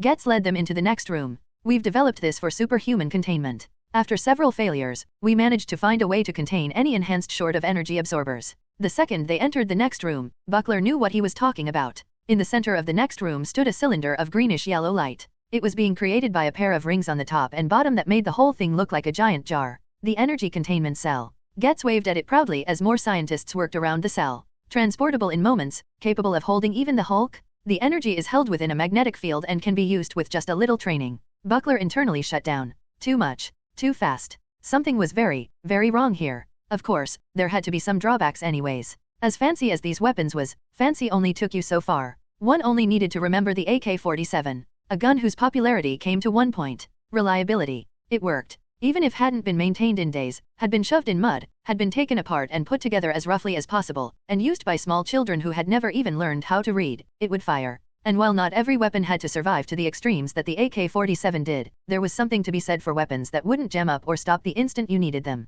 Buckler was worried these new weapons would have similar issues. But worse, he was worried if they didn't. Because if all these worked perfectly, he would need to make inquiries as soon as possible. There was a saying about looking a gift horse in the mouth. That was bullshit. You look, and you look, and you look. Make damn sure what you have is a gift and not a swift kick in the rear. As Buckler thought about that, he never noticed a screen flicker with red symbols. Luke Cage. Luke stared out the glass window from the corner of his eye as some pedestrians walked past. When they were out of his sight, he sighed. You know, you keep staring out at all of my prospective customers. I might regret having you here, a voice said behind him. Luke smiled and turned to the speaker. The place he'd chosen to hide in was a barber shop. A famous one in fact, at least in Harlem. Pop's barber shop had mint green walls, red chairs in front of the right wall, and mirrors. A simple store, but one that had gained fame in the neighborhood. Not because it was expensive or fancy, but because it was a good place. Warmth filled the shop like the sunlight pouring in through the windows. And the owner of the shop was relaxing in one of the barber chairs. He wore a cap on his head and a black polo shirt displaying the shop's logo. He was smiling slightly at Luke, teeth flashing, his dark skin glistening just a bit in the light. If having us over is a problem, Luke began to say. No, don't start with that. Pop shook his head. I'm just playing around. I know you did the right thing. And I don't want to seem patronizing, but I'm proud of you both. Luke had a moment of irritation that quickly faded. It was slightly annoying for some reason, being complimented for something that made for more trouble than it solved. But Pops had his respect and knowing he approved helped somewhat. You still over there? Jessica said then, drawing their attention. The short powerhouse had her arms crossed as she eyed Luke from the door leading to the back. Thought you'd get tired of glaring at the street. Pretty sure you were just glaring at the wall a few seconds ago, Luke teased. Jessica scowled at him. Yeah, well, I got bored of it. We need to plan how we're dealing with this shit. Pop coughed. When Jessica looked at him, he gestured toward a yellow can resting on a drawer next to him. In big black letters on masking tape were 2 words. Swear jar. Are you fucking serious? Jessica asked, looking positively shocked. As a heart attack, Pop chuckled. I have kids in here sometimes, ma'am. I need to keep a certain kind of atmosphere. Jessica glared at him for a long moment. Pop's only response to that glare was a placid and gentle look in his eyes. God damn it, Jessica reached for her wallet. What is it? $1 each. Which puts you at 3, he agreed. Luke chuckled. He quickly looked away when Jessica turned to glare at him. She was a hard ass, but a big softy too. He liked that about her. So, we have a plan. Luke said. Kind of. Jessica sat down in another of the barber chairs. So far it's been weirdly quiet. I can only look for so much since my laptop got exploded, but the news isn't exploding like I thought it would. You think someone would keep it a secret? Luke asked, moving to lean against the wall across from Jessica and Pops, crossing his arms. I think that with bridge floating above New York all the time cops in the city know they can pawn the crazy she cut herself off and glared again at Pops who grinned. Looking as though it physically hurt her to do so, she changed her sentence. The crazy stuff. Like some guy stealing rocket launchers and using them to blow up half of Hell's Kitchen while trying to kill 2 superhumans. I'm just amazed that the 2 of you found each other, Pop said, sounding almost odd. Riva always said you were strong. Must feel good to know you aren't alone. It did. It really did. Jessica seemed uncomfortable at the mention of Riva for some reason, because her next sentence came a little faster. We can probably hide for at least a couple of days, but we'll need to move if we don't want people chasing us. Unless you're planning on getting signed up with the Avengers. Luke looked at her. Jessica frowned. Unless that's what you're trying to do. Not dash he stopped to think. I got a letter a while back. Came from someone who knew my secret. They didn't have the full details but they wanted to meet me to talk. Said their name was Mahmoud. Pop frowned. Why does that sound familiar? Jessica stared at Luke. The Avenger. Dial. Luke nodded. I didn't know that at the time. I was suspicious of it. But when nothing followed I figured it was nothing. Then he shows up on the news. The Rio quake hit. Since then I've been wondering what he wanted. I got a letter from him too, Jessica said. Luke, Pop, and Jessica sat in silence for just a moment, Pop looking between the 2 superhumans. So, if he knows your secret, we need to move, Jessica said. If he knows about you dash. He doesn't know about this place, Luke immediately said. I only know about Pop thanks to Riva. Again, she looked uncomfortable for some reason. And no one would connect me to this place. We're safe. But the young lady is right, Pop said. You can't stay here forever. I can ask some of my old friends, see if they can help you hide. But is that even what you both want? Jessica scoffed. Like hell. I have enough problems right now without making everyone else's mine too. I can't blame you, Luke shrugged. But I have to admit, saving those people was the first time I've felt complete in a long time. Mahmoud /dial. Jen, Creel, Izzy, and I were out for shawarma on the advice of Tony, who had suggested it when he heard that Creel and I wanted to hang out. It was good advice, considering that shawarma in New York, among the many foods its vendors were famous for making, was supposed to be excellent. Of course, we decided to make a day of it but had to modify our plans to fit around one thing. Guys, Jen said as she pouted on the rooftop next to me. Seriously, I don't mind going in with you. I don't care what people think. Same here, Izzy agreed, my fellow Avenger grinning up at Jen. But you know we'd be surrounded by paparazzi the second you showed up, and I want to get food, not eye damage from camera flashes. Not like you two are any less inconspicuous, Jen grumbled. Creel is made of muscle and you're built like a Greek goddess. Izzy scoffed. So are you. But I'm not green. Jen huffed. Come on, Carl. Izzy took Creel by the arm and pulled him away. My large friend gave me a weak smile. All I could do was shrug, feeling much the same fond exasperation he did. As they left the rooftop, I moved off to stand on the edge of the roof. Several stories in the air, we had a pretty good view of the city. I took a moment to drink in the view. Not so much the smell, since New York City is New York City, but few things could beat the look of the town. Taking one last look before you head to Dino Town.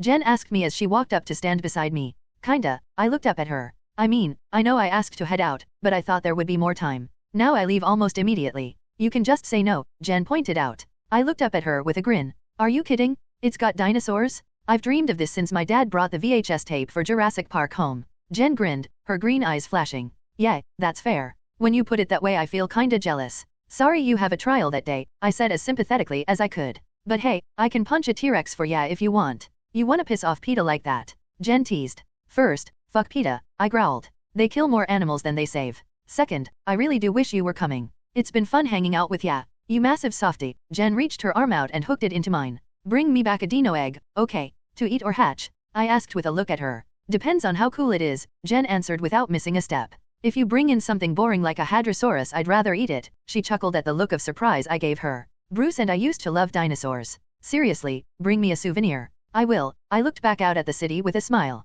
Be careful, she said softly. Wait, what? Of course I'll be careful. I mean, all I have to do is protect the science team with Creel and Bobby. Mahmoud, have you ever had a mission go according to routine? Jen asked me. We took down that Whitehall guy from Hydra pretty quick. Yeah, and every other mission since, she replied. I opened my mouth. Then I thought back. Oh, she was right. Pretty much every mission I'd ever been on had ended up having some sort of complication. I'd thought it was normal, to be honest. What comic book mission goes according to plan? Hell, wasn't there a saying that no plan survives first contact with the enemy? But most of my missions ended up going more than a little sideways. And the thought of the Savage Land was worrying. No matter what, even people like Spider-Man and Captain Marvel, both superhuman, ended up crash landing, or losing their memories, or something. Oh, and don't forget the loincloths. I'd gained a lot of confidence in my body lately thanks to my new increases in muscle mass, but not enough to run around a jungle wearing a butt flap. For one thing, I didn't want to run the risk that Frankenstrike would end up wearing it too. Okay, that is fair, I said at last. I won't pretend my missions haven't been.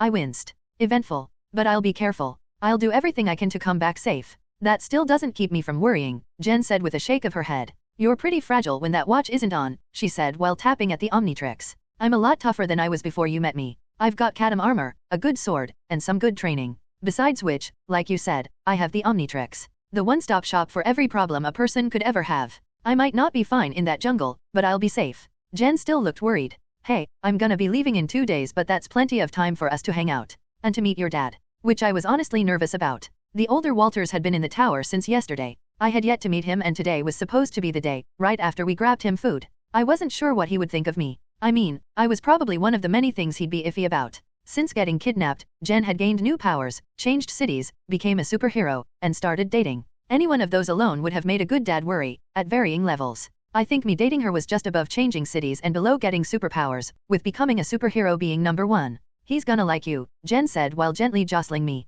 You're a superhero, remember? Nah, he's a smart man. He knows no one is good enough for ya. I grinned up at her. I'm just glad you picked me. She smiled back and leaned down to meet me in the middle, wrapping me up as we kissed. When Creel and Izzy came back a few minutes later, both looked a bit harried. Jen and I separated to look over at them. Hey, I said. You guys okay? Izzy huffed. Oh yeah, we're fine. Except that I underestimated how famous I was. Seriously, you two were making out up here while I had to deal with horny idiots. What happened? Jen asked with a wide grin. To be fair, no one was horny, Creel said. But we did get recognized. We're lucky we got the food. Creel raised a bag to display it. Where do you guys want to eat? Somewhere with a dope-ass view, I said without hesitation. Anyone know a good spot? We all looked at each other. Then at the waters in the distance, where a green statue could be seen poking out of the ocean. I think we all had the same grins on our faces. So if you're wondering what led to dozens of photos on social media of 4 people sitting on the crown of the Statue of Liberty while eating, there you go. I met Jen's dad right after we ate. Jen led me to the rec room, where the senior Walters was waiting at the bar. He was leaning against it with a cup of dark alcohol in a glass in his hand, wearing a black leather jacket over a red shirt. I'd already seen a photo of him standing next to Jen at her graduation, so I wasn't surprised to see he looked like Burt Reynolds. Whoever was doing the casting of this universe, they were excellent at it.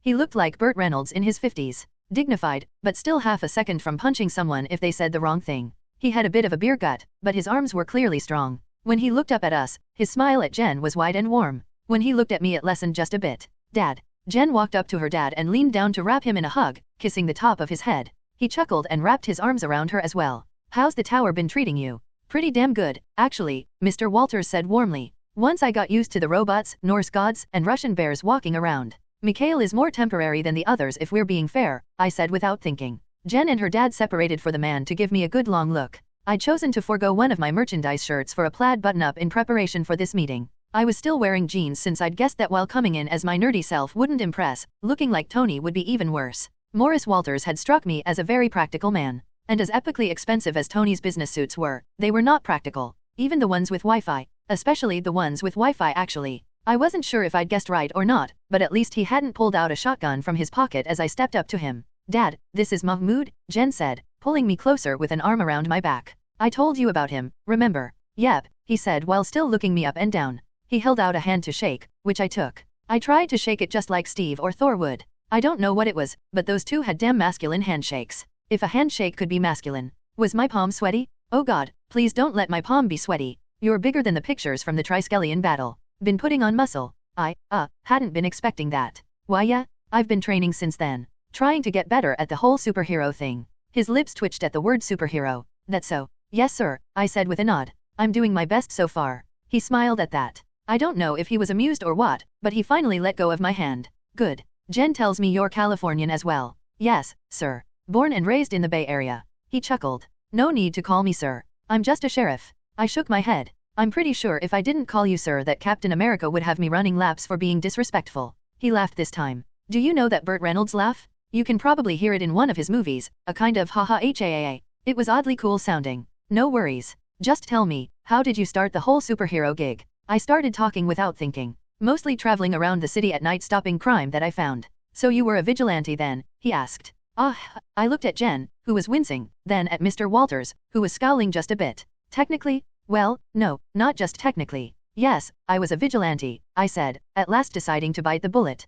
I was trying to help people and I didn't want to reveal my powers in case someone would want to stick me in a lab. So without training, without any legal power, you went out and started punching people in the face, Mr. Walters said with the finality of a judge making his sentence. We stared at each other for a long moment. Long enough for me to straighten my back. Yeah, that's what I did. He scowled. You know if you were in my jurisdiction dash. We aren't though, I told him. And if I'm honest, I don't regret going out those nights. I know it was illegal but I still helped people. People who could have been dead if I hadn't been there. Or you could have caused more damage, he pointed out. I've seen those aliens of yours. You could have killed someone going out like you did. Throw a fireball at the wrong moment and you melt someone's chest open. Jen was silent. I think she just wanted to listen. I wasn't sure. Look, sir. Going out as a vigilante was, well, it wasn't smart. But I wanted to use this thing to help people and I did. It wasn't legal. In fact, even if I wasn't an Avenger, I'd probably still be doing it. Unsurprisingly that didn't seem to endear me to him. I'm not going to lie to you, sir. That's why I'm telling you all this. I won't pretend I'm remorseful, or like I joined the Avengers and helped Bridge as a penance for something I did wrong. I have a lot of respect for cops and for the law, but there were a lot of times I had to step in so I could keep people alive. He leaned back against the bar and sipped at it. Then he looked over at Jen. What about you? I'm pretty sure no one is about to arrest him, if that's what you're asking, Jen said evenly. She lifted a bottle from the bar's shelf and opened it, taking a big swig. Her dad huffed. Not what I meant, sweetie. I mean that you used to be against this kind of thing. I still am, she said with some trepidation. I couldn't help but feel a bit nervous about that. Jen took another swig from the bottle in her hand. She wiped her lips when some of the whiskey dripped on her chin. But he did good work then. Same with the stuff we do now, she shrugged. It's not right, but I can forgive it. I can't, Mr. Walters said. He was glaring at me. I straightened and looked back at him. He wasn't wrong. I wasn't above the law after all. But I wasn't backing down either. Well, at least you're being upfront with me, he grumbled. He sighed and straightened his back, wincing slightly. Not much I can do about it, with Bridge now backing you up. And I can't deny you've done good work. So has Jen. I looked over at her. She's way more badass than I am, balancing the lawyer and superhero stuff. She gave me a pleased look. I tried to stop the dopey grin that grew on my face. Mr. Walters shook his head. I'll let the big wigs in the government take care of it. He didn't seem satisfied with it. I could tell it would still be on his mind. He wasn't about to attack me, but I doubted I had his approval. The rest of our conversation was pretty stiff. I consoled myself with the thought that no dad likes his daughter dating Vasily Karpov. Vasily wasn't a stupid man. One didn't rise through the ranks of the Russian military and Hydra without being somewhat intelligent. Even now, living in Cleveland, he still maintained a level of vigilance, knowing that he had to be careful. He never left his house for anything but shopping for the absolute essentials. He avoided any social media. No friends, no guests, not even a TV in the living room. He disappeared in that small neighborhood in Cleveland. And because he was smart and careful, no one ever found him. Even when Hydra fell, he found himself feeling slightly smug when he managed to avoid the fallout. It was that same intelligence that was leading him to believe someone was watching him. More than that, someone was intruding on his life. First, his landlord had apparently hit a windfall, because he suddenly left for the Bahamas, bragging about selling his business for a massive amount of money. Vasily had been a bit worried about that since he didn't want to suddenly get evicted or something. But nothing happened. Then, someone had done some work on the cable and power of the building. He'd done a sweep of his house for bugs or cameras out of habit. But even when he found nothing, he knew someone was watching him. But nothing happened. He lived his life normally, no one attacked. But the tension continued to rise, with nothing for a long time. Eventually, he began to relax. He'd been wrong. No one was coming for him and he was safe. He continued his life as normal. He only left home to shop, stayed away from contacting anyone, and managed to at last relax. He came into his house after grabbing some milk, bread, and meat from the store on May the 15th, feeling at last relaxed. He entered his kitchen, placed the food away, then entered his living room. Tony Stark was sitting on his couch. The former Hydra commander stared at him. Tony Stark was leaned back with his arms out and one leg crossed over the other, looking for all the world like a king on his throne.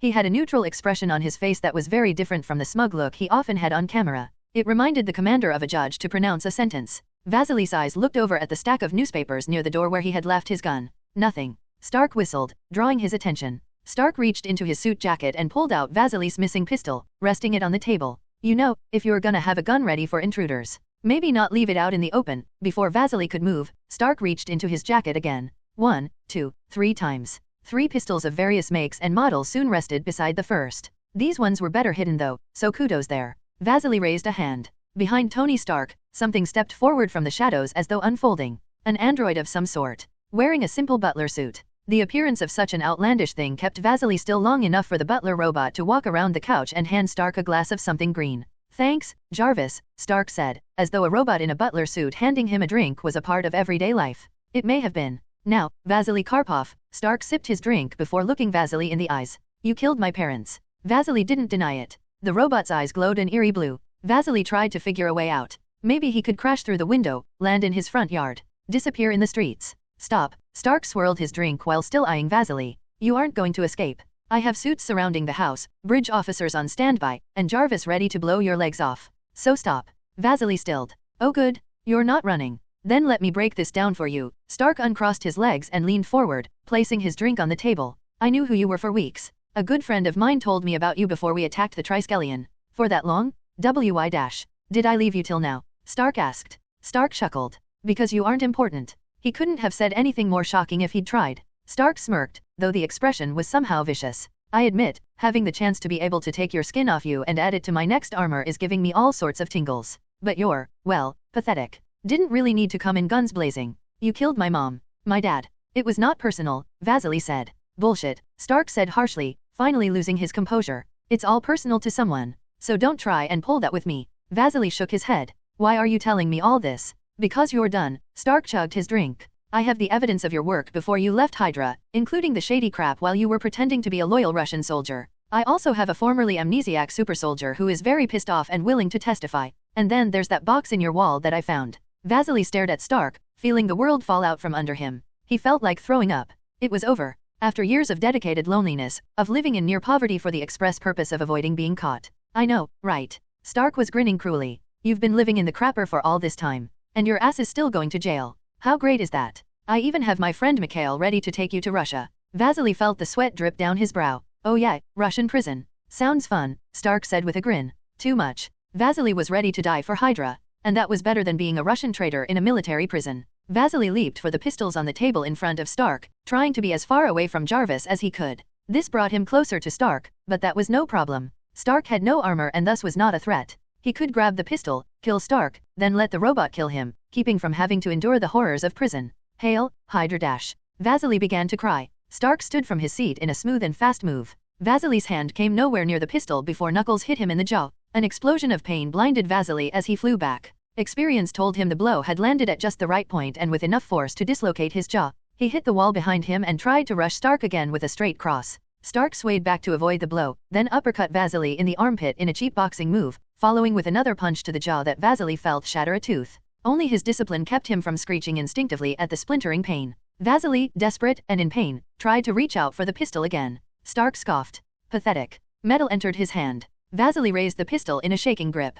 Hope filled him when he realized that nothing was stopping him. Stark didn't move an inch when Vasily pointed at the billionaire's chest and pulled the trigger. Click. The hope in his breast was crushed to ash. Vasily stared at the son of Howard and Maria Stark with despair in his eyes. That is just wonderful to see, Stark smirked. Mikhail, he's all yours. The roof split open in a shower of wood shattering into splinters. Hundreds of pounds of fur landed in front of Vasily. The Hydra operative looked up into dozens of white flashing teeth within the mouth of some combination of grizzly bear and man. Vasily, the massive bear growled. The Russian government wishes to speak with you. Vasily shook his head. Just take me in already, please. Stark smirked. Ah, submission. A second favorite of feudal resistance, he raised a pair of handcuffs. Get ready for the gulag, buddy. We don't have those anymore, Mikhail growled. Stark placed the handcuffs on Vasily, raising him up. That's disappointing? Do not worry. We will simply be creative. Vasily whimpered quietly to himself. He was beginning to regret having the Starks assassinated. He had a feeling he'd regret a lot more very soon. Mahmoud Sheikh/dial. After meeting with Jen's dad and having him consider arresting me, I would have liked to have had a chance to just relax.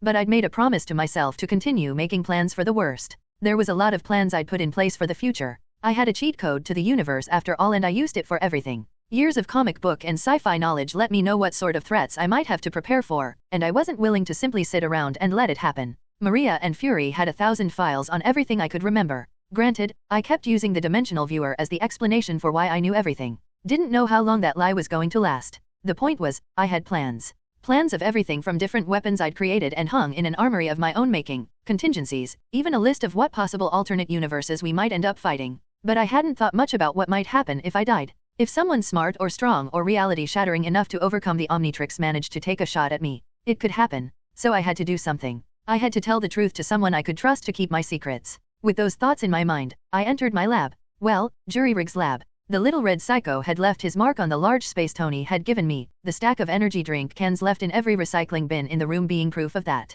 Inside the lab stood X. The large robotic shell he'd created for himself was pretty much dominating the center of the room. He was standing patiently, wearing a pair of jeans as always. I wasn't sure why he likes wearing jeans so much while foregoing any other clothes, but I suppose it wasn't an issue for him. Thanks for coming, X. I walked up and pulled out a chair, one I'd asked for in case one of the heavier members of the team came in. Between Hulk, Jen, Thor, and X now, all four of whom weighed hundreds of pounds more than a normal person at the lowest, I'd figured I might need it. As X settled in the chair, I pulled out one for myself and sat across from him. I'm always at your disposal, sir, X said. Though I will admit, I'm multitasking. I'm currently gaming with Jarvis, checking police reports, and tracking human trafficking on the dark web. I had gotten used to the fact that both my AI allies tended to be damn good at that sort of thing. Still, the last one worried me enough to distract me. Need any help with that? I don't mind breaking some legs. You have nothing to worry about. X's blue eyes narrowed and turned, his way of making a smile. Right now I reckon I just need to find a way to track the less technologically inclined sorts. But we've made a lot of headway.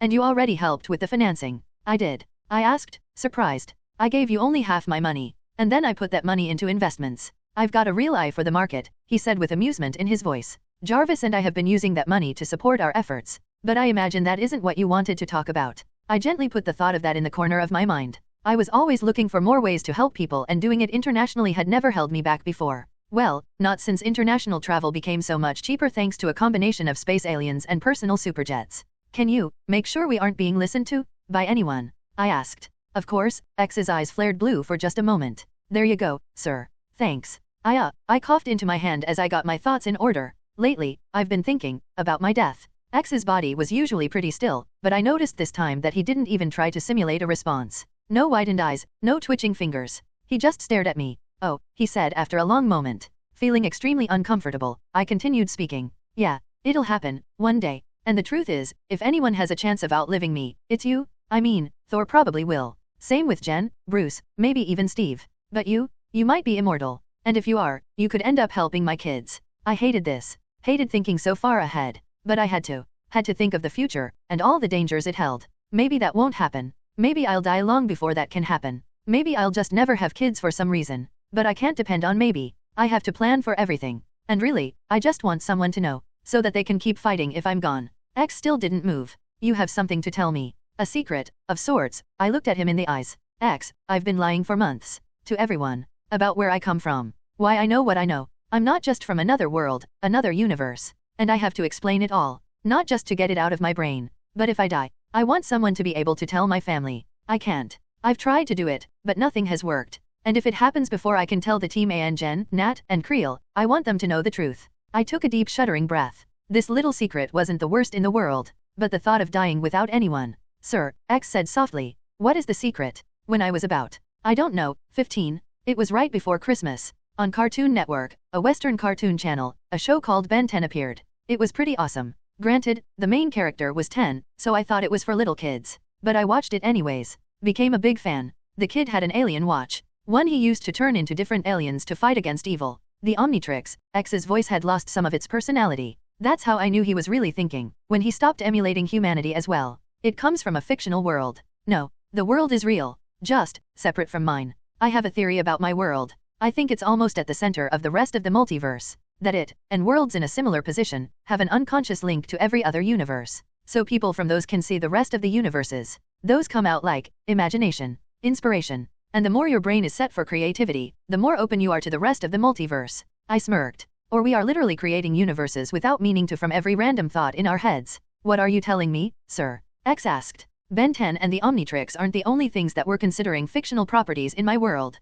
So were Iron Man, Black Widow, Jarvis, Hydra, they were in all sorts of media. But they all started as comic book properties. Even me? X asked. No. In all the multiverse, as far as I know, you are unique to yourself. I've never heard of anyone with your origin in particular, which is most likely due to my actions. X nodded slowly, the first hint that he had taken in everything I'd said and added it to his databanks, analyzed it, and got over it. Unique. I like that. But it does sound lonely. Nah, I said with a shrug. Humans are all unique too, in big and little ways. But we can still find ways to connect with each other. Besides, I grinned at him. The comics have a lot of AI, good and bad ones alike. That is gratifying, X said, eyes opening and closing. Sir, I won't let you die. You can't stop it, I said sadly. I will, he said firmly. I opened and closed my mouth before sighing. I don't mind you trying. But if I do die, as in nothing short of magic or tech can save, let me go. He recoiled. What? Humanity being immortal is a nice idea. But I don't want that for myself. Death gives my actions meaning. If I lived forever, I don't mind the idea of living a long time.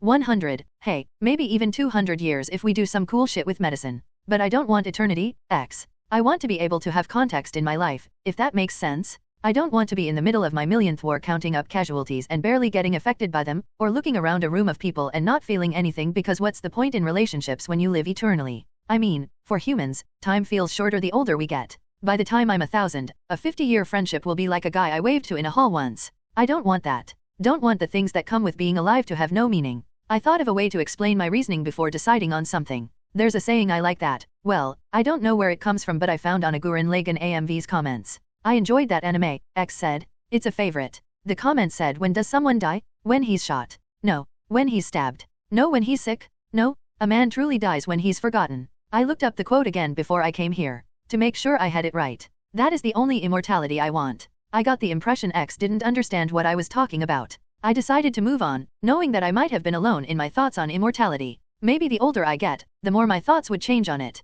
But right now that was where I was at. Well, I need to tell you a lot, X. I leaned over to rest my elbows on my knees, steepling my fingers together and resting my chin against them, taking the classic Gendo pose. Needed a pair of glasses to complete the look. First, I want to tell you my life story. As much as I can remember. Is that okay? Of course, X still sounded disturbed, but he nodded anyway. Go ahead. K. I was born in Oakland, California, on November the 2nd, 19. I told him as much as I could, trying to pack it all in. First, my life story, for sentimental reasons. If I died, I wanted someone to remember me, to know I was here, that I'd done something with my life. Then I spoke of other things. Of the Marvel comics, as much as I could remember of them, rambling at times as I went on random tangents. I needed someone to have as much of my memories as possible. If I was gone, any piece of information could save lives. I had already begun making files, but X now knew they weren't just something I'd seen from a dimensional viewer. That was the trick of it. Because I spoke of my world. I told him as much as I could. So that, if the worst happened, X could begin work on reaching it.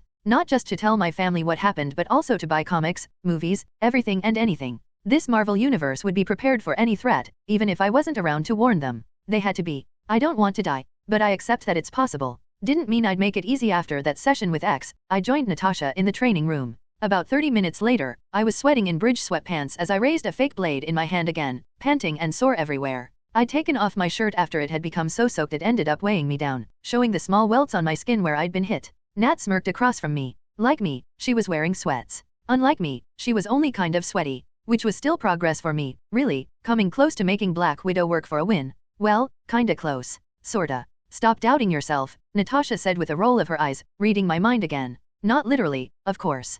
Come on, again. She raised a pair of batons in her hand. I raised my fake sword. We started circling each other, keeping our distances. I swung at her, and she parried it, trying to follow through with a baton to my face. I slashed upwards to parry it in turn, then down, trying to use my larger size in combination with my longer arms and my weapon to keep her back while attacking her. She used her speed and experience to dance around my sword and lash out at me whenever she got in close. I practiced like this all the time, switching between fighters constantly. From the speedy assassins like Nat and May, powerhouses like Steve and Creel, fellow students like Sky, and even superhumans like Thor or Hulk, both of whom went very easy on me. Better to get my ass kicked by friendly assassins, powerhouses, and superhumans, right? Granted, when I was forced to duck under a baton tip before it could slam into my throat, the thought was a lot less motivating. You're getting faster, I noted idly, slashing at my teacher's stomach. She blocked it on a baton and slipped around a punch. I was always this fast. Nat backflipped away from a stab. When she landed on the floor, she crouched to sweep a kick at my legs. I jumped over the kick while stabbing down at her head.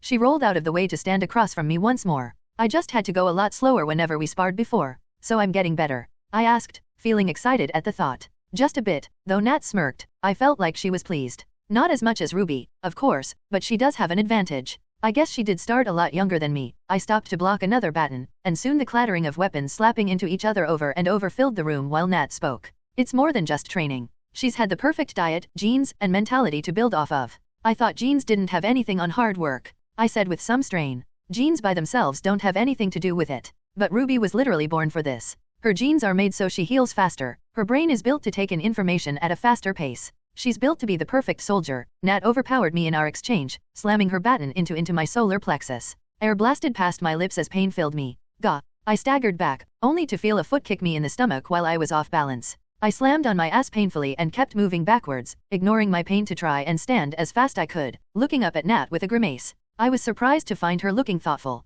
She was never really taught to be a person though, and that kind of thing can break a person. Can end in them becoming obsessed with the wrong things. With the next mission. With power. With patriotism to a country that doesn't deserve it. But Ruby is doing a lot better now. She told me you let her borrow some books. Yeah, I said with a nod. Discworld. I didn't think she'd end up liking them so much. I raised my sword vertically before me. Good. Nat flipped a baton in her hands. She's a good girl. Just needs help. I wasn't sure what to say about that. I hadn't really known much about Ruby behind her being a cute little assassin brat who kept sneaking into my room to watch movies and steal books. Well, borrow without permission, because she did give them back. Needed to give that girl a library card. Anyways, Nat spun the batons. Enough talk. Come and hit me. I didn't take the time to respond, since I knew even cracking a joke would end in a good-natured ass-hooping. I ran in instead, thus really earning my ass-hooping. After my conversation/spar with Nat, I was still thinking about what she'd said about Ruby. I wasn't sure what she was so worried about. Ruby was a good kid. But then, I decided, after my shower and a bite to eat, to visit the little tyke. I was surprised when I found her in the labs of the tower. And I was even more surprised to find her talking to Shuri while a pair of Wakandan bodyguards watched carefully. Shuri had been in and out of the tower very sporadically. While Bridge and the Avengers were technically allied with Wakanda, we weren't invited just yet. So T'Challa and Shuri had to come across the ocean if they wanted to see us. T'Challa never really did, to be honest, since he was busy with Prince things. T'Chaka probably would have visited as well. But he was a king and politician, so I was guessing he had even less time on his hands. Which meant the youngest of the Golden Tribe, the name for the ruling tribe of Wakanda, was one I saw most often. The Princess of Wakanda was typing on her computer while Ruby spoke to her. I decided to ignore them for a bit, and walked up to the Dora Mileage instead. When I neared, one of them gave me an icy glare. Like all Dora, she was a beautiful black woman with some calluses on her palms and muscles across her body that showed she was a warrior. Granted, I only saw them because I knew what to look for. She wore a black dress, a golden necklace, and her head was shaved smooth.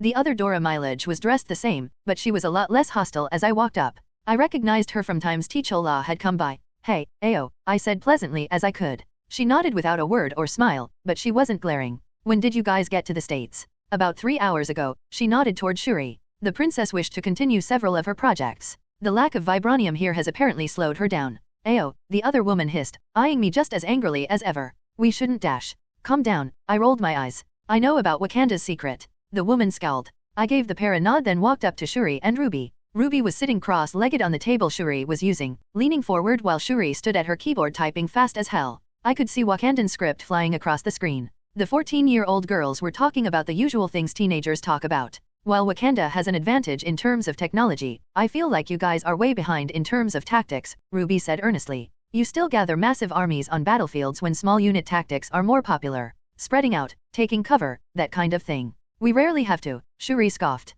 Most of our handheld weapons can turn a modern tank to ash. Our technology is good enough that we don't have to depend on such tactics. Not really, Ruby said simply. You know what I think? I think the fact you guys haven't been in wide-scale conflict might have held back your development of military tactics. You guys are so isolationist that you haven't had to advance them. And because your tech is so good, you never saw a reason to. Shuri looked over at Ruby with a face like she'd sucked on a lemon. You always insult other countries' military tactics to their faces. Ruby shrugged. Not really. I'm betting there's something I'm missing. I'm just telling you what I got from a brief overview. And you're right about advanced tech being a strategy in its own right. What are you making anyway? Well, I'm trying to make a few things. But right now, I want to find out. She stopped talking to blink in surprise when I joined them. Oh, Mahmoud. Shuri said in surprise. Sup, Ruby said with a small wave. Sup, I replied in kind while crossing my arms. What are you doing bothering Shuri? She's not bothering me, the teens said in unison, rolling their eyes. We're friends. Ruby finished. Huh, cute. Cool, I leaned against the desk. So, what you up to? I asked Shuri. Anything I can help with? Shuri shuddered. No, nothing that little psychopath you call a scientist can break. Jury rig isn't dash. I paused. Well, he can help. Not with this. Shuri pointed at the screen. I am attempted to do something that requires precision and replaceable technology. Not that hodgepodge of parts he calls inventions. His tech can be replicated though, I grumbled. Just takes forever. And I need this done soon, considering you are going into the Savage Land, Shuri said. Savage Land? Ruby asked, perking up a bit. A jungle in the Antarctic that is covered in dinosaurs and hidden by a veil, I explained. Ruby's eyes lit up. Dinosaurs. Yes, Shuri scowled at her computer. But my real issue is not the possible dinosaurs. It is the veil. Ruby stopped to stare blankly. Veil. Yeah, the whole of Antarctica isn't really ice. I mean, satellites have been able to see the continent under the ice and snow, but maybe they were really coming close to piercing the veil, I said while cocking my head. But that is only speculation, Shuri scoffed. I thought this was going to be similar to the way we hide Wakanda. Then I realized this must be a natural phenomenon, rather than a technological one. So I moved some of Wakanda's scanning satellites to try and get at the problem. We will need a way to pierce it. Otherwise bridge goes in without any communications, air support, or any of the nice toys that let them survive. She turned to give Ruby and I a wide smile. It has been so exciting, I can't seem to do it yet. Ruby blinked. Wait, you're happy about this? Not happy, I suppose, Shuri shrugged. I just like this. Taking a problem and working it. I usually don't deal with such things as well. Just improving current technology, rather than trying to beat something new. It might be magic, Ruby said hesitantly. Before I could say a word, Shuri seemed to glow with happiness. Oh, I hope so. Then I can say I'm a wizard, like Harry Potter. Ao sighed in the background. Well, you know that I can dash, I began to say, only to cut myself off when Shuri shook her head, her braids bouncing with the movement. We might have to deal with this sort of veil again. I'd rather have the knowledge on how I can beat this. Science is about understanding after all. That was a fair point. Jury rig was great. But I'd been told a few times that trying to understand his tech was like being a car mechanic looking at a broken iPhone that could still play video. Sure, it functioned and you could get what was happening, but it would take a hell of a lot to figure out how. I finally remembered why I'd been there. Hey, Ruby. Mind if we chat in private? The petite blonde looked at me, shrugged, and placed her palm on the table. In a show of flexibility and strength, she flipped off the table toward the door. Later Shuri. Bye Ruby. Ao and I shared a look. So, the Wakandan princess was friends with the former heir of Hydra. Funny that. With that thought, I turned to follow Ruby. Phil Coulson/leader of Team S.H.I.E.L.D. Coulson waited in a conference room while reading the mission brief he'd been given. He was about to reread it again when May walked into the room. She was wearing a simple black tank top and black jeans, and pulling it off very well. Coulson looked up at her and smiled. Hey, you're early. So are you. May moved to a stack of files, taking one for herself. Any chance Fitz and Simmons will be joining us?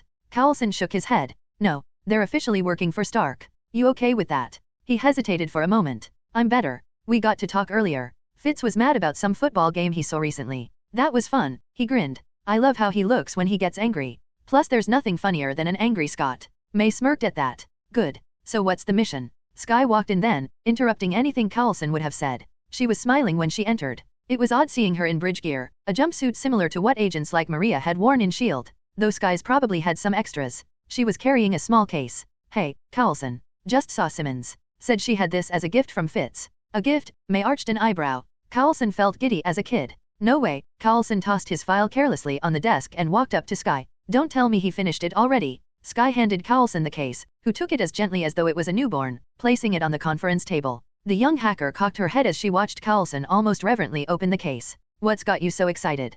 Coulson looked up at her with a wide grin. Something I've wanted since I was a kid. He reached into the case and almost sighed at the feel of the grip. He lifted the object within. It's a gun, May said, sounding very unimpressed. Not just any gun. Coulson hefted the large hand cannon. A lawgiver. A what? Skye asked as Coulson hefted the weapon. The gun was massive, with a barrel big enough to fit a thumb inside. Beneath the main barrel was another port, the entire front of the gun looking like a large block. On either side of the main barrel was a small bridge emblem embedded into the metal. Or at least, anyone who didn't know better would assume so. From Judge Dredd, Coulson carefully inspected the weapon, making sure to keep his finger off the trigger and the barrel aimed away from anyone. It's based on the one from the Stallone movie. Granted, that one is kind of a travesty of a film, if a fun guilty pleasure, but I loved the design of the lawgiver, so I went with this one. I mean, purists will say the guns from the comics are better designed, and I can see the argument, but I found this version was more function.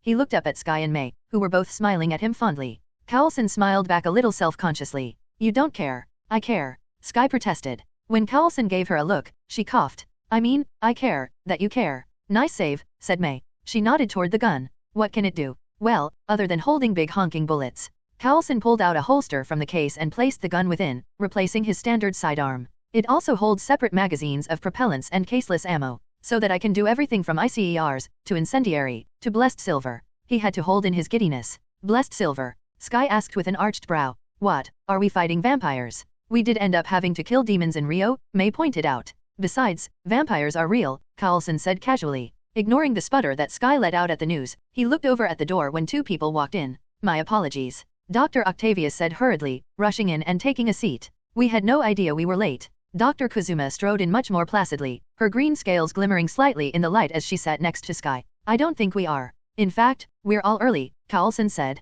Dr. Octavius blinked, then smiled. Oh, quite commendable then. Good to be on a team that is so ready to get to work. He looked around, as though trying to prepare a cheer, only to falter a bit at the stoic expression on May's face. Well, hard work has never scared us, Carlson threw him a bone. I guess we should all introduce ourselves. You already know me, Agent Phil Carlson. Carlson gestured to May. Melinda May, she said at last. I pilot the plane. That was all they got out of her. Sky quickly spoke. I'm Sky. I work computers and pilot a power suit. Yes, young Fitz told me about it, Octavius said warmly. I am quite excited to see it. Oh, yes, I'm Dr. Otto Octavius. I specialize in nuclear physics and engineering, with most of my current focus on the creation of human prosthetics. Kazuma began speaking almost immediately, her tail swinging behind her all the while. I'm Dr. Melody Kazuma. I specialize in genetics and chemistry. I also look like this. The last was said almost sarcastically. Carlson hid a smile at that. Well, nice to have everyone getting along. There was an awkward silence. And I'm glad to see you feel the same.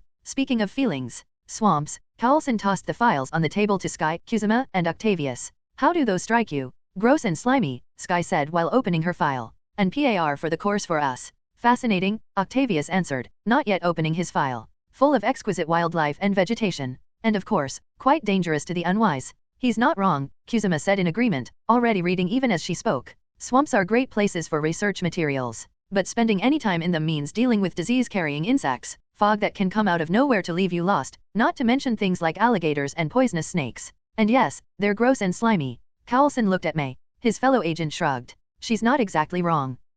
Well, in this case, we're going to look into a former SHIELD project that went dark when we were all trying to bring down Hydra. We haven't heard from the lead scientist on it since the Triskelion. It might have Hydra involved, or could be they all just disappeared into the swamp. Since then, there have been some unconfirmed reports of monsters. Maybe it's legit, maybe it's Hydra. Either way, we go in and find out what happened. On so little information. Dr. Octavius said incredulously. Well, we have a bit. Carlson nodded toward the files. We're starting in a town called Citrusville, in the Florida Everglades. Mahmoud /dial. Walking down the halls with Ruby, I raised my hands to rest behind my head, continuing to stride forward. How've you been, Ruby? Are you trying to make small talk right now? Ruby asked with a frown. What did you want to talk about? Exactly that. How've you been? How is life? What's going on with you? I said casually. Ruby looked up at me like she was trying to find out what I was hiding. I didn't have anything to hide, so I looked back at her. After a moment she shrugged. I'm all right. Training mostly. And reading the books you gave me. I'm glad Shuri is here though. That makes sense. I guess you don't have a lot of people your age around here. I mumbled. She scowled. Like I'd have anything in common with other kids. I mean, Shuri is Wakandan. She comes from a warrior culture. What am I gonna talk to other kids about? Music, TV, cute boys/girls/non-gendered aliens. I said uncomfortably. There are a lot of things you can talk about. It doesn't have to be all Avengers all the time. She scoffed. What's the point? Even when I was with my mom I never had to worry about being friends with anyone. Her voice hitching when she said, Mom. I thought for a long moment. Family. That stuff seemed to belong to another world now, in more than just the literal sense. Unbidden, the image of my nephew popped into my head. It had been months since I saw any of my family, longer for some of them. My nephew was, well, he'd been an unexpected and beloved surprise. A cute little scamp, who loved video games, hanging out with me and my brothers, and not eating. Seriously, the kid seemed to hate food, which I found odd. I missed him. I missed all of them. Sure, my current life was cool, except for the scary as shit moments. But I still missed home. And if I did, how long has it been since you saw your mom? I asked idly. Ruby jumped as though she'd been tossed. For a good moment, I was sure she was about to attack out of embarrassment. I don't know. Like, a couple of months, maybe. Well, that's just way too long, I scoffed. I mean, your mom is probably going stir crazy. We should probably visit her. Make sure she's doing all right. Can't imagine how much she misses you. We walked along for a bit longer. If it'll help Mom, Ruby said quietly. I don't mind visiting her. But you can't come. Once again, she managed to pull off the combination of threatening and adorable. A true tsundere at heart. Sure, I said with a chuckle. I don't mind. Ruby, appreciate what you have, okay. I removed my hands from behind my head, my face scrunching up just a bit. I'd kill to be able to see my family again. She gave me an odd look. Before she could speak, I quickly continued. Anyway, you already saw a few Discworld movies. I think we should look at going postal. Learn about how the postal service works. That sounds so boring, Ruby complained loudly. But she didn't stop following me, which I noticed happily. Yeah, right up until the Banshee assassin. The next couple of hours were just me and Ruby hanging out and watching a fun movie. She was a good kid, but she had to learn to accept the human parts of her. To be willing to miss her mother, to look for companionship. But what do I know? I'm no therapist. All I knew was that hanging out with Ruby felt like watching out for the family, and that was good enough. It wasn't until later that I found the female Avengers had an adventure while Ruby and I were hanging out. May 16, 2014. Phantasma. Phantasma and Mikhail walked side by side through the Avenger Tower's halls, Phantasma speaking. She was wearing a pink dress with flowers on it, having felt very cheery that morning, while Mikhail was in his best military dress. Mr. Fury said we are not in trouble with the city but we should avoid having a night out like that again, at least for a long time, Phantasma said sadly. I don't know how we even got to that point. Things just dash. Mikhail chuckled, interrupting her. Don't worry, little one. These sorts of things happen when soldiers party. You will get used to it. And I am glad our new allies took you in so easily. Phantasma's sadness quickly turned to happiness. Oh, yes. It was very fun, even with all that happened. They were very nice. Good, Mikhail chuckled. What about you? Phantasma asked curiously. How did your trip with Mr. Stark go? Mikhail's smile turned a bit darker. Oh, that went well. We went to Colorado, then back home to drop off an old friend of the Russian government. He'll be enjoying our hospitality. Phantasma looked over at him. Mikhail, for all his joviality, sometimes showed a dark side. Now, the pleased look on his face made her want to shiver a bit. Then he looked at her. His smile became much warmer immediately.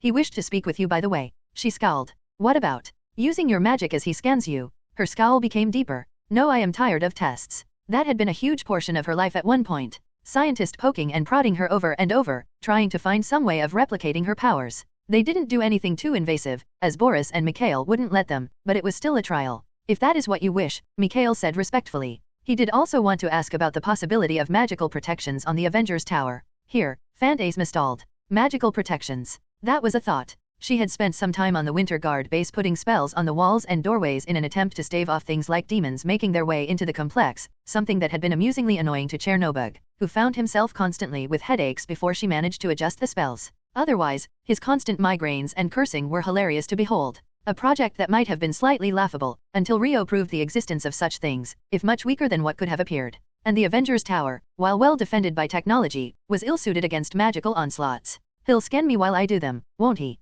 Phantasma asked sourly. Not if you ask him not to, I believe. Mikhail placed a gentle hand on her shoulder, stopping them. My Solnishka, I know you're nervous, but you will be fine. These people are honorable. Trust in that. Trust in the soldiers in your unit. Especially Creel and Shaked, both of whom have fought alongside us in the most brutal of battles. She bit her lip before nodding. As gently as ever, Mikhail led her along. I will miss you, Phantasma said sadly. When you have to go back home. Mikhail pulled her into a hug. Do not worry. I'll be here for a little longer and I'll be a quick ride away whenever you want me back. I promise. They walked off toward the rec room, where 3 people were already standing. Thor, Stark, and Dial. Phantasma smiled warmly at the sight of the last, feeling a bit giddy at the sight of her new friend. Then she noticed what he was wearing. A crimson dynamo hat displaying her armor-clad friend shooting a beam of light from her chest, and a black hoodie that was designed to look like swirling shadows. On seeing the chest, which was designed to look like it had pale white teeth curled into a grin and pale white eyes, she realized it was a Chernobog hoodie. So she was unsurprised as she and Mikhail walked up to hear Thor's annoyed voice. Just wearing that to annoy us, the thunder deity said petulantly. He was wearing his usual suit of armor, only missing his cape and his arms left bare. Admit it. Dial grinned up at the deity, apparently unafraid of the far stronger being. Nah, I just like wearing nerd gear, you know that. You know she cramped my style, right? Tony asked casually as he poured a drink from behind the bar, the billionaire dressed in a black Metallica t-shirt. Seriously, I do the suit thing and suddenly everyone is doing it. Dude, people have had the idea of power armor way before you got your hands on it, Dial said with rolled eyes, though his grin showed he was making fun of Stark. If anything, you kinda owe royalties to Warhammer 40k.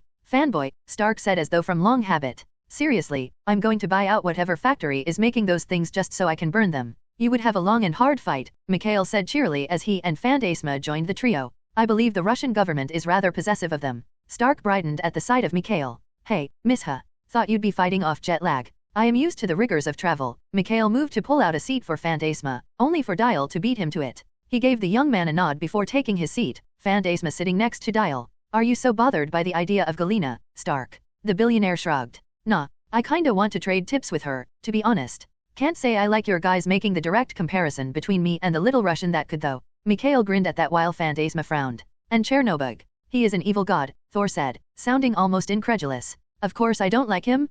How? Thor looked around at everyone. Why are you all okay with this? Dial shrugged. He was pretty creepy, but he seemed to like me all right. I don't like him, Mikhail added. So I am in the same boat as you? He is a monster, Phantasma admitted. If a useful one. And his stories are interesting. Indeed, Mikhail nodded. Hearing tales of Chernobog insulting or disturbing zealots is quite entertaining. Still, he's an asshole. Asshole, Dial added. Asshole, Phantasma sighed sadly. Thor seemed almost pacified by those admissions before Tony spoke. Sounds tough, but I think I can get over that, especially for a good story. I mean, I'm friends with you, aren't I? Wadash. Thor gaped at the Iron Avenger. I'm a good god. You tried to electrocute me the first time we met. Point break, Tony pointed out. Not a great first impression. Thor didn't seem to know what to say to that. Tony grinned at him and passed him a drink. I'm kidding, Thor. You're the only god I like, you, big baby. He took his drink and mumbled into it. Better be. Electrocute. You'd have just passed out, wouldn't have even been hurt. Phantasma giggled quietly. Dial turned to look at her. So, I heard from Jen that you guys had a crazy night. Tony looked at her as though pleased to find a new target to tease. Is it true you set a building on fire your first night on the town? Technically that was the meth lab exploding, Phantasma mumbled while blushing. I'm so proud. Stark passed her a drink. She was surprised to see it was a milkshake and gave him a confused look. Stark explained. Ever since Dial joined up, I made sure to have a bunch of ingredients for non-alcoholic stuff. You want some real booze? She shook her head, taking a sip of her drink instead. So, Stark poured himself some whiskey. I'm guessing your dad here already told you about what I asked. Phantasma blushed. Mikhail isn't my father. Stark scoffed. Cute. Seriously, what do you think about magicking up this place? Before she could respond, Thor spoke. That is an excellent idea. I've often thought that having such defenses would be good for the tower. That would be so cool, Dial said in soft awe. Magical and super tech defenses. At least we'd attempt making this place invulnerable even if it inevitably fails. Wow, way to bring us down, Stark said sarcastically. Sorry, Dial winced. That's my inner nerd talking. You have an inner nerd. Stark snarked. So what, this is you as a jock. I'm sorry, of the people in this room, who is the only one who can speak in ASCII? Dial snarked back. I'm sorry, of the people in this room, who has had sex with supermodels. Tony said right back. You sure you wanna brag about that? Dial said with a grin. 'Cause Pepper would love to hear that. Tony scoffed and looked back at Phantasma. Fanboys week game aside dash. I'm dating Jen. Dial protested. More like she's dating you, Tony said without looking away from Phantasma. What do you think? Phantasma sipped at her drink while thinking. I can offer some useful spells. However, I need some time to ask you questions, to make sure they do not interfere with the technology you have. That may mean I'll have a more intimate understanding of the tower than you are comfortable with. Stark frowned. He looked almost uncomfortable. Then Dial put a hand on her shoulder, surprising her. Phantasma is cool, Tony. We don't have to worry about anything. She smiled at him with some relief. Dial trusting her so much just felt good. It may have been naive, but it was something refreshing to behold. Stark still seemed unsure but still nodded. Then I guess Molly and I will get to work. The warmth Phantasma was feeling turned to annoyance. If you call me that again, I'll turn you into a weasel. Molly, Tony said immediately. When Phantasma glared at him, Tony shrugged. Hey, I kinda wanna see that. Plus, being that small could be fun. It is not a nice feeling, Thor said, surprising the room as a whole. He gave them a grave look. I was once turned into a frog. I still have nightmares. Heh. Thrug, Dial mumbled quietly. Anyway, I'm out. Tony swigged his drink and tossed the glass into the sink, somehow not breaking the cup. I'm getting a haircut in town. For real? Dial asked, surprised. Don't you have your hair cut by some kind of, I don't know, hairdresser for millionaires? First, I'm offended you think I'd take a hairdresser for people as cheap as millionaires. Stark grinned. I hear this guy is pretty good. With that, Stark was off, striding confidently to parts unknown. Mikhail rose up. I'll need to complete my report and send it out in the meantime, he said while eyeing the drinks before reaching out to grab the largest bottle of vodka he could. Phantasma felt a sense of fond exasperation at the elation on his face as he prepared to leave. Will you be okay here? Mikhail asked Phantasma. She nodded. Yes. Talk to you later. Of course, Solnishka. With another fond smile, Mikhail walked off, leaving her with Thor and Dial. She looked between the God of Thunder and the Universal Dial, as both were called, among a host of titles. There was an awkward moment before Dial spoke. So, Thor, how's Sif and the Warriors 3? I know they're still on Midgard, but I haven't seen them for a while. Thor nodded, looking more cheerful immediately. Yes, they are. We were planning to spend some time out in the city. Is that good idea? Phantasma asked without thinking. When Thor gave her an almost offended look, she winced. It's just, I know they might have an issue with culture shock. It's bad enough for me and I'm from Earth.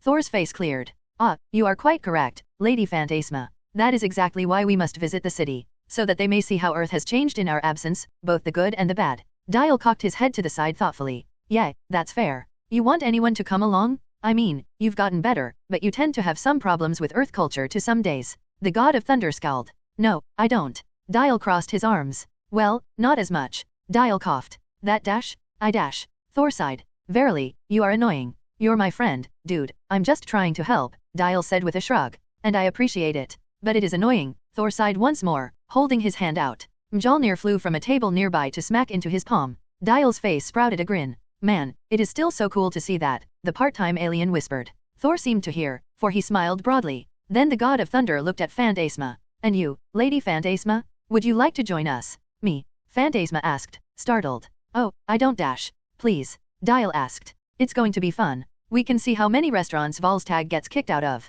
Despite his joke, he seemed earnest. Phantasma thought about that. She didn't have many plans for today. True, she'd been told to avoid having another night out, but then, it was midday. Very well, Phantasma rose with a smile, taking Dial's arm graciously. The trio walked towards the balcony outside. Where will we meet the others? Near the Intrepid Sea, Air, and Space Museum, Thor said grandly. The Lady Sif was apparently on quite a journey. She will be returning there with the spoils of battle. Phantasma blinked at that. Spoils of battle. Dial looked confused as well but didn't seem willing to question it as they stood in the empty air. Instead, he separated his arm from Phantasma's and reached for his watch. After several twists, he pushed down on it. Astrodactyl. Squawk. Well, let's go see. The space pterodactyl yelled. A blast of green released from the jetpack on his back, sending him shooting up into the sky before he twirled around. Last one, there is a rotten egg. You cheater. Thor shouted gleefully, spinning Mjolnir around to pick up speed. Phantasma laughed, raising her hands to release blasts of purple magic, floating up into the air. The three superheroes launched from the Avengers Tower in a blaze of green star power, white lightning, and purple magic, heading out towards the Hudson River. Luke Cage.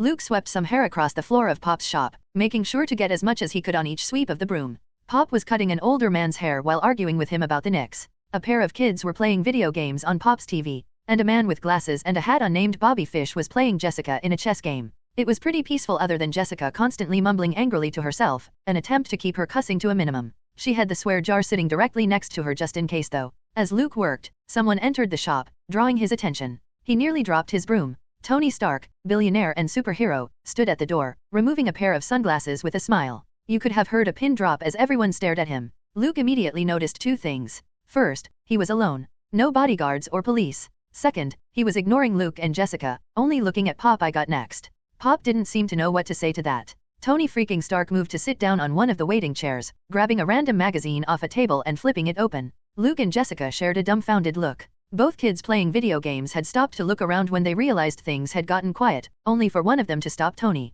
He stared at him for a long moment before his eyes widened in realization. Why you Iron Man? Tony looked up at the kid and smirked. Yeah, I am. How's it going? The other kid hit his friend with a scoff. Man, come on, that ain't Iron Man. Iron Man is taller. Tony Stark blinked slowly. Then he looked over at Popsy. This is why I need the haircut. I'm unrecognizable. The other kid seemed to realize then that he was wrong and gaped at Tony. The first one bounced excitedly in his seat. That is so dope. Do you have the suit? Yeah, this one. Tony gestured to himself with a grin. It's a nice one, I think. Not that one, the Iron Man one, the kid said excitedly. The billionaire rubbed his chin thoughtfully. Finally, he nodded and raised a hand to his ear. Jarvis. A moment later, short enough that Luke figured the thing was waiting somewhere nearby, an armored suit landed in the street outside. The kids, shouting in excitement, rushed out and up the stairs to marvel at the Iron Man suit. Took your time with it, Tony snarked. A voice came from nowhere, sounding as dry as possible. Sorry sir, unfortunately, it had to be taken to the cleaners to have it buffed out.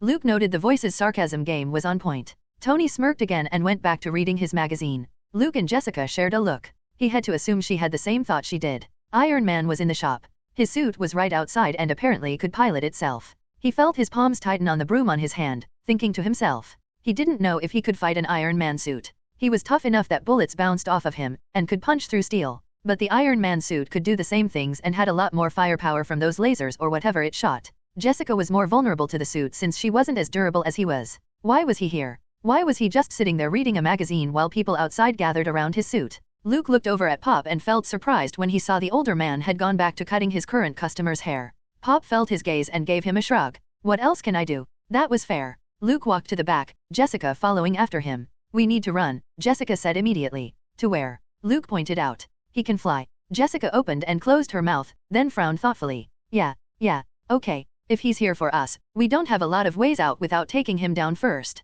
So if he is here to take us, we have to take him down hard and book it. What? Jessica, if he's here to take us in, he's an Avenger. That pretty much said it all. He had a lot more resources than they did, as well as bigger friends. Luke had been nervous enough running from the police as it was. The thought of the Hulk ripping off a roof and reaching a hand down towards him worried him. Or of a lightning hammer, or a giant alien made of diamond. Honestly, it was sad to realize that even with super strength he had a lot more to worry about than he would have a couple of years ago. The playing field was a lot more level than he wanted. Then what is the other option? Hope that he's here for a haircut. Jessica hissed. Luke shook his head. Doesn't matter. We aren't doing anything in Pop's shop. It's in Switzerland. Neutral ground. Jessica scoffed. Does Tony Stark know that? Pop finished with his customer. The man in the chair rose up very quickly, stepping aside for Tony Stark. Tony rose up and moved over to Pop, sitting in the chair very casually. So, how's the day been? Stark asked casually. Pretty good. Pop seemed to relax once he was putting an apron on Tony's neck, as though the return to routine had calmed him. How about you, Mr. Stark?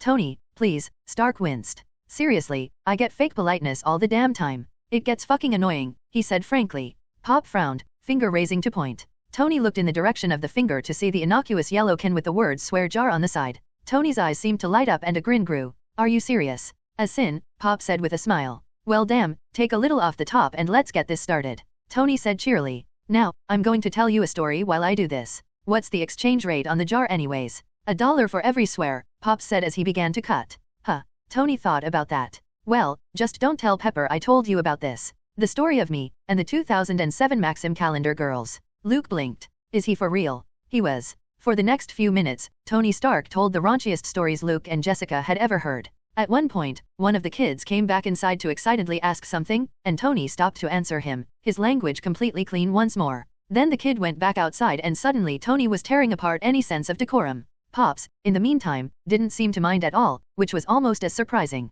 Luke and Jessica watched, Jessica looking reluctantly impressed. Luke kinda got the impression she was taking notes. At one point, Tony began to describe, in incredible detail, what he'd done with the Christmas cover girls, who had been twins. How much of this do you think is true? Luke asked. Jessica smirked. What, you getting jealous? Luke scoffed, untouched by the insult. Hardly. Just starting to wonder what his endgame is. After all this, things are starting to feel anticlimactic. It was. Luke was starting to feel like hiding in the back was an overreaction. Tony was just sitting there getting a haircut and running up his swear jar tab, which people did do from time to time, honestly. Not because they wanted to disrespect Pop but rather to have an excuse to reward the man for all his good work. Honestly, the fact Tony stopped when the kids were around were the only reason Pop was letting him get away with it. If he wasn't doing it just to raise his tab, Pop wouldn't have been half as willing to let it go. Actually, they're all nice girls, Tony ended. I should have them over for a party or something. Anyway, we all good. Just about, Pop said. If you've stopped turning the English language into a cesspool, he ended with a wry smile. It's the best language to swear in, Tony joked, before frowning. I guess Russian is pretty good. So is Greek. Japanese is fun. You know what, rain check on those, Tony shrugged as the apron was swept off of him. Tony leaned forward to look at his hair. To Luke, there was no perceptible difference, but the man seemed satisfied because he nodded and reached for his wallet. Here you go, Tony handed Pop several bills. Should be exact change, right? Pop looked it over and grunted. Huh, this is the exact amount. 307. I'm good with numbers, Tony smirked. Then he looked over at Jessica and Luke. Nick Fury should be here in a few days, so if you two wanna keep hiding every time I come by, I'm gonna warn ya. The Cyclops doesn't play those games. Tony's smile had become just a bit more vindictive. Have a nice day you two. Tony Stark turned and left. Moments later, the sound of the Iron Man suit taking off filled the air, leaving Luke and Jessica to stare out of the shop. We're leaving, Jessica said at last. Luke didn't know how to tell her that it probably wouldn't be any use. May 18, 2014. Mahmoud Sheikh/dial. Before May 18th, the day I headed to the Savage Lands, I spent time with my friends. I managed to get a lot done in the days before, starting with meeting with Sif and the Warriors 3. May 16, 2014. The best part of having the Omnitrix in New York is how easy it is to travel around the big city. I tended to try and get creative when I traveled sometimes. Going out as Astrodactyl, shift into Big Chill to go through a building, Snarrow for a web slinging, running as Fast Track through the streets and subways, Goop to dive through tight spaces, Wild Mutt or Blitzwolfer to run on all fours, then Feedback to ride on power lines. Any combination of those tended to make trips through the city a blast. That day, I went the boring route and just jetted my way to the docks, Thor and Phantasma in close pursuit. In a burst of green starlight, I landed in Astrodactyl form and watched Thor and Phantasma land with a smug grin on my face. Squawk. I win. Thor scowled. Only because you cheated. If you ain't cheating, you ain't trying. Squawk. I chortled in my weird alien pterodactyl voice. Phantasma, meanwhile, was eyeing me strangely. This form is very odd. How many do you have altogether? I stopped laughing to think about that. A boat far in the distance honked its horn, and the smell of water and general grossness of the Hudson River filled my nose. I have Astrodactyl, I gestured to myself. Then there's Diamond Head, Big Chill, Four Arms, Wild Mutt, Blitzwolfer, Swamp Fire, Goop, NRG, Upgrade, Wrath, Jury Rig, Frankenstrike, Feedback, Blight, Grendel. Who am I forgetting? For some reason, Thor looked almost offended. He went to say something, only for the light bulb in my head to ding. Oh yeah, Thor smiled, apparently pleased. Fast Track? Can't believe I forgot about him. Thor stared at me like I'd killed his child. What about Sandras? I frowned. I mean, he doesn't really count. Doesn't count. You said that if I turned into him he might turn New York City into a desert. He still counts. Thor argued. Phantasma stared at me, then at Thor. Is that form truly so powerful? Absolutely, Thor said. Kinda, I said. We shared a look. Thor glared before sighing. Well, it has problems right now. It's my Asgardian form, I explained softly. He has the power to control sand, we think. You think. Phantasma crossed her arms and gave me a look, the kind Nat and Jen did when they were trying to figure out if I was being ridiculous on purpose. Well, it's kinda up in the air right now, I said with a shrug. Whenever I turn into him, he feels like my most powerful form. But then he just sort of overpowers? I don't know, it's like he gets so strong it ends up collapsing in on itself. Squawk. I thought back on that. Sandras was insanely useful in the few sessions I'd had to test him out. He was basically Gaara from Naturo, having the power to crush with huge waves of sand or slice opponents with small grains that tore through the ballistic gel bodies we'd had used for testing with the same force as a .50 cal rifle bullet. In other words, an easy kill shot. A terrifying idea overall. The only problem, as I told Phantasma, was that he seemed to be testy when it came to how long he could be used. I often ended up only using him for around 2 minutes. Plus, Thor was nervous about the form. It shouldn't technically exist, which I figured was a point to Azimuth and his badass scientific genius. At least have respect for the form you gained from me, Thor grumbled. I do respect it. But it's hard to count it as a form when you keep having me promise to not use it, I grumbled. Seriously, I just want to Sabaku a dude once, I said, referencing the signature move of Gaara the badass Naruto ninja. Well, I wouldn't be squeezing a guy to death like a melon of course, but still. Thor crossed his massive arms. I understand. Were I to have access to immense power, yet was told not to use it, I would also be annoyed. But I want to have my father or his experts speak with you first. A new Asgardian of such power should at least be examined. A human becoming a god doesn't happen every day. The devout Muslim in me kinda winced at that, but I was able to focus on the real issues. Fine.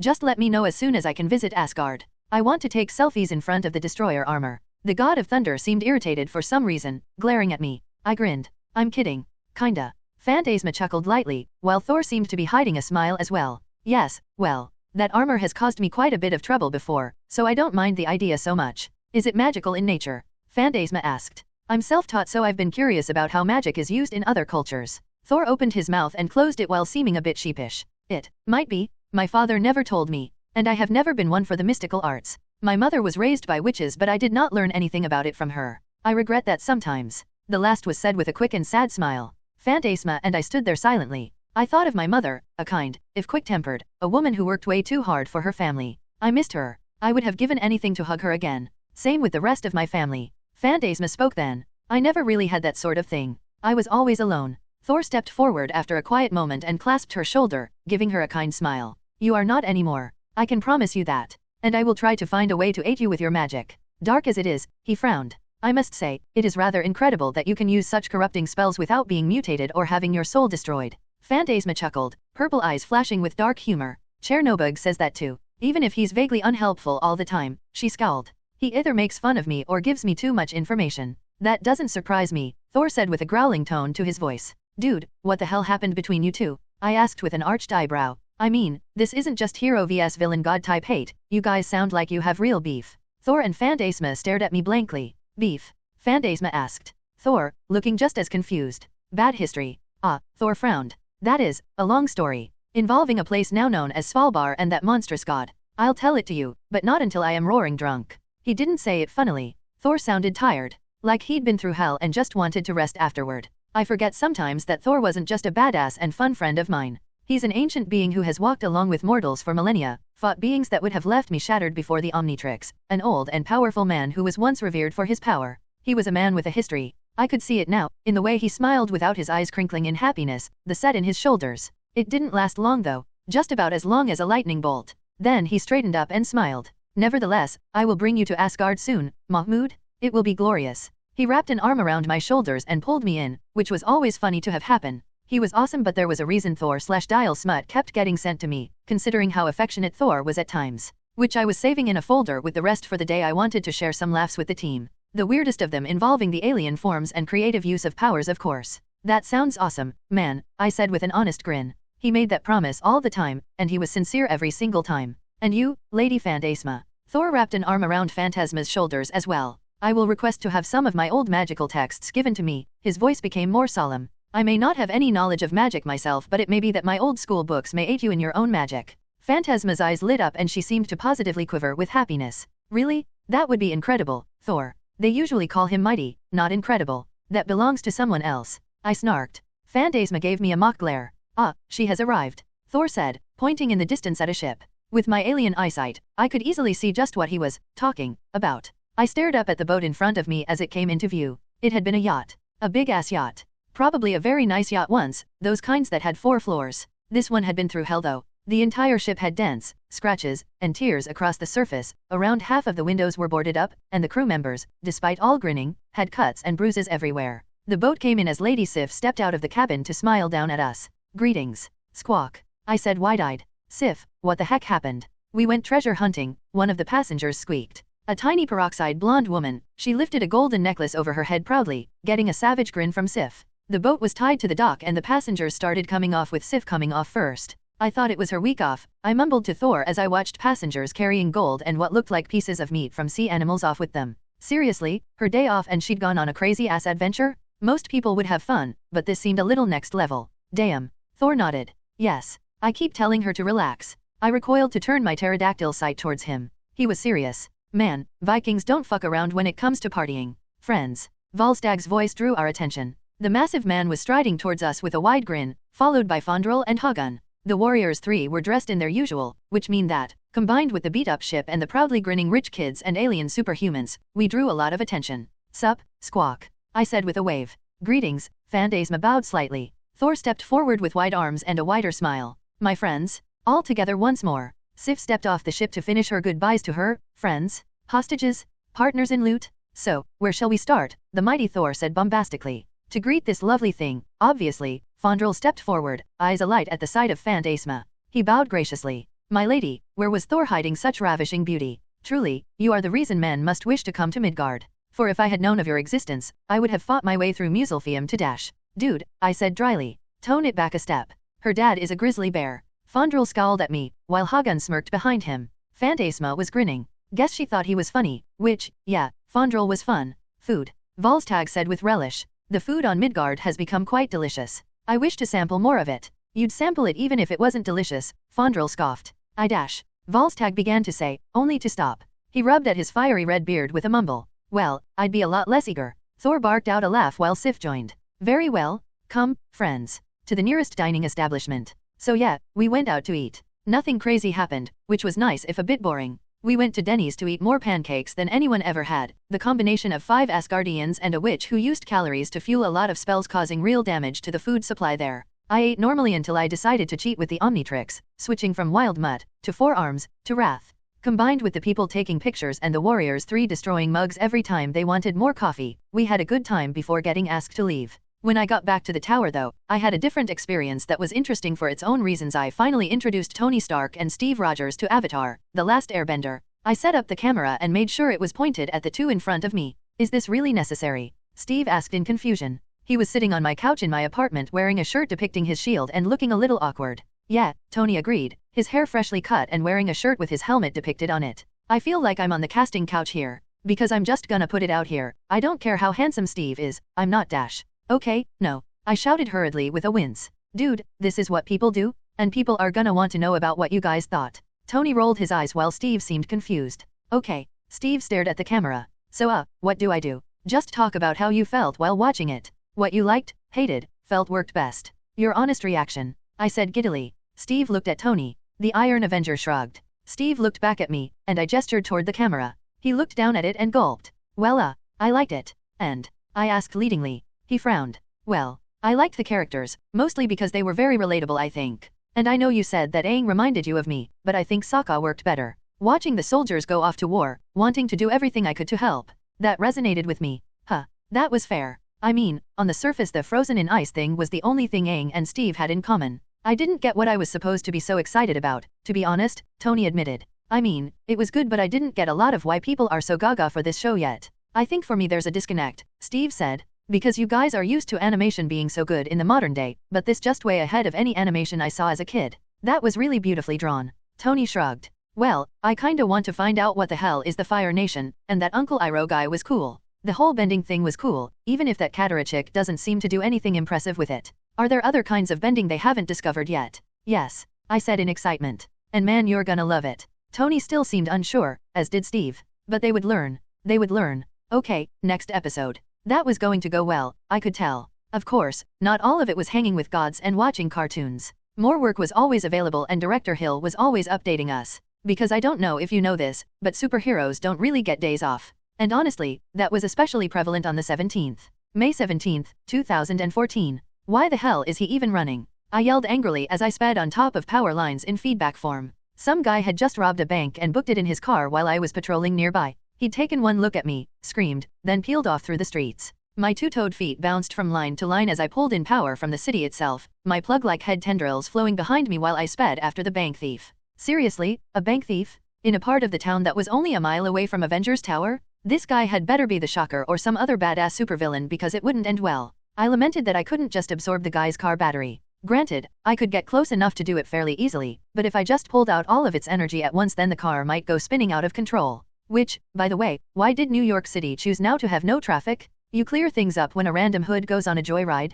Damn it, I'm gonna break your legs, I grumbled as the guy skidded around a corner and into an alleyway. I leaped off a power line to jump towards a building across the way, while ran for a couple of steps, then jumped again to get a good view of the car as it sped down the alley. Okay, nobody in the alleyway, not even a dumpster or bags of trash that could have a homeless person hiding within. I raised my hands as I fell and lightning flew from the car and into the open sections of my fingers, filling me with power. As it did, the car hiccuped a few times as its battery suddenly completely ran out of power. It was almost anticlimactic when it slowed down in the alley, rolling to a stop as the man inside screamed, yelled, and beat on his car. I landed on the hood of the car and leaned down to look into the windshield with a grin. License and registration. Oh, and the cash you stole. Fuck you, freak, the young man in the car said eloquently. He raised a gun and pointed it at me. I'd already had a charge ready to go, one of my head tendrils raising to unleash a single blast through the window as he prepared to pull the trigger. The blast hit the gun to send it flying out of his hand, the guy yelping in pain as he clutched his hand. Fuck. Night-night, I said cheerily. And then the guy was hit by a few thousand volts. Later, I was standing in the Enterprise in my normal human form after the bank thief had been arrested. Maria was looking over the police report of the encounter with a critical eye as I paced in front of her desk. And you say that he attacked the bank in broad daylight? Yeah, I crossed my arms. But he's one of the few that does it in broad daylight now. I've been patrolling non-stop but it's getting harder for me to find actual organized crime instead of these random morons. People aren't doing crime in the open as often. Along with the bank thief I'd stopped a single mugging, a purse snatching, some woman who had stabbed a man on the subway and saved a guy from a car crash. Standard stuff for New York City. But nothing from the mob or anything on that level. Just the crimes of desperation that existed everywhere, even after hours of hunting for trouble in every form I had. I'm worried about that. I'd like to think that the gangs are all about to go straight and leave me with nothing but random crimes I can stop, but I doubt it. Fisk is still a problem. I wasn't an idiot. I hadn't just told Hill about the various superhuman threats. Fisk was a massive threat in the comics with nothing but money and connections, bad enough that he'd become a terrorist-level threat. Hell, a lot of villains in the comics got elevated to super off their sheer determination and brilliance. Or just plain luck. Can't forget the Hood, a two-bit criminal who ended up threatening reality itself. I know. But the FBI has had issues tying him to any sort of crimes, Director Hill sighed. The criminal underbelly in New York City has been adapting to our presence. They don't use any communication that can't be burned or said in person, they're avoiding any crimes that can't be done by proxies. The fact is, I can't help any further either. Bridge has to focus on the international stage, and New York City isn't the entire world. Fair enough. Then I'll just keep grinding I guess, I sighed sadly. Hopefully the Marvel Knights can take over where I can't. Anything I should know about? You didn't call me up here just to talk about some random bank thief. A few things, the director waved a hand in the air. We've found some things out about the Rio incident. Namely, that we have some ways to send people back. Really? I asked in confusion. Time travel, just like that? Not quite. Director Hill steepled her hands together, eyes narrowed. From what our scientists tell me, the instant we send people back we are creating alternate universes. The sheer fact that they came forward or backward to land in our present means they have some knowledge of the future, and our ability to mind-wipe people is only partially helpful. We managed to find a way to stabilize a few of the portals to send people back. Some have asked to stay, such as that family from the 100 Years' War. Can't blame them, since they have a better chance in our time. Others, like the young doctor from the year 2098, are going back. Nobody asked that guy questions. Not even me. Whatever future he came from didn't involve us from the second he'd arrived after all. Knowing about a future that was never going to happen was a waste of time and resources, preparing for outcomes that just might never happen. It's all more than a little mind-bending, Director Hill said, looking more than a bit tired. Fitzsimmons and Dr. Foster are among the people who figured out how we could force the time anomalies in Rio to work for us so we could send people back, but we've had to double down on security to keep idiots who've watched Back to the Future too many times from diving into one. Anyone interesting decide to stay in our time period? I asked with some nervousness. No one on our files or in historical records. Director Hill stood up and walked over to the center of the room. A hologram popped up in front of us and showing a screen with a man pictured on it. The guy was huge. He had arms larger than Steve's and was bearing them to the world in all their sweaty and veiny glory.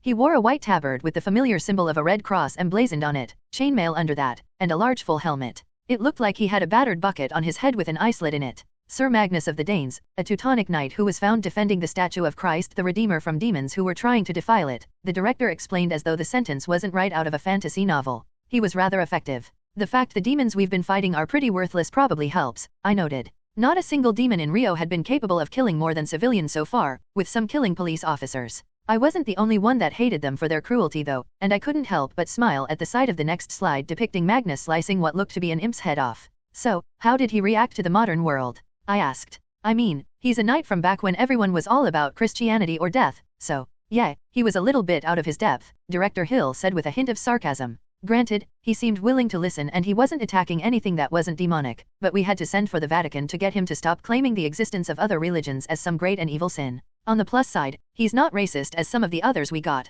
so that was nice. And he wants to stay? I asked with honest-to-God surprise. The next slide was a video. It showed the massive armored knight drinking from an almost comically small and dainty cup of tea as a man in priest's garb spoke to him with an earnest look on his face, Magnus nodding along calmly. He had his helmet removed now, showing a bearded face beneath with piercing blue eyes, and oh good lord he looked like the mountain from Game of Thrones. The image of a poor guy getting his eyes thumbed out as his head was crushed filled my mind for a brief moment before I shook it away. As I watched, he reached out to take a biscuit off a tray nearby with his call-used hands, dip it into his tea, and take an elegant bite out of it. He seems to be willing to listen and the Vatican requested to let them house and care for him in return for one of their experts on demonology helping us. Director Hill shook her head. And I'm once again annoyed that Fury never seemed to have to deal with these kinds of messes all at once. Or he did and just never told anyone. That's why you get paid the big bucks, I said with no real sympathy. She glared at me and I shrugged. Hey, I'm dealing with the mess, same as you. I just get punched more often. May 18, 2014. Still, those were worries for another day.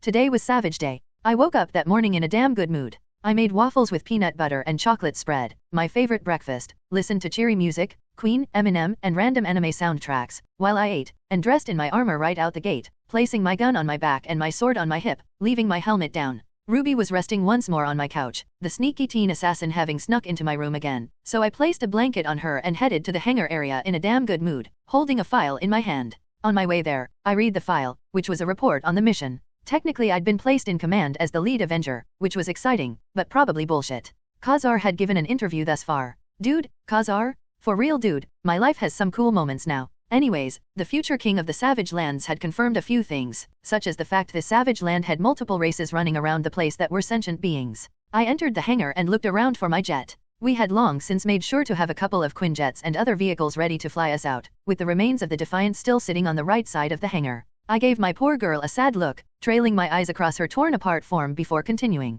One day, Creel and Phantasma were waiting in front of the Quinjet we were leaving in, both in costume. Granted Creel's costume was his black tank top and his newly replaced gauntlet full of materials for him to copy at a whim, but at least Phantasma looked properly comic book superheroic in her purple swimsuit. What's up, guys? I said to the pair of fellow superhumans as they watched some of the bridge scientists and soldiers that would be coming with us pack into the Quinjet. Excited for Dinosaur Day. Dinosaur Day? Dude, are you 6 years old? Creel asked as I walked over. Dude, I'm 28, but that doesn't mean I stopped thinking dinosaurs are freaking awesome at some point. I stopped in between the two of them. Granted, we saw them in Rio, but that feels like cheating when they're in a city, you know. I don't know, Creel rolled his eyes. For a guy who gets into brawls with monsters every week, you can be a real dork. Dork? I'm sorry, is it the 90s? There is something wrong if you can't get excited about meeting velociraptors. I do not remember you two fighting like this, Phantasma said as she gave Creel and me a look, which we returned with a matching grin. And Creel, you just said you were excited as well. He chuckled. Yeah, but I'm still gonna make fun of him for it.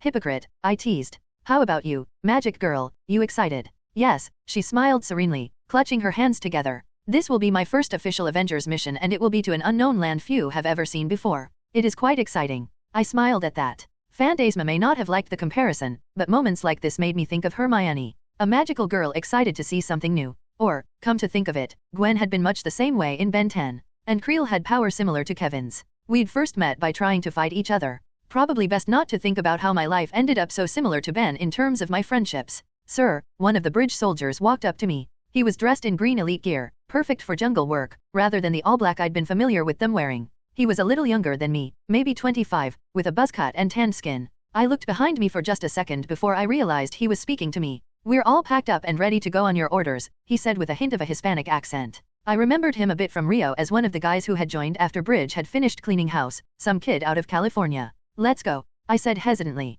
The guy nodded with a severe look on his face. Understood, sir. Let me know if you need anything. He gave me a salute and walked into the jet, joining the other soldiers within. I looked over at Phantasma and Creel. Creel was grinning. Why did he call me sir? Well, you're higher ranked than I am, Creel said easily. And if they don't have a commanding officer higher ranked than you, I don't have a rank. You don't? Phantasma asked, her head cocking. I have a rank with the Winter Guard. I'm not military trained though, I said weakly. Except by Captain Freaking America, Creel pointed out. Good lord, was everyone else taking me being in charge seriously? They were about to be pretty disappointed. So these guys think I'm in charge, I grumbled. I moved forward, my armored books clacking on the metal floor with each step. I stopped at the back door to the Quinjet to look back at Phantasma and Creel. Whatever. Let's go punch a T-Rex in the face. That's animal abuse, Phantasma said worriedly, taking my hand with a quick thank you as I guided her in after me. Not if it comes at you first, Creel chuckled, my tall friend stepping into the jet next. Look, best case scenario, we go, walk around a jungle taking in some cool sights while making sure the scientists are safe, then come back, I said. The door to the Quinjet began to rise as I looked out at the hangar before turning back to look at everyone in the jet. 3 scientists, 5 soldiers, Creel, Phantasma, a pilot. They were all staring at me. We'll be prepared for a worst case as well. We're going into a place time forgot. Our people on the ground have confirmed that besides dinos, we also have sentient beings running around. And we all know that in the choice between one big strong animal and one person just smart enough to be stupid I'd rather fight the animal, Creel agreed, getting a chuckle across the room. Exactly. In the meantime, I said, pulling up the pilot's name from memory. Baker, get us there. And if you do the cliché thing and crash us there, I'm personally kicking your ass with 4 arms. Yes, sir, the pilot said with a smirk, turning to look out the cockpit. Cliché? Phantasma asked, confused. Just get ready to fly, I mumbled to her, lifting the Omnitrix to get Big Chill or Astrodactyl ready. I sat down in my seat and tried to calm down. Never read a Savage Land story that didn't begin with a crash landing, May 18, 2014. Towards the end of the flight, I wasn't the only one who moved up to the cockpit to watch the show. I took the co-pilot's seat and helped the pilot while Creel stood directly behind me, Phantasma and a few others crowding in as well. Snow flew past the window when we got close enough, the sun shining down on the waters until we reached the icy coast. Baker, the pilot, and I guided the Quinjet to slowly come down. Activating beam, one of the scientists said, flipping a button on the console that was newly installed. I activated the Quinjet's cloak as well. The last thing we needed was for some random village to see the Quinjet and think it was a god. For a while, there was nothing but ice-cold tundra beneath us. Then, a small beam emitter under the cockpit of the Quinjet lashed out and hit nothing. Nothing split open, allowing us into a window that closed after we had passed. Just like that, we were flying over a world out of time. La ilaha, I said softly in Arabic. Holy shit, Creel added. Baj himoy, Phantasma mumbled. The jungle swept around for miles beneath us, disappearing in the distance. We were low enough to see rivers going through the trees, fields of tall grass in the distance, and lots of green. This is crazy, one of the soldiers said softly. Welcome to the Savage Land, baby. Crazy Central, I said with more confidence than I felt. Despite my amazement, I was still working the controls, feeling tense as I prepared for the inevitable crash. Oh my god, one of the scientists said in awe, leaning over to take a closer look at a nearby field. We all shut up and stared at the sight. It was next to a large river, where the grass was lowest, allowing a clearing for water drinking, with clear lines of sight in case of predators, which meant they could drink in relative peace. I joked, quipped, made all sorts of cavalier comments about the prospect of dinosaurs. I'd seen a few in Rio, but seeing them like this was incredible. Under cloak, the dinosaurs below couldn't see or hear us, so we were able to peacefully watch without disturbing the animals. Brontosauruses were standing near the water, stretching their long necks to sip at the clear blue river or reaching up to the tops of massive trees for leafy greens while a few of their babies roamed around them, one trying to climb up their parent the way all babies did. Stegosauruses were chewing at the grass like big dumb cows, calmly strolling as their spiked tails swung back and forth, finned backs waving with every step. Some bipedal dinosaurs I didn't recognize were walking away in a slow-moving pack with their babies hopping along like kangaroos. We watched in silence together, the Quinjet floating high above the field, as the majestic animals below roamed the plain, sipped at the water, and lived together. Hundreds of tons of prehistory, alive and well, moving much faster than I'd ever imagined as a kid. It was da-na-na, na-na, da-na-na dash, na-na, da-na-na, na-na-na-na-na-na, Creel hummed. Dude, I said in shock. Come on, man, one of the soldiers said in annoyance. You ruined the moment, a scientist agreed. Someone had to do it, Creel said without a hint of shame. I enhanced the moment. Yeah, maybe if the real John Williams did the theme instead of your tone-deaf ass, I grumbled. We stopped bickering to look back. They are beautiful, Phantasma said softly. I looked up at her. The mage had tears hovering in her eyes. She noticed me looking at her. She quickly went to rub at her eyes while blushing. I smiled at her, then looked out into the distance. Yeah, they really are, I said with a sigh. Then I firmly turned the Quinjet around and flew towards the meetup location. The part of the savage land that we had been told to meet at was on top of a massively tall cliff overlooking most of the land below, with a river at the foot of the cliff. The section on top of the cliff was clear of any jungle for a large area all around, which let us see the metal trailer that had been set up there, the bridge symbol resting on top of the structure. We came in low and landed in the clearing with a gentle bump. Once we did, the bridge guys came out first, guns up and ready as they panned their eyes across the jungle. The scientists exited next, Creel and Phantasma after. I helped the pilot shut down the Quinjet before getting out myself. Thank God my armor was climate controlled. This place was scorching hot right now. Well, more humid than anything. Looks clear, sir, one of the soldiers said. Dope, I said casually. Where are our people? I'll check, sir, one of the scientists said, rushing over to the metal trailer. Great. Meantime, no killing the dinosaurs if we can avoid it. They're officially endangered rather than extinct, I told everyone. Granted, if you run out of non-lethals and the choice is you and Rexy, well, we'll eat pretty well tonight. Sir, one of the scientists said, affronted. She looked as though someone had suggested something a hell of a lot more horrific than what I'd said. What? We shouldn't waste it, I tried to explain. The young woman still looked disgusted. Some people, I mumbled. Looks like our people are here. Creel nodded over to the trailer, where a man and woman were coming out towards us. Phantasma moved to my right as the pair came over.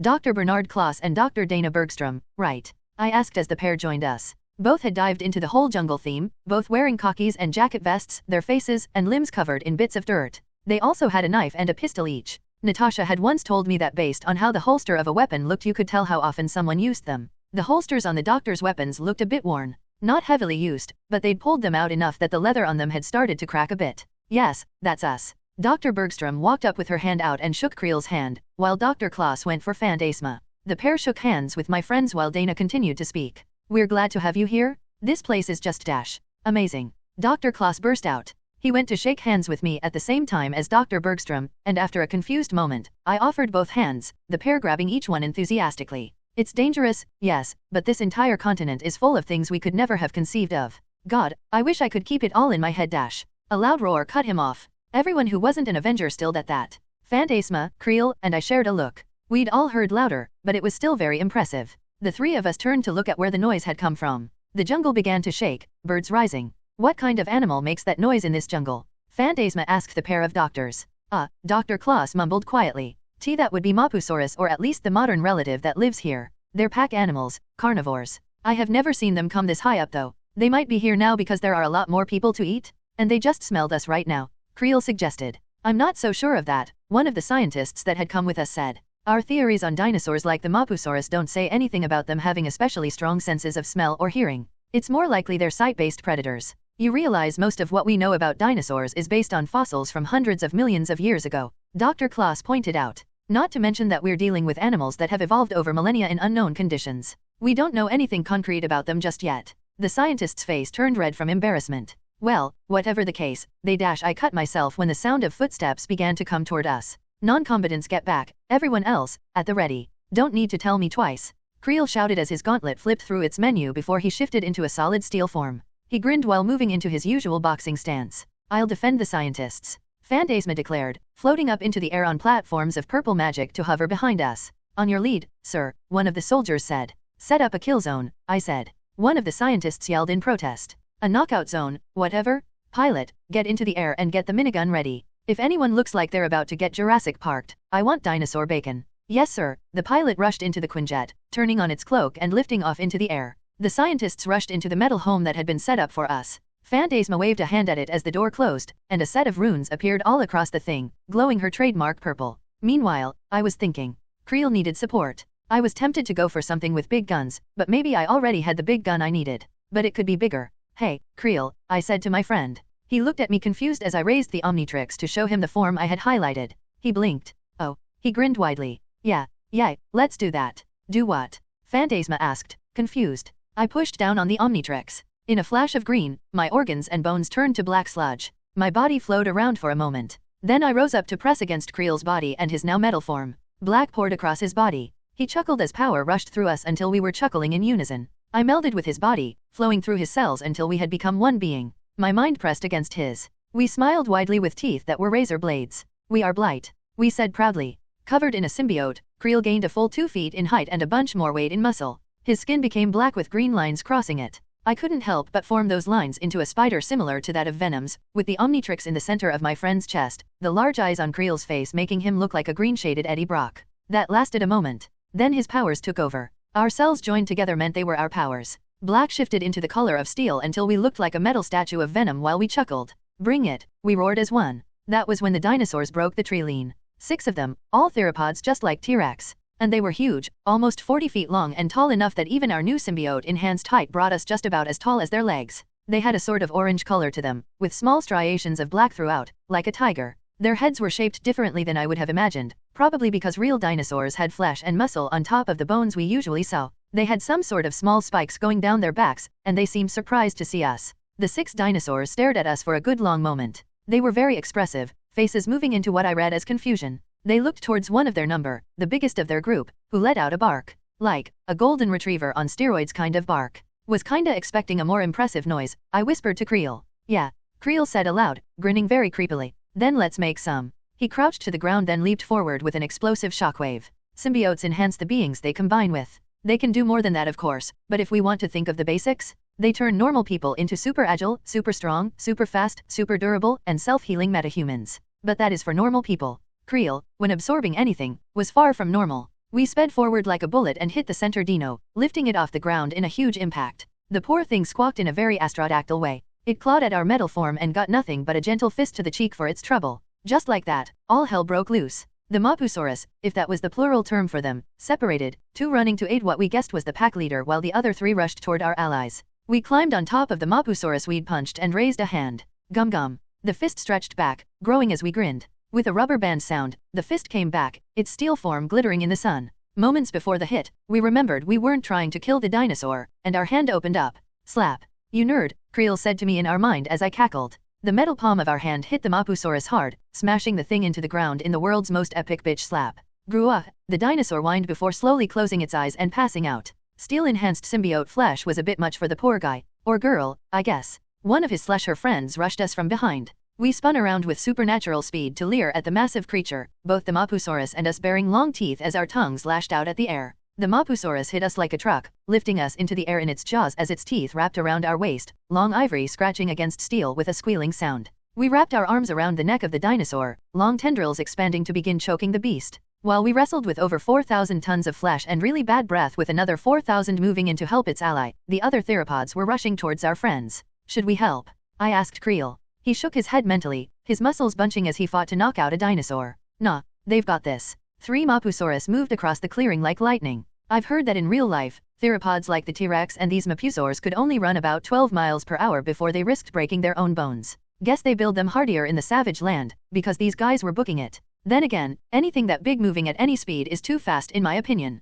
The bridge elites didn't look too stressed. Instead, they began to fire their rifles. ICER bullets flew out on automatic, slamming into one of the dinosaurs with a loud puff-puff sound on every blow. The ICERs had been modified for this little trip, but even so, it took dozens of hits before the big dino finally collapsed. Even then, that didn't stop the other 2. They moved around their brother as he slammed into the ground in an earth-shaking boom while sending dirt everywhere. The other 2 dinosaurs didn't seem to like that, based on the roars they released while rushing with their heads low towards the ground to try and eat our soldiers. I imagine it was a huge surprise to them when a purple fireball hit the space in front of the dinosaurs. They reeled back, waving long-clawed arms in shock. Phantasma had entered the battle. She floated above the soldiers as the fireball she threw became a wall of flame, the violet light outshining the sun above. She raised her hands and twisted her fingers together, creating a pair of runes in her hands. Each one lit up and unleashed a pair of blasts at both dinosaurs, sending them back a step but not hurting them. She clenched her fists at her hips with a determined look on her face and unleashed hell along with the soldiers, magical violet blasts and ICER bullets hitting the two dinosaurs. In the meantime, Creel and I had our own issues. The dinosaur we'd been wrestling refused to go down at all despite the little issue of not being able to breathe, and the other one had grabbed onto our head, trying to pull at us. Then, another dinosaur came from the trees, another Mapusaurus. This one was a little smaller than the others, but still a big animal. He blinked in surprise at the sight of all of Phantasma and the bridge elite taking out two of them while two other chewed on a visibly annoyed metal symbiote human hybrid. Then he rushed toward Creel and me. Really? Creel grumbled. Wouldn't most animals run by now? I asked mentally. Seriously, were they trying to defend the alpha now? Having had enough, we let go of the Mapusaurus whose neck we'd been trying to gently choke out. Instead, we snapped out a tentacle towards his feet. Metal tendrils wrapped around his ankles and pulled hard. Having something in your mouth pulling at your ankle is probably a weird experience. The Mapusaurus who had been chewing at us yelped in shock as he collapsed, our head popping out of the mouth of the other as we fell with it. We rolled out of the mouth of the guy chewing on us the second we hit the floor. You got this? I asked Creel. He didn't need to ask what the plan was, only grinning mentally at me. Yeah, go. In a flowing motion, we leaped toward the one we'd pulled to the ground. The one that had been helping him leaned in. I separated from Creel in mid-flight. My still metal friend punched the dinosaur in the nose in mid-flight. He pulled his punch, but the poor guy still went cross-eyed with the impact. I, meanwhile, flew as a glob of living black and green goo and hit the nose of the other Mapusaurus. He stared at me on his nose as I raised my head to grin at him. Then I flowed into his body. I should mention that symbiotes have no trouble taking over people. Even Peter Parker, one of the strongest-willed people in existence, needed the help of a church bell actively aiding him to rip off the Venom symbiote. It varied from time to time, but even a baby symbiote had some capacity for controlling those they combined with. But it's hard as hell for me to do since I feel like an asshole when I have to do it. Forcing someone's mind down like that, making them follow your bidding? Dick move. Animals, on the other hand, are fair game. Not to mention easier to take over. I wrapped around the Mapusaurus in moments, melding into its cells. We became one being. Together we raised our head towards the sky. The sound that ripped from our mouth sent a shockwave out from us. The jungle shook and birds took off, while the Mapusaurus and humans around us froze in horror. We panned our head around. Our skin had gone inky black, the Omnitrix symbol resting on the center of our face while a green spider symbol stretched across our face from it. We were now by far the largest animal in the area, the power of a symbiote giving us extra mass. The Mapusaurus I had taken over had a moment of surprise at that. Then a sense of glee. Only in an animalistic sense, of course. The Mapusaurus didn't have feelings as we understand them, but my experience with aliens gave me more insight than most on alien minds. We chuckled, a sound like plastic exploding into shards and entering flesh. The newest dinosaur that had entered the area backed away, surprised. It looked unsure. We spun around in a blur of speed and lashed out with our tail, smashing the smaller dinosaur in the face hard enough to send it stumbling back in surprise. The dinosaur, last one standing, raised its head in rage to roar. The sound that came from our jaws couldn't be considered a roar. It was a blast of noise powerful enough to send the guy stumbling back from the physical force of it. The Mapusaurus stared at us. Then it slowly bowed its head. An act of submission. We looked around. Every other dinosaur was beginning to rise except the alpha. What the hell were these guys made of? They'd taken dozens of ICER bullets and still got up minutes later. Whatever these guys ate to be this tough, I wanted a bite or two. They stared at our form. We glared at them. One, apparently braver than the others, growled in challenge. We rushed forward with super dino speed and towered over the challenger, making sure he knew who the real alpha was. He cowered back and bowed as well. Yeah, that's what I thought, we said with our saurian lips. I barked in a particular pattern that the Mapusaurus I had control of told me was the noise for leaving. The group started off. I growled low and walked over to join them. As the Mapusaurus walked, I separated from him, flowing to the ground. He didn't mind. I could feel an emotion from him that was the closest a Mapusaurus could have to smug satisfaction. He was the new alpha, and he was damn happy about that. I landed a little ways from the old alpha and turned back into my human form, watching the Mapusaurus begin to walk off into the jungle. I didn't know you could do that. Creel called from nearby as he walked over to join me. I grinned, looking over at him. Yeah, well, I figured that to blight the size of a host didn't really dash. It was a dumb mistake. I got cocky after a fight well won. I was about 15 feet from the cliff, back to it. I wasn't paying attention to the alpha Mapusaurus. He woke up in a panic, snapping his tail out. Hundreds of pounds of scaled flesh flew through the air. Creel's eyes widened. Phantasma shouted out. I felt the tail smack me in the chest, the sound of flesh on armor filling my ears. My chest screamed in pain. I left the ground and was thrown back. I twisted upwards and back. Phew, my scream was cut off when I bounced off the ground. Uff. I reached out for the ground, but only got air. Lots and lots of air. I can't describe the horror of suddenly realizing you've fallen off a cliff. Of seeing nothing but air, river, and stone reaching up to smack you. I reached for the Omnitrix as a rock came towards me. Then everything went black. Carl Creel/Alloy. Mahmoud. Creel rushed for the cliff, horrified. Phantasma, take the dino. Phantasma flew overhead with a vicious scream. The biggest dinosaur behind him woke up long enough for a pissed-off Russian witch to start blasting him in the face with magic. Creel ignored that to get to the edge of the cliff and stare down toward the ground. He expected to see Mahmoud flying back up in Astrodactyl or Big Chill form, or maybe Diamond Head or four arms waving up at him from a crater. Nothing. Dial was gone. Creel glared down at the ground as Phantasma roared behind him. Then he activated his gauntlet, taking on the black and blue glow of pure vibranium before leaping off the cliff. He free fell for hundreds of feet, hearing the wind pass his ears in a whirlwind rush, the scent of mud coming toward him as he landed next to the river almost gently. The joys of vibranium's ability to make kinetic impacts a non-issue. He looked around, trying to understand what the hell had happened. Creel looked at the ground, trying to find any sign of Dial. He raised a hand to his ear. Dial, can you hear me? Where did you land, kid? Where are you? No sound came back. Phantasma spoke up over the radio, sounding like she was panting. Do you see any sign of him? Nothing. Creel walked back and forth, cursing. Dial's gone? The rapids before him rushed quickly in a rush on noise as Creel glared around, rage filling him to his core. I was used to waking up in pain. This wasn't because of anything specific, just a combination of factors. I was used to having muscles sore from workouts, bruises from training, some stuff from Jen that we both never ended up regretting. But I'd never woken up with pain shooting up my arm like fire. It blew up in my head with blinding whiteness. I was soaked, my legs felt cold, and I felt like I'd been both drugged and somehow not drugged enough. Fuck? What the hell? I moaned around a mouthful that felt like blood. My head was spinning as I blearily opened my eyes. I felt like I was being stabbed over and over in my arm, the anguish hitting me in waves. The pain in my head didn't help either. I coughed up some water, with tasted just a bit bloody. My helmet had snapped on at some point. That had probably saved my life if I'd ended up in the river. My armor had a small supply of air that it could provide me even without power to use the rebreather. When I finally was able to see, I looked down at myself. Shit, I mumbled quietly. My right forearm was broken. It was bent at an unnatural angle, almost at the center of my arm. It was going purple at the bend. I instinctively tried to bend my fingers. Fuck, it felt like lightning flowing into my body from my arm, carving chunks out of my nerves. My eyes snapped closed as I took big deep breaths of air. Damn. I tried to rise, to sit up. I felt a rush of relief at the fact I could move. When my legs felt cold, I'd been worried I'd snapped my back as well as my arm. Even if it would have been temporary with the help of the Omnitrix to let me shift into swamp fire to heal, I was still. My thoughts stopped when I got a good look at myself. My armor was just ravaged, I suppose would be the word. It looked like it had been melted while it was on top of my skin, with pieces gone where it would have protected my thighs, stomach, lower arms, and portions of my feet. I still had my clothes underneath, but even my helmet looked like it had been through a lava pit. What the hell? Why was my armor melted? Why was the rest of me fine? What? Oh fuck. Anti-metal. Somehow, someway, I'd encountered anti-metal. And if my armor was like this? Oh no, raising a hand to my ear, I began to speak quickly. Creel, Phantasma, can you guys hear me? Not even static. Bridge? Hello, anyone? This is Dial. Can anyone copy? Nothing. My HUD didn't pop up to show me anything either. No GPS to follow, no radio on either my quantum comm or normal COMM. Whatever had melted my armor had also taken apart the computer.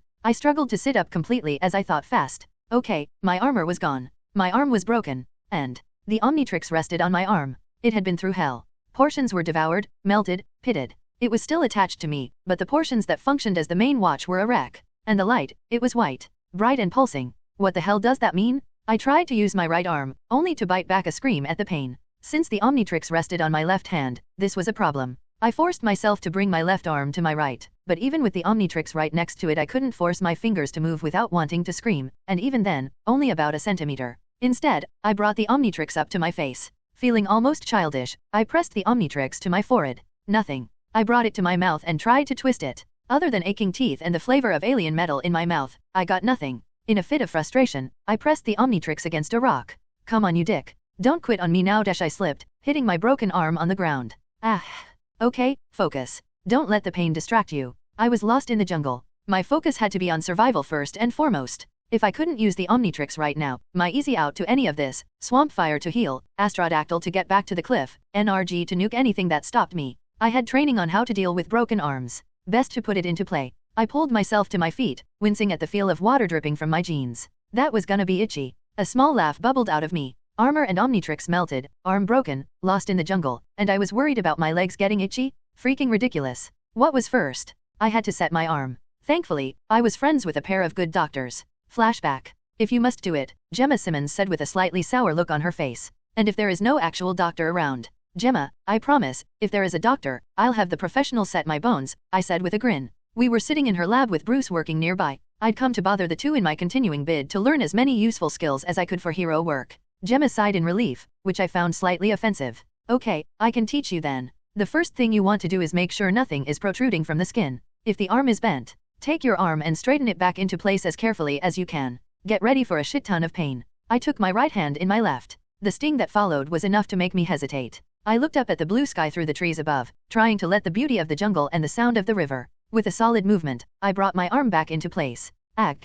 When the spots left my eyes, I was lying back in the mud again. I'm doing this wrong. The jungle didn't give me any response. Dick. I rose back up to sit up, reaching for the sword on my back. When I took it off and brought to look at, I found myself wincing at the sight of my trusty blade. It looked less like a sci-fi longsword and more like a beat-up machete with the tip have melted. Damn it, I looked over the blade. I loved this sword, man. Not enough to name it, but still, if it was sharp. As an afterthought, I also pulled my gun off my back, only to wince. Yeah, that was even worse. It was pretty much a big piece of square metal melted around plastic. I was probably lucky the magnets in my armor were still working. I got up to get to work. I fought off my frustration with the situation all the while. The first ingredient to taking care of a broken arm. 2 pieces of wood, preferably flat. A bit of hacking with my half-melted sword got me 2 sections off the side of a big jungle tree. It kind of sucked, just slicing out 2 chunks of wood, but I'd worry about the ethics of it when I wasn't trying to survive. Once I had 2 pieces of wood as long as my forearm, it was time for the second ingredient. Pieces of cloth, long enough to wrap around a limb several times. I took my sword and after a hell of a lot of trouble working around the melted sections of sword and armor, I got the bottoms of my jeans cut off without slicing myself. I had to be careful about getting cut. Jungles were cesspools of disease. And this being the savage land, I was probably surrounded by viruses that no one had ever heard of in millions of years. Once I had the raggedly cut sections of jeans in my hands, I cut them into several long strips. I tried to be careful, but also fast. Getting my right arm secured was important. But getting it done before night fell was even more important. I only had a few hours of sunlight to see in. The second I had several long strips of denim, I took the 2 pieces of wood and placed one on the back and one on the underside of my forearm. The fucked up thing about my arm was that, based on what I could feel of the break, both bones in that arm had been cleanly snapped. I don't want to explain what it's like to take a hold of your arm and feel the bones just cut into 2 pieces under your fingertips. That is so gross, I mumbled. It was still kind of interesting to feel that. I wrapped the arm once the pieces of wood were placed, looping the denim around and around while making sure none of the pressure went on the spot that had been fractured. Enough to keep my arm still without furthering my injuries. I messed up the tie at one point. Working with only one arm, you know? I cursed quietly, untied it, then put it back. Once done, I made a crappy sling out of the remains of denim. It was a shit splint and sling, but it would work until I could get to safety. I took stock of everything. Okay, armor and Omnitrix weren't working. Well, unless taking a moment to rub the Omnitrix against a tree to try and turn or activate the dial got me nothing. And it was still white? What the fuck did that mean? Whatever. I'd have Tony or Fitz take a look at it if it didn't just fix itself. Please fix yourself. I didn't want to get depressed while in the middle of survival. But the thought of the Omnitrix being broken, the fact it wasn't responding at all? God damn it. What was I worth without the Omnitrix? Flashback. You need to stop thinking that, Nat said as I lay on the mat. She'd kicked my ass once again, as always, and had stopped to let me take a breath. What? That the only reason I'm an Avenger is that I have the Omnitrix? I asked Nat. She scowled down at me. I shrugged while lying down. What? It's true. If I didn't have this thing, Maria would have me in a room just writing notes on upcoming threats every day.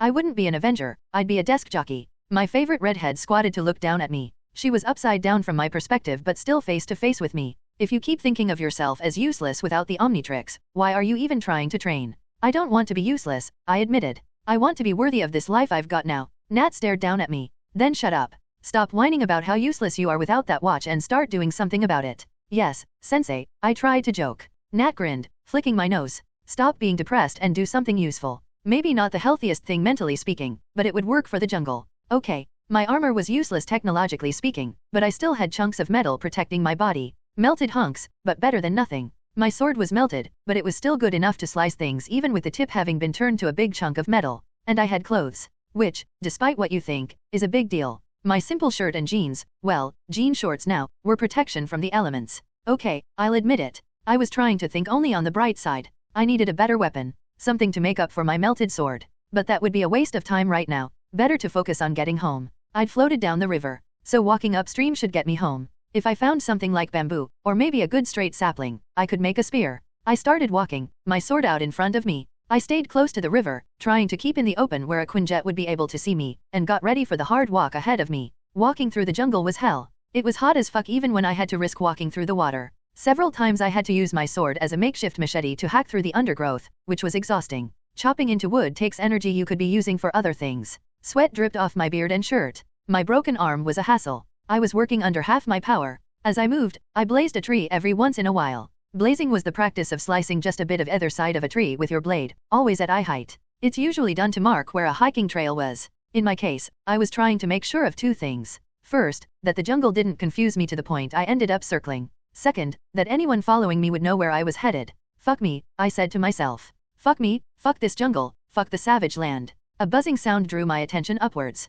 Fuck. A biggest bug was flying near me. I lifted my sword hesitantly. It looked like a mosquito for a moment. I prayed that it wasn't. Not because it was big, well partly cause that, but because they carry diseases. It flew down lower. I breathed easier when I realized it was a dragonfly. A dragonfly with meter-long wings. It was almost pretty. Its wings, while clear, fluttered a rainbow of color when the sun passed them, and its thorax was a bright fluorescent blue-green. It drifted down towards me. I raised my sword, only to blink when it landed on the melted tip with its spindly legs. It was heavier than I expected. It was also kinda cute. Its wings fluttered as I watched it before it took off. I continued. Further down, another biggest bug scared the hell out of me. It came zooming out of the forest like a bullet out of a gun, rushing past. I stared at it as it went. It looked like a moving carpet of segmented scales, with dozens of small legs under it. It was fast as hell, dodging the rocks and trees easily. I watched it zoom off into the undergrowth with a sigh of relief. It was huge, man. Longer than I was tall. Maybe it had been a herbivore and that's why it hadn't attacked me. Either way, it was tense seeing an insect with that many legs as big as a person go rushing by.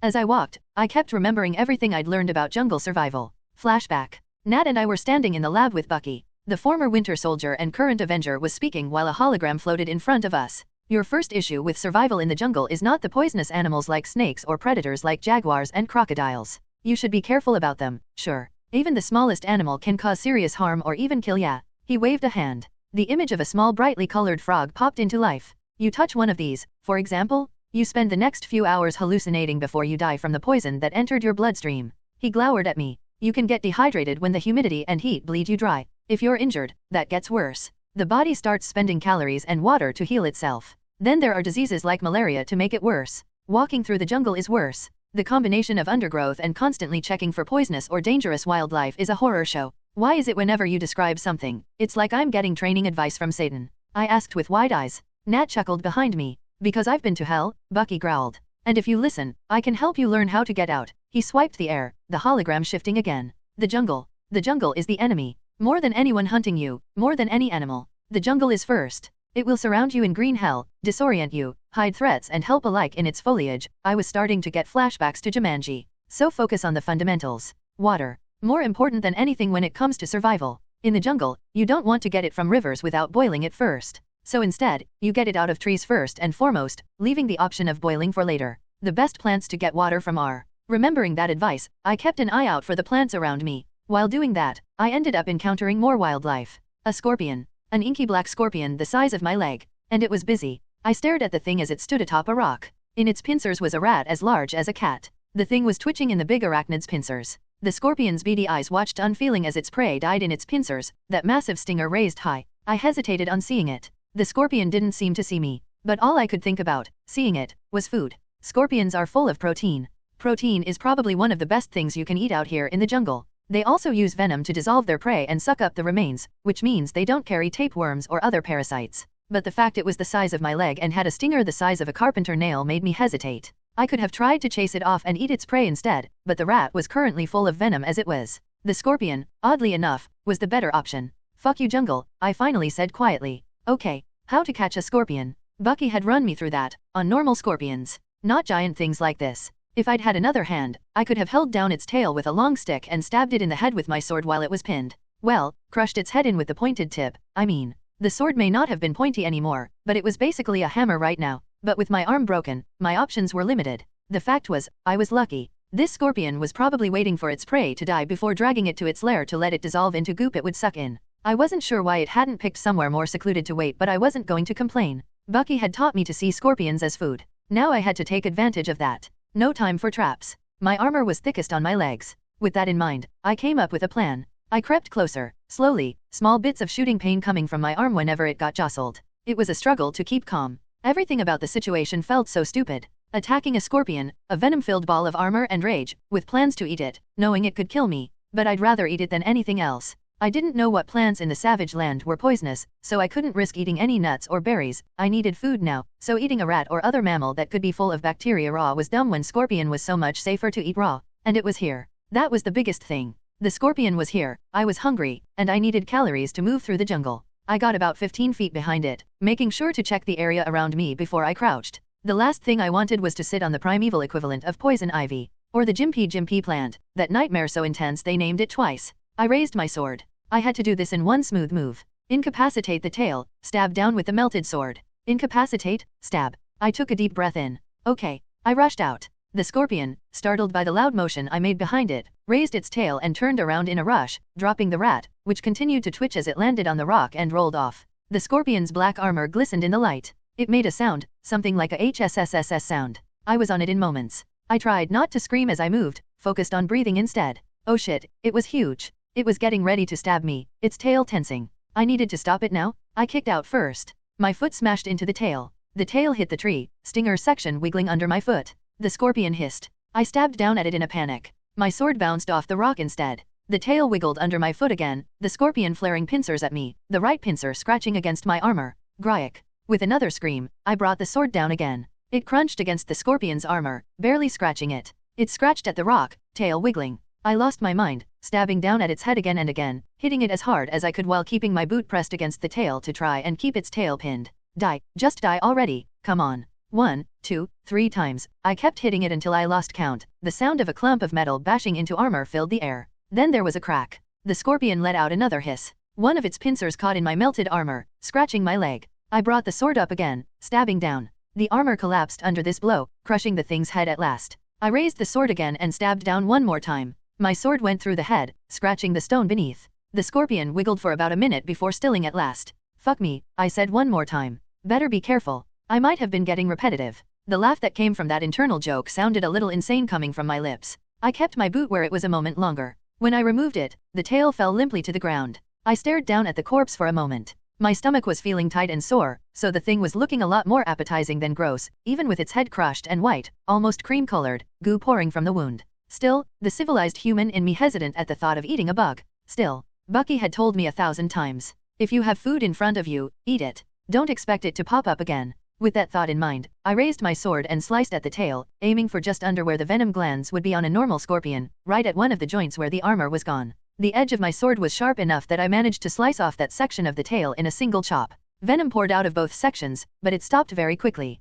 I was going to have to be careful. The venom lost any of its ability to be, well, venomous, when it was cooked, but I still might be allergic to it. Last thing I needed. I tossed aside the stinger section and lifted the body of the scorpion to look it over. I needed something small to eat. The claws would do. I took the right claw and chopped it off, then smashed it open on the rock. I stared at the creamy flesh inside. After a moment of disgust, I grabbed a piece out and shoved it into my mouth. It didn't have a flavor. But God, the texture was just awful. Like swallowing warm wet pieces of carpet. I forced it down, then kept eating, keeping my head on a swivel. Didn't want some Allosaurus to sneak up on me as I chowed down. Soon I had emptied out the entire claw of any meat. Slimy, yet satisfying, I chuckled to myself. My stomach felt much better. Still hungry, but not starving. The sun was still pretty high in the sky. I had to keep moving. When it started to come down, I'd worry about fire. What I needed now was water. I took off my belt and wrapped it around the tail and claw so I could carry the body, then moved on. Further on down the river, I was starting to wonder what the hell was going on. First, I couldn't see the cliff I'd fallen off of no matter how far upstream I went.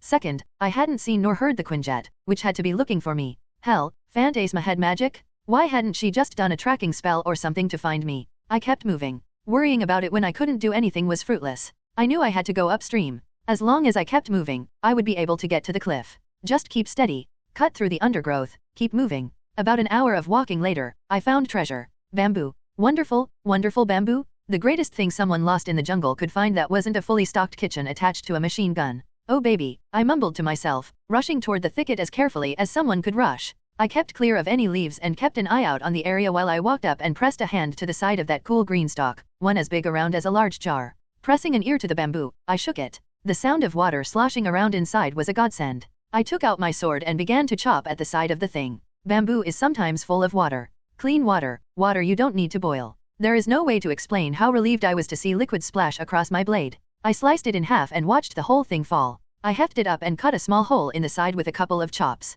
Bamboo is set up in sections, I don't know, like a bunch of pipes that were closed off from each other and left as stacked chambers? Whatever the case, I tipped the bamboo over and felt water pour into my mouth. It felt so cool, slipping over my lips, filling my cheeks, and slipping down my throat with each swallow. I drank the whole of that chamber, then cut a hole from the next one and emptied that as well. When I was done, I felt amazing. Okay, dehydration wasn't a problem now. I had food at my side. And with the bamboo, I could make a weapon. Nothing fancy, but with bamboo, I didn't have to make something fancy. I took my sword and chose a bamboo stalk that wasn't thicker than my wrist or thinner than my fingers, just big enough to hold easily. Once I was sure it was a healthy stalk that wasn't rotted through or something, I sliced it off. I cut it to be just a little shorter than me. After some thought, I decided against cutting holes out to drink more water from. I did this to another one. Cleaning off any branches and rubbing off the leaves where they grew off the seams, I soon had 2 long sticks of bamboo. Next, I took my sword and brought the edge against the end of one of them. It was tough working one-handed, but with plenty of water and my scorpion meat to keep me full and hydrated, I was able to keep focused on the task. Once I had one side split into different sections, I took off one of my shoelaces. Flashback. My shoelace. I asked Nat, confused. She was watching as I bench pressed. With a lot of work and constant effort while Steve shouted at me to work in the nicest way anyone had ever shouted at me, I was very proud to say that my bench press had gotten to 300 pounds. And my pecs looked a lot more like they were actually made of muscle, so bonus? Yeah, she said, pacing back and forth. When you live as we do, you never know what will end up being useful in some way. One part of my training is that whenever I wear boots, I use 550 paracord instead of normal shoelaces. I lifted the weight off my chest with a big breath out. That's an awesome idea. She moved to smirk down at me. Glad you think so. You gonna start carrying a knife around now? I shook my head. Nah, I've always got my sword. She rolled her eyes at me. Idiot. Also, this is too easy for you now. What do you oof? Nat hopped up to sit on the bar. While I was holding it, my arms shook for a moment under the added weight. Are you crazy? Be prepared for anything, remember, she said, sounding amused. Besides, you knew I was going to do it. Still though, not gonna lie, my sword was great, but having a much less cumbersome knife would have been great. Still, that might well have melted as well. At least I had the paracord to fall back on. 550 paracord isn't some new thing that came out of StarkTech. It's been around for a while. Pretty much every survival guy in the world recommends having it over any random sort of nylon rope. It's immensely strong, for one thing. For another, it has a casing surrounding 7 nylon strands of cord. The casing can hold 200 pounds of weight. The strands can each hold about 40 pounds, to make 550. Wait, my math might be off. Damn it. Well, look, the point is, the stuff is tough, from casing to all 7 strands, and it's easy to take the paracord apart for 1,000 different applications. And because of its design, you get 3 times as much cord as you would if you carried most any other type of rope. I took mine out of my left boot and cut off a long section of the lace. I needed it for several things, but thankfully my loving and very mean mentor had me tie in plenty of cord. I put my boot back together, then took that length of cord. Putting a small ring of bamboo in the spear I was making, I tied it together around the core I made out of that ring, making sure the prongs I'd made were sticking out nice and solid. After they were secure, I sharpened each prong with my sword as carefully as I could. It was a bitch to do one-handed, but soon I had a 4-prong spear. I took the other side and simply chopped it at an angle, sharpening that further. I didn't waste time with the prongs on the other stalk, only cutting it at an angle. I did it to another, and another, until I had about 12 long spears of wood. Leaving the pronged one aside, I stabbed the rest outward in a half circle. Night was coming. I had to make a shelter. Better to be in the bamboo, where there was water and supplies, than to continue on in hopes I'd find my way home in the middle of the night. Night was coming. I had to make a shelter. Better to be in the bamboo, where there was water and supplies, than to continue on in hopes I'd find my way home in the middle of the night. I worked as fast as I could.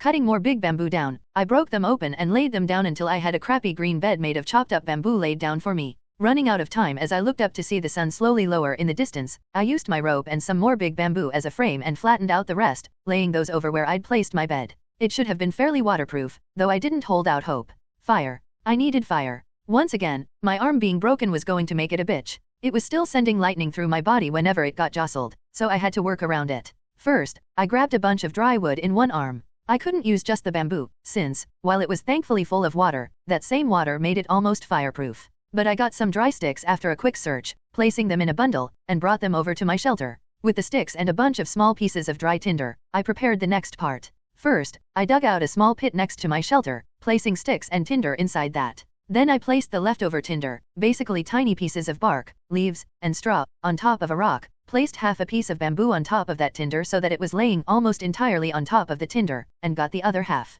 Placing the other half with one edge on the bamboo, I used my left boot to keep the half covering the tinder still. The idea was simple. I'd rub a piece of bamboo on the other fast and hard, making sure to keep it to the same spot. Over time, friction would create heat, and that heat would transfer from the bamboo to the tinder underneath. It was hard as hell. I found myself sweating soon, my left arm sore from the constant movement while pressing down, my fingers tight on the bamboo. I sang to myself under my breath. Getting hot in here, take off all yo clothes, I am, getting so hot. The roof is on fire. Don't get no water. Somewhere into the middle of me just singing fire to myself, I ran out of songs. I raised the bamboo. The tinder was smoking on one small spot. My heart leaped. I lifted the tinder and gently pulled it together to make a small home for the spot that was smoking. Gently as I could, I blew into the embers I'd created. When Nat and Bucky had me practice at home, I'd gotten this down to an art form. But my heart was still beating like a drum as I tried to stay calm while the embers smoked, but didn't quite become fire. Then it lit up. I smiled with glee at the fire, the dry heat against my hand making me want to dance with glee, before bringing it to my makeshift fire pit. Things were still tense. If I made one mistake, the fire would die out. The sun had fallen by now. If this didn't work, I'd be stuck even further in hell than I was. The fire held on to the tinder. The sticks began to smoke. I laughed. Oh shit. Yes. I snapped my hands upward. Yes, fire. I looked around while laughing. Woo. After some more work, I had a makeshift bamboo spit over the fire, which I placed bits of scorpion meat on. As it cooked, I took some pieces of denim, wrapped it around more tinder, and placed it inside a bamboo, making a torch to hold. I couldn't quite remove my clothes since my armor had melted over my shirt and waist, but I was able to get my boots and socks off. My feet were thankfully unhurt if soaking wet from sweat and river water. I laid them out to dry next to the fire, though still close enough to grab in a hurry if I had to run. The scorpion ended up being more useful than I thought. Being a meter long, it had a very large thorax, and its armor had held up under several blows. So once I had the armor hollowed out of all meat, I was able to make it into a makeshift bag of sorts, running a cord through where the legs had been. But that was it. I didn't have the energy for anything else.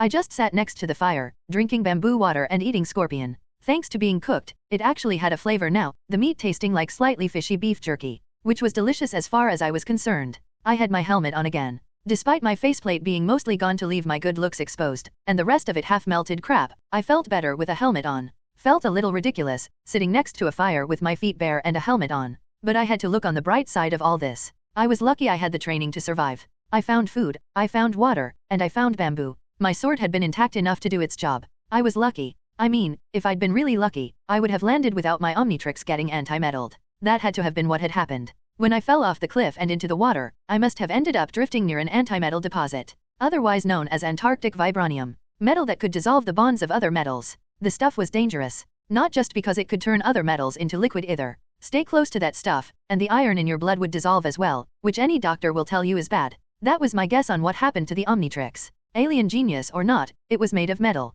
I'm sure if Ismuth had known that anti-metal was a thing, he would have designed protection for the Omnitrix from the stuff. He seemed to have protections installed for most everything anyways. I suppose anti-metal was just different enough to slip through the cracks and make it glow white. The fact it could even do that instead of just being a pile of useless mulch was proof of how tough the thing was. Fucking sucked though. I didn't want to be out here. I wanted to be home. With my fridge full of food, the power of the universe on my wrist, and a working weapon. I wonder if they're still looking for me, I said to the forest, the heat and smell of the fire on my face, scorpion meat crackling over the flame. I pulled the spit off the fire and began to eat once more. Creel and Phantasma had to be searching for me, and if Bridge could get a message to the mainland, everyone would want to find me. X would want to find me. Nat, Tony, Steve, Thor, all of them would want to find me. And Jen. I missed Jen. I'd only been lost for a day. Why did I miss her this much? I wanted my big green nerd girl talking constantly about lawyer work as I laid my head in her lap. Or to have her head in my lap while I talked about my own nerd stuff. I missed her hair. That was weird. She just had such long and curly hair, reaching almost to her waist it seemed like. And it was so soft. I liked running my hands through it. Granted, I loved a lot about her, but I couldn't get my mind off her hair. Jen said she liked my muscles. I was half sure she was making fun of me when she said it while pressing her palms against me, but it was nice to hear. I sat in the light of the fire, lost in my thoughts. There was a sudden rush. Then a shadow leaped from the bamboo, going over the bamboo spears I'd set up as a defense. I didn't have time to move before hundreds of pounds of flesh hit me from the front. I caught sight of flashing teeth as I shouted in horror. My broken arm, which had come to a dull ache, screamed in pain again. A sudden pressure hit me right over my heart. When I looked down, a single long toe claw was pressed against my armor where it was protecting my heart. The creature on top of me snarled. Then the adrenaline hit. I grabbed my sword off the ground and swung upward. My sword, battered but still sharp on the edge, hit the creature on its jaw. Blood sprayed outwards, the creature screaming in pain. The claw scratched at my chest armor, flaking off the melted pieces that had once been Cadam's. "Fuck off me," I shouted, kicking upwards and slicing at the face of the thing. I took a portion of flesh off before I hit bone. The animal leaped back, whining in pain.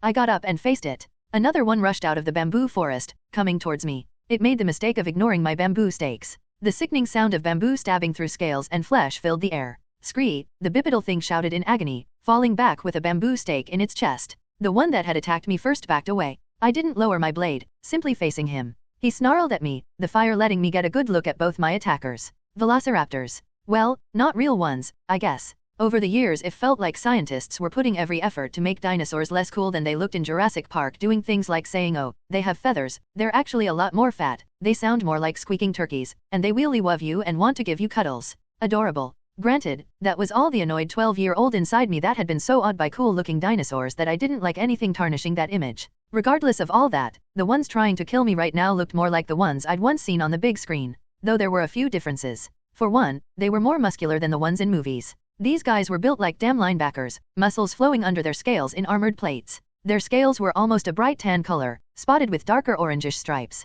They still had feathers, but only on their arms and legs. Everything else though? The long toe claw on each foot that twitched as it prepared to slice into flesh. The long jaw filled with needle-sharp teeth as beady little eyes glared at me. Velociraptors. They'd become near legendary in the eyes of the public as the most savage and mean predators you could ever face. In some ways, people thought the idea of facing a T-Rex was less daunting than taking one of these guys on. And now I was facing one. One, because the other had stabbed himself on one of the spears I'd placed. He fell back, blood pouring around the bamboo in his chest. In a fit of panic, it pulled back, the spear coming out of it with a loud schluck sound. That was a mistake. Any doctor will tell you that removing an object stabbed into you is a bad idea when you have no way to deal with the blood loss that will follow. The velociraptor began to bleed out immediately. Screeching in pain, it fell weakly to the ground. The one that had initially jumped looked over at me. Its jaw had strips of flesh cut off from when I'd slashed at it with my sword. I raised my blade, trying to remember as much as I could from animal behavior.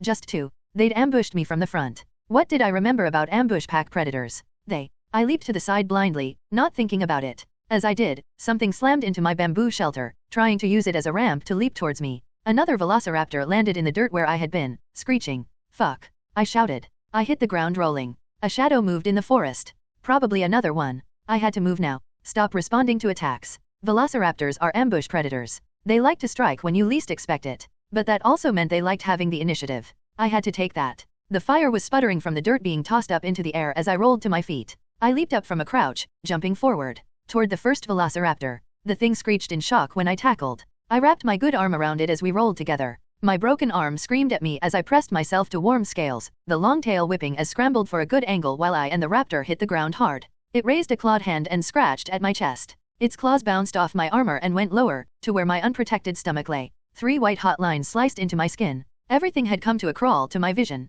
Even though I knew it was all going at high speed, I felt adrenaline pumping through me. I landed on top of the velociraptor, legs on either side of it. In a crazed part of my mind, I imagined the other 2 surviving raptors rushing me from behind. The fear and rage pumping through me made want to scream. I brought my sword down on the velociraptor's neck, slicing deep into the scales before getting stuck in the spine. It choked on the blood filling its lungs. I didn't have time to worry about that, leaving the blade stuck there. The raptor who'd leaped over my shelter hissed while rushing me from my back. "Thank you, Nat, for attacking me from behind. Long training had taught me how to deal with it. She'd had me run attack drills with everyone faster than me. Her, Bucky, Steve. And the fastest person we knew, if only a couple times. I still couldn't dodge him even when I knew he was coming. But this raptor wasn't as fast as Quicksilver. I rolled aside at the last instant, right when the raptor was most committed to the attack. His toe claw still slashed into my hip, cutting through the skin. I imagined I could hear the sound of the claw skipping off my hip bone as it passed, a dull clunk. Better than dying. I reached out as I landed. My palm wrapped around warm greenwood. One of the bamboo spears I'd left as defense. Ripping it out of the ground, I spun to face my attackers. The one that had been in the shadows came rushing me head-on. I almost despaired when I saw 2 more in the forest. I raised the spear and held my ground while stabbing forward, right arm hanging limply at my side. The spear of bamboo went into the raptor's chest and out of its back. It hit me like a train even then. I held my ground as best as I could, legs sliding in the dirt. It slid down the spear with a squeal. I shoved it aside and hastily reached for another spear, ripping that out of the earth to face the velociraptor that had initially leaped over my home. The one left over stared at me. Behind it, I could hear the forest moving. More. I couldn't guess how many. And it had taken everything I had to kill 3. I panted in and out, my breath feeling cold against my lips. Sweat was pouring from my lips. I lifted my spear. Shit.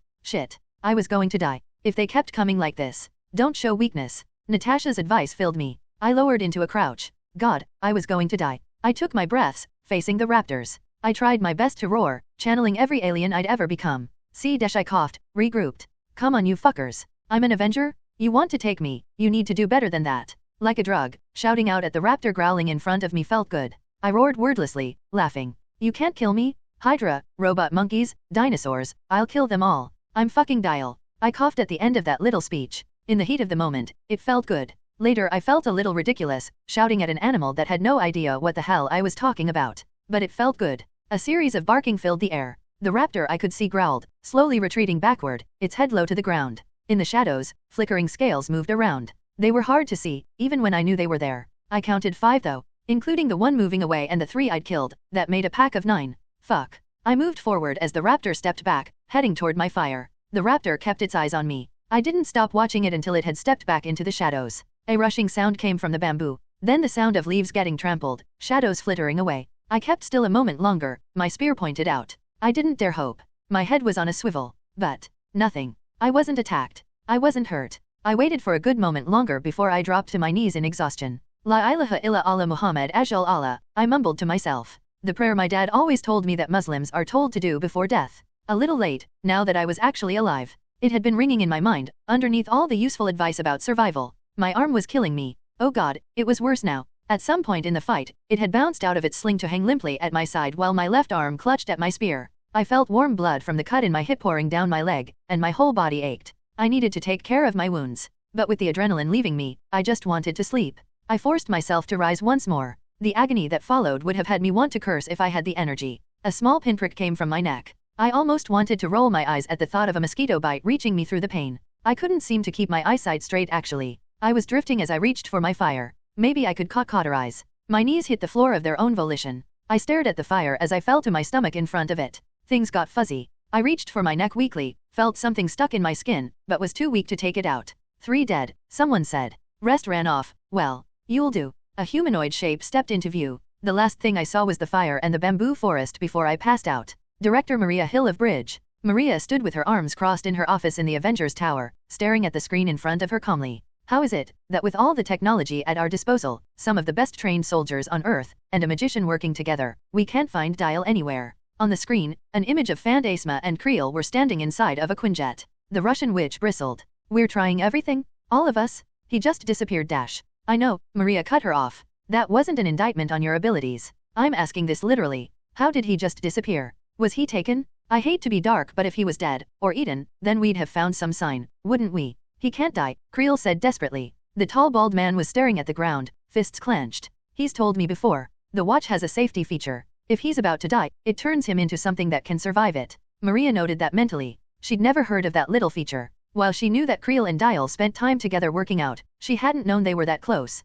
If that's true, he'd have flown over to the cliff in one of his flyers, Maria pointed out. So what do we do? Creel said, almost spitting the words out. Find him, Maria said simply. We've been trying, we told you, Phantasma said. So we don't stop, Maria crossed her arms. I've been on these kinds of searches. He's been missing for only 2 days, and we have the best in the world trying to find him. We aren't giving up hope. Take a moment to sleep, then keep looking. I'll go through everything we've got here and send people out to aid in the search. Can we at least get satellite tracking? Creel asked. She shook her head. Shuri is working on it. But right now, we're blind. Any help I send is going to be physical. And how about the other Avengers? Creel asked. Do they know Dial's missing? No. Why not? Phantasma asked, her face twisting in horror. Because they're on missions, Maria spat back. They all have assignments to work on. Some of them possibly life-threatening, like Rio patrols. We have multiple jobs to do, and I have to think about the full picture. Dial is important, but the people of this Earth of a whole are much more so. The second they're free, I'll let them all know. Jen is going to kill you, Phantasma said softly. She'll have to get in line, Maria scowled. Get some rest, then keep looking for our boy. That's an order. She swiped a hand through the air, dismissing the screen. She stood for a moment, frustration filling her, before leaving the room. A while back, Tony had been gracious enough to give her an office of her own in the Avengers Tower for her to work in as needed. Of course, Tony being Tony, he charged her rent for it. $20 a month. She wasn't sure how to feel about the incredibly minuscule amount he was charging her. Insulted, maybe? Whatever the case, as soon as she left she headed for the labs. Entering into Shuri's lab, she ignored Ruby and Ao to focus on the young princess working on her computer. Shuri was wearing a blue dress. The same dress as the day before, Maria noted. They still haven't found him. Any luck with piercing the veil? Shuri looked up at her sadly. Nothing. I've been trying with everything we have, but the only thing we can do is enter the savage land, which still requires us to be quite close. Maria kept her anger from her face. Shuri was trying. Phantasma and Creel were trying. Getting angry at them for the helplessness she was feeling was useless. Okay, Maria said as gently as she could. Then keep me posted. Can I go? Ruby asked. Go. Maria asked, confused. She looked the tiny teen over. Ruby was wearing some combat boots that were too big for her, military pants, a leather jacket, and a green tank top. In other words, she looked. No, you can't. The blonde glared at her. Why can't I? I want to find him too. Because you aren't trained for it. I am? I'm more trained than Dial was even. I can find him. Maria shook her head. No. We have everyone we can send to find him already. We can't dash. Ugh. Ruby spitefully spun on her heel and headed for the door. Maria looked over at Ao. The bald woman shrugged, nodding towards Shuri. Maria knew what Ao meant. I already have one to worry about. That one is all yours. The director of bridge held in a sigh. If you need any help, Shuri, let me know. Yes, yes. Shuri waved a hand dismissively. I can't get work done if you keep staring over my shoulder. Please leave. Maria held in the annoyance all adults felt after one too many dem teenagers got on their nerves and simply left the room to let Shuri work. She had just stepped out when a voice surprised her. You haven't sent everyone. Maria looked over at the speaker. Mikhail, you're supposed to be getting ready to leave for home, she noted. The tall Russian, dressed in his full uniform, had somehow snuck up on her. A tough prospect even if he hadn't been one of the biggest men she'd ever met bearing superhuman forms. Sneaking up on a spy of all people was never easy. I was planning to inform you of my departure, the young man. He is still missing, yes. Mikhail asked seriously. Then I suggest you use everyone you have at your disposal. Maria crossed her arms. I don't have time to play around, Mikhail. Who are you implying? Mikhail chuckled, though there was a dark edge to it. You must track someone who has become lost in the jungle. Isn't that, in essence, a hunt? Oh goddammit, Maria sighed. Mikhail was already on the plane to Russia when Maria made the call from her office. After a moment of a hollow screen blankly ringing, the screen lit up. Hello, Director Hill, Boris said as soon as the screen lit up, giving her a small smile. The Russian official was standing in his own office, wearing his usual business suit. Is there something you need? I trust that Phantasma is well, and Crimson has said she is doing good work. Yes to both of those questions. But that isn't why I called. I'm on a tight schedule. 48 hours, to be specific, Maria said. Dial is missing. Boris recoiled, surprised. He is? Mikhail has not informed me of that. He knows about it, but I'm keeping it close to the chest, Maria explained. Not just because the news of an Avenger going missing is big, but because of where he went missing. With that, Maria began to explain the savage land. Boris listened closely, interrupting to ask questions. But not once did he treat her as though she was crazy. She had to wonder why. Even with all that she'd seen, the savage land had still thrown her for a loop. Still, it was to her benefit now. It's been a full 2 days, Maria said solemnly. And I need to get him back. Dial was important. Not more or less than any of the other members of Bridge and the Avengers, but even pragmatically speaking, he was valuable. And honestly,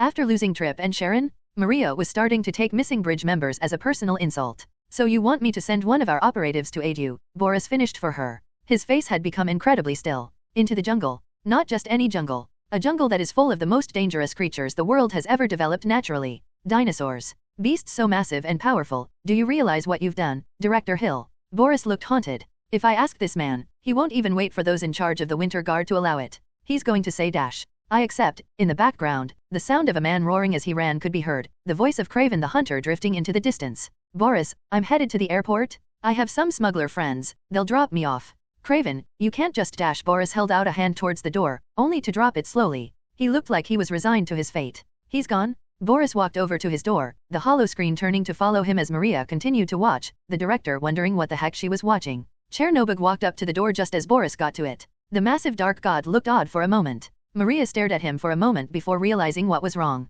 Chernobog, in all the time she'd seen footage or photos of him, had usually had a very smug appearance on his shadowy face. Here he looked confused as hell. Hey, so, Craven just passed me in the hall, Chernobog said, pointing behind himself with his thumb. He was grinning like a loon. It was creepy. You were creeped out, Boris said in surprise. Then he shook his head. Look, Director Hill, I'll send Craven out as soon as possible. Please send me everything we need. He turned to meet eyes with her. If anyone can find him dash. Oh, hello Miss Hill, Chernobog said politely, waving. Craven can, Boris said, looking like he was on the edge of a heart attack. I'll make sure he understands the mission. Thank you, Boris, Maria said sympathetically. Superheroes. Useful. But crazy, every last one of them. With that, she sent Boris' mission file through a secure email. As the file left, a sound came from nearby. Maria looked around, confused. It sounded like, well, like a rocket blasting off. But none of the tower's security measures had activated. Jarvis, what is that noise? The Avengers Tower AI responded immediately. That was X, ma'am.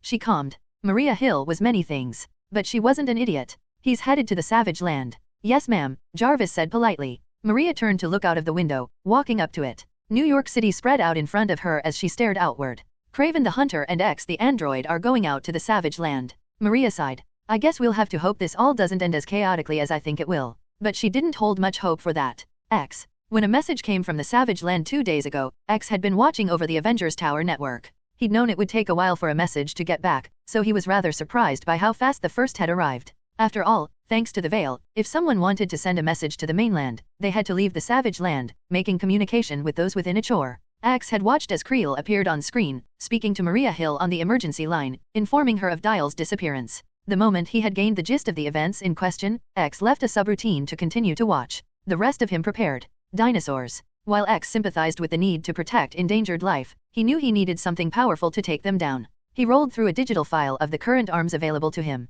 A jungle with all the undergrowth that entailed. So something handheld he could reach easily, while still capable of doing immense damage. And something large he could carry on his back in case he had to kill something large or destroy a building containing Dial. He quickly found the correct designs. Including a simple requisition order for a machete as well, he entered his android body and rose from the seat in his lab, walking to get them. Now, how to get there? He had an android body now after all. The Veil could become a problem. Very well. Prepare to back himself up on a server and load his primary self completely within his android form. That would take a full day, as he was quite a large AI if he said so himself. Probabilities of surviving after 24 hours in a hostile environment. WER disengage line of inquiry. Transportation. Well, he didn't need a plane. Just a way to lift himself across the ocean. Months ago, Dial had created armor for Sky in his jury-rig form, including powerful jet boots. He'd recently made something based on those designs. Increasing the size of those jets and focusing them into a single unit became his new jetpack. With some improvements, it was even able to carry his hefty form.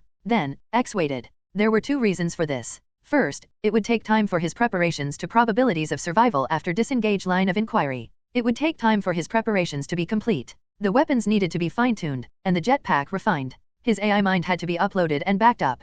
Not to mention the tasks he pushed himself to complete before leaving. Some would have seen the sudden need to complete as many tasks as possible as a way for X to distract himself. Those people would have had a fundamental lack of understanding of how AI were able to logically function in every situation. Probabilities of survival in the Savage Land for Dial after a day and a half, with the possibility of disengaging inquiry. The second reason X waited was to see if Mahmoud would be found. If Phantasma, Creel, and the bridge soldiers found him, then this would all be unneeded. 48 hours. They had that long. When Creel and Phantasma called back after that time had passed, X took a look at them. One read of their body language later, and he was entering the hangar. In the corner he'd set up for himself, his weapons had been placed on a table. Without looking, he picked up a machete and placed it on his hip. Then he took a massive revolver off the table, taking a pair of belts with pouches to hold bullets. While revolvers were less efficient than more modern handguns such as the Glock 19, X did not need a Glock.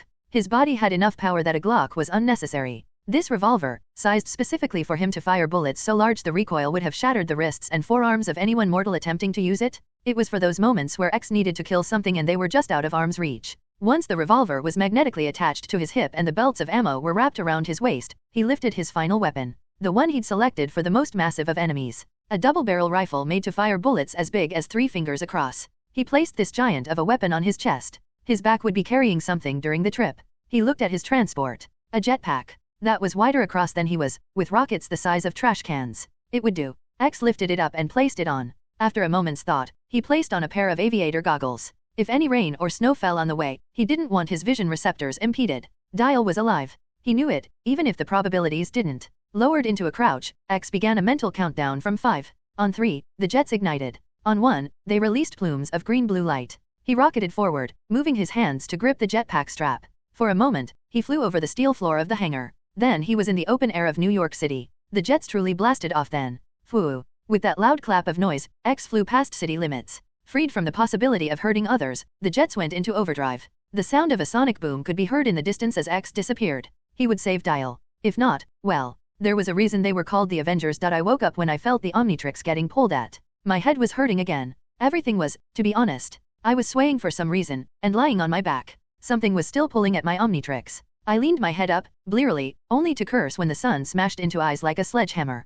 Combined with the swaying around me and the massive headache that was just now fading, I did not feel good. A scaled hand pressed against my head with near-crushing force. A voice like snarling granite filled the air along with the sound of wood creaking and the wilderness around us. My head felt like it was splitting open as the hand pressed me down against wooden planks. Fuck. I shouted in pain. I tried to raise my left hand to fight back, but something was wrapped around my wrist. With my other arm broken, I was forced to twist my legs up to my chest, pressing my bare feet to a scaled chest, and kicking outward, trying to put my feet through the son of a bitch. Gee. Something shouted as it was lifted off of me and thrown back. I sat up and got my feet under me, looking around. I was in a cage. A big cage made entirely of bamboo, right down to the planks my feet were balanced on. The cage was placed on wheels, rattling around as we moved, explaining the swaying sensation I had been feeling. A feeling like blades had replaced my blood filled me, taking away any energy I might have had. I gasped at the pain, nearly falling to my knees, then grit my teeth and forced myself to stay standing, looking around frantically. There were people with me in the cage. 4 of them. And only one was human.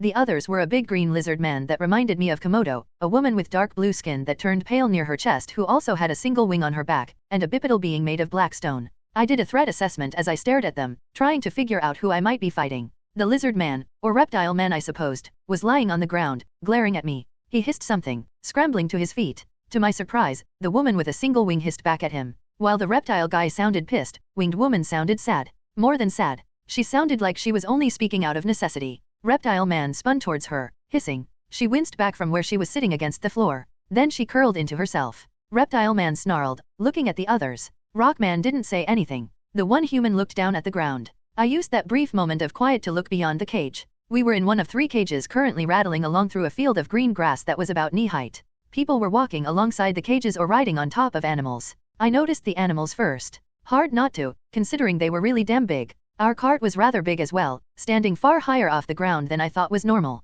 But these things were huge. They were ankylosauruses, the giant tanks of the dinosaur world. Covered in layers of armor, the sides of which were spiked. They were faster than I imagined them, but still ponderous in gait. 3 were pulling the carts along while 4 more roamed around us, 2 to each side, their long clubbed tails waving along. One gave me a droopy-eyed look before smiling the way a dog would. I couldn't figure out if that was cute or creepy. The guy riding on top of it wasn't paying any attention to me. I took that as a good thing. He was sitting on a chair tied down with ropes attached by the spikes on the ankylosaur. He was scaled, just like the reptile guy, but his overall body shape was different. If the reptile guy was similar to a gecko in overall design, this guy was more like T-Rex shrunk down and shaped like a human. My life had become pretty interesting if him turning to give me a snarl made me only slightly cautious rather than scared as hell. I mean, dude was big, covered in red scales with orange stripes wrapped around a massive amount of muscle and more teeth than the Osmond family that gleamed in the light. But I'd fought alongside the Hulk, turned into giant monsters all the time, and wrestled things that could turn aircraft carriers into mulch. I turned away to look at the other people surrounding the cages.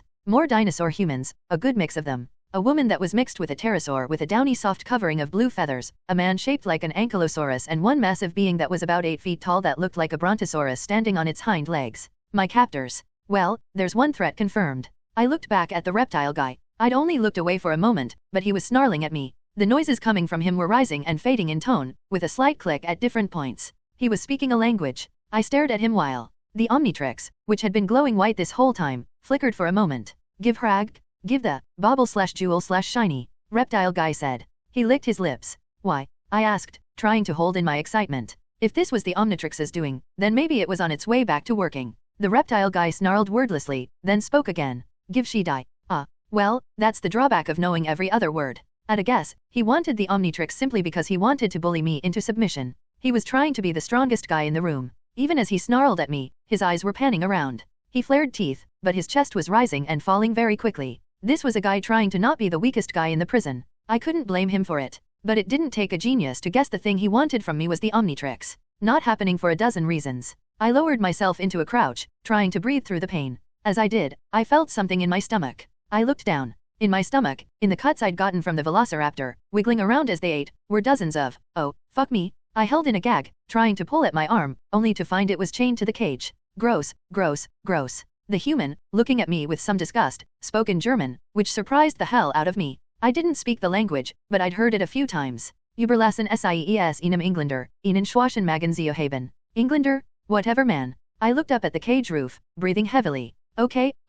Oh, gross, I could feel nope, not thinking about that. This was normal. They were using them to clean out my wounds of infection. I could feel more in my hip. I kept the image out of my mind to look back at the reptile man. He was hissing rhythmically, almost as though he was laughing. Nope. He was laughing. Still chuckling, he moved to sit against the wall, giving me a mocking grin. Apparently, freaking out at the maggots had been enough to make him satisfied he was the big man on campus. You'd think my broken arm would have helped. I laid back against the cage. Yeah, good for you, being stronger than the one-armed guy. The second the Omnitrix is working, I'm turning into something big and punching you in the face. The German-speaking human grumbled something, while Rock Guy just looked between all of us silently. The winged girl continued to mope. I looked at the other cages. There were more prisoners in them. Various races, some of them dinosaur humans as well, sat in the cages. Some were just as beat up as I was, or worse. I noticed someone else had wings. 2 wings. Once I noticed them, I looked back at the woman in my cage. She had a bandage wrapped around her chest, going around to where her other wing would have been. Damn, I mumbled quietly.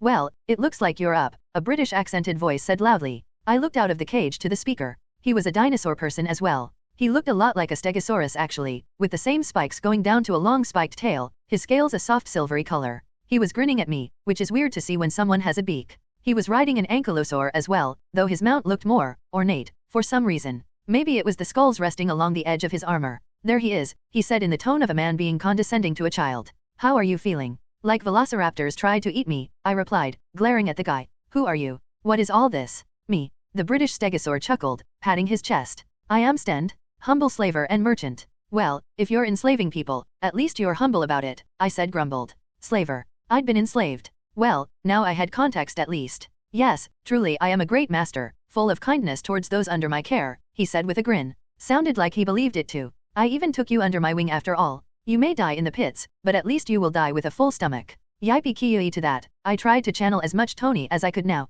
So how do you speak English? I learned it from the New Britannians that I've had in my care from time to time, he said proudly. New Britannia? I asked. Oh, Stend quirked an eyebrow. So you speak the language, but don't recognize them? Are you an outlander perhaps? I stared at him silently. He chuckled. Yes, our shores do seem to draw in wanderers. It has been a few decades since we have seen such. His eyes, a green color like old copper, narrowed. I wonder, where are you from? Your armor was melted, possibly by the unmetal, but I could tell it was of an interesting make. He had an odd glint in his eyes. Same with this, he reached for his side and took out my sword. The poor thing was still tipped with a big glob of metal, still much shorter than before, but it gleamed in the light nonetheless. Sharp. Sharper than most blades I've seen and far stronger, he chuckled, swinging my sword. I rather like my new weapon. I'll have to have it modified of course, but I thank you for it. Tell me, are there others who I can get blades such as this from? Yeah, I said with a grin. And I can lead you to them. Let you get your ass kicked by my friends. His smug smile faltered. Then he smirked. Impudent. I wonder how long that will last. Till the day I die. That will be sooner than you think. Maybe. I was still channeling Tony. So when I mimicked Tony's best I know more than you smile, Stend didn't seem to like it much. But I tell you what. It'll be after you, and I'll have that sword back when I do. Stend chuckled. Amusing. I was going to let you heal before I put you to fight in the arena. Seeing you at your full strength would have been quite something. But since you seem so willing to fight, I think I'll put you in for tomorrow. Sounds great man. I laid back against the cage so that I was no longer facing him. Tell you what, you want to go in with me? We can enjoy the arena together? You and me against the world. Stend, what do you think? A clawed hand entered to the left of my face through the cage bars. Before I could move, its clawed hand wrapped around my face with almost crushing force, turning my low headache to an echoing bellow of pain. Stend hissed from behind me through the bamboo cage. Slave. I will tolerate many things. But there is a limit. He squeezed just a bit. I scrambled to my feet, pulling at the chain on my left hand. Tomorrow, you enter the arena, you and these other slaves. You will die for the glory of the Sword Lords. Save your idiocy till then, or I will kill you here. He squeezed again, enough that I felt like my skull wanted to crack in half, then let go. I gasped in pain as he leaned away from the cage to step away. I stared after him, at his spiky back. I hadn't ever personally hated someone that often. I like to think that I'm a pretty nice guy. I was going to rip his spikes off and impale him on them. I looked at my fellow prisoners. I refused to think of us as slaves. They all were staring at me. I grinned. Some guys can't take a joke, right? They stared at me, not understanding. I chuckled, shaking my head as though I wasn't still hurting. You had to be there I guess. We went through the jungle for a while. As we did, I took in everything I could. I counted the number of captors and prisoners, the ones who had weapons and what they were, and every weakness in the cage I could find. I figured that the metal chain wrapped around my left arm, coincidentally my Omnitrix arm, was strong, the part wrapped around my wrist the same. But Stend had revealed a couple of things he may not have realized were important. He wanted me in an arena, one I would fight in. Presumably, that meant I'd be released into it. If so, then I'd have opportunities. The cart jumped, and I held in a groan at the pain that followed my body bouncing with the movement.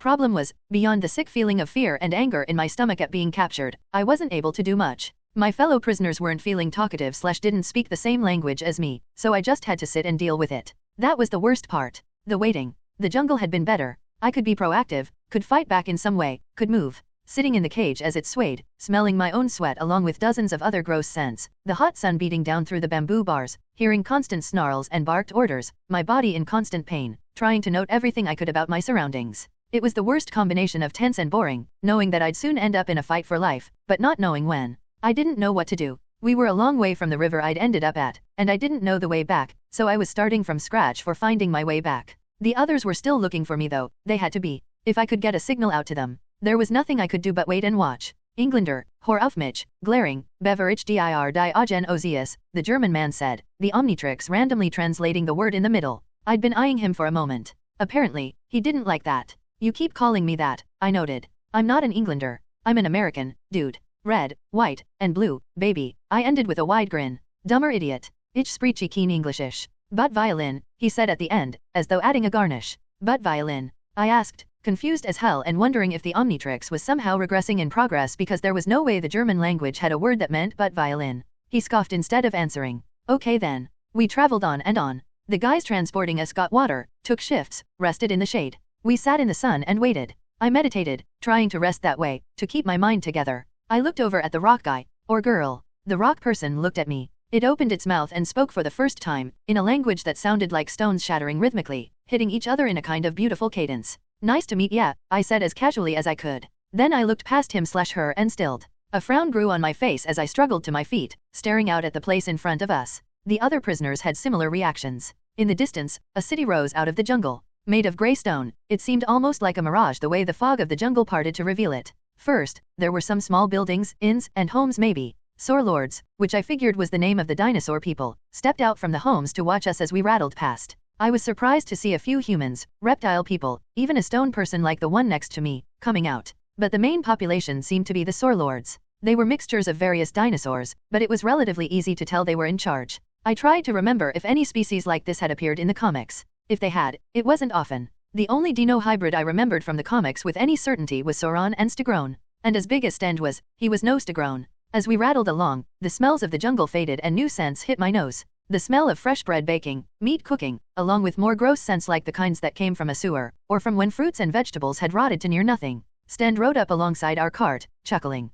Look at this. Home? Isn't it beautiful? I kept my opinion on that to myself. It was okay. All the buildings were made of granite, giving the place the feel of a medieval city mixed with Aztec culture. The buildings came closer and closer together the further we went, the dirt under the cart gave way to cobblestone, and the smells got stronger. So, outsider, Stend said to me proudly, what do you think of our home? Humble, but strong. No. I thought about being pithy again. But not yet. Not until I was ready. It's nice. Indeed, he chuckled. A good place to die. In the distance, I could see it. An arena, large as any basketball stadium I'd ever seen, built of the same rough gray stone as everything else around us. We moved towards it as Stend beamed proudly up at the thing. He mumbled something to himself before waving up at the arena. Far above, at the very top where windows looked out to the city, two figures could be seen. I watched them carefully. Watched everything. Tracked routes. Embedded the path we'd taken into my mind, watched the guards roaming around, from 8-foot Brontosaur lords to squat and strong Ankylosaur lords. We entered the arena from one of the lower floors, moving from sunlight to shadow.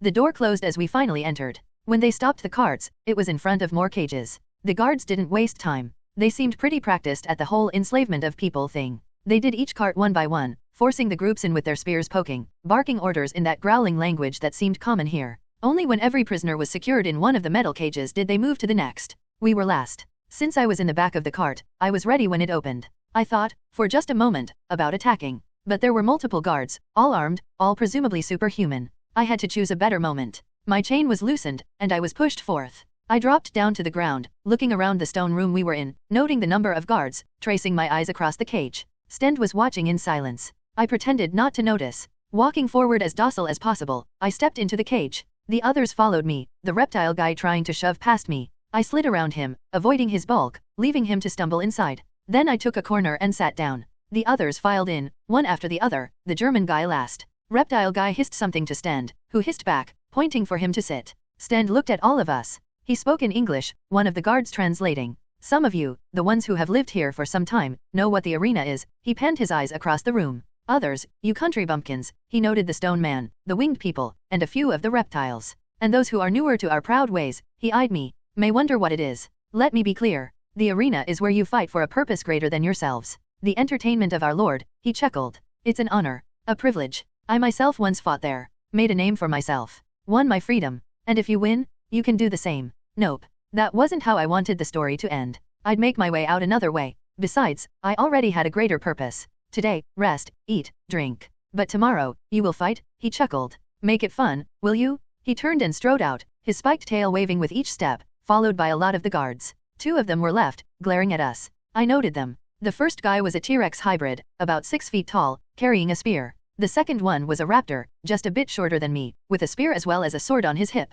2 exits, one of which was locked now. A moment of waiting later, a few humans entered the room escorted by a guard, all of them wearing chains. My heart ached at the sight of them. Children. They were children, carrying buckets of food they were struggling to carry. One of them, a little boy barely older than my nephew back home, came up to our cage and struggled to lift his bucket to pour it in. I stood up, only to blink in surprise when the T-Rex guard stepped forward and helped him. I looked at him in surprise. The guard kept his gaze on the boy, giving him a smile, which the boy returned. The food they poured into the cages was some sort of bread. I moved forward to take one. Reptile guy hissed, moving forward as well. He reached out to shove me. Red filled my vision. At that point, I couldn't take it. I was hot, in pain, tired, and hungry. I was imprisoned by guys I'd usually beat into a pulp. And now, this guy was trying to swing his centimeter ego at me. No, I'd had enough. When his long arm reached out for my chest, I snapped my left arm out to wrap around it. He squawked in shock, trying to pull back. What? He said in clear English, followed by loud hisses when I twisted his arm around and swiped his feet out from under him in a kick.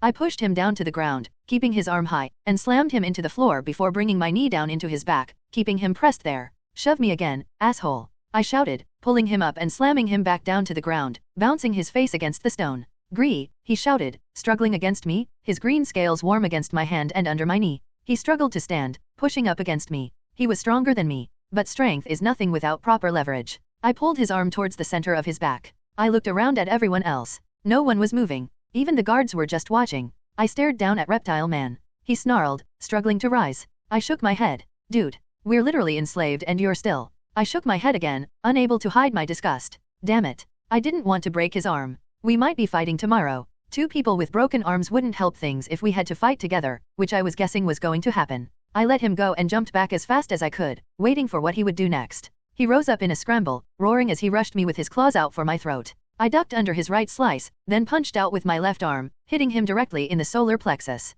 He gasped in pain. Then I kicked his right knee, bringing him to the ground, before kneeing him as hard as I could in the face. I couldn't afford to hold back. He was bigger, faster, and stronger than me. All I had was surprise and training. So as he landed on his back, I leaped onto him, ignoring the burning sensation in my wounds, and punched him in the chest again. He snarled, snapping up with his teeth. I uppercut him, dazing him before wrapped a hand around his muzzle getting ready to. Someone kicked me in the back, sending me flying forward. I hit the ground and tried to roll with the impact, only to get pulled down and held to the ground. A snarling sound filled the air, someone speaking. I was on my back, so I could see the T-Rex roaring down at me. Reptile guy was staring at me, his eyes wide, as Raptor guard held a spear to his throat. I stared back, then looked up at T-Rex. He snarled. I nodded, trying to show I wasn't about to attack again. Rat, he pushed me down, then rose to his full height. Raptor slowly stepped back while the other guards kept watching. I stayed on my back, waiting. The T-Rex finally exited the cage, then Raptor, before they shut it closed. T-Rex growled, low and deep in his throat. I shared a look with Reptile guy. The green-scaled man looked like he was about to snarl. I shook my head, then got up, ignoring him. Whatever noise he was going to cut off. I walked up to the bread, most of which had been stomped on by the little brawl. Big chunks of stale, moldy, dirty brown. Not bread. Some kind of dry-baked thing filled with meat. Well, I suppose a lot of us were carnivores. I hadn't expected them to waste meat on prisoners. Still, they were big. I picked up a piece, trying to keep my panting to myself. God, that had been stupid. One moment, one mistake, and I'd be dead. I'd lost my temper. Nat would have killed me if she knew. I pushed that thought down in favor of walking up to Reptile guy. He flinched back. Winged girl, German guy, and stone person watched. T-Rex snarled. So when I kneeled to hold out the bread meat thing to the reptile guy, he seemed shocked. I sighed, holding it out. Stop being a dick. Just eat. He stared at me for a moment longer. I dropped the food in his lap and went to the beat-up bread. One by one, still clutching my broken arm to my chest, I grabbed 2 other pieces, then tossed them to Winged Girl and German Guy. I picked up another piece and looked over at Stone Person. You want a piece? I asked, holding it out. Stone Person shook their head. Instead, they reached for a piece of random rubble and began to chew on it. I sat down in front of Reptile Guy and began to eat, ignoring him. After a moment, he started to eat as well. Dial, Reptile Guy looked up at me. I patted my chest. Dial. Dial. I patted my chest again. Gresh, he said hesitantly. He sort of growled it. Gresh. Nice, I grinned. Look at that. I'm a master of communication. He snarled. I chewed my food, trying not to look like his teeth were scary as shit sharp, and grinned. Gresh was the reptile guy. Stone Person's name was some combination of a boulder shattering and gravel bouncing. When I tried to say it, I felt like my lungs were about to pop out of my throat. So I called them Demi since Deadpool's voice was always described as Demi Moore's if she was gargling gravel. I am great at names. German Guy didn't want to tell me his name. He kept calling me Englander. German Guy was a jerk, so he did not get a fun nickname. The Winged Girl didn't want anything to do with us. I think she didn't want anything to do with the world at large. She had her one wing wrapped around her as she sat with her knees to her chest, her eyes low. I got a good look at her back. Her left wing was torn off, leaving a stump of bone. The winged people in the other cages kept singing to her in a flowing language, sympathy on their faces. She ignored them. It was while we were all hanging out and making friends in the worst group setting I'd ever been to. I kept watching the guards. I noticed a couple of things as the day came to a close. They never seemed to have any less than 2 people around us. But they also kept sending people in groups of 6 to one of the exits. More than a few returned looking positively exhausted, like they'd been fighting for hours. I also kept hearing something. A muffled sound, through the ground. Like something under us was moving over and over. At one point, a loud roar came from the distance. I looked at the T-Rex guard. He didn't show any surprise. What the hell is causing that? He stared at me with those reptilian eyes of his. The raptor guard looked between us. Finally, the T-Rex spoke. His snarling voice rose and fell in a brief sentence, the Omnitrix finally translating something. Red Devil. Oh damn. I had an escape plan. X flew into the savage land at top speed, making no attempt to slow down as he came down towards the ice. A small beam of light flew ahead of him. The veil around the savage land opened. He passed through. For a moment, when the veil closed behind him, he was disorientated. The veil cut him off from every satellite on the planet, the connection he'd had since the moment of his creation. He adjusted to the sensation in microseconds, but it was uncomfortable. In many ways, this was the first time he had ever been left with the silence of his own thoughts. He imagined it was how a modern teenager felt when left in the woods with no technology. X stopped musing to press a button on his harness. The straps holding him to his jetpack released, allowing him to drop as he flew. For just a moment, X free fell through the air, his body streamlined with arms and legs tight to his body. At the last second he snapped his form outward, hitting the ground in a plume of earth and stone flying about. Boom! X took a moment to let his android form adjust to the sudden stop before rising up and striding forward. He patted the weapons across his body while ignoring the jetpack flying away. Instead, he spoke on the radio signal being used by Bridge. This is X. I have arrived in the savage land. Acknowledge. X used the long seconds humans always took to speak to process the jungle around him. The river Mahmoud had fallen into was just a few feet away. Good. He made his way there, reaching for his machete. With brutal efficiency, he sliced his way through the vines. X, the voice of Carl Creel said in surprise over X's radio. What are you doing here? Finding Mahmoud, X kicked aside a boulder, ignoring the 3-ton stone bouncing its way into the jungle. Are you well, Mr. Creel? You look fatigued. Yeah, I'm wait, you can see me. X had access to all bridge camera networks, so he was able to see through the security cameras installed in the Bridge Savage Land mobile base, more of an RV than a base in truth, to watch as Creel looked around in shock. Creel was standing in a room surrounded by screens, with scientists and soldiers looking at the screens, all of which were covered in maps. Indeed, Mr. Creel. I am obtaining all the data I can from the mobile base's servers. I've extrapolated the last possible location of Mahmoud before the trail becomes muddled. I am headed there now. Creel shook his head. He rubbed his eyes slowly. The superhuman had all the clinical signs of exhaustion and lack of sleep. He had dark coloration beneath his eyes, hanging eyelids, pale skin, and the corners of his mouth were sinking. Still, he was clearly motivated by the way his back was straightening. Whatever, it's good to have the help. You want us to come along? No need, X said as politely as he could. He stopped by the river, robotic eyes tracking across the water. How is Phantasma? Creel hesitated. He looked towards a back room. X accessed the cameras in that room. Phantasma was reading in a chair. The young Russian witch looked even worse than Creel. Her hair was straying about, far from the usual sophisticated way she had. Her hands were shaking slightly, and her eyes were falling constantly. She was reading a screen, frantically taking notes. X took a look at the file she was reading. An upload of a book of magic. She was reading through spells on tracking items, but she was making mistakes. Mr. Creel, X said at last. Please, endeavor to rest. Both you and Ms. Phantasma. You are both exhausted. Exhaustion does not help us. X, we need to find him, Creel growled. Yes, but you need to sleep, X said firmly. I do not. I can attempt to track him while you rest. Once you are rested, I will inform you of my position, and you can come aid me. Phantasma is currently writing a spell that, if I am understanding correctly, is meant to track Dial's sword. However, she has currently set it to summon a creature I believe is called a flumph. She must rest. And so must you. Creel stood in silence. X strode into the river until his head was submerged. Finding nothing, he exited and began to walk along the bank, his eyes taking in every bit of information he could process so that he missed nothing. Creel lashed out suddenly, his fist shattering a TV screen before going through it. Everyone in the room stared at him. X ignored it, instead pushing aside a tree and slicing through more brush. Fine, Creel said, as though he hadn't turned perfectly good equipment into scrap. I'll get Phantasma to rest. You're right. We need to sleep. But you tell us the second you find Dial. Because I'm going to break his arms if he's just hanging out having fun while I'm trying to find him. That is more than likely not what he is doing, X said dryly. One thing, Creel said.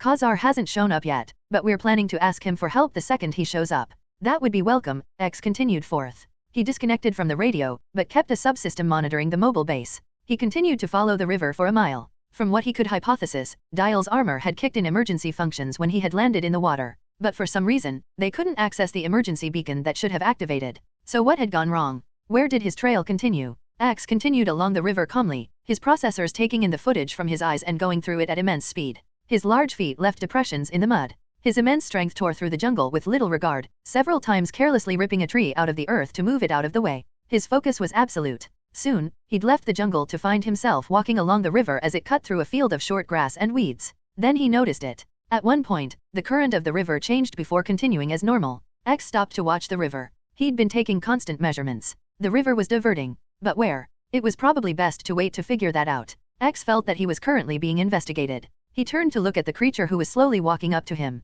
It was about the size of a baby elephant. It toddled towards him awkwardly, large eyes looking up at him curiously. A Triceratops baby. Or at least, a descendant of one. It had two tiny horns that hadn't grown just yet, and was looking at him with the fascinated gaze of all infants. It must have been only a few months old. X lowered himself to a knee as it approached. He reached out and pulled some grass up out of the ground before holding it out. The baby Triceratops' eyes lit up, and it rushed forward. It tripped over its own feet, struggled back up, and continued towards X, leaning its head down to devour the grass in the android's hand with mewling sounds of happiness. X raised his other hand and rubbed its head, getting more sounds happiness from it. It was covered in extremely soft feathers the color of mocha coffee, with some small amount of blue across it as well. X noted its actions calmly. It was a cute thing. It was part of why he'd felt the urge to feed it. Rayaic. She had been just out of sight, in the tree lean. X watched as the mother came towards them. The infant squeaked, rushing towards the mother, who nudged it back. As it did, X noted the size of the Triceratops. Thousands of pounds of flesh and bone, with feathers similar to its child, only more aggressively blue than mocha. Its horns were more like spears of solid bone 3 feet long, and its entire body was built like an armored tank similar to a rhino, with its crest rising high off its head. Once the baby had moved off into the tree lean, the mother spun to glare at X. This was very interesting. There were many theories on the behavior of dinosaurs, but no way to prove them. Of course, X mused, this Triceratops may have evolved to act this way on the savage land, but it was better than nothing. She was acting more like a mother bear than anything else. Oh, she was attacking. She charged towards him with an aggressive roar, her elephantine feet crashing into earth with quaking force. X adjusted to the shaking and faced the animal, who outweighed him by tons. He felt some digital approximation to excitement. This would be his first fight in the real world. He waited for the mother to reach her full speed, an impressive 25 kilometers per hour. He calculated the time to impact, his own physical body's reaction speed, weak points across her body, and the rules in place for the savage land, as well the moral implications of any of his actions. By the time she was 3 feet away from him, he had ducked her horns and sidestepped her. The mountain of furious dinosaur missed him by inches. She slammed her feet into the ground, grinding herself to a halt and trying to turn around. X dived under her, crouching. Then he placed his hands against her belly. Servos and pistons spun within him. He rose up. And so did the Triceratops. Yug, the mother waved its feet in shock as it was lifted off the ground. X stood to his full height, supporting the weight of the dinosaur. He took a moment of synthetic pleasure in the ease of the movement. His body was taking the weight very well. He kept its weight distributed across his shoulders, mimicking the way human weightlifters did similar feats. Then, as the Triceratops continued to wave its feet around and look around in a panic, he hefted her up and pushed. It took some careful movement to make sure when she landed, she wouldn't shatter or break anything. She still landed with a boom. Confused, the Triceratops slowly rose to her feet and faced him. X turned his back on her and walked into the river. The Triceratops was smart. Apparently, being lifted off the ground and dropped by something that followed that by ignoring her was too much. She slowly backed away, making sure to keep its cub behind her while the baby watched with adorably wide eyes. X ignored them both even as he recorded the incident. Internally, he thought that had gone rather well. Back to business, however. He disappeared underneath the water. His advanced cameras tracked along the river bottom, based on the movement of the silt as it was lifted by the water. Ah, there. He walked up to the opening that was in the side of the river, deep under it. An underwater tunnel. This explained everything. The river had a small amount of it constantly pouring into the tunnel, but no one would know that unless they swam under its surface as X had. So when Bridge had attempted to follow the river, they missed this area, which was where Dial must have been swept into. However, Dial's chances of survival had significantly dropped. X ignored the statistics running through his mind. He simply walked up to the stone tunnel and pressed into it. For a moment, his squat form struggled to enter it. He pressed deeper, the stones scratching at him and moved on, shoving aside hundreds of tons of stones to enter the tunnel. He moved into it, finding himself in almost claustrophobic conditions. All light was left behind, forcing X to turn on a function in his eyes that activated simple LED lights within them. He crawled for several minutes before the tunnel opened up into a larger cave. X made his way out of the tunnel and looked around the cave. It was 20 feet around, with stalactites and stalagmites in one corner, and the river cut its way through it. X updated his internal map and strode forward. He could see small scratches on some of the surfaces of the stone along the river, possible where Dial had bumped into as he had floated. The cave continued to open up as he moved forward. At one point, he found himself in a cavern that was dozens of feet high above him, opening up at the top in a large hole that revealed the sky. X noted the plant life surrounding that hole, as well as the waterfall pouring down it to join the river. He also noted the large temple in the middle of the cave, about the size of a house, the stone building having fallen apart centuries ago. The statue of some figure still stood in the center where the temple had once been, though it had been beaten by the elements for some time. It appeared to be some sort of feathered being, with a rooster comb on the head. X took footage, then continued on. It was as he left the cavern to continue deeper into the tunnel that he noticed some metal embedded on a wall along the cave, a strain of some oddly silver. Alert! X's internal systems screamed a warning the instant his body's structure was compromised. X leaped back the instant he understood what was happening. His right hand, which had been reaching forward, started to flake and turn to liquid as he got closer to the metal. X got back as far as he could before the melting finally stopped. He stared at his hand. The hand was still intact, but the metal on it had been melted and left to drip. His hand now looked like liquid silver had been poured across it, only to freeze midway. He twisted his hand and was forced to shatter a piece of his armor to allow him to move it freely.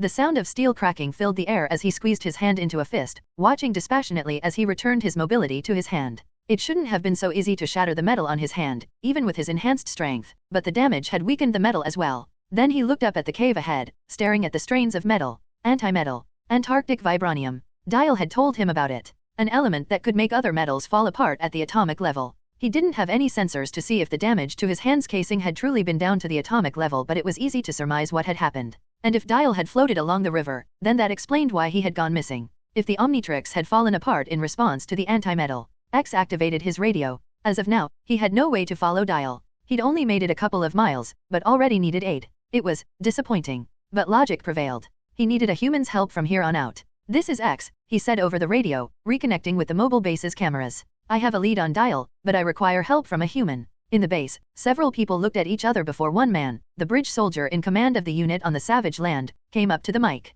"We read you, X. We have an asset in the field heading out to you. He said he should be able to find you soon."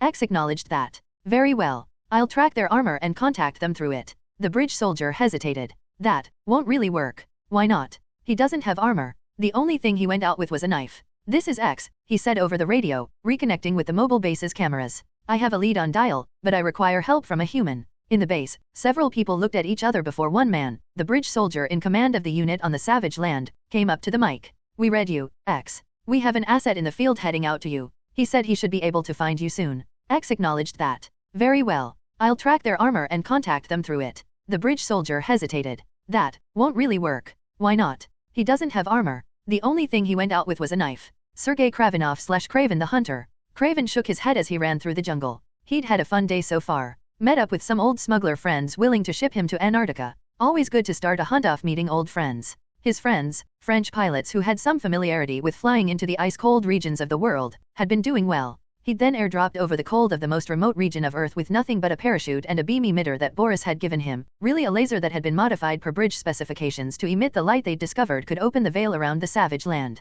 That had been a thrill. falling towards a world of ice, feeling the chill wind pass him by. Then, a single laser flying out of the boxy device he'd lugged along, and he was headed down for a jungle instead. What an incredible thing to see! From there, things had been much more familiar. Note. He parachuted into the jungle and made his way to the Bridge Mobile Command Center. When he got there, the bridge soldiers immediately pulled him in. Where is Phantasma? Craven had asked curiously. She and Creel are knocked out, the bridge man in command had told him. They've been up since Dial disappeared. We're letting them rest until we get news. Good. Sleep was as necessary to survival as sustenance and shelter. While Craven had long since trained himself to only require 30 minutes of sleep 4 times a day, he still needed that rest. Lack of sleep could kill a man as effectively as any animal, and in many cases lead to dying by animal anyways. Craven rubbed his chin. Then I will head out for the hunt. You mean rescue? The bridge soldier said hesitantly. Is there a difference? Craven scoffed. Honestly. As though he hadn't saved tourists from their own stupidity before. Where was our shape-shifting friend last seen? Here, a scientist said nearby, pointing at a map.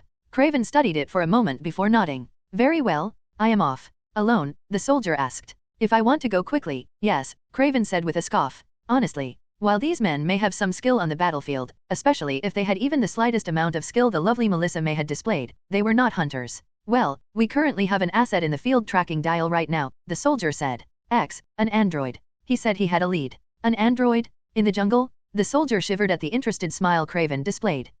Do you need anything before you go? The soldier asked. We have more armor, weapons dash. Craven shook his head, patting his sides, where a steel and bone knife hung on each hip. I will be fine as is. Then he turned and left, ignoring the stuttering of the soldier as he left. From there, the hunt began. And it was an interesting one. First, he went to the cliff where Dial had fallen, and leaped off of it, hopping his way down the rocks with incredible agility until he had gotten to the bottom. Then he leaped into one of the trees along the river and made his way along the shore, jumping from tree to tree with practiced ease. The savage land was a delight to the senses. The sense of animals he'd never encountered, plants larger than he could have ever believed, even the insects here were enormous and powerful creatures, if the dragonflies that frequented the river were any indication. Craven reveled in how hostile this place was. After half a lifetime of hunting, he'd nearly memorized almost every jungle on Earth. Not entirely, of course, the very nature of jungles made such things impossible, but he'd gained a sense for how they worked. He'd hunted every manner of animal, survived floods, forest fires, and hurricanes, turning predators into prey. Over time, Craven had only gotten stronger and more skilled. He'd taken the wild and made it a home, not the savage land. Here, the trees stretched upwards for hundreds of feet, a city of green to rival the likes of New York. The brush was thick enough to entangle the largest of animals, and the scent of the jungle was almost aggressive. Every time he jumped from tree to tree, using the tall foliage the way lesser men would use trails, the land spoke to him. You are not welcome. You are prey. Make one mistake and you will die. I care not for the great empires of man, for I have survived while they have risen and fallen. How enticing. To be once more a novice. He hadn't felt such a thrill since he'd been a young man in Kenya. For all his experience, he couldn't help the feeling within him. The thirst to prove oneself that only the greatest of men felt deep in their hearts. Either that or he was having his first midlife crisis. His amusement at the internal thought faded when he noticed an irregularity. A crater alongside the river, on the opposite bank. In a twisting movement that would have left the most avid Olympic gymnasts gasping in awe, Craven leaped out and grabbed a branch in his hands, the bark under his palms cool as he twirled around it 3 times before releasing it to fly across the river in a somersault. He landed in a roll on the other side and came to an instant stop next to the crater. Then he took a long hard look at it. Newly formed, he mused to himself. Dust from the crater had flown up to land on nearby plants, proving that true. It was about 3 feet deep, but nothing stood in its center. He took a deep sniff. The scent of metal, ozone, and silicone filled his lungs. The android. He looked around and found the tracks. The android had a heavy gait, but the ground was dry enough that it took a small amount of effort to discover where he had gone. He'd entered the river for a brief moment, then left it to begin trekking alongside the river. So the android was on the trail as well. Craven leaped into the trees again, moving rapidly to follow. If the android found Dial before him, Craven would never live it down. It was during this next leg of the hunt that he discovered something interesting. The android was among the easiest things to follow he'd ever encountered. The android had apparently taken the same method tanks did when it came to tracking prey. Simply stride forward and bulldoze anything that blocked you. Craven found ancient trees ripped out of the earth and discarded on their sides as though the thousands of tons of wood were little more than driftwood. He'd also sliced his way through the brush with brutal efficiency, leaving long trailing gaps of devastated foliage and large footprints. Craven noted a few boulders that had been ripped out of the ground as well. Apparently, whenever the android came up against anything it was faster to tear through rather than walk around. He simply ripped through it. It was almost impressive. Soon, Craven found himself dropping from the trees to land in a small field. He looked around, face neutral as he took in the scents and sounds of the area. X had been here, the footprints said. But so had 2 others. Craven leaned down to look at some grass that had been torn in half, as though by a hand. then at some small footprints like those of a baby elephant in terms of the way the weight was being distributed. Of course, then there were the massive footprints that must have come from a being that outweighed elephants by several tons. Craven eyed the footprints, including the ones that showed the largest animal had been running towards the android. Craven laughed when he realized what had happened. Impressive. This android must have been quite strong. Then, the android entered the water, and never came back up. He eyed the water. After a moment, Craven dived in, disappearing beneath the waves. Some close examination revealed the existence of the tunnel. Any normal man wouldn't have gone in without some form of oxygen tank. Craven had no such fears. He'd hunted in caves and deep beneath the ocean, lakes, and rivers of various parts of the world on many an occasion. The world's longest recorded dives often lasted over 10 minutes, with the divers requiring time hyperventilating oxygen beforehand in order to last that long. Craven had no need for such things. He took the only piece of technology he had brought with him, a small flashlight, and placed it between his lips before entering the tunnel. The hunter crawled in the hole for long minutes, fingers pressing to stones, the cold water pressing in around him. The conditions were less claustrophobic than he expected. He soon discovered why when he realized that the tunnel had been pushed to be wider than it had been, with scratches along the walls and some portions opened up so wide that Craven managed to grab some air. He rose out of the end of the tunnel and blinked up at what he had found. "Good afternoon," the android said. The large being in front of him had eyes that emitted a powerful beam of light, illuminating the cave around them. Craven pulled himself out of the tunnel as the android stepped forward. "I am X." Craven stood to his full height and faced the being warily. He was built thick and strong in size, his body made of smooth metal all across. Craven noted the machete, revolver, and rifle the AI was wearing. Apparently he'd come prepared for a fight. "Interesting. I am Craven." "Yes, I know," X said quickly. "I have been stymied in my search." Abrupt. "Wonderful?" He had no wish to waste time with pleasantries. "What happened?"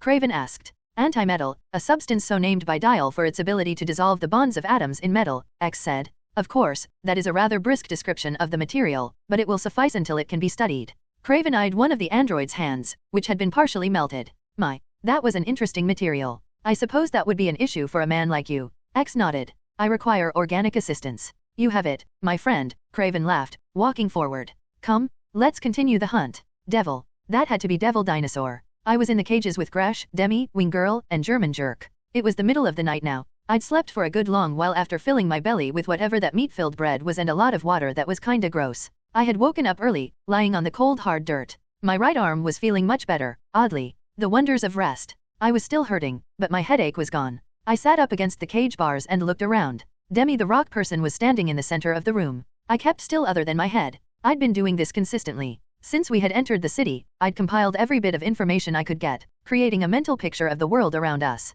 My escape plan was simple. Anyone with even the slightest bit of knowledge on tactics knows the best plans are simple. It's kind of like in a fight. You can build a crazy contraption that magically breaks someone's nose, or punch someone in the face as hard as possible. You get style points for one, but the other is not only easy but also has a good record for working. The plan was first, survive the next day and figure out my weapons. In this case, the weapons I had available were simple. My brain, my allies, and time. I'd taken a good look at the locks on these cages. They were primitive things, made of crude iron. Any lockpicker worth a damn could open them. I was worth a damn. I could open them as long as I had the right tools. Then there were the guards. 2 guards, rotating shifts. I'd have to take them out of the proceedings. Once they were out of the way, I'd release the prisoners. With enough people, we could charge our way out. But that wasn't the real goal. The real goal was to get to Bridge. Just one Quinjet and a small squad with Kadam armor and weapons would help me take these guys apart, not to mention any Avengers helping. But that was the plan. Unlock cage, take out guards, escape, get help. Simple, and subject to change. It had to be flexible, to be able to shift as new information and obstacles appeared. As I was thinking this, 3 people entered the room. Both guards turned to face her. A human woman, maybe a little younger than me, came up with 2 Ankleo lords. She looked Caucasian, with a tan. She surprised me by speaking the language of the Sorlords to the guards, who moved to let her pass. She surprised me more when she walked up to my cage. She eyed everyone in the cage for a moment before facing me. She was tall and muscular, with long pale brown hair and tanned skin. She had some scars around her wrists, and her eyes were brown. She met my eyes. "Lord Stend wants you," she said in English. She sounded British. "I'm currently dating someone," I said back, smirking at her. "And no offense to Stend, but he's got stiff competition. Plus, she'll kill him." I wondered what Jen was doing now. She should have been on a mission by now. "Lord Stend has offered to heal your wounds," the woman said in a monotone voice. "If you will answer his questions." He's inviting me out on a date." I rose to my feet, ignoring the pain that followed any kind of movement. I was still covered in bruises. "That's adorable. Well, let's go. I'll let the big lug down easy." The woman frowned at me. I grinned. I might be spending too much time with Tony and Nat if I was being this sarcastic. Well, I'm down. I took a hold of the cage bars and grinned at her. So, take me to your leader. I sat as calmly as I could while the cuts on my body were cleaned by the woman. She'd brought me to a small room higher up the building we were in. I don't think she or the two sore lords with us noticed me carefully tracking my way through the building, noting the area around us through the windows, marking directions. The room she'd brought me to was clean, well lit by torches, and had a large table in the center and some drawers made of wood. I'd been guided to sit on the table, after which the woman got to work. She cleaned out the 2 cuts I'd gotten from the raptors. The one on my hip was especially deep, and it stung as she used water to wipe it out before pouring something that smelled a lot like alcohol into the wound, pinprick stings following every motion. Once clean, she packed in some goopy green substance into the wound before wrapping it in a bandage. Then she removed the makeshift wraps around my broken arm.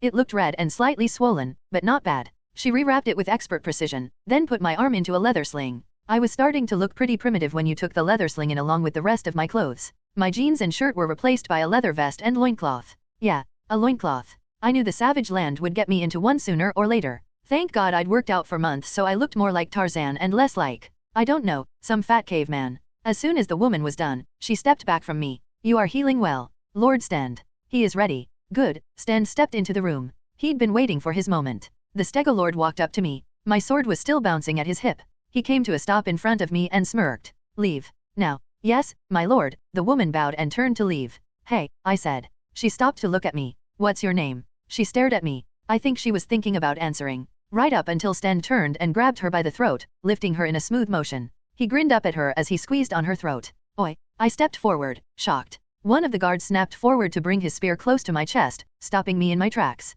Her name, Stend said smugly, is Slave, isn't it? The girl was choking, clutching desperately at Stend. She nodded quickly, tears in her eyes. Then, Slave. Follow my last order. Leave. Stend spun around and tossed her out the door. She let out a pained gasp as she hit the floor. She didn't say a word though. She just rose up as fast as possible and rushed away. Stend turned towards me with a chuckle. Now, you. I have questions. What? You want me to teach you my advanced wedge technique? I snarled. Because I'm pretty sure Biff Tannen and Draco Malfoy would be proud of that little stunt.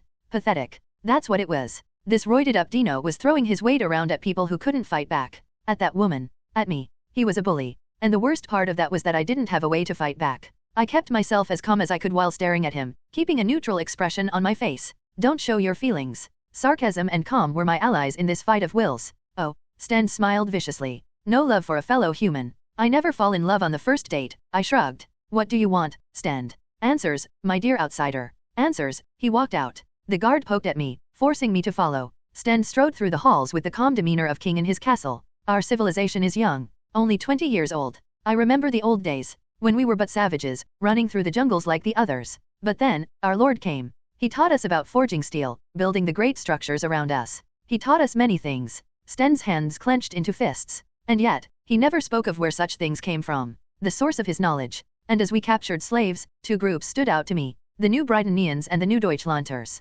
Descendants of outsiders like you. Men who were at war landed on our shores and made a home here while continuing their war. They told stories to their descendants. And I listened to those stories. Stories of cities and civilizations far beyond ours. Of wars between vast armies, with medicine, culture, and people far advanced from our own. 20 years of progress. And we were still primitive buffoons. We entered an office. I was beginning to get a sense for who Stend was, so I wasn't surprised to see that his office was ceiling to floor with books. Among them was a map, resting on a nearby wall. A map of the Earth, next to one of Antarctica. Except that the map of Earth was very rough, printed onto thick parchment, while the one of Antarctica was full of green and blue. Didn't need to be a genius to know the map was depicting the savage land. It was far cleaner and more detailed than the other one was. I have some theories. Stend strode around his desk to sit at a roughly hewn chair that was built with a long divide in the center so his stegosaur fins and tail would pop out the back. Our lord has been good to us. Or so I believed. But recently, I have begun to question just how good he truly is. Stend pulled out a journal. He taught us the secrets of medicine, but then I enslaved a Britannian who taught me about antibiotics.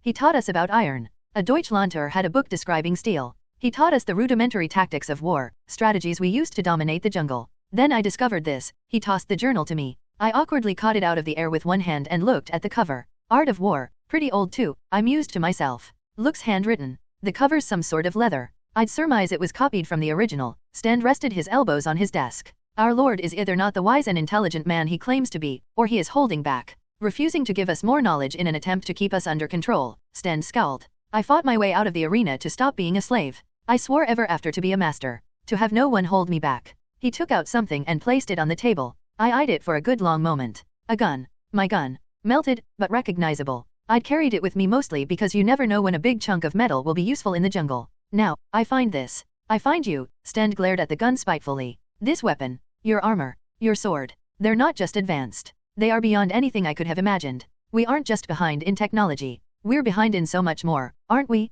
I fought my entire life to find freedom. But I've discovered my ignorance has shackled me all along. I'd sympathize more with you, if you weren't enslaving me, I said as bitingly as I could. I don't know, man, it's just tough to relate to a guy who does that kind of thing. Oh, and you promised to send me, a dude with a broken fucking arm, into an arena to fight to the death. Really feeling for Spartacus about now. Sten smirked. How about if I propose a trade? A trade? I didn't say anything. Just waited. He seemed to take that as a reason to continue. I want information. I have often made sure slaves who have value to me are kept from the arena. Men and women of all species who can aid me, such as our weapons. He nodded towards the guards. Both of them stepped forward, holding out their weapons. After working with Tony and Fitz, as well as memories from my time as jury rig, I recognized Damascus steel on sight. Their swords had the swirling pattern of dark and light that I remembered. Nowadays, it was outclassed by many modern methods of forging, but around here, it might as well have been a lightsaber. Well, not quite as insane, but still stronger than the iron I'd seen everywhere by a wide margin. A Sorlord slave, a young woman about to enter the pits, told me she had been trained in forging, Sten said softly.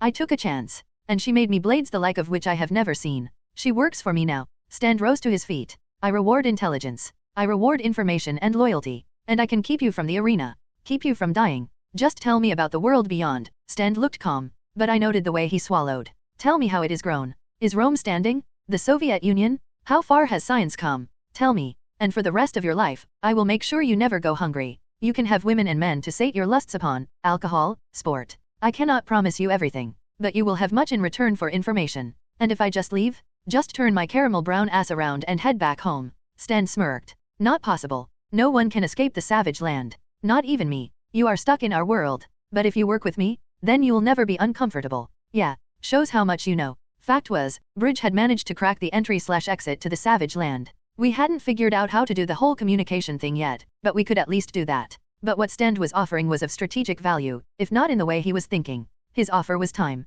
Time to wait things out, survive, plan and escape. Maybe even time for the Omnitrix to repair itself if my increasing ability to understand Gresh was any proof. I could play along for a bit, pretend to work with the guy, Gresh, the people that I'd been captured with. How about my little breakfast club down in the cage? I asked cautiously. You gonna help them out too? Sten quirked his head. The other slaves? They're worthless to me. That's not true. I crossed one arm over the other. You want what I know? I'd like my new best friends to be safe. Sten scowled. That is not reasonable. I need fighters. The arena requires them. And these new slaves are useless as anything other than dying for the crowd. Well, yippee for them. I'm useful enough for all of them. I leaned forward to look Sten in the eyes. You want to know about smartphones, titanium, and the invention of the dab as the world's greatest dance move? That's my deal. My fellow prisoners don't go into your death games, and I will introduce you to anime. You seem like an ice guy kind of guy. Sten couldn't have looked more pissed if he'd tried. I will not put away everything I've worked for just to know. You will work with me, alone. Or you will die. Shit. That wasn't going to work. No deal.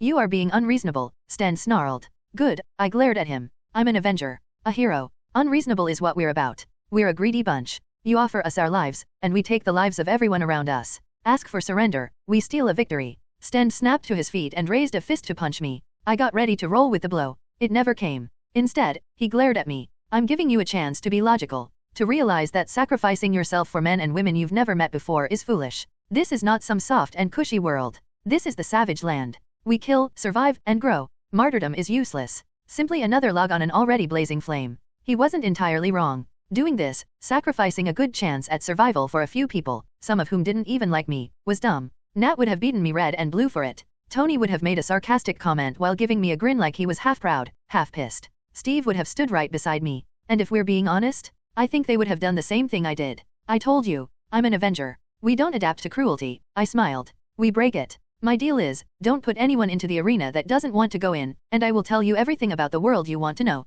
Otherwise, I'll go into the arena and take my chances. Sten glared at me. Then he waved at the guards, who came up and grabbed me by each shoulder. I should have realized how crazy you were when I first saw you. Fighting a suicidal battle against an army of velociraptors. Yeah well, I said quickly while I was dragged away. You can't blame the raptors. They didn't know fighting me is always a suicidal battle. Hopefully, that sounded tough. Because I knew as I was dragged away that I'd done a very dumb thing. We were all quiet later as we were led out of our cages. It was the middle of the day now, long after Stend and I had spoken. We were guided into a room full of weapons and armor. After a random sore lord growled, everyone walked up and stared, choosing something. I would have suggested going for the escape then, but they locked the gates and raised some crude crossbows across the room, the guards watching all of us. With little choice, I got ready. Weapons. There were all kinds, all of them were made of the same iron. Guess we didn't get to play around with the Damascus steel Stend had shown off. I took a longsword for myself, placing it off to the side. Gresh took a pair of daggers, Demi a big axe. The German guy took a short spear. The wing girl took nothing.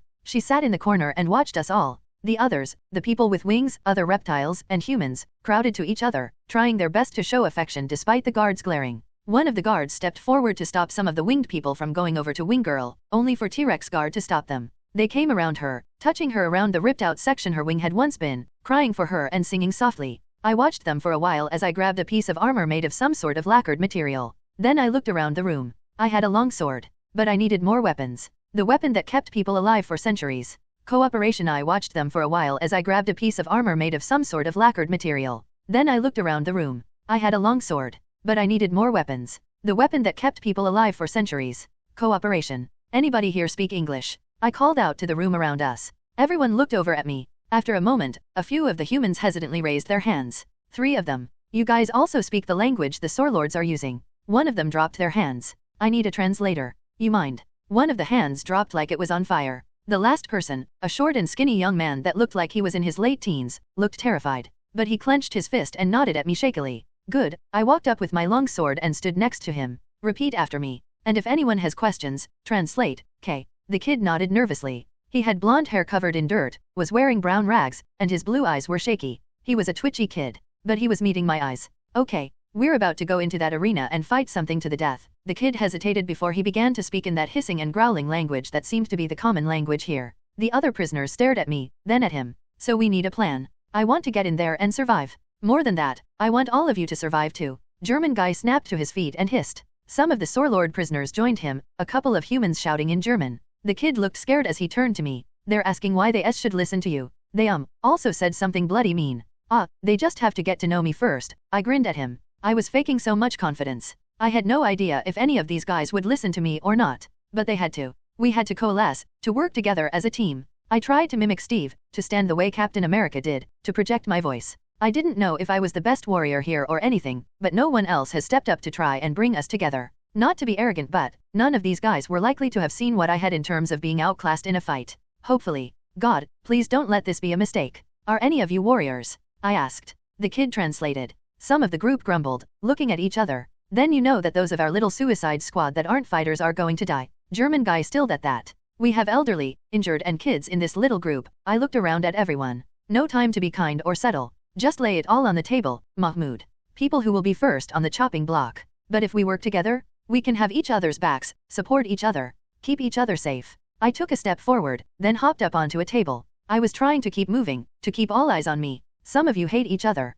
Maybe it's a generational grudge. Maybe you've been at war with each other. I met eyes with German guy. But is that going to matter when we're all going to be trying to survive? A Sorlord spoke then. He was hissing at first. He stopped. When he spoke again, it was in English. Surprised the hell out of me, until I noticed the Omnitrix had begun to glow just a bit brighter. No, you won't just hide behind us, the Allosaurus Sorlord said. You've got a broken arm. What good are you? He asked if you were going to fight with the rest of us, even with a broken arm. The kid wasn't just translating. He was asking the same question. Of course I'm fighting, I scoffed. Everyone in the room looked startled. I guess the Omnitrix translator was kicking in strong. I'm frontline, broken arm, or not. Nobody dies before I do if I can help it. Got some skeptical looks for that. Couldn't blame them. I was terrified at the idea of dying. I liked my life now, but I couldn't let these people die. Look, I get it. I'm not one of you. You have no idea of knowing if you can trust me. I waved around. But that's your advantage. I'm the only here who doesn't have a grudge. I don't give a shit who you are or where you come from. All I know is, we're being sent in to die, and I've been trained to be able to handle it.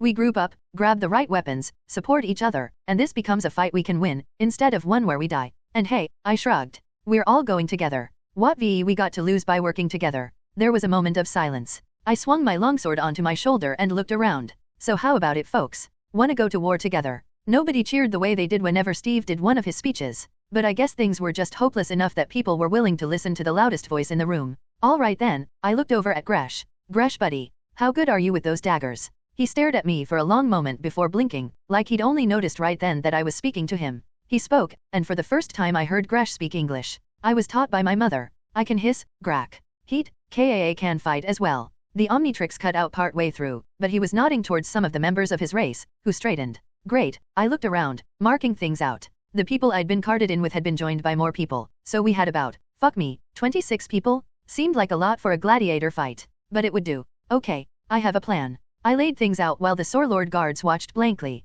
Guess they didn't mind us strategizing. What did they care? We were going to die anyway. Gresh helped me with my armor. I must have made an impression on him because my former bully seemed more amiable all of a sudden. The armor I was wearing now was ill-fitting. Guess Stant hadn't taken my measurements. Still, it was the best one I could wear. The armor was a mixture of Roman and medieval style, like a gladiator and knight had come together to design it. And it was all crap.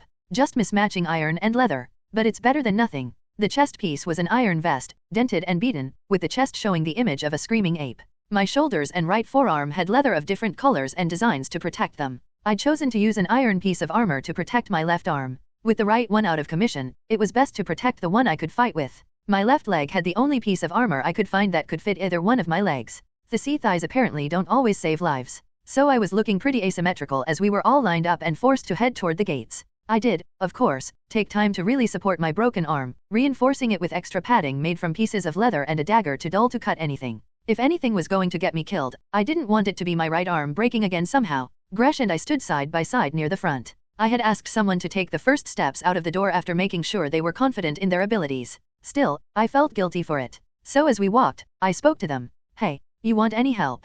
A feminine voice as smooth as silk spoke back to me. No need. You were right to place me in front. I can take any blows the moment the door opens, allowing you and Gresh to survey the area and strike with me. I appreciate your concern. The Omnitrix must have glitched again because the next words from them sounded like a boulder cracking. Got it. I looked around. The 26 people around me looked scared, nervous, angry, calm. I felt almost happy, personally. I was tired of waiting for a fight. I was beginning to breathe a bit easier. Sure, I was still scared and tense. But the wait had been the worst part. We came to a set of large doors. They were made of cheap wood, with the sunlight outside coming in shafts of light. The Sorelord guards locked metal gates behind us, leaving us to stand in the dark hallway. Dust floated in the air, the scent of sweat and piss noticeable, along with the copper tones of blood that had soaked this place for years. I looked at the people around me. When those doors open, I shouted to everyone around me. German guy raised a hammer. Then all hell breaks loose. But that's okay, the Allosaurus Sorelord who had questioned me earlier snarled, his long slashing teeth clenched. Because we have each other's backs. Don't falter. Don't give up. I clenched my sword high. They wanted to sacrifice us. So we make them pay. Understand? Make them pay. Gresh shouted. Say it. Make them pay. The German guy yelled. Make them pay. It was panicky. Desperate. But as everyone around me said it, I began to shout. Don't stop. Let them hear you. Make them pay. Gryak. The Sorelords shouted. The winged men and women sang out. My fellow humans roared. The lizard men barked out. And in front of me, the sound of a mountain shattering erupted. Make them pay. Make them pay. The doors swept open. Outside, a T-Rex Sorelord, laughing in enough armor to cover a tank, rushed forward swinging a sword. He'd been planning on striking while we were bottlenecked in the tunnel. Dick move. And his mistake. Demi stepped forward to meet him. The T-Rex was startled when his sword bounced off of the stone person's skin, right before Demi's fist smashed into his chest, the sounds of ribs breaking barely discernible. I rushed around her body and stabbed out. I knew this would suck. Killing people was something I'd never get used to. But in the choice between this and death, I was able to push myself through the feel of my sword stabbing through scales to enter the T-Rex Sorelord's chest.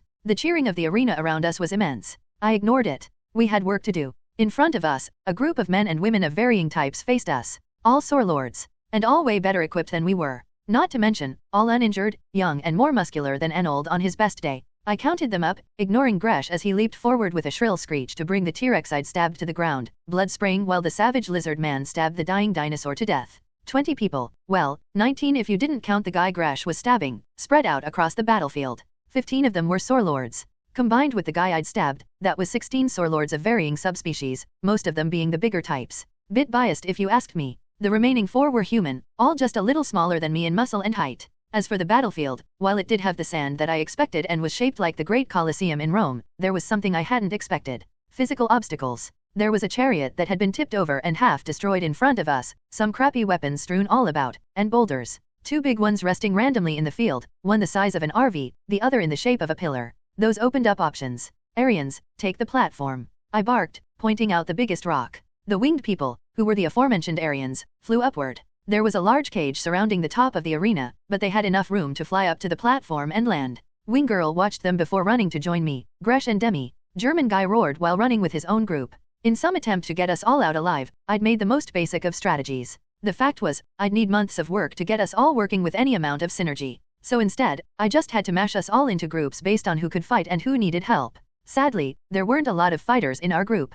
Counting Wing Girl, there were 6 Aryans. I advised them to grab long-range weapons like spears so they could provide air support. Even though 2 were an elderly couple and 1 was a kid in the middle of his teens, they were the best I had to work with. Luckily, the 2 left over were a former hunter and a warrior. They were only 6 out of our group though, 26 people, and I was pretty sure a lot of us would die. I tried my best to mitigate it, to group everyone up and make up strategies for them to follow. But of our group, there were just too many injured, elderly and inexperienced. Whatever. Focus on the battle. Move to help when you can, but focus on the fight. In front of me was a group of 3, 1 red-headed human woman carrying a trident and net, a pterosaur lord with green skin holding a short sword, and the biggest one, a triceratops man holding a giant battle axe in one hand and a shield in the other. Gresh, new targets. I barked out while running forward. He snarled, rather than answer me, flipping off the T-Rex and moving forward. Demi, slower than us, went in as well, Wing Girl hovering in the background. The plan was surprise at the start. Don't fall into the enemy pattern. Instead, rush in and take the flow of battle for ourselves.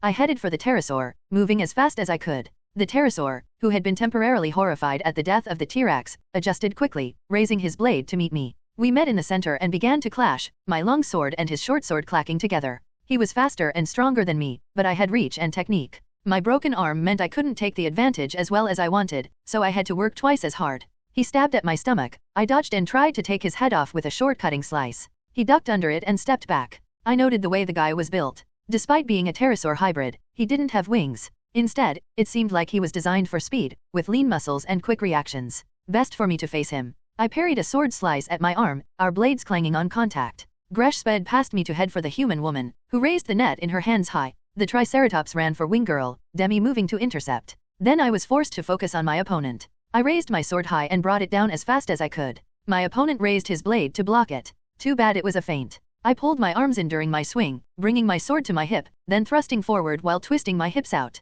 Rack. My sword sliced through flesh again, entering through the pterosaur's chest. He gasped in pain, stabbing at me again. I tried to back away, but he was too close. His sword entered my right shoulder. Fuck. I hissed, pulling back. He swiped at me as I pulled away, the short sword slicing into my cheek. He fell to his knees as blood poured from the new hole in his chest. I stared at him hard, sword raised, then slashed outward to cut into his throat. I ignored the horror deep inside me at the fact I'd killed again to spin on my heel and rush for Gresh. Gresh had gotten wrapped up in the human woman's net and was trying to cut himself out. As he sliced his way out using his daggers, he snarled and shouted, looking enraged as his blades slid across the ropes. I tried to warn him. Rishiarius, fighters who wore light armor and carried tridents and nets to battle, were pretty famous when it came to Roman gladiators. They were among the worst kinds of fighters to take on, trapping you in their nets before striking with a trident while you were trapped. A simple and dangerous tactic. I heard they had a rough reputation, but I gave less than a shit about that. What mattered was that this woman was trying to stab Gresh with the trident. I slashed out at her while she was trying to bring the 3 points down on his skull. She was forced to dodge but still got him in the thigh. Gresh shouted out in pain as a single spike sliced through his scales, then pulled back out with barbed hooks when the woman pulled back to face me. I tried to stab her in the throat, but she twirled her trident to send my thrust out to her right. She reached for her side, where a dagger was hanging, taking it up to stab at me. Cursing, I stepped back. The woman snarled at me in frustration. Somewhere behind me, I could hear the sound of metal bouncing on stone as Demi and the Triceratops battled. Gresh was slicing himself out of the net, and the sound of someone dying filled the air from where I'd last seen the other fighters. I raised my sword and took a deep breath. The stab wound I'd gained on my shoulder was sore, but adrenaline let me ignore it a bit. The Rishiarius woman in front of me was unharmed and pissed. Whatever happened next, it wasn't going to end clean. I rushed forward and got ready to put more blood on my hands. That or die. I slammed my blade against the shaft of the Rishiarius woman's trident. She tried to twist away, but I forced my weight into my blade, making it a battle of strength. Against the Sore Lords, I was less confident in that kind of fight. But most of the humans I'd met in the Savage Land were not as well fed as I was. It's something people don't tend to think about. Modern humans have a massive amount of access to protein, fat and calories, so that when we worked out we could get to truly immense sizes. Despite what people think, most primitive people didn't look like Hercules. Actually, where the hell was that guy? Did he exist in this version of Marvel? Thoughts for later assuming I survived. Even this woman, despite her physical health, wasn't Captain America. I actually trained with that guy. She was finally forced back, dodging the slice I followed up with. She was pretty skilled. Must have been fighting a lot longer than I was. I tried to bring my sword up, but with one arm down, I wasn't able to maneuver my sword as easily as I was used to, getting nothing but empty air with my slice. Damn it, I mumbled to myself. Never had to adjust to using one arm for so long. She twirled her trident around and stabbed it out. I sidestepped it and tried to get in her range to cut of a hand, only for her to kick out at me, keeping me back. We both lashed out with our weapons. The clack clack clack sound of long sword and trident hitting each other filled the air between us. My heart beating in my chest like a drum. I wanted to kill this woman. Not because I hated her, but because she wanted to kill me. Most pure and horrifying reason in the world. We stepped back and forth, growling and hissing, our weapons clattering against each other, sweat dripping along with blood, stinging my wounds. It was in the middle of that chaotic exchange that Gresh sliced his way out of the net. He was on his feet and rushing forward in an instant, a sound coming from his lips like a revving engine. The woman stepped back in a panic. I let Gresh get to her, the lizard man bringing his daggers forward to try and stab her as she blocked with her trident. In that moment, when she was distracted by hundreds of pounds of scales and rage, I sliced her stomach open. The disgusting smell of blood exploded into the air as her intestines spilled out. She stared at me blankly. I looked away, running to the next fight. That look on her face. Her, the pterosaur. Seeing their faces. One human, the other a Saur Lord. They'd been horrified, hateful, shocked and desperate. And then just, gone. Then I pushed that down. We were all fighting. All killing. Later, I'd think about that. But right then, I was on to the next fight. Gresh, back up the others. I shouted. Stop stealing Gresh's kills, he shouted back. Then go get some more. I ran past him to head to Demi and Wing Girl, who were still battling the Triceratops. One group of our people, 4 of them, had been killed off to the side. I couldn't see around the big rock in the center of the arena, but I imagined those weren't the only deaths. The 4 I could see lying dead had been murdered by a Anklo Lord with a great sword and a Raptor Lord with a spear, both rushing towards Demi and Wing Girl from behind. On top of the rock platform, one of the Aryans tossed a spear at the Anklo Lord, only to have it bounce off his armored hide. With Gresh rushing around the boulder to find his own prey, Demi, Wing Girl, and I were on our own. 2 people, both down a limb, and stone person against 3 powerful and healthy Saur Lords. We'd have to make our stand. Demi was trying her. I still wasn't sure if Demi had gender, but Demi's voice was very feminine, so my brain defaulted to female pronouns. Something to ask about when we were not fighting to death. Best to take down the Triceratops she was fighting, swinging her mace at the Saur Lord with crushing blows. Still, strong as she was, she had none of Thor's speed, who was the only person I knew was a true master of maces and hammers. The Triceratops slipped around a swing that smashed the ground he'd been standing on, then swung his own axe at her. The metal scraped against stone, sending up a shower of sparks. A small line was carved into her face, adding to the dozens more she had. Demi released a sound like concrete being poured, and raised a fist to try and punch him, only for the Triceratops to sidestep it. Damn it. He was fast as hell for such a big guy. Wing Girl, meanwhile, had turned her back to Demi to face the Ankleo and Raptor running for her. She raised her spear in her hand and stared in fear as the pair came towards her. I headed for her, trying to get myself there in time. As I came up, an idea came to me. Jump. I shouted desperately. She spun to look at me with that pale blue face, not understanding. Up, get behind them. Still uncomprehending. It was only when she was moment from getting hit by the Ankleo that her single wing spread out. The single wing beat the air as she jumped upwards. For just a moment, it was beautiful. Ankleo and Raptor stared up at her, coming to a brief stop in their shock. Her face, when she took off like that. She must have been stronger and lighter than she looked, because she really lifted off. Then reality hit. She spun ungainly through the air as she reached the apex of her jump.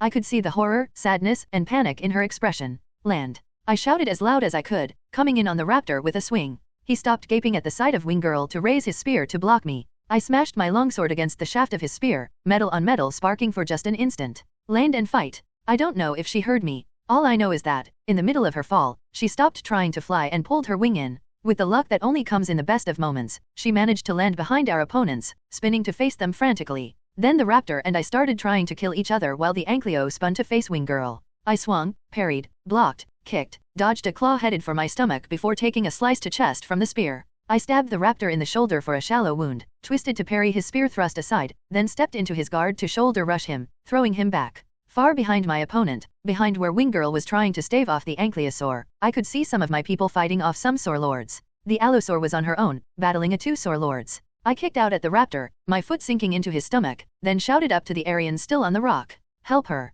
I pointed at the Allosaur. The Aryans were in bad shape. The elderly couple were dead, spears thrown into them, and the kid was crying as he huddled in a ball. But the 2 left over leaped off the rock to fly over the Allosaur, supporting her with thrown spears before flying down to pick them up and throw them again. Behind me, Demi caught the Triceratops axe by the blade. With a sound like brick shattering, she roared, squeezing hard. The blade crunched and bent until it was crumpled steel in her hands. The Raptor I was fighting rolled to his feet. Wing Girl was retreating, and the sounds of the dying and wounded melded with the sound of a cheering crowd. I grit my teeth, clenched the blood-soaked grip of my sword, and rushed forward. Stand/slaving asshole. Stand watched calmly from the stands, eyes panning across the battlefield. All around him, Sore Lords, humans, lizardmen and people of other species cheered and shouted at the bloodshed below. This little fight was supposed to be nothing but an exhibition. A brief battle to exercise the warriors. Instead, one of the strongest warriors of the arena had died in the opening moments. Since then, the crowd started cheering louder and louder, losing themselves to the excitement of the arena. As the outsider dueled with Errand, a raptor Sore Lord, Stand felt two people walk up to join him, walking up along to his right. He looked over at them. I see you've once again decided against wearing your traditional robes, Lord Stand, the smaller of the men said with a slow smile. He was an orange-scaled pterosaur lord, built larger than the others in the crowd. He wore a white toga across his body and a single sword on his left hip.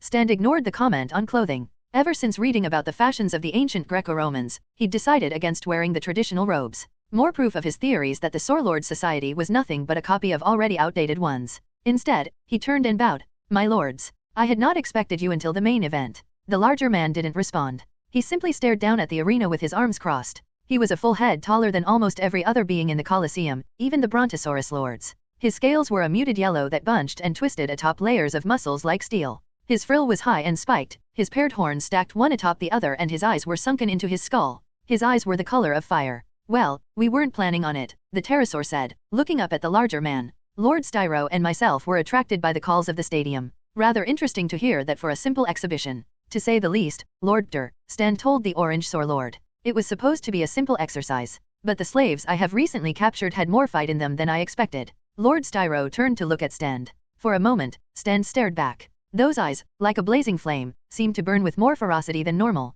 Then Styro looked up. Stand did so as well. High above, he circled. The Lord of all Sore Lords. Their king, floating on the winds, watching them. End the fight, Lord Styro said. The useless ones are already dead. Your slaves are strong. They will fight another day. Styro looked down at the arena. Who led them? The outsider, Stand said without hesitation. His guards had told him of the outsider's attempts to rally the slaves. Stand approved. Seeing them fight together, prove they could defeat a stronger foe, only made the outsider and the slaves more valuable. He'd still need to be punished. But that was fine. Styro waved to a man standing near a bell. The man nodded, raising a hammer before slamming it into the bell. Mahmoud /dial. The raptor took a slash to the face, blood spray hitting my face. Demi finally got a hold of the Triceratops, raising him into the air. Wing Girl screamed when the Ankylo swung his tail, the mace-like end of it almost taking her head off. Raptor reached out to attack me. Wing Girl screamed again. I felt something in me snap. Nat had taught me more than once that holding back in the wrong moment could lead someone to get hurt. That lesson never screamed louder than right then.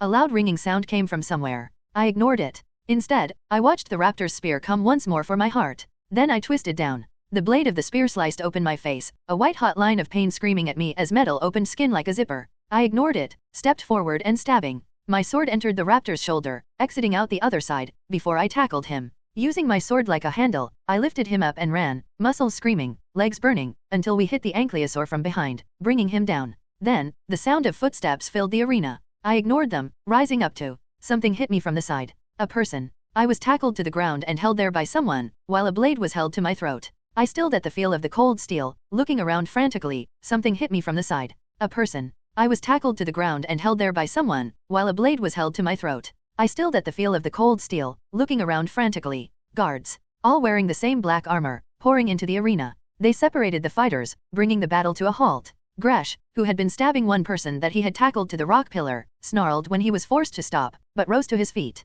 Demi dropped the corpse of the Triceratops, whose head had been beaten in. One of the Aryans rose to his feet, clutching his abdomen. Well done, warriors. The guard pinning me down lifted me to my feet roughly, allowing me to look up at Stand. You have earned your right to survive, he grinned down at me. Yes? This was a magnificent battle, truly worthy entertainment? Thank you all. As a reward, you may all witness the next bout. Stand made sure his eyes met mine. Till the next time, warriors. The guards began shoving and pushing us inside as the crowd cheered. I counted up the survivors as we walked. Well, hobbled. There had been 27 people on my side. 20 on the other. Out of 47 people, only 24 had survived. 23 people, dead, just like that. We'd lost 10 people, and the enemy had lost 13. Numbers had given us an advantage. But it still felt like we lost. Or at least, neither side had won. Asymmetrical warfare is like that. Win-loss-draw. It's all relative. For us, survival was the only way to win. No, in fact, no longer being enslaved, free to leave the stadium, go back home, have our captors imprisoned.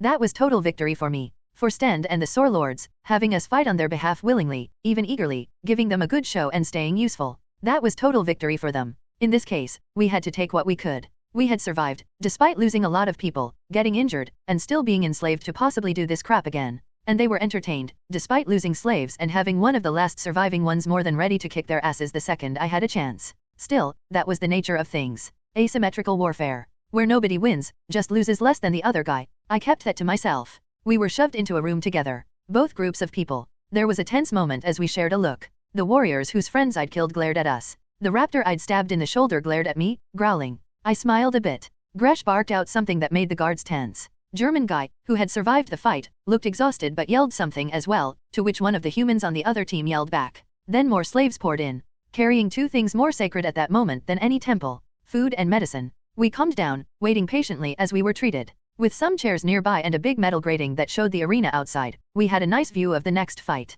It took some time for them to clear the bodies out. I watched, trying to hold back from flinching, as the bodies of my allies and those I had murdered were pulled out. Once done, the cleaners left the arena as fast as possible, with terrified looks on their faces. I watched through the grate as a young man started to treat me. I was roughed up.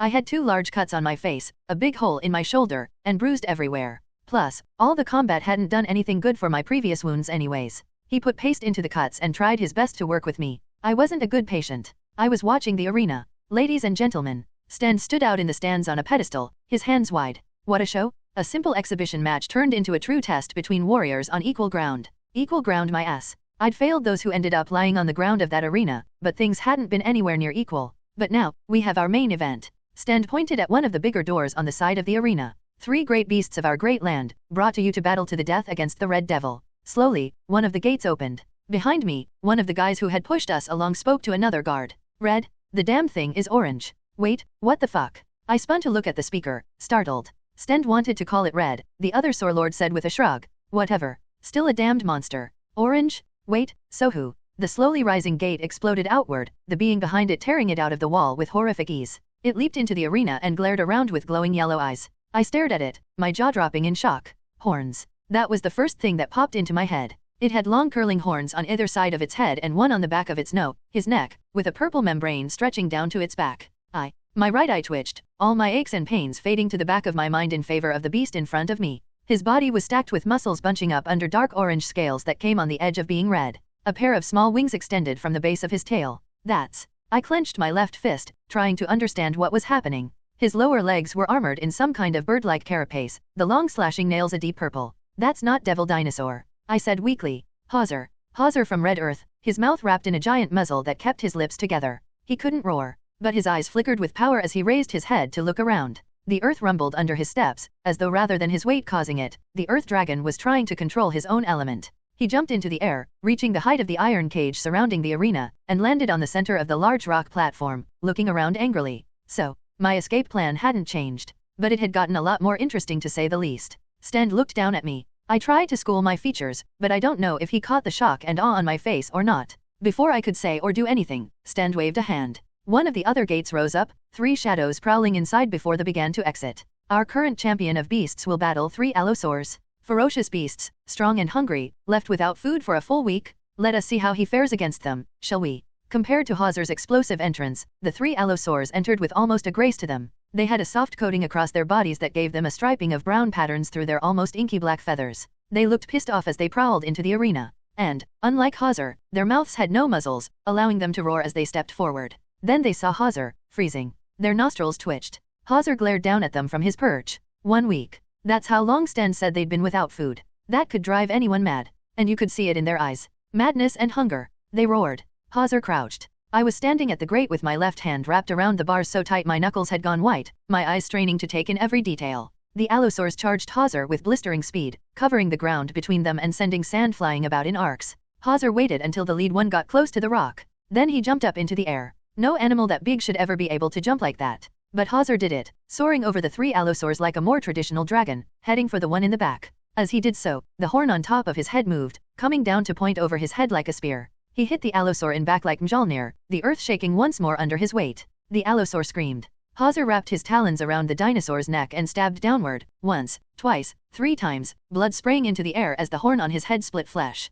The other two allosaurs spun to face him, one rushing him from behind. With incredible agility, Hauser released his first victim and turned to face the dinosaur trying to kill him. When the allosaur lashed out with its teeth to try and bite Hauser in the throat, Hauser stepped back just before his throat could be bitten and turned in place, his tail snapping like a whip as he twirled at high speed on one foot. Orange tail hit black feathers with a mean slapping sound, teeth flying out of the allosaurus' mouth as they shattered. The allosaur staggered back while Hauser came back around to face him. The earth dragon raised one leg and kicked out, the long purple talons on his feet cutting through the air. The allosaur tried to retreat, but got hit by the deadly kick to its chest. Hauser spun around the other way, tail whipping once more to hit the allosaurus and send it flying back into the rock platform, where it lay unmoving. The last allosaur stared at Hauser. Hauser stared back. For a moment, I could see what the smaller dinosaur was thinking about, the wish to run. But he was trapped. And from the look of excitement on Sten's face high above, he wasn't getting an out. Left with no option, the allosaurus roared and charged Hauser. The dragon couldn't roar in response, but he charged forward as well, the horn on the top of his head lowering down once more.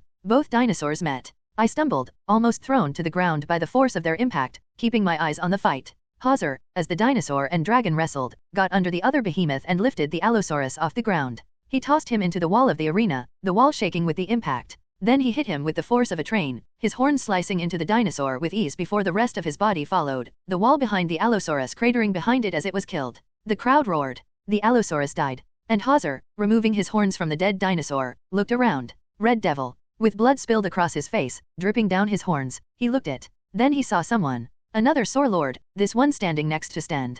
A big yellow one that towered beside his peers, a ceratopsian like a triceratops. Hauser's eyes blazed. He raised his head and tensed his muscles. You didn't have to be a genius to tell that he was ready to kill, and his target was Big Yellow. Guards. Sten roared, panic in his voice for the first time. Hauser leaped for the yellow guy. He hit the cage hard, falling back to the ground. Still enraged, he twisted to his feet like some mix of T-Rex and gymnast, just back to grab the cage. I could hear a low enraged hissing sound as he clung to the side of the iron cage, bashing his head into it. The cage squealed, and the spectators began to run as Hauser tried to rip his way through the cage. Guards. Sten shouted. The yellow guy didn't move. He stood there, wrapped in his toga, hands clenched behind his back and cocked his head to the side, staring at Hauser. Hauser would have been roaring if it hadn't been for the muzzle around his jaws. As I watched, the muzzle began to rip, one of the straps coming undone. But Hauser was too pissed to just wait for the muzzle to come apart. Instead, he tried to force himself through the cage. Metal squealed as his talons bent at them, his arms pulling the bars apart. Shoot him. Sten shouted at the Saurlord guards that surrounded arena ran up to the cage, metal bending and cracking as Hauser tried to force himself through.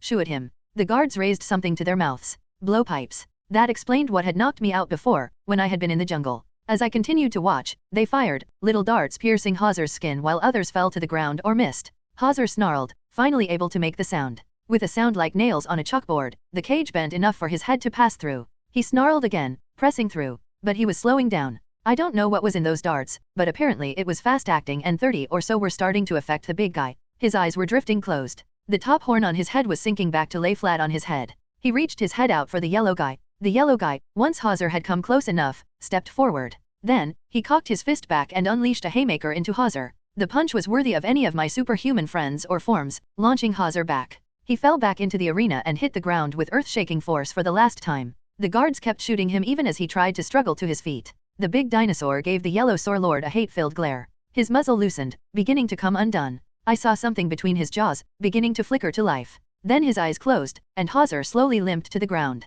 More darts hit him for a minute or so, but the big guy was done. Yellow Saurlord smirked and turned away. Fuck, Gresh said next to me. At some point, we'd all stood at the grating, watching our fellow prisoner fight. I nodded slowly, then looked for Sten. He looked back at me. Then he turned and walked off. Then, the Omnitrix blinked. I looked down at it, tense. For just a moment, green flashed, blinking 3 times. Then it went back to white. I subtly tried to hide it from the guards, but Demi and Gresh, who stood on either side of me, noticed. Bringing the Omnitrix to rub against the wall, I twisted the dial, tried to press it, have it do something. Still nothing. Okay, it was okay. The Omnitrix was coming back. And when it did, I was going to carpet bomb this entire place to the ground. X and Craven, Jungle Steel? X walked up to Craven. The hunter and android had been walking together ever since leaving the caves and finding their way back to the river and had now come upon something Craven had wished to investigate. A trail, this one headed in the same direction as them. X watched Craven as he sniffed the air, pressed his palm to the tracks, and generally wasted an infuriating amount of time. We need to move on, X said firmly. Craven looked up at X, then away. Not yet. I'm trying to get a sense for the animals that made these tracks. To understand them. I do not care. We need to find Dial. The hunter stood up and turned to scowl at X, and that is what I am doing. I know you believe that a search requires smashing the jungle beneath your feet with all the subtlety of a drill to a watermelon, but I have some experience with this sort of thing. That was true. X didn't have the full files, but Craven was well reputed for the times he had helped with rescues in the wilderness whenever a tourist, child, or fool got lost. How may I help? X finally said. Ah, Craven sighed. That is the question I wanted from you? Now, while Craven does have excellent senses you just referred to yourself in the third person, X said dryly. Please, Craven is speaking. Now, even with my senses being as acute as they are useless without context, without understanding. So, I must study my prey's movements first. For example, here, Craven walked about 20 feet away and kneeled down, pressing his palm against the dirt. The animals walked in a pack, following something similar to the patterns of wolves. They were larger animals, as tall as a man. Predators, based on the fact that they never stopped to devour the foliage. And their feet are interesting. Similar to that of birds of prey, but with a single long talon on each foot, made to slice and into prey. A descendant of raptors, X said. Possibly, Craven stood. But the talon is a boon to us. Here, the talon is lowered to the ground, relaxed, not ready for use. Further down, Craven walked 40 feet up along the river. The pack hesitates. The talons raise. And they begin to move with purpose. They sensed prey. We should confirm if our part-time alien was the target. This way, Craven began to run, leaving X to follow. X was glad. If Craven had stood there talking for a moment longer, he would have lost his temper. When they got to the site, they found they weren't the first to arrive. In a bamboo forest, they found a makeshift shelter formed out of bamboo, a fire that had gone out long ago, makeshift spears, and the dead bodies of 3 animals. And blood. Blood spilled in spots where the raptors hadn't fallen. X walked forward slowly. Craven, explain the sequence of events as you say them, X said softly, his southern accent faded to something more robotic. The Russian hunter didn't respond. He simply strode forward and began to roam the camp. He stared at the corpses, the fire, the shelter, took a sniff of the air, examined the blood on one of the spears, then stared off into the bamboo forest. Your boy bedded down for the night. He was walking along the river and stopped here because of the bamboo, using it for tools and water, obviously. I can smell something similar to scorpion meat, so he must have found a couple of them if the scent is this strong. Prehistoric scorpions could be several feet in length, X interrupted. Craven blinked. A savage smile of excitement grew on his face for a moment before he shook his head. Well, he was attacked by these big boys. But when he managed to fight and kill 3 of them, the others ran off. Big boys like this eat on the spot after all, so his corpse would have been laid here, and there would be signs of feeding even if he'd been dragged off later by scavengers. Then, Craven strode around the fire, his gait low. X had noticed that about him. He didn't walk the way a human usually did. Not even like the various spies and martial artists X had interacted with. He walked like some combination of man and big cat. Here, Craven leaned down and reached down. When his hand came up, a single dart was held in his hand. Craven smirked. They caught your boy at his weakest. Bleeding, Craven pointed at a spot of red on the floor. Exhausted. They hit him with this. Craven sniffed the needle. I've used similar toxins. But it's hard. They need to be the exact dosage. Too much and you get an overdose death. Too little and you just get a pissed off target. Whoever shot this knew what they were doing. They wanted him alive. Craven pocketed the dart and stood. Their footsteps come up to him. When they leave, they're deeper. Dial is alive. And we have an actual trail to him now. No more river following, my dear X. Just the hunt. The last word was said with intense relish. X nodded. Good. Strange, Craven looked around. I wonder Craven stopped, eyes narrowing. X heard the same sound in the same instant. It rushed out of the jungle about 40 feet from them, shaking the ground with its footsteps. It was utterly silent beside that. This was an ambush after all. Craven and X spun to face the beast. In the split second they had, Craven took in the sight of the animal. His eyes came alight with an eager flame. X recognized the Tyrannosaurus Rex on sight. Despite being heavy with muscle, its back covered in black and red fur like feathers with a bare, scaly face, and moving faster than had been predicted, there were too many indicators to ignore the fact. X hypothesized it to be about 8 metric tons. It was incredibly huge, powerful, and fast. With the incredible reaction speeds afforded to AI, X was able to assess the moment, to truly look at the T-Rex. The sun shone off its feathers in an array of patterns. Bamboo and wood shattered under its bulk. Its eyes were a deep honey gold, gaze ferocious as it stared at Craven. X stepped forward to attempt to protect Krav. Yes. Craven roared, running forward while ripping his 2 daggers out of their sheaths. X felt the closest he could feel to shock.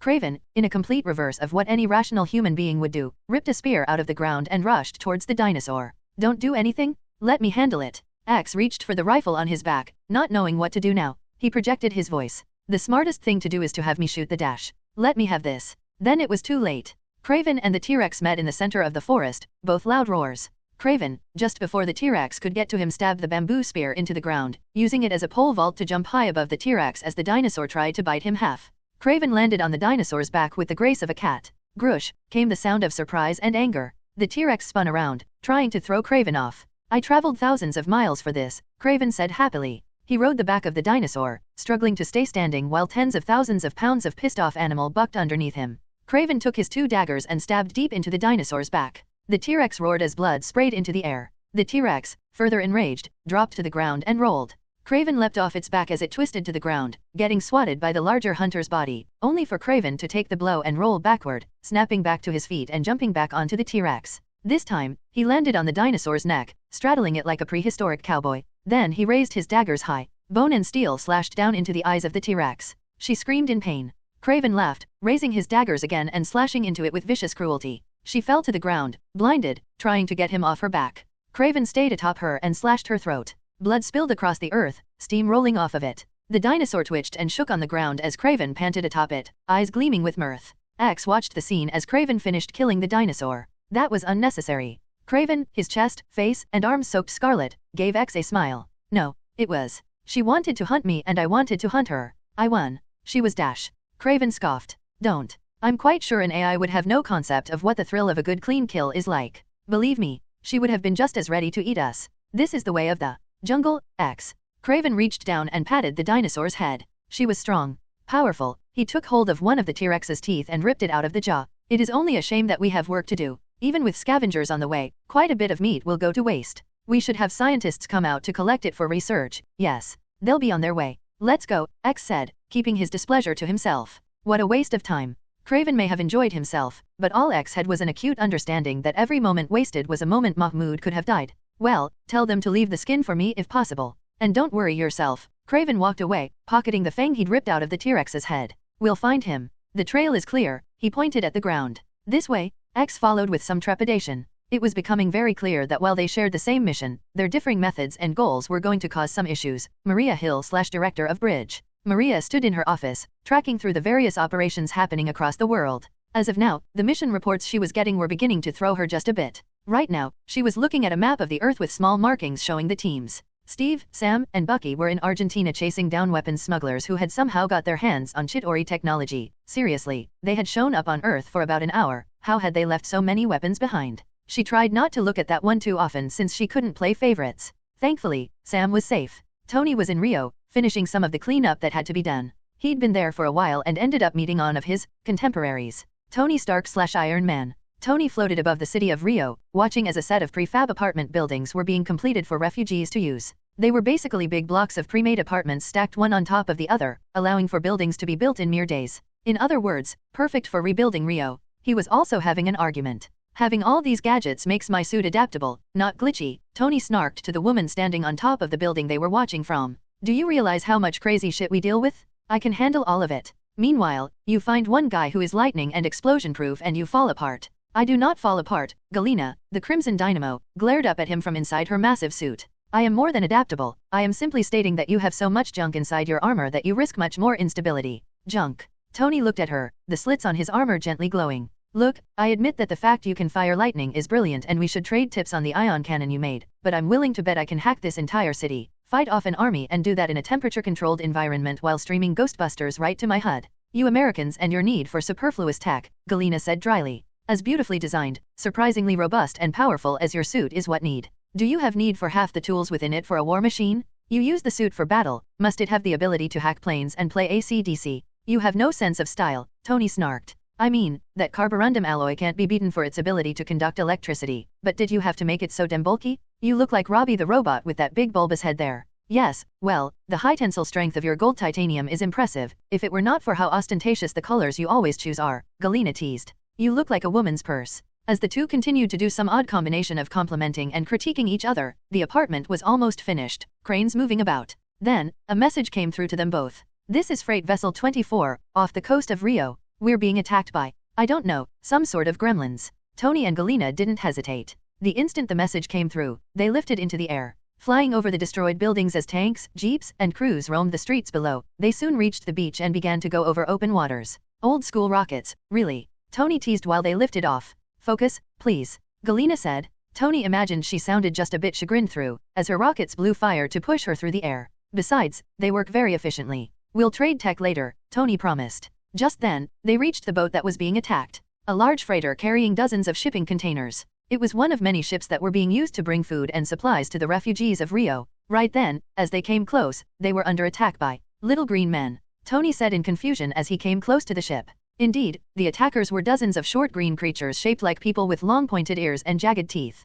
They were jabbering at each other with abandon, almost as though they wanted to speak but just ended up screaming at each other instead. Tony took a moment to float over the boat before he raised his hands and fired a repulsor from his palm. One of the goblins was hit hard by the blast, sent flying back into a shipping container and denting it inwards. The rest looked up at Tony. One raised a gun. At least, it looked like something in the shape of a gun. It was just a big pipe strapped to a piece of wood.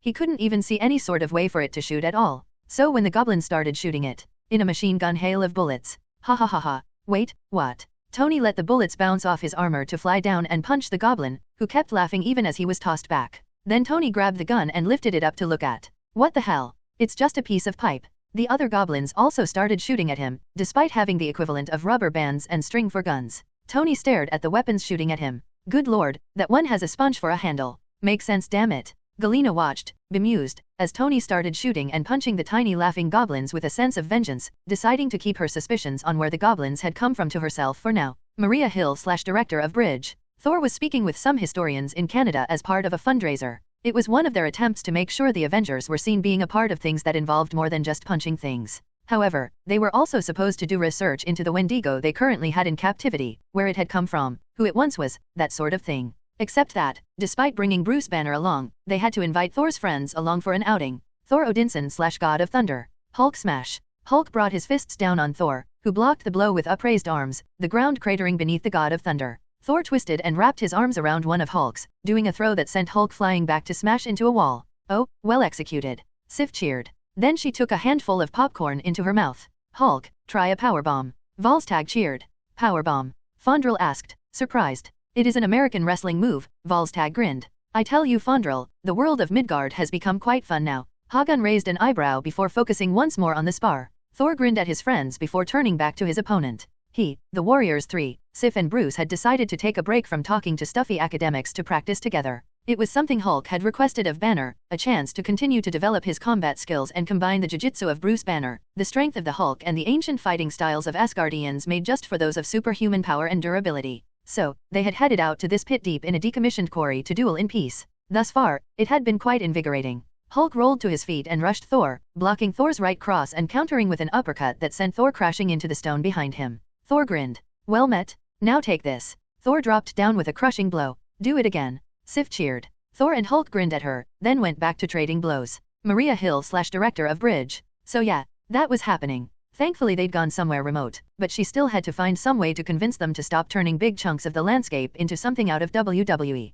The agents of S.H.I.E.L.D. were almost a relief in comparison. They were doing a simple investigation. Nothing had come back from them just yet, which she took as a good thing. That group of normal people tended to get into the weirdest little missions, but last she heard, Carlson had been having a relatively boring mission. She'd hear about that later possibly, but for now she could be assured that the swamps of Florida did not have the giant swamp monster that Dial had warned her about. Then there was Jen Walters. She'd been sent out with a team to investigate a few bank robberies with some marks of superhuman aid. Nothing happening there, but she was on the trail of the robber in charge, an unidentified redhead. Jennifer Walters. Maria frowned. She'd have to be prepared for that encounter once She-Hulk came back. Maria still hadn't told anyone outside the tower about Dial's disappearance. Not Jennifer, Natasha, Cap, Tony. None of them knew about it and all of them would have some sort of reaction to the news.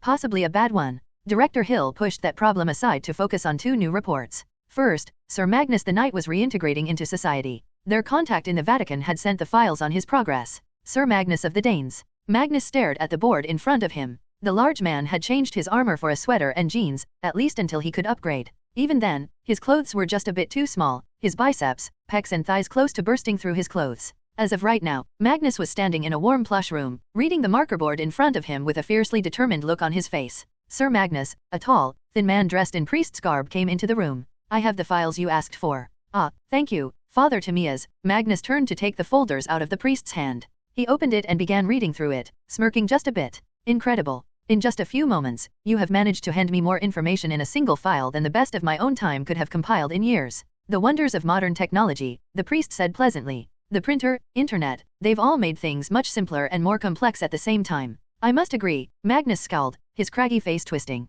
I apologize, by the way. I truly believed that man was in need of aid. There is no need to apologize. We've all had to learn about internet scams before, Tamiya's pointed at the board. But then, that isn't where your expertise lies. Indeed, not. Magnus looked up at the board, where a single photo stood out. A man, his mouth soaked in blood, tossing a young woman aside. It is disheartening to know that the skills of a killer are still needed by the church. But I am a man of God. And I will bring God's vengeance and hatred upon his enemies, in this time as in the last. You are really intense, you know that. Tamiya said with a calm smile. So I've been told. Maria Hill. In the meantime, Fury was handling something for her. It felt odd, having the former director and one of the most powerful men on Earth head out to run what was essentially a simple errand. But he'd volunteered. Nicholas J. Fury. Fury stood outside a nondescript brick building leaning against a black vehicle, watching as someone exited the house. She walked down the steps from her home with an elegant stride, the walk of a woman who had all the time in the world. Nicholas, the woman looked him up and down. You have become fat in your retirement. I hope so, Agatha, Fury smirked. I hear that's something you're allowed to do as you get older. Whoever said that is a liar. The woman had her hair spread outward behind her head, was wearing a purple dress, and had a white shawl over her shoulders, a gnarled and knotted cane made of wood in her left hand. But to each his own. I assume you already have a room to my specifications. That we do. Fury leaned away from the car and turned, holding the door for her, as well as for Ebony. Behind the woman, a cat strode forth. With the regality that any cat owner could recognize, the inky black feline walked forward and hopped into the car. The woman didn't smile, but she had a pleased look in her eyes. You're a good boy, Nicholas. Thank you, Mrs. Harkness. Fury waved for her to enter, following politely in her wake. Once they were both sat in the back of the car, Ebony resting in Agatha's lap, Fury nodded to the driver, a Caucasian woman who nodded back before beginning to move the car. You know, even my mother still calls me Fury. Well, good for her, Agatha scoffed. I suppose it does add to your mystique. You're one to talk. The spymaster and the witch shared a look of mutual respect before turning back, heading to TH later. We were in a new cell. No nicer or anything, but it had more room. We'd been placed in together with the guys we'd been trying to kill earlier, which made things tense as hell, even with the guards watching. My guys took the right side of the cell, while the other guys took the left. I broke the tension about a moment after by looking around at everyone. Hauser. Where'd he come from? Everyone looked confused, if still pissed at each other. Hauser. Wing Girl asked. Hearing her voice for the first time surprised the hell out of me. I tried not to show that, instead looking her in the eyes as she stood between Demi and the male Aryan. The orange T-Rex with horns. Any story about him, about where he came from? Wing Girl looked around. German guy seemed confused, as did the others. In the ice of the east, someone said outside. We all spun around. Yellow Triceratops guy was standing there, stand on the right side of him and the orange pterodactyl on the left. Oh, and the requisite group of angry-looking guards. Hauser, the Triceratops said softly. His voice was deep, almost echoing. I had no idea of his name. We have been calling him Devil. Stand began to speak. My lord dash. The Triceratops didn't make a move, but Stand cut himself off anyway. The Triceratops continued.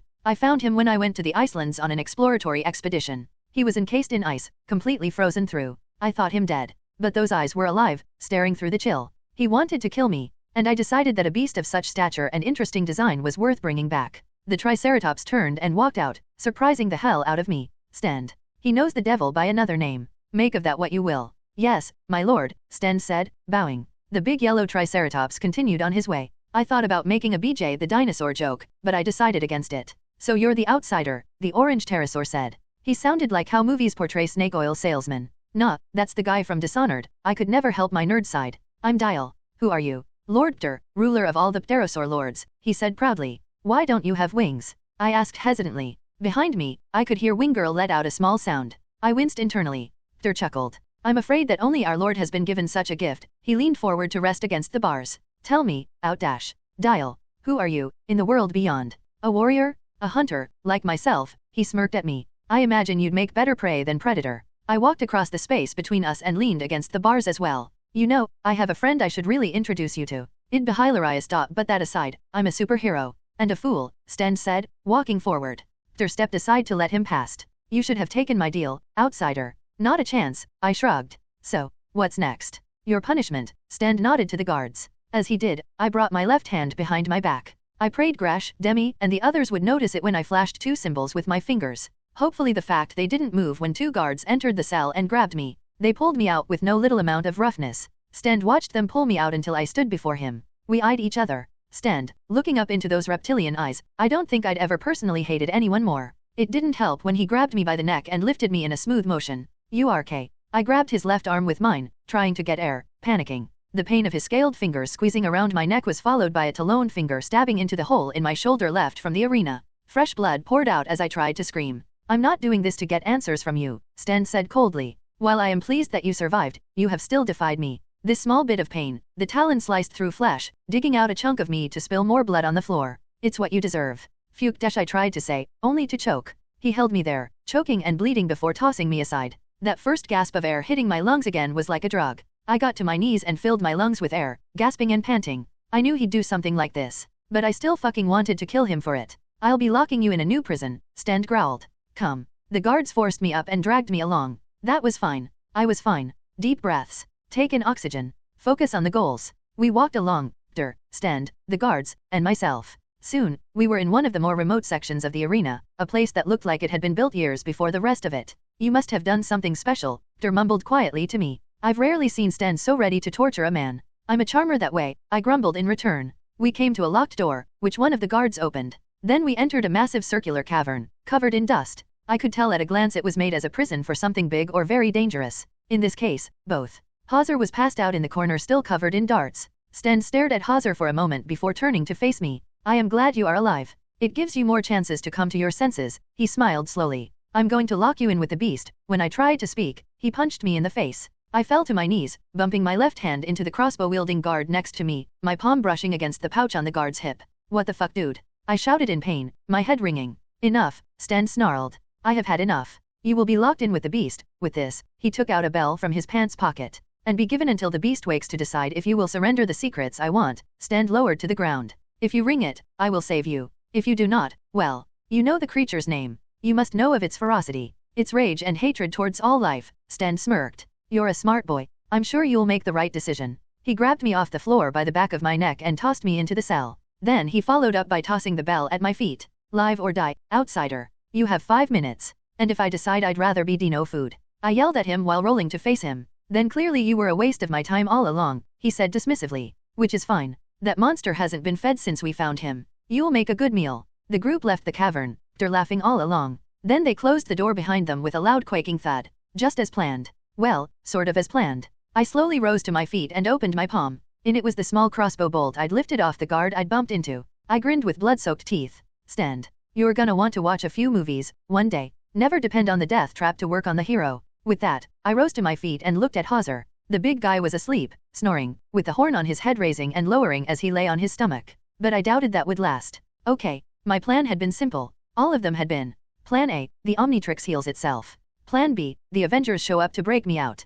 Plan C, open the lock to the cell, take care of the guards, get fellow prisoners out, head out of the city. Plan D, free Devil Dinosaur Hauser, break out in a torrent of Super Dino fury, probably riding his back. Like I said, all simple. The best plans had to be. You could have a complex one, sure, but be ready to toss all the Rube Goldberg machines out of the window when just throwing a rock would do the job. The instant I'd gotten wind of the giant Super Dino, my plan had changed. I didn't have powers until the Omnitrix healed, but I could borrow them from someone. Thing was, I had to depend on somehow convincing thousands of pounds of Earth Dragon that I was his friend. And somehow do it without the raw masculine charisma of Zangief. I walked over to him and leaned down to look him in the face. He was huge. Even without feathers, he was built with layer upon layer of muscles. Even lying down, he was as tall as Thor was. Where did you come from, big guy? I asked softly, patting his nose, feeling the unnaturally warm scales under my palm. Rio is a long way from here. Damn Rio. That had to be how he'd gotten to a Marvel universe. At a guess, the Rio incident had pulled out every dimension, time, and realm close to the one I was now sitting in.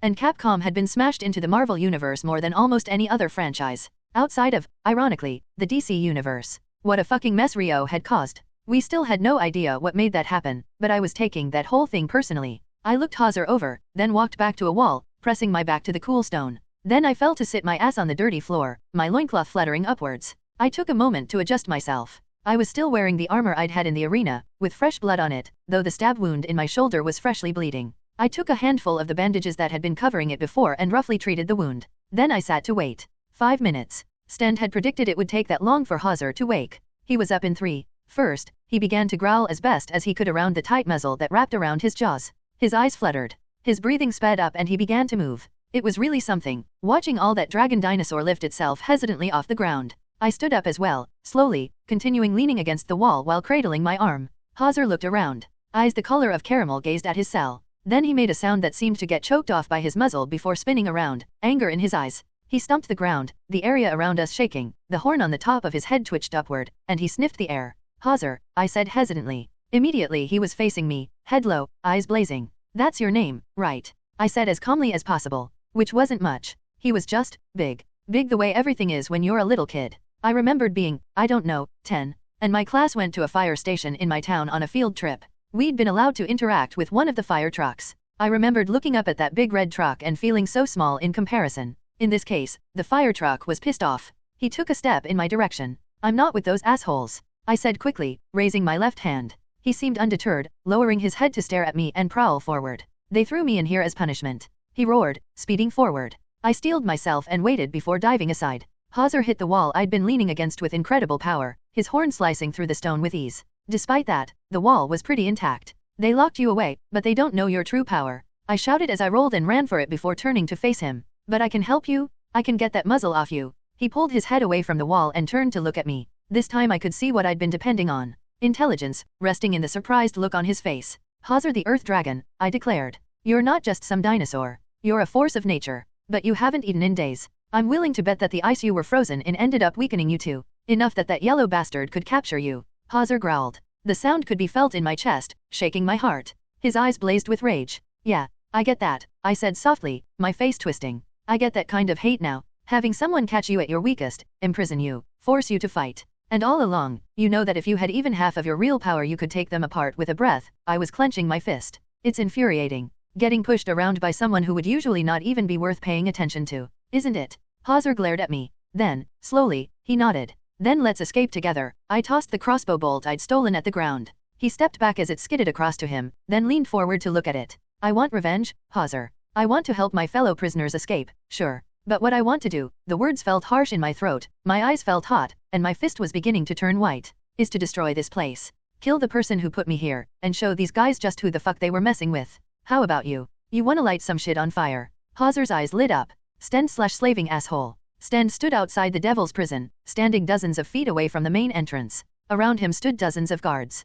There was there as well, jabbering away as always. Stand ignored the smug bastard's speech to focus on the problem at hand. He didn't like this plan. Putting the outsider in a cell with the devil couldn't end in any way that Stand would benefit from. But Lord Styro had told him to do it and his word was law, even more than the other lords barring their true master. Stand had his suspicions as to what Styro hoped for. Ever since the Yellow Lord had found the devil, he'd been obsessed with the beast, studying the creature's battles, inquiring into its condition, drawing sketches of it, and ordering the outsider locked in with it. There was something there, Stand was sure of it. Hauser. That was what he called it. The outsider knew more than he was telling. Once again, that infuriating little slave, larger, taller, and more muscular than all but the better trained warriors he'd ever seen among humans. The way his eyes glittered with emotion and intelligence. In fact, that more than anything made Stand notice him. He was insolent, yes, was keeping the secrets of his world behind a veil of humor. But the anger behind his jokes had something more behind it. Stand had captured dozens of slaves. But never had he felt as though the people he was capturing felt superior to himself.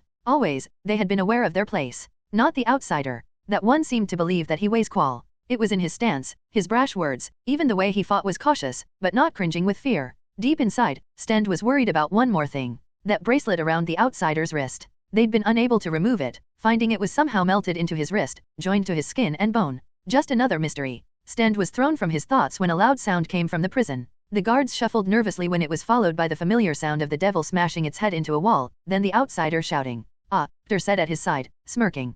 Pity. It looks as though your nemesis is about to be killed by another. Nemesis. Stand couldn't ignore that little jab, glaring at Peter. Oh, don't be coy, Peter chuckled, orange scales bouncing in the light of a torch. The sun had begun to fall, making the torches a matter of necessity. You hate that human. And he hates you. There is something between you both, something so adorable I almost want to squeal. He hissed out a pleased laugh. The way you clench your jaw when you look at him, the way he eyes you while clenching his fist. I wonder, are you pleased that he is dead now? Or disappointed you never had the chance to commit the deed yourself? Stand opened his mouth to speak before snapping it shut when he realized something. He turned from Peter to stare at the door to the devil's prison. The door, made of wood reinforced by layers of steel, had begun to smoke. What does Stand began to say? Boom, whoosh. The door exploded in a burst of flame that turned into a jet of intense red heat flying forwards, cooking the 3 guards in front of it alive in an instant. Stand, in a burst of speed that had kept him alive in the arena long ago, dived backward and ran, Peter squawking right next to him as the guards shouted and followed. The fire followed them with predatory intent,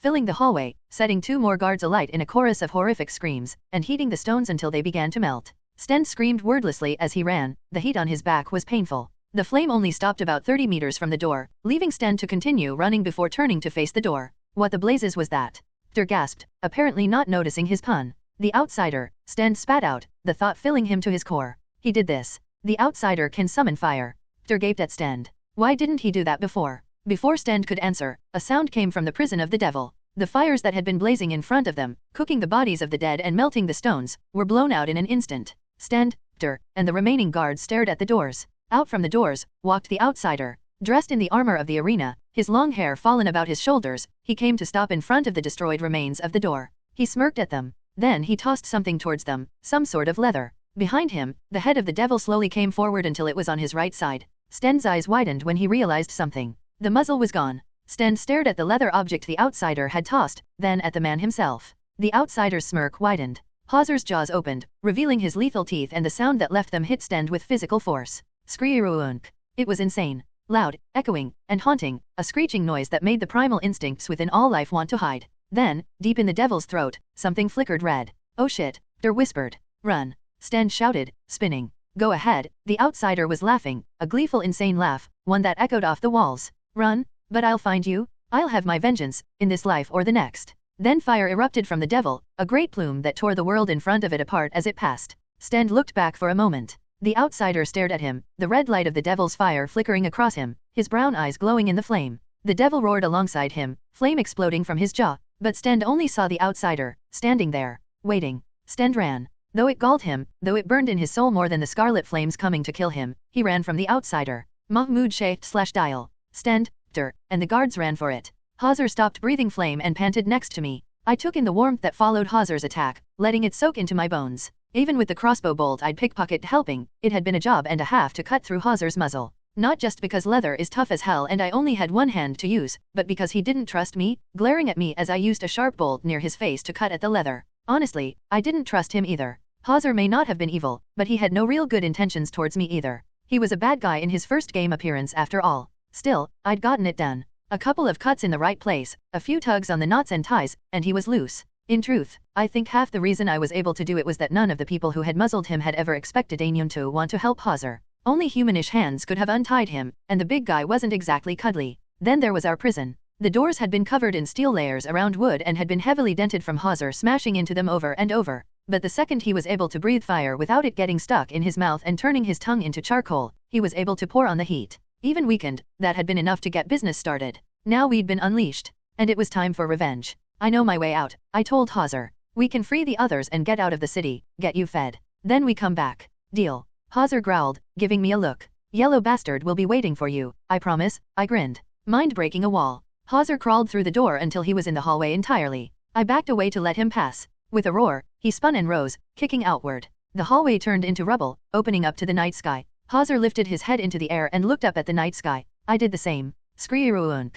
The sound that left him reminded me of Godzilla mixed with a lion. Another plume of fire left him, rising into the air and turning night to day for just an instant. Then he turned to look at me. And I began to worry that I'd made a mistake. He didn't need me anymore. I could see the look in his eyes. That calculating expression. He could leave now. Head off on his own. That wouldn't have been so bad. But he could also kill me. Just being in the vicinity of his flame was scorching. If he tried to attack me with it, even a miss would still superheat the air around me enough to kill me. We stared at each other. I made you a promise, I said softly. I'll get you food. I'll get you revenge. But if you want to leave, that's up to you. His large eyes blinked and narrowed. Then he scoffed before lowering his head. I grinned before climbing onto his back, straddling him just behind his shoulders, my knees clenching to him tightly. All right, Hauser. Let's do this. He roared in agreement, charging forward as the alarms of the city rang about us. We went down a street straight out of a medieval city, his taloned feet crushing the cobblestones, the wind rushing past us, people screaming as they leaped aside to dodge us. Yay! I shouted joyfully, head down low as I felt the rush of escape.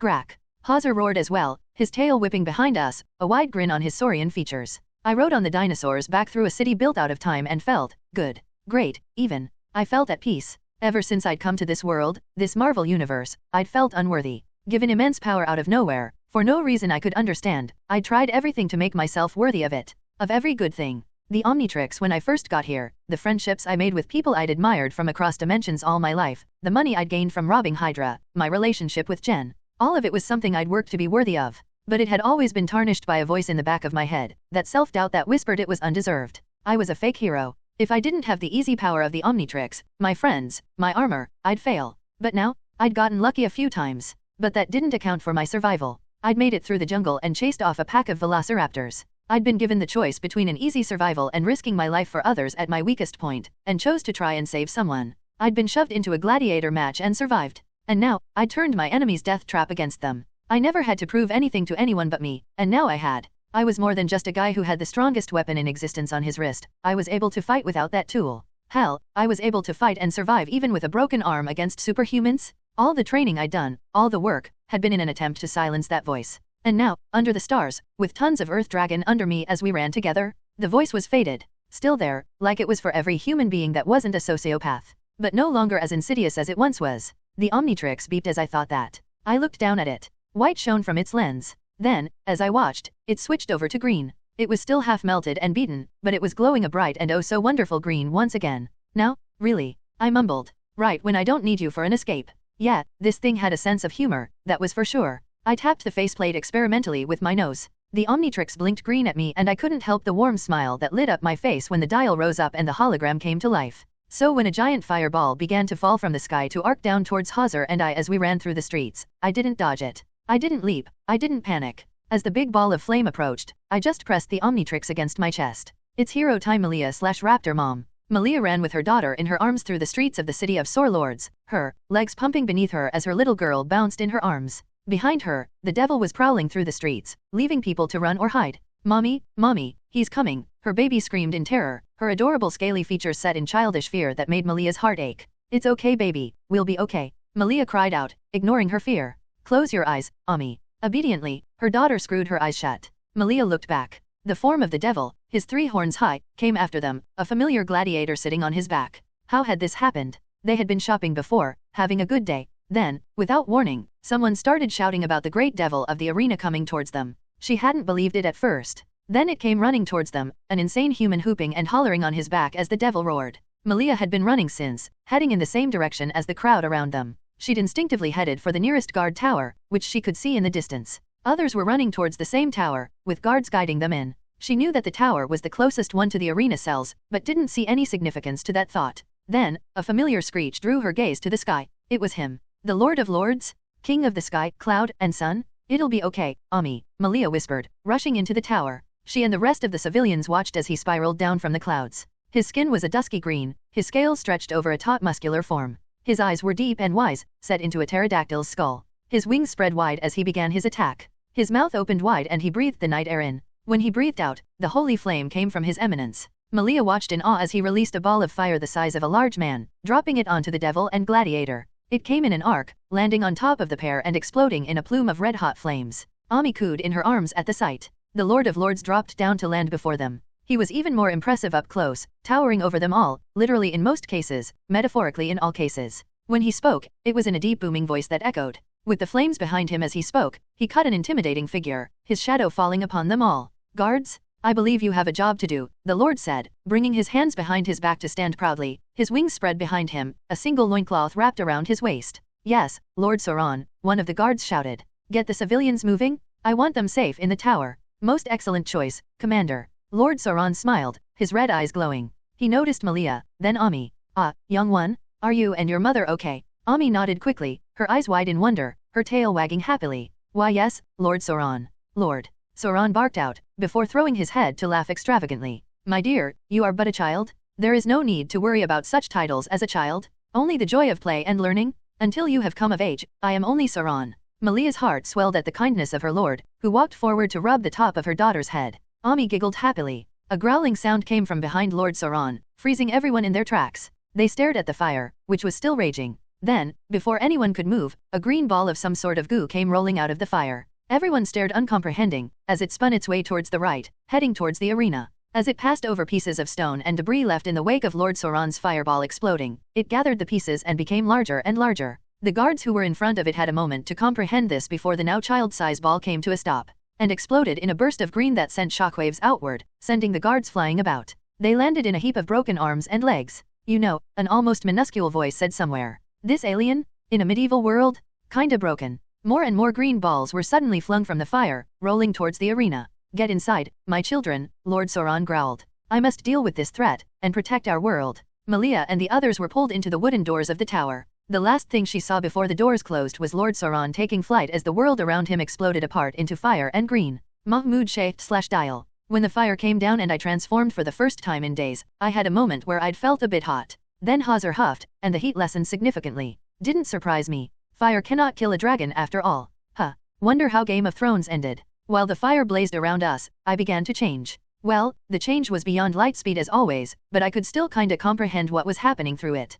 First, my body began to shrink, something that surprised me. Smaller and smaller, until I was about the size of a football. My skin became a smoky yellow, then hardened into a carapace of armor. My hands became legs, and 2 more came from my midsection. My mouth went vertical instead of horizontal, and a pair of antennae replaced my hair. Ball weevil. I stared down at my front left leg in surprise. Huh. I did expect humongousaur, I said in a squeaky voice. Hazar lifted his head around to his back in confusion, eyes widening at the sight of me. Then he moved to sniff at my new form, snorting a bit. Still me, big guy. He didn't seem to know how to take that. Then again, an insect did kind of make sense in a dinosaur world, considering how big bugs were in this place. Ball weevil though, that was broken. I was a living grenade launcher in a place that had just discovered iron was a thing. If it wasn't for my new insectoid features, a wicked grin would have come to my face. Well, I had promised to carpet bomb this city. Still not gonna kill civilians, but the guys who'd been stabbing me were fair game. Okay boy, let's go blow the shit out of this place. I opened my mouth and a green ball of plasma came out, solidifying into a slimy orb.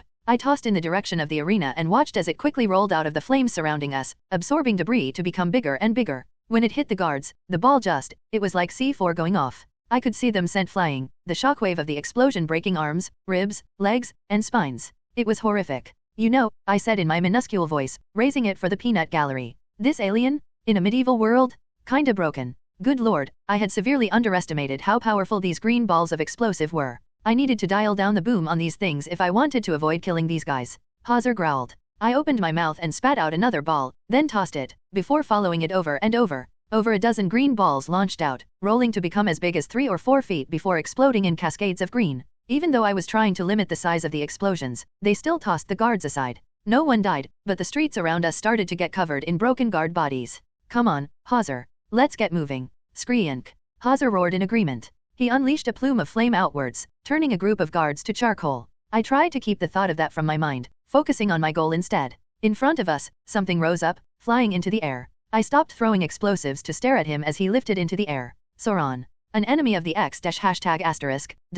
I hissed, my head suddenly feeling like it had been about to burst in half. Damn, the Omnitrix must have still been acting up. I looked back at Sauron, who had fought Spider-Man alongside Stagrone once. He'd also taken on the Avengers a couple of times. He was currently circling for another pass at us. Right, he'd once flame-breathed a Black Widow. Not Natasha, the other one. Hazar, let's move, then I hesitantly added. And can you stop killing people? I kind of want to keep that a minimum if I can. He replied to that by burning someone else alive. This person had thrown a spear at us, but I got the feeling Hazar would have done it anyway. Good talk, I grumbled. Still, it felt good to be on the attack again. No more broken arm, no more broken Omnitrix. Just me, a powerful ally, and my body filled with strength and power once more. We rushed for the arena, tossing people aside. The pair of us must have made a hell of an image, an orange dinosaur breathing flame while a giant yellow bug on his back fired exploding balls of green plasma that sent Ankylo, T-Rex, and Brontosaur lords flying about with ease. We reached the arena in record time. Okay, big guy. I hopped off of Hazar and spun to look up at him as he leaned down to look at me.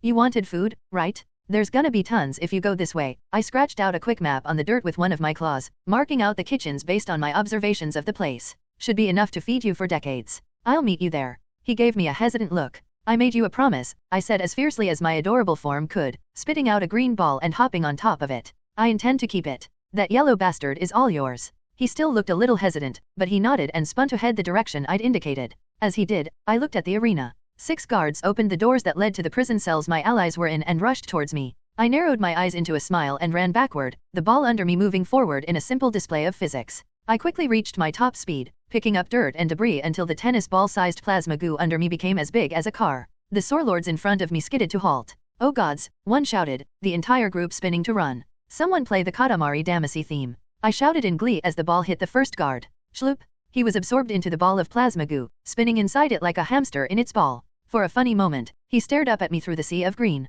I hit the next guard, then the next, before I leapt off the ball, letting the massive explosive slam into the doors as the last 3 closed them. The ball didn't explode all that hard. I'd formed it as more of a bubble than a ball anyways, more to restrain, not kill. It still tore through the doors and sent all 6 guards flying. The Sorelords didn't look like they'd broken anything, but the 3 I'd rolled around in a demented hamster ball were going to be fighting their lunch for a while. I landed in the chaos and spat out streams of plasma, wrapping each in restraining webs of the stuff. Would you look at that? I chirped once I was done. I'm multi-purpose. You're an asshole, one of the guards rumbled, before losing composure to throw up on the floor while stuck to the wall. You help enslave people, you have no moral high ground, I scoffed, before running deeper into the prison. Gresh/Saurian, which is different from Sorelord.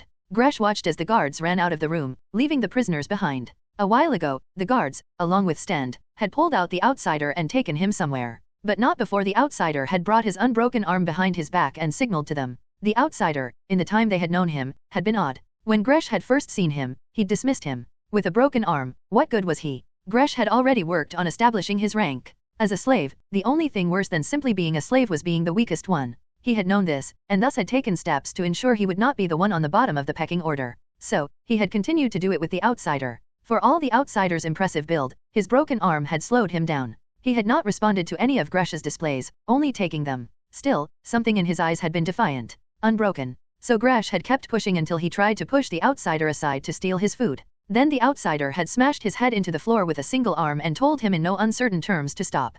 Gresh was not a man of deep thought and introspection, but he did understand violence. So when the outsider had offered his food afterward, he knew the gesture for what it was. Dominance. The outsider had a broken arm and yet would fight. He took food but did not need to hoard it. He was strong in the way Gresh's mother had been, the matriarch of his family, standing above their petty squabbling, but coming down with a strong blow when her intervention was needed. So Gresh had watched him, and when the outsider demanded all listen to him, he had seen all his fellow slaves follow. Even the nudiest Klinder, who hated the outsider, bowed to him. The rock woman, the strongest being in the room, even stronger than the guards, had listened to the outsider. The outsider was a tyrant of some kind. He took the people around him and forced them to become his army. And when they fought on the battlefield, he had stolen the first kill with the sort of eager greed only a tyrant would show. He was a fierce warrior, killing without mercy. Gresh had not seen the look of anguish when the outsider killed his opponents, only the blood that sprayed. Gresh had tried, one last time, to demand something from the outsider in battle. To stop stealing his kills. And what had the outsider said? Then go get some more. Inspiring? If one steals from you, then why despair? You had already gained that which was stolen. You know you are capable of obtaining it. If it is stolen, then a man of the outsider's caliber would simply gain it once more. Gain and gain, until any slight against you was a bump in the road. To be so uncaring of any other, to dominate so easily, to fight like a demon and yet impart such wisdom? And then, while he was pulled out, he had flashed those signals. Among the ones he taught them in case of their necessity, had been attack, retreat, wait, defend, flank. When he had been pulled out, he had flashed 2 signals. First, wait, the symbol, a simple hand clenched in a fist. Then, attack, the middle finger extended like the blade of a deity, followed by wait again. Wait to attack. That was what that sequence meant. Even as he was dragged away, the outsider had a plan to attack. Gresh knew the outsider now, saw his eyes as Stend had tortured him. The outsider had most likely even planned for the torture, had planned for the pain to follow. So Gresh waited. And when the first explosions began, he was gratified. You think it's him, the stone person, Demi the outsider had named her, asked Gresh. Of course it is. Gresh said to the larger being. He told us his plan. Wait, attack, wait, the new Deutschlander asked skeptically in an accented version of the common language of the savage land. I'm pretty sure that's not the same as I'm about to start blowing things up. Will he be okay? The Aryan with a single wing asked softly. He's dead, one of the gladiators they'd fought, the raptor who the outsider had stabbed, said snidely. Probably killed in style, the prick. You're a prick, Gresh said, quite proud of the incredible turnaround he had made with the insult. And the outsider is alive. After all, he helped us defeat you. It was a tie, the Anklio they had also fought said, quirking a scaled eyebrow. And honestly, it wasn't like there was anything personal. You all fought well, he gave a nod to the Aryan with the single wing, who nodded back with a sad smile on her blue face. But do you think he's alive, coming back to us, and somehow causing explosions? I know of no weapon that can do such a thing. The Anklio's calm assessment pierced through where simple stubbornness had not. For a moment, Gresh's faith faltered. Then, an explosion came from nearby. Some guards shouted. Another explosion. A scream of pain, and someone joking about babies whining. The next explosion came from the doorway, followed by a guard tossed into the room wrapped up in a ball of green goo. Everyone stared at the Sorelord guard. The T-Rex Sorelord stared back at them helplessly.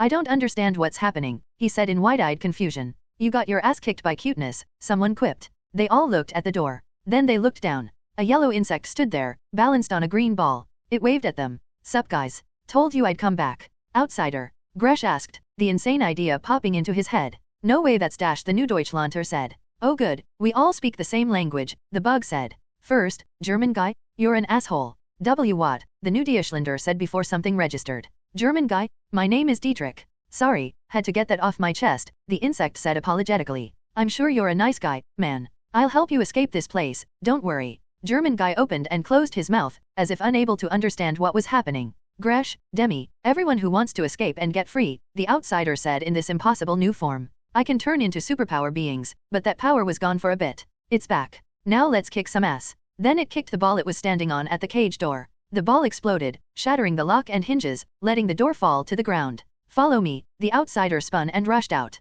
Gresh immediately moved to follow, but not before giving the Anklio a smug look. I told you. The Anklio gave him a befuddled look. Told you can't take credit for this? No one in their right mind would accept bugs with exploding goo as a possibility. Gresh, clearly the wiser of the two, simply followed the outsider. Demi and the others followed quickly, not wishing to be left behind. As they left, the Aryan with one wing asked Demi, so he can just become a bug now? It is the savage land, sweetie, Demi said kindly. A chicken god is running around out there. At least he is cute, I suppose. Through the hallways, they saw evidence of the outsiders passing. Strands of green hung about the walls, guards were wrapped up in balls or attached to the walls, and doors had been torn apart. Oddly enough, the disgusting smell and debris that had once filled the place were entirely gone. Now everything smelled almost like the tea that Gresh's grandfather had enjoyed, a hint of spice and warmth to it, but still fresh, and the floors were almost sparkling. This way, the outsider said in front of them, scuttling his way through the halls on a ball of green goo. Later the outsider would inform Gresh they were highly concentrated plasma. We should be almost there.